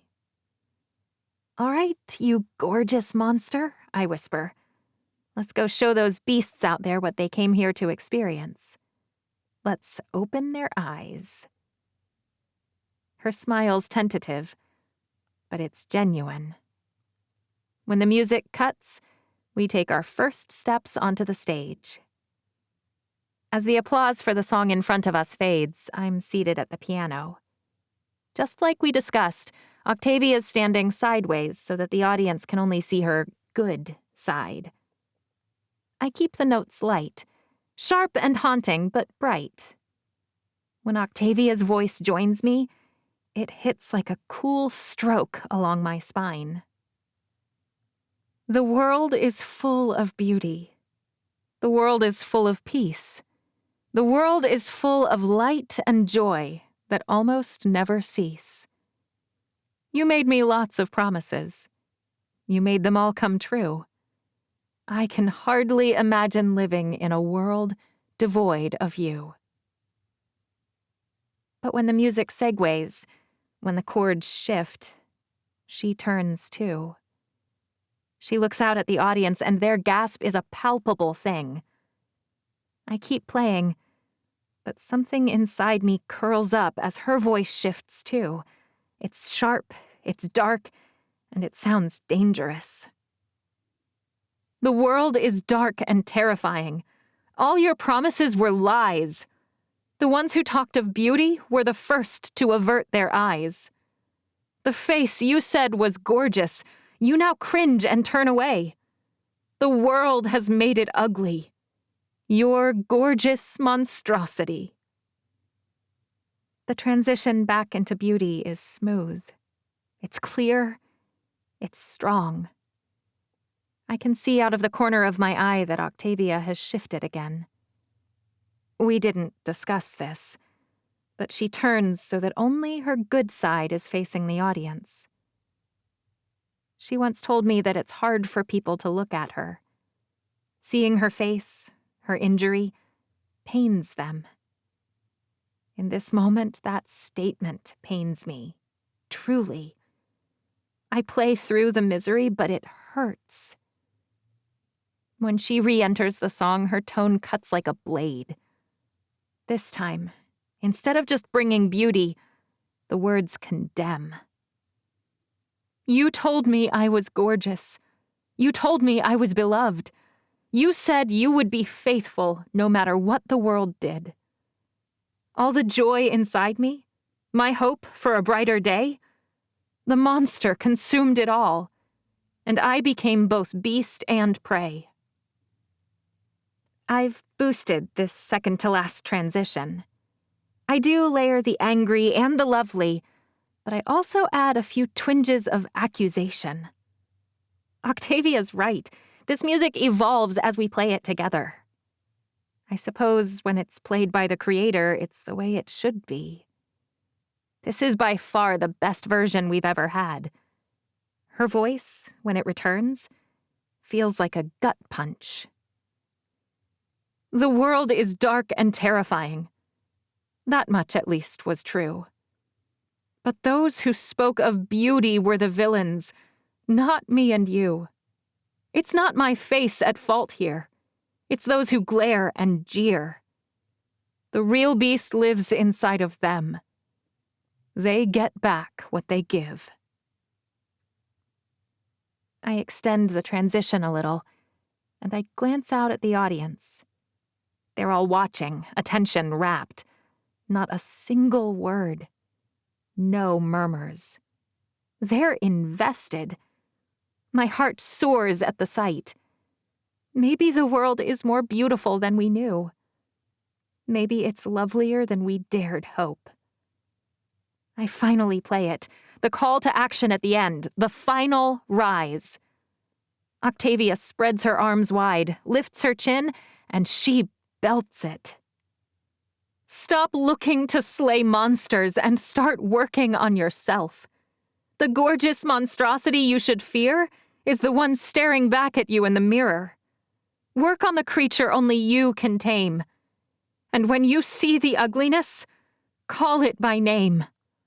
Oh, call it out by name. When Octavia sings the final line, she doesn't turn back. Not this time. She stares out at the audience, holding their gaze. Only when the last note plays does she relax her shoulders and incline her head. When I walk away from the piano, she doesn't walk with me to the edge of the stage.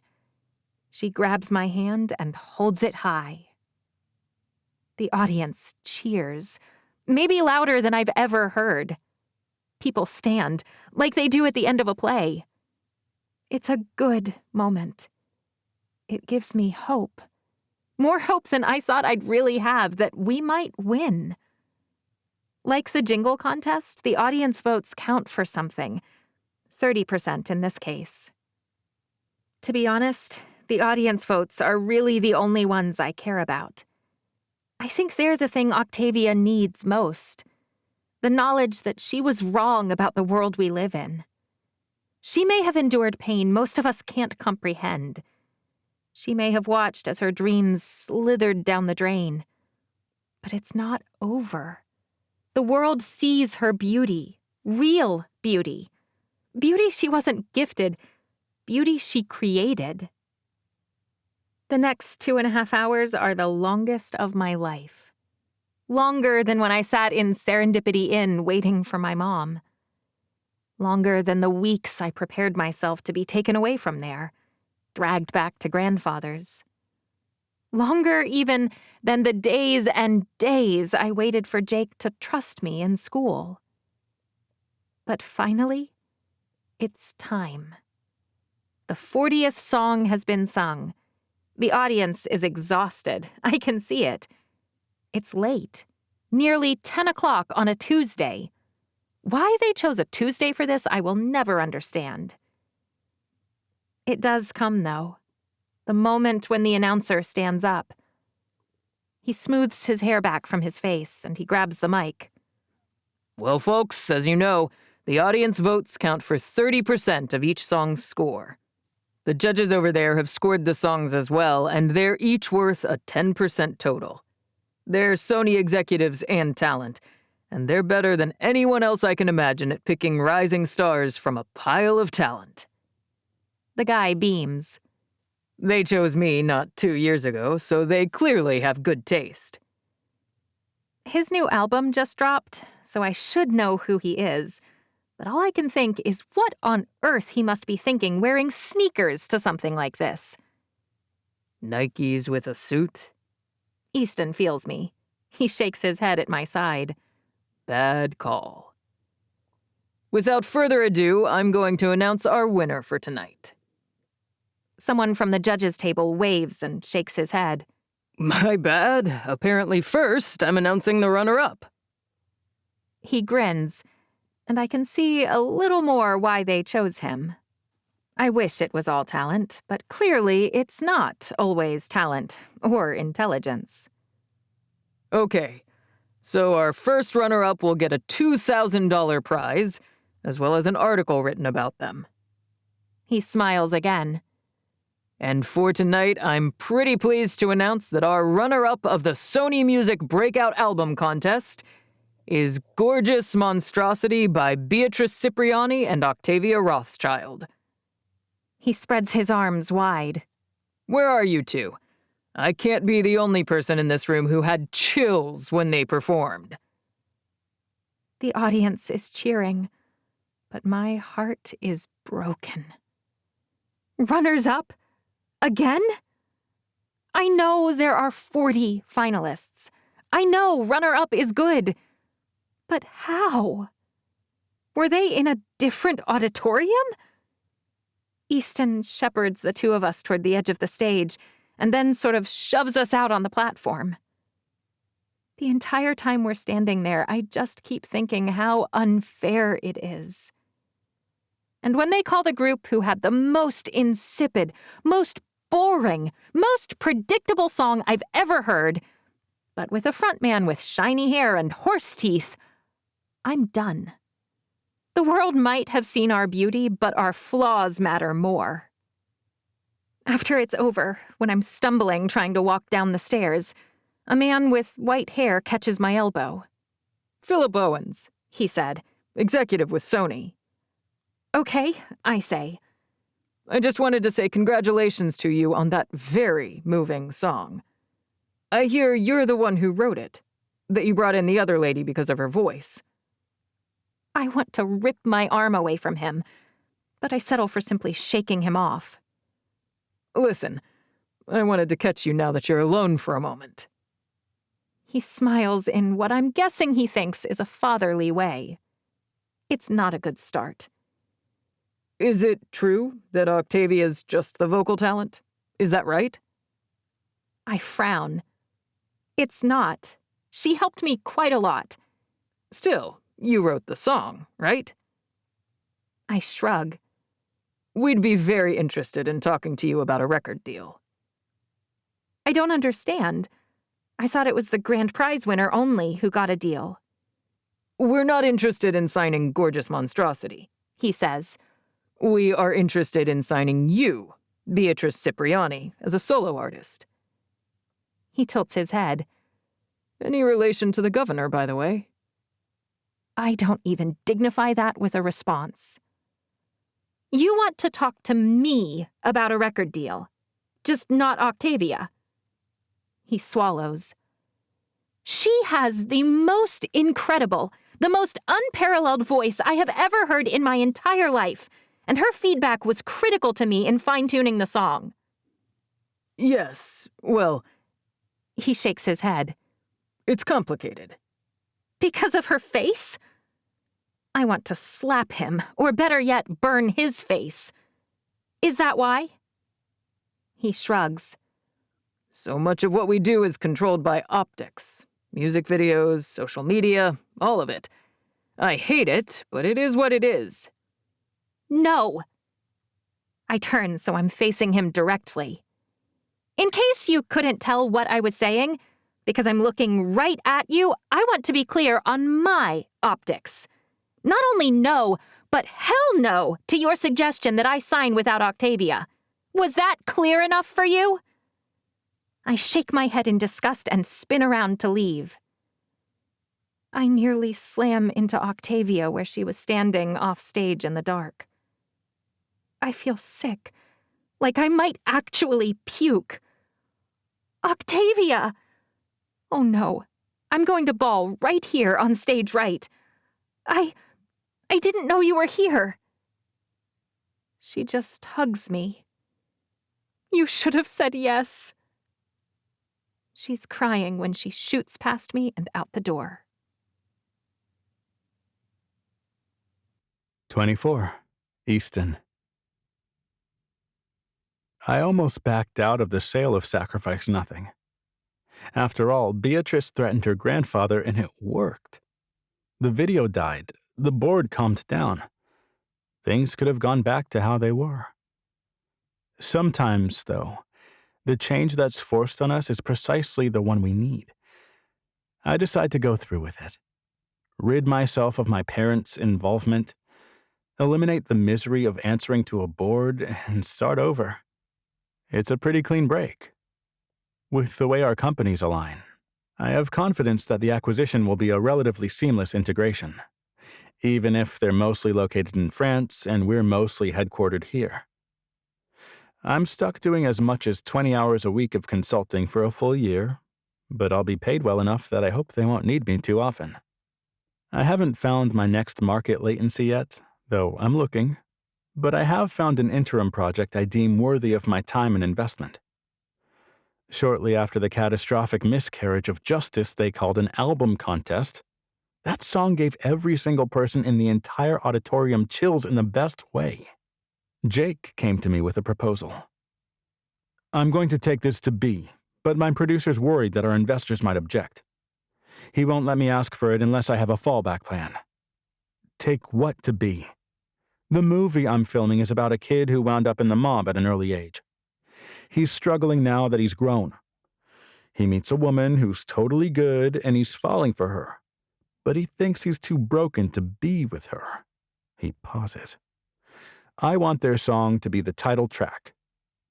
I'd like to have the two of them do the music for the whole movie, if I'm being honest, because I think they'd nail it. But at least for the opening and closing, I want their song. Why would the investors back out? Because I want the movie to find a label to put it out, at least as a single, and have the release coincide with the movie release. I think it could be synergistic, right? Like, as the movie does well, people will listen to the song, and as it trends, that leads people to the movie. He nods. You're not as dumb as you look, I say. Jake beams. I knew I'd grow on you. You have, actually, I say. I hated you at first, and just last night I handed you that popcorn bowl and I didn't even want to spit in it first. You know, right after you started dating, I tried to break you up. I did not expect him to say that. Bee's the smartest person I know. She just laughed, and she told me something I was too dumb to have realized. She told me that I'm her family and that I wasn't ever in love with her. I just didn't want to lose her. That's a lot of information to process.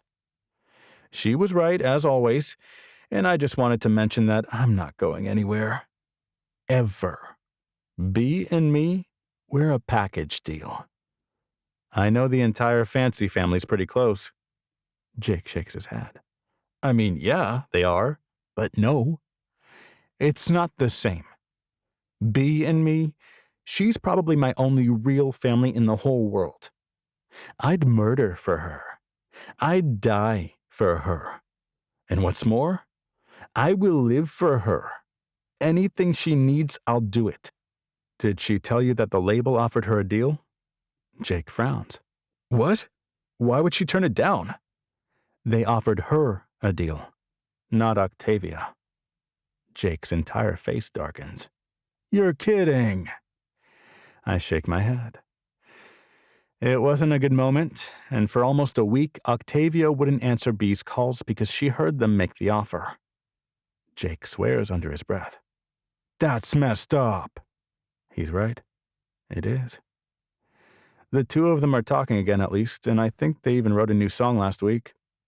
That's good for me, Jake says. Look, I have to go out of town again tomorrow, but I'm going to send you some paperwork for the movie. Investment stuff. Is that all right? Whatever you need, I say. But I am curious. I thought you might be upset she turned the offer down.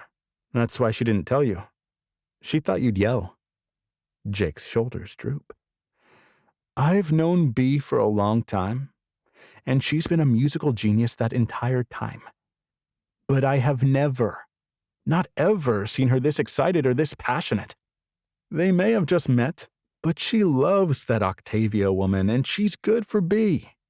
She really saw B that night. At the jingle thing. It made me angry at the time, but maybe we missed the things the people close to us really need. Nothing else would have fired her up to actually write the songs that consume her. Believe me, I've tried everything since that first song she wrote launched my career. You think she did the right thing? Turning the label down? I think she did the only thing B could ever have done. Jake shrugs. It's who she is. She's just like her mother. How so? I ask. Jake frowns. I've never met her mother, so I don't really know what you mean, but I'd like to understand. You've met Saren, Jake says. Above all else, she's loyal, and B got that from her. I'm such an idiot. I was thinking her real mom, but Saren is her real mom. The mom of her heart, anyway. I see it now, what he means. They're both fierce, and they're both happier surrounded by loved ones, but not in the spotlight themselves. I think about the story with the knife. When push comes to shove, B pushes back. Always. You didn't say our mom, I finally realize. I thought you meant her birth mom because you said B is like her mom. I don't have a mom. Jake's words are simple. Unemotional, like he really believes it. No? I think he's wrong. But he's the only one who can come to grips with that. Look, I've got to get ready to go, but I'll be in touch, all right? Will you tell B? I'd rather not tell her you're even involved if I can help it, Jake says. No? He shrugs. She'll see it as a pity thing if we do. She'll feel like her boyfriend has to come in and pay for her dreams, and that'll ruin it. But I actually think it would be a good investment. Jake's expression is pained. You're an optimist, then? How so? In your heart of hearts, you believe in people. You think they'll look past their fear, beyond their own baggage, and see something beautiful. I guess I am an optimist, I say. Is that bad?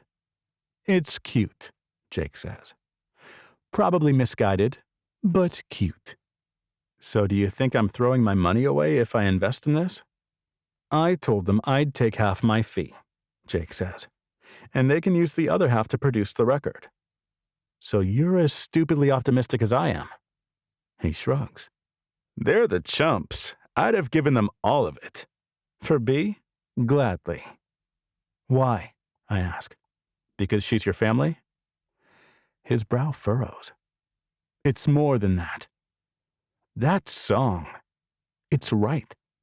If we want the world to change, if we want it to be better, that's on us.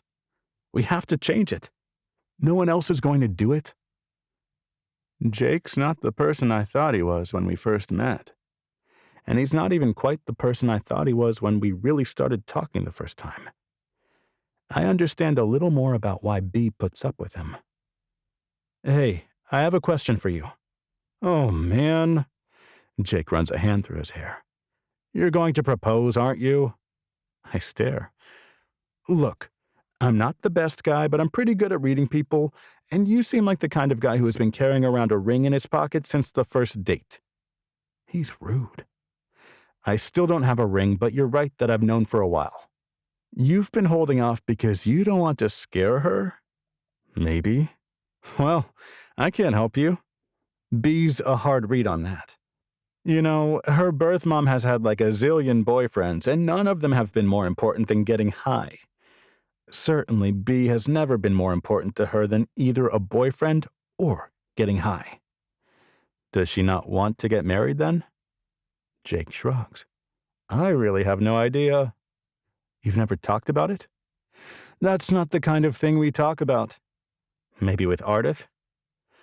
Ardith and I have never said more than 3 words to each other, even at family dinners. She's not the most talkative. Honestly, I've never seen her talk to B either, or heard them chatting on the phone. That would be weird, Jake says. I nod. Yeah, Ardith kind of scares me. He chuckles. Me too. I'll have to go in blind. Jake nods. I know she cares a lot about you, and I think that, even if she isn't ready, it's gotta be nice to know you are. She told you I said I love you first. His smirk confirms it. I'm not chill, I say. I have no coolness, not anywhere inside of me. I mean, you're a cool guy, but yeah, you're pretty tightly wound. I don't even know what kind of ring to get her. Now there, you have a secret weapon, right? I have no idea what he means. You have a sister. But not all girls like the same things.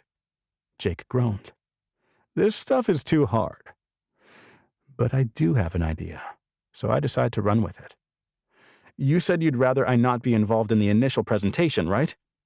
Jake narrows his eyes. This is going somewhere interesting, I can tell. I hope he's right. But most of all, I hope that B's real mom was able to repair the damage her birth mom did. I really hope B doesn't just turn me down flat. I'm not 100% positive that's something I can recover from. A complete rejection? Which means that proposing carries a real risk, because in my entire life, I've never wanted someone to say yes more. 25. B. It takes 3 days for her to pick up my calls, and more than 2 weeks for Octavia to finally come over and meet me before work to try a new song. When she walked through the door, she acted like nothing had ever happened. I almost insisted that we talk through things, but then I decided I'd let her lead this part. It's not my wound. You know, some people can go weeks or even months without having a new song idea, she says. People can, I guess, I say. But not me. So you're saying your whole life, I've had songs rolling around in my head. What did you do with them? I take 3 steps and kick a box in the corner. Wait, she says. Are all of those... Her eyebrows rise. Mom and Dad have a few more boxes in the attic. A lot of them aren't very good. She tries to bend over and lift the lid. Focus! I shove the box with my foot, sliding it under the edge of the piano. I said I had a new song. Right, but I want to see what those look like. They're crap compared to the song I just wrote, I promise. She drops her hands on her hips. I will sing this song with you if you agree to let me rummage around in that box for half an hour. 10 minutes. She arches one eyebrow. Half an hour or I walk. I roll my eyes. Fine, half an hour. She beams, and it's totally worth it. We're just finishing the initial run-through when Jake breezes through the door. It's strange, because he's supposed to be filming. But even stranger than Jake being where he shouldn't is Jake bringing a friend. Who's that? I ask. Adam Forrest, this is my sister B, and this is their lead vocal, Octavia Rothschild. I've heard a lot about you, Adam says, extending his hand. Wait, Adam Forrest, as in the producer? Octavia looks like someone just slapped her. Her eyes are round and her good cheek is bright red. I wonder whether the burned side doesn't flush as well. It makes sense, I suppose. The very same, Adam says. We had to come to the city for a scene in Central Park, and this joker convinced me I had to meet you. Me? I ask. Both of you, He says. He's pretty persuasive when he wants to be. I stand. Why did you need to meet us? Adam shoots a pretty crusty look at Jake. You didn't tell them? Tell us? You do a better job at all that. Jake says. Adam looks ready to spit nails. Look, he says you're talented songwriters and musicians, and he wants you to do the music for the movie. On top of that, he wants us to push our production company a little. We have an affiliated record label. I blink. Octavia exhales in a large whoosh. Just sing your song, Jake says. Which one? He scowls. It's way better on a stage, I excuse. It's not the same in the middle of a living room. Make do, Jake says, widening his eyes and mouthing something I can't quite get. Fine, I say. Whatever. I whip the sheet music out, but Octavia's looking at me like I'm speaking Swahili. Right here? She hisses. I haven't even warmed up. I shrug and start to play. I'm banking on her training kicking in to override her shock and dismay. It works, mostly. She misses the first cue, but that's fine. I do a little doodle and swing back around. She catches it this time, and we're off. All in all, the dynamics and showmanship can't compare, but it sounds all right. Do you have anything else? We just tried a new song for the first time today, I say. Octavia's shaking her head. I've sung it exactly one time. You have whole sections with no lyrics yet. What about those two you wrote the week before the contest? Jake tosses his head at the box. I sigh. Fine, we could do those. In the end, Adam Forrest is very persistent. We perform at least a dozen songs for him before he plops down on the couch, staring at his hands. He wasn't kidding. About what? I ask. The face, the songs, the voice.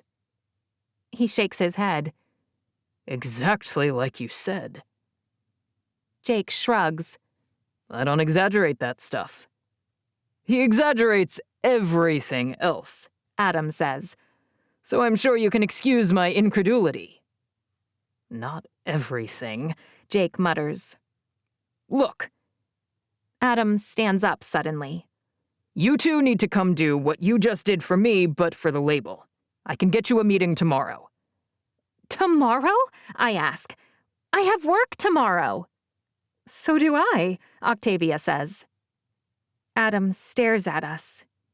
Jake's shaking his head vigorously behind him, like he's suffering from some kind of seizure. I can call in sick? Octavia asks. I guess I can, too. Good. So you'll be in Hollywood at the studio tomorrow at 2. They can just fly back with us, Jake says. How fun for us, Adam says. And just like that, we're hopping a ride on the studio's jet to California. Octavia insists on hauling 2/3 of the stupid box with us, even though I told her most of the songs are junk. She sorts them into 2 piles on the flight over. What are you doing? I ask. This pile is the ones that need to be reworked. It's got 6 sheets of paper in it. What's that one? I point at the stack of almost 100 pages. These are my favorites. I roll my eyes. Very funny. I'm not kidding. She sighs so heavily that it makes her hair blow back on her head. You are now my favorite artist. Well, we're a package deal, girlfriend, so pat yourself on the back. I'm not going to lie to myself, though. Hearing that from her feels pretty good. Besides, you can't tell whether they're good by looking at them. Most people couldn't, she says, but I can. When I finish rolling my eyes 20 minutes later, I start thinking about what's about to happen. Do you really think we'll get an album? I whisper. Because that's wild. You should be thinking about what kind of people you'd be willing to work with, Jake says. Why would we work with anyone else? I ask. Your sound is balanced, clear, and well-articulated, Adam says. But it's not full enough. They'll bring in a bass, a drummer, and probably a guitar to supplement the piano, at least if you insist on keeping it. I nod vigorously. I can strum a banjo, but if we nix the piano, I'm out. Keyboard, probably, Adam says. I shake my head. Piano. We'll talk about it, he says, which is not very promising. Isn't that what people say when they intend to totally ignore you? I text Easton the second we land. Things were so hectic with the last-minute packing that I didn't even tell him I was leaving. Just landed in LA. Jake got us a meeting with a record label. He wants to use our song for his movie. That's amazing. Easton texts back right away. Good luck. Meeting is tomorrow, I say, but we are excited. Jake offers to put us up at his LA apartment, which he assures me is way nicer than ours, but Octavia and I both refuse. We'll share a hotel room, Octavia says. We have some work to do in case they want to hear more than just a song or two. Where are you going to find a hotel with a piano? Jake asks. Does your apartment have a piano? He shakes his head. We have to call 19 places, but we finally find one that has a piano in a conference room they say we can use as late as we'd like. And we do. We don't go to bed until almost 2:30 in the morning.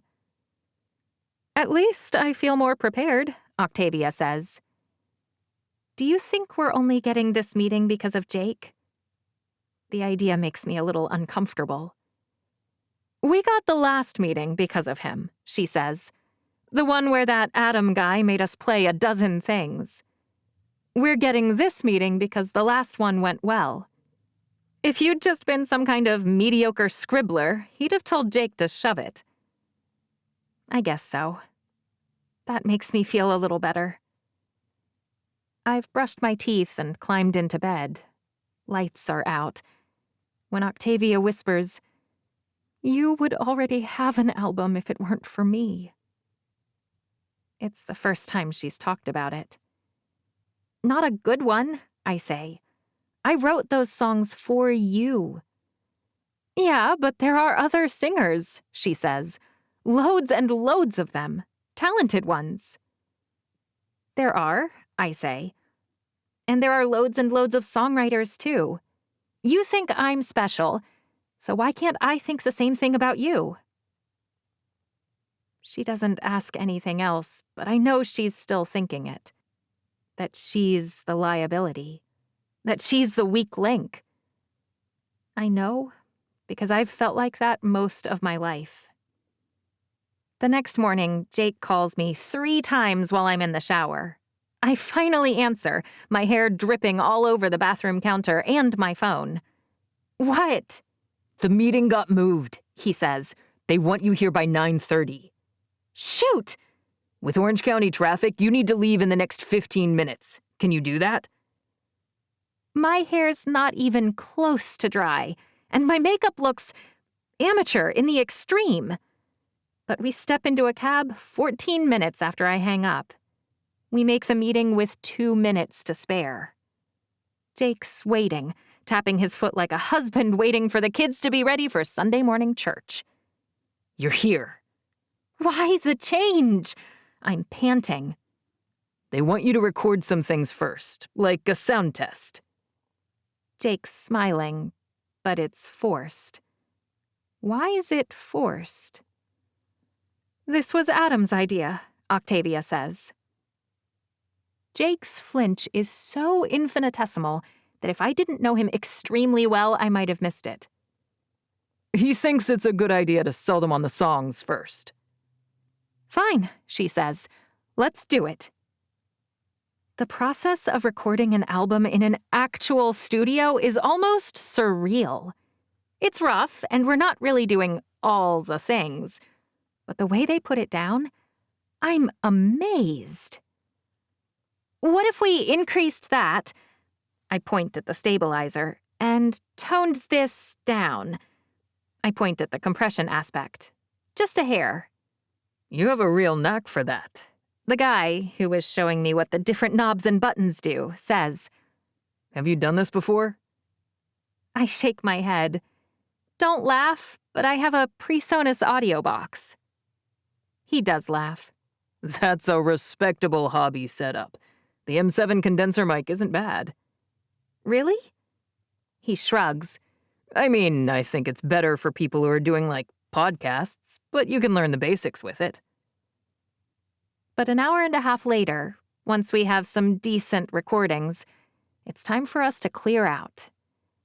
After a rather awkward lunch with Adam, who doesn't seem that pleased to still be dealing with this, we head over for the real meeting.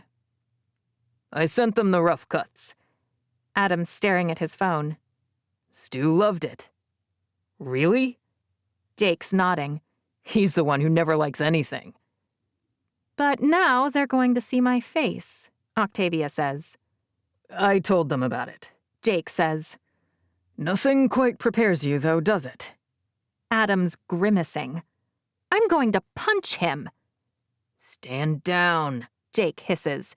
He's on our side. Even so, I can tell that this time, Octavia and I are both preparing ourselves for rejection. It hurt too bad last time when I thought we had it in the bag. So when we meet Stu, Francis, and Eddie, I try not to get my hopes up too high. We really want something a little edgier for this movie, Eddie says. I know Stu and Francis just care about the marketability of the songs, but I have to find something that really fits the tone of the movie. I liked that first track, the Beast one, but the others are too... He waves his hand through the air.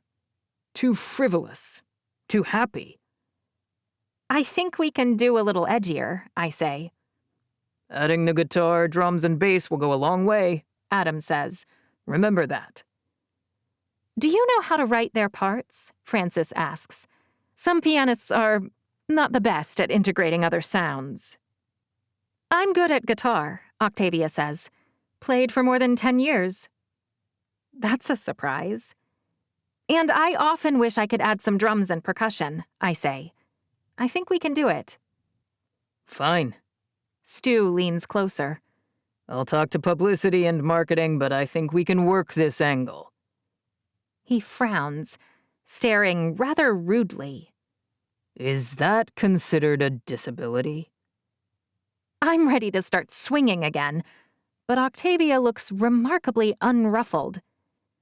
The Social Security Blue Book lists significant burn injuries as an impairment, but I'm not eligible for benefits because the location of my burns does not preclude me from manual labor for the most part, at least with reasonable accommodations. Wait, what does that mean? Francis asks.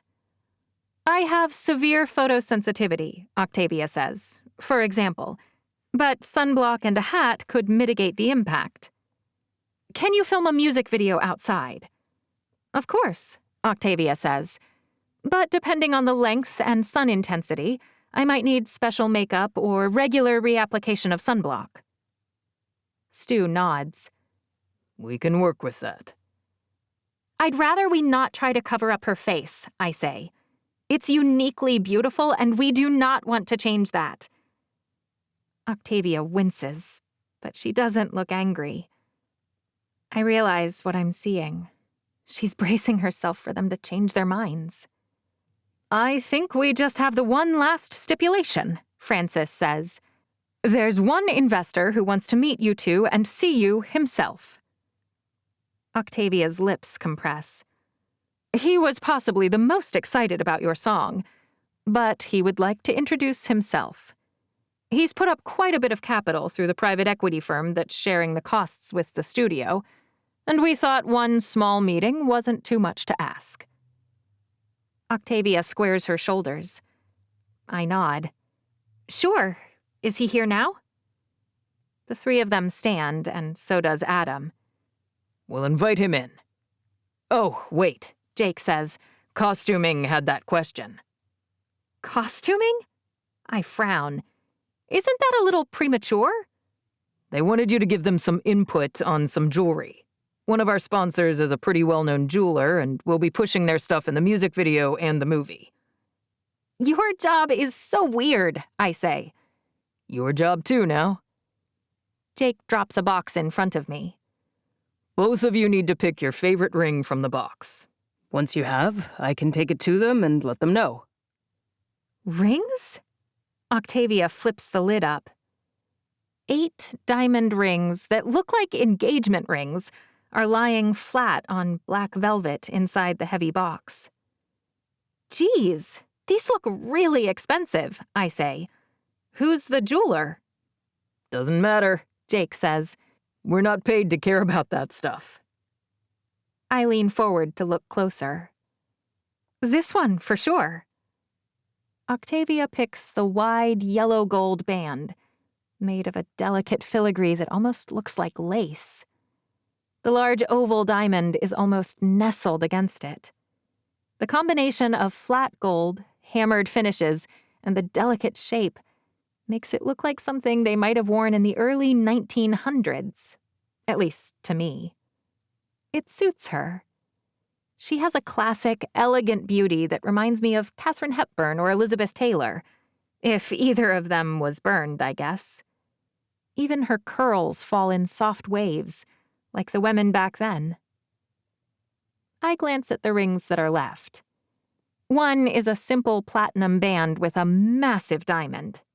Tacky. The next is probably the most boring ring I've ever seen.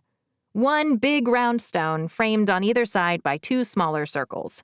Snooze. Then there's a very sharp-looking one with a marquee diamond and slice-looking diamonds framing it on either side. Next to those are small squares. I feel like I could scratch myself 7 ways from Sunday while wearing it. The dagger diamonds. That's what I'd call that one. There's a very nice blue center stone ring with white cushion-cut diamonds on either side. It looks like something my new sister-in-law Elizabeth would choose.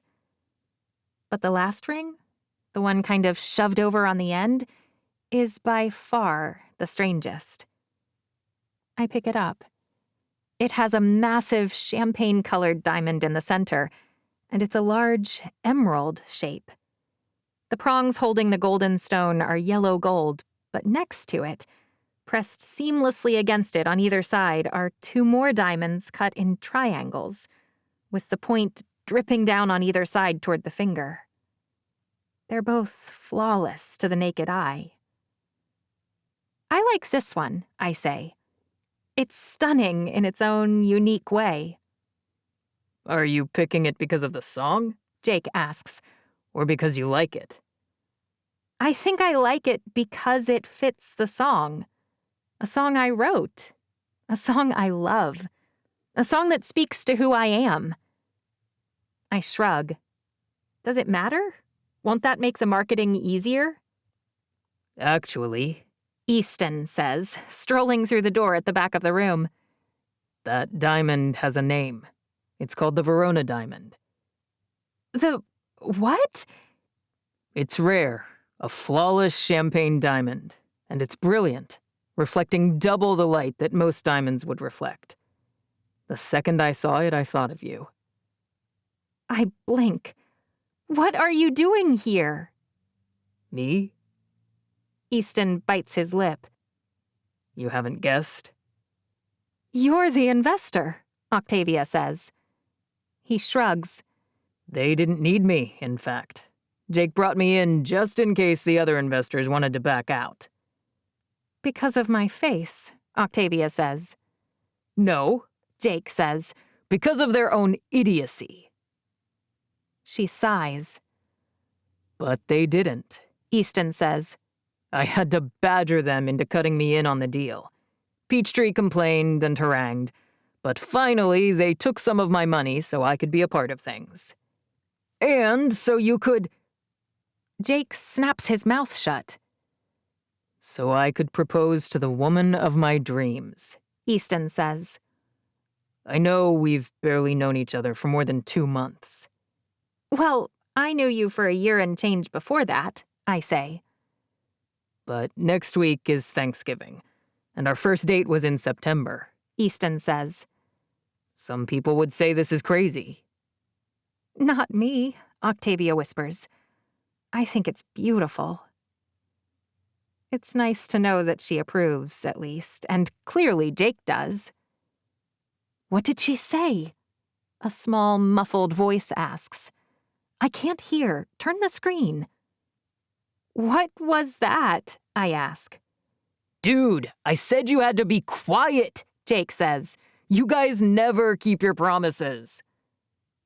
But when he swivels his phone around, Mom and Dad, Emerson and Elizabeth, Ardith, and even Killian are all on a Zoom. They wave. When I squint, I realize Grandma and Grandpa Fancy are also there, and so is Barbara. They're absurd. What did she say? Saren asks again. Can you guys speak up? Did you send out an invite to your whole email list? I ask. Did everyone know? I told you California was a bad idea, Elizabeth says. You should have just done it here. Can you all shut up long enough for me to ask her properly?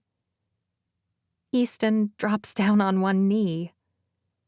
You're already holding the ring. But I knew the moment we met that you were just as unique. No, more unique than that Verona diamond. It's perfect for you. Just like you're perfect for me. Please, please say you'll marry me. Because the other rings they'll take back as returns, but that one, well, it cost a bundle, and I'm stuck with it even if you say no. Is that really true? I glance at Jake's phone. Elizabeth's shaking her head. A marriage founded on lies isn't a good one. I frown. Fine, Easton says. but clearly you like that one best, so just put it on. No. I step toward him and pull him to his feet. I like you the best. I smile. The ring's just frosting on an already amazing cake. Except the frosting's the best part, Killian says. The cake's just an excuse to eat it. Hush, Saren says. I can barely hear as it is. Oh, she's going to say yes, Octavia says. Just kiss her already. How embarrassing would it be if I said no? But Easton's sliding the ring on my finger, and everyone's cheering. And when he's done, I look up at him and nod. Yes, all right, I'll marry you, Easton Moorland. But only because this ring is one of a kind. He kisses me then. And like everything else in our lives, it's pretty darn special.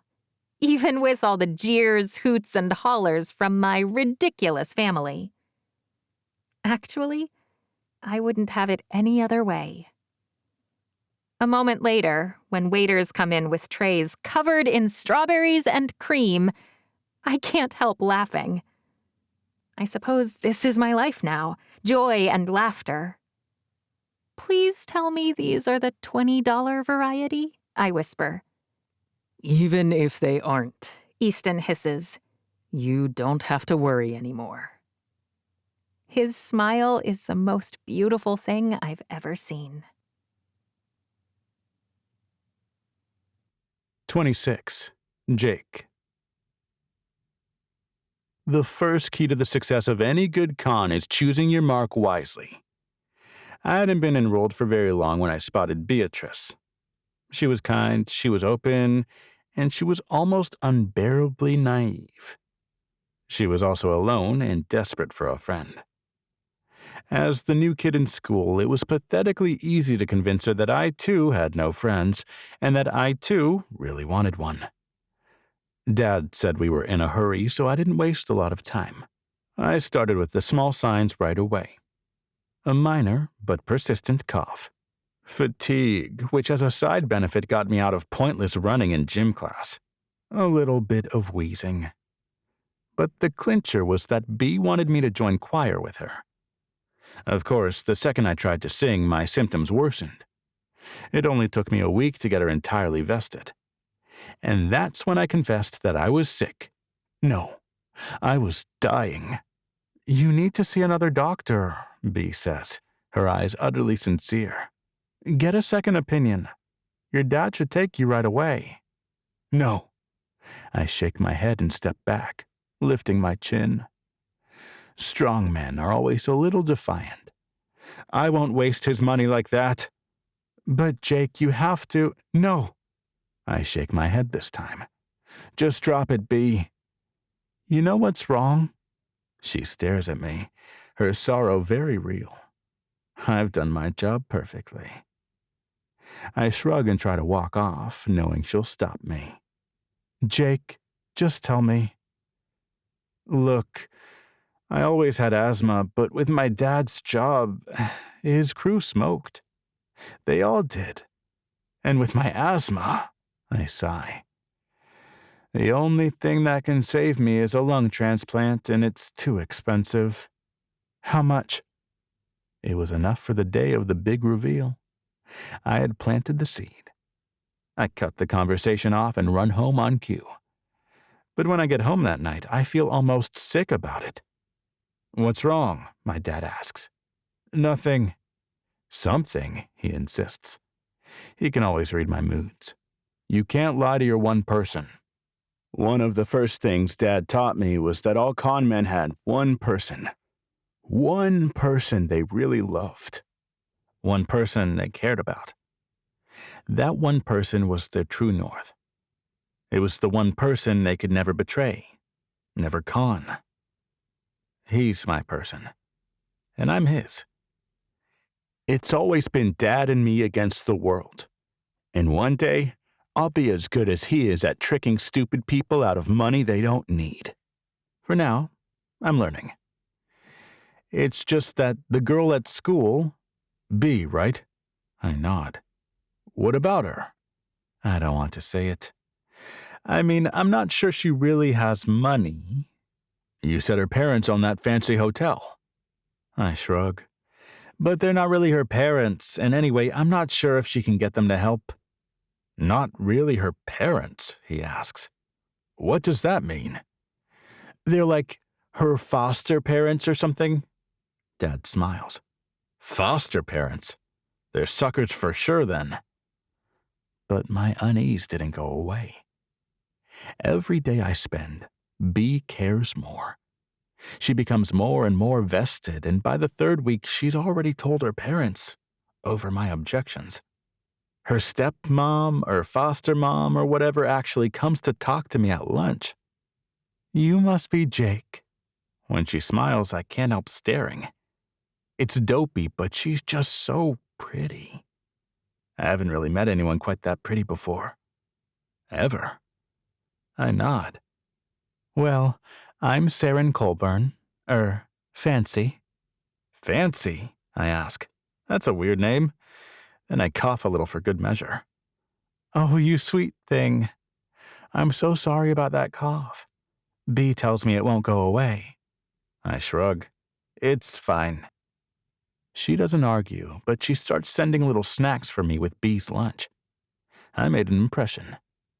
Everything's right on track when Dad's con and mine cross. If we had realized, we might have avoided the worst. Unfortunately, we didn't figure out the connection until it was too late.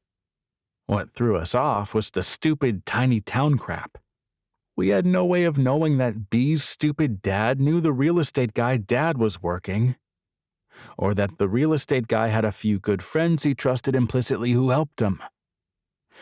The whole thing was a mess, and Dad got caught with his hand in the cookie jar.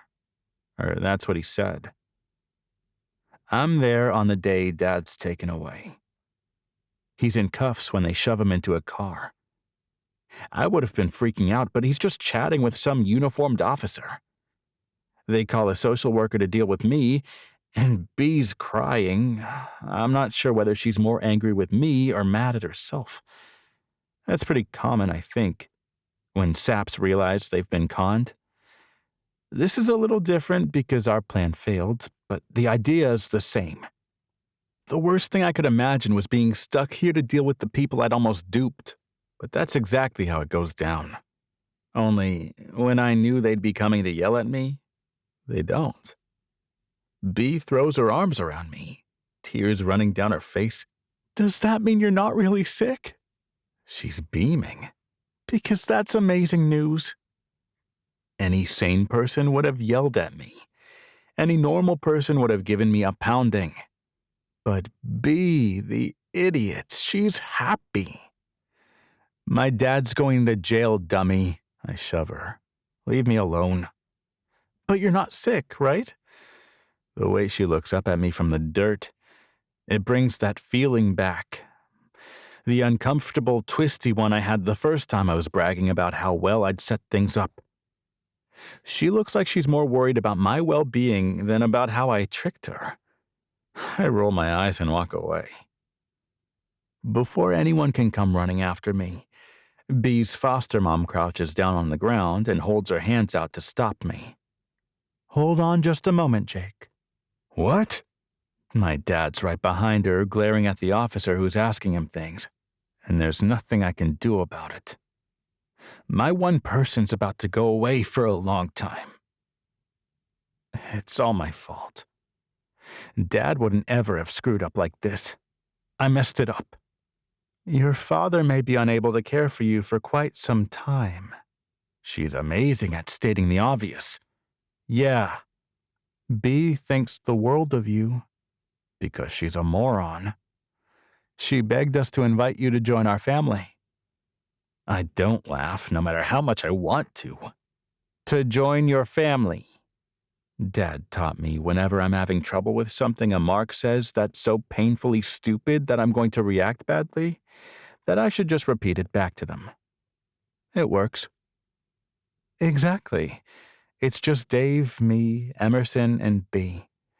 I think you'll like our house even though it's small. It's comfortable, and no one smokes. She winks at me. Does she get that it was a lie? I don't have asthma, and I don't need new lungs because of Dad's crew smoking.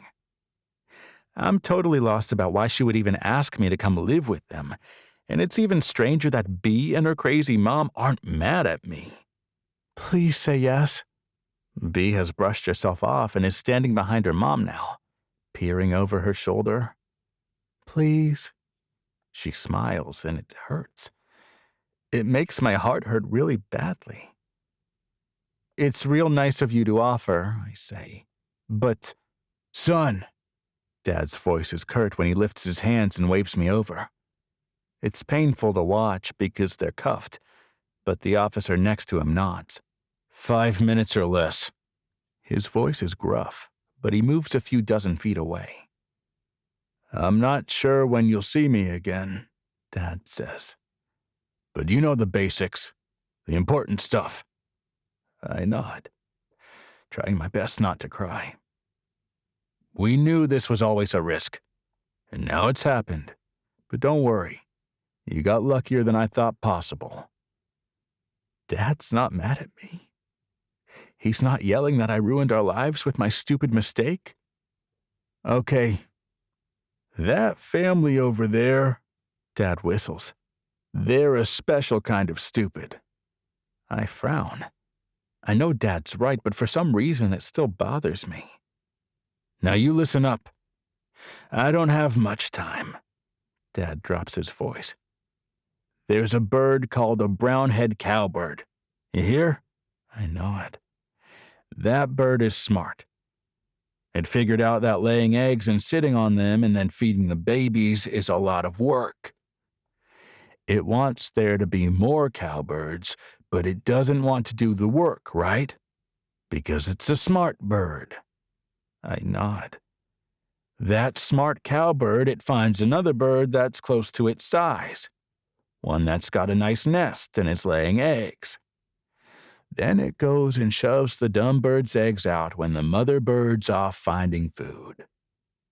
Okay. And then it lays its eggs there. Then that dumb bird mom comes back and raises the cowbird babies for the smart bird. He grins. That's a long con, son, but it pays off. I don't understand. I'm true north. You know that. He ruffles the hair on my head. But Dad, he shushes me. Listen up now.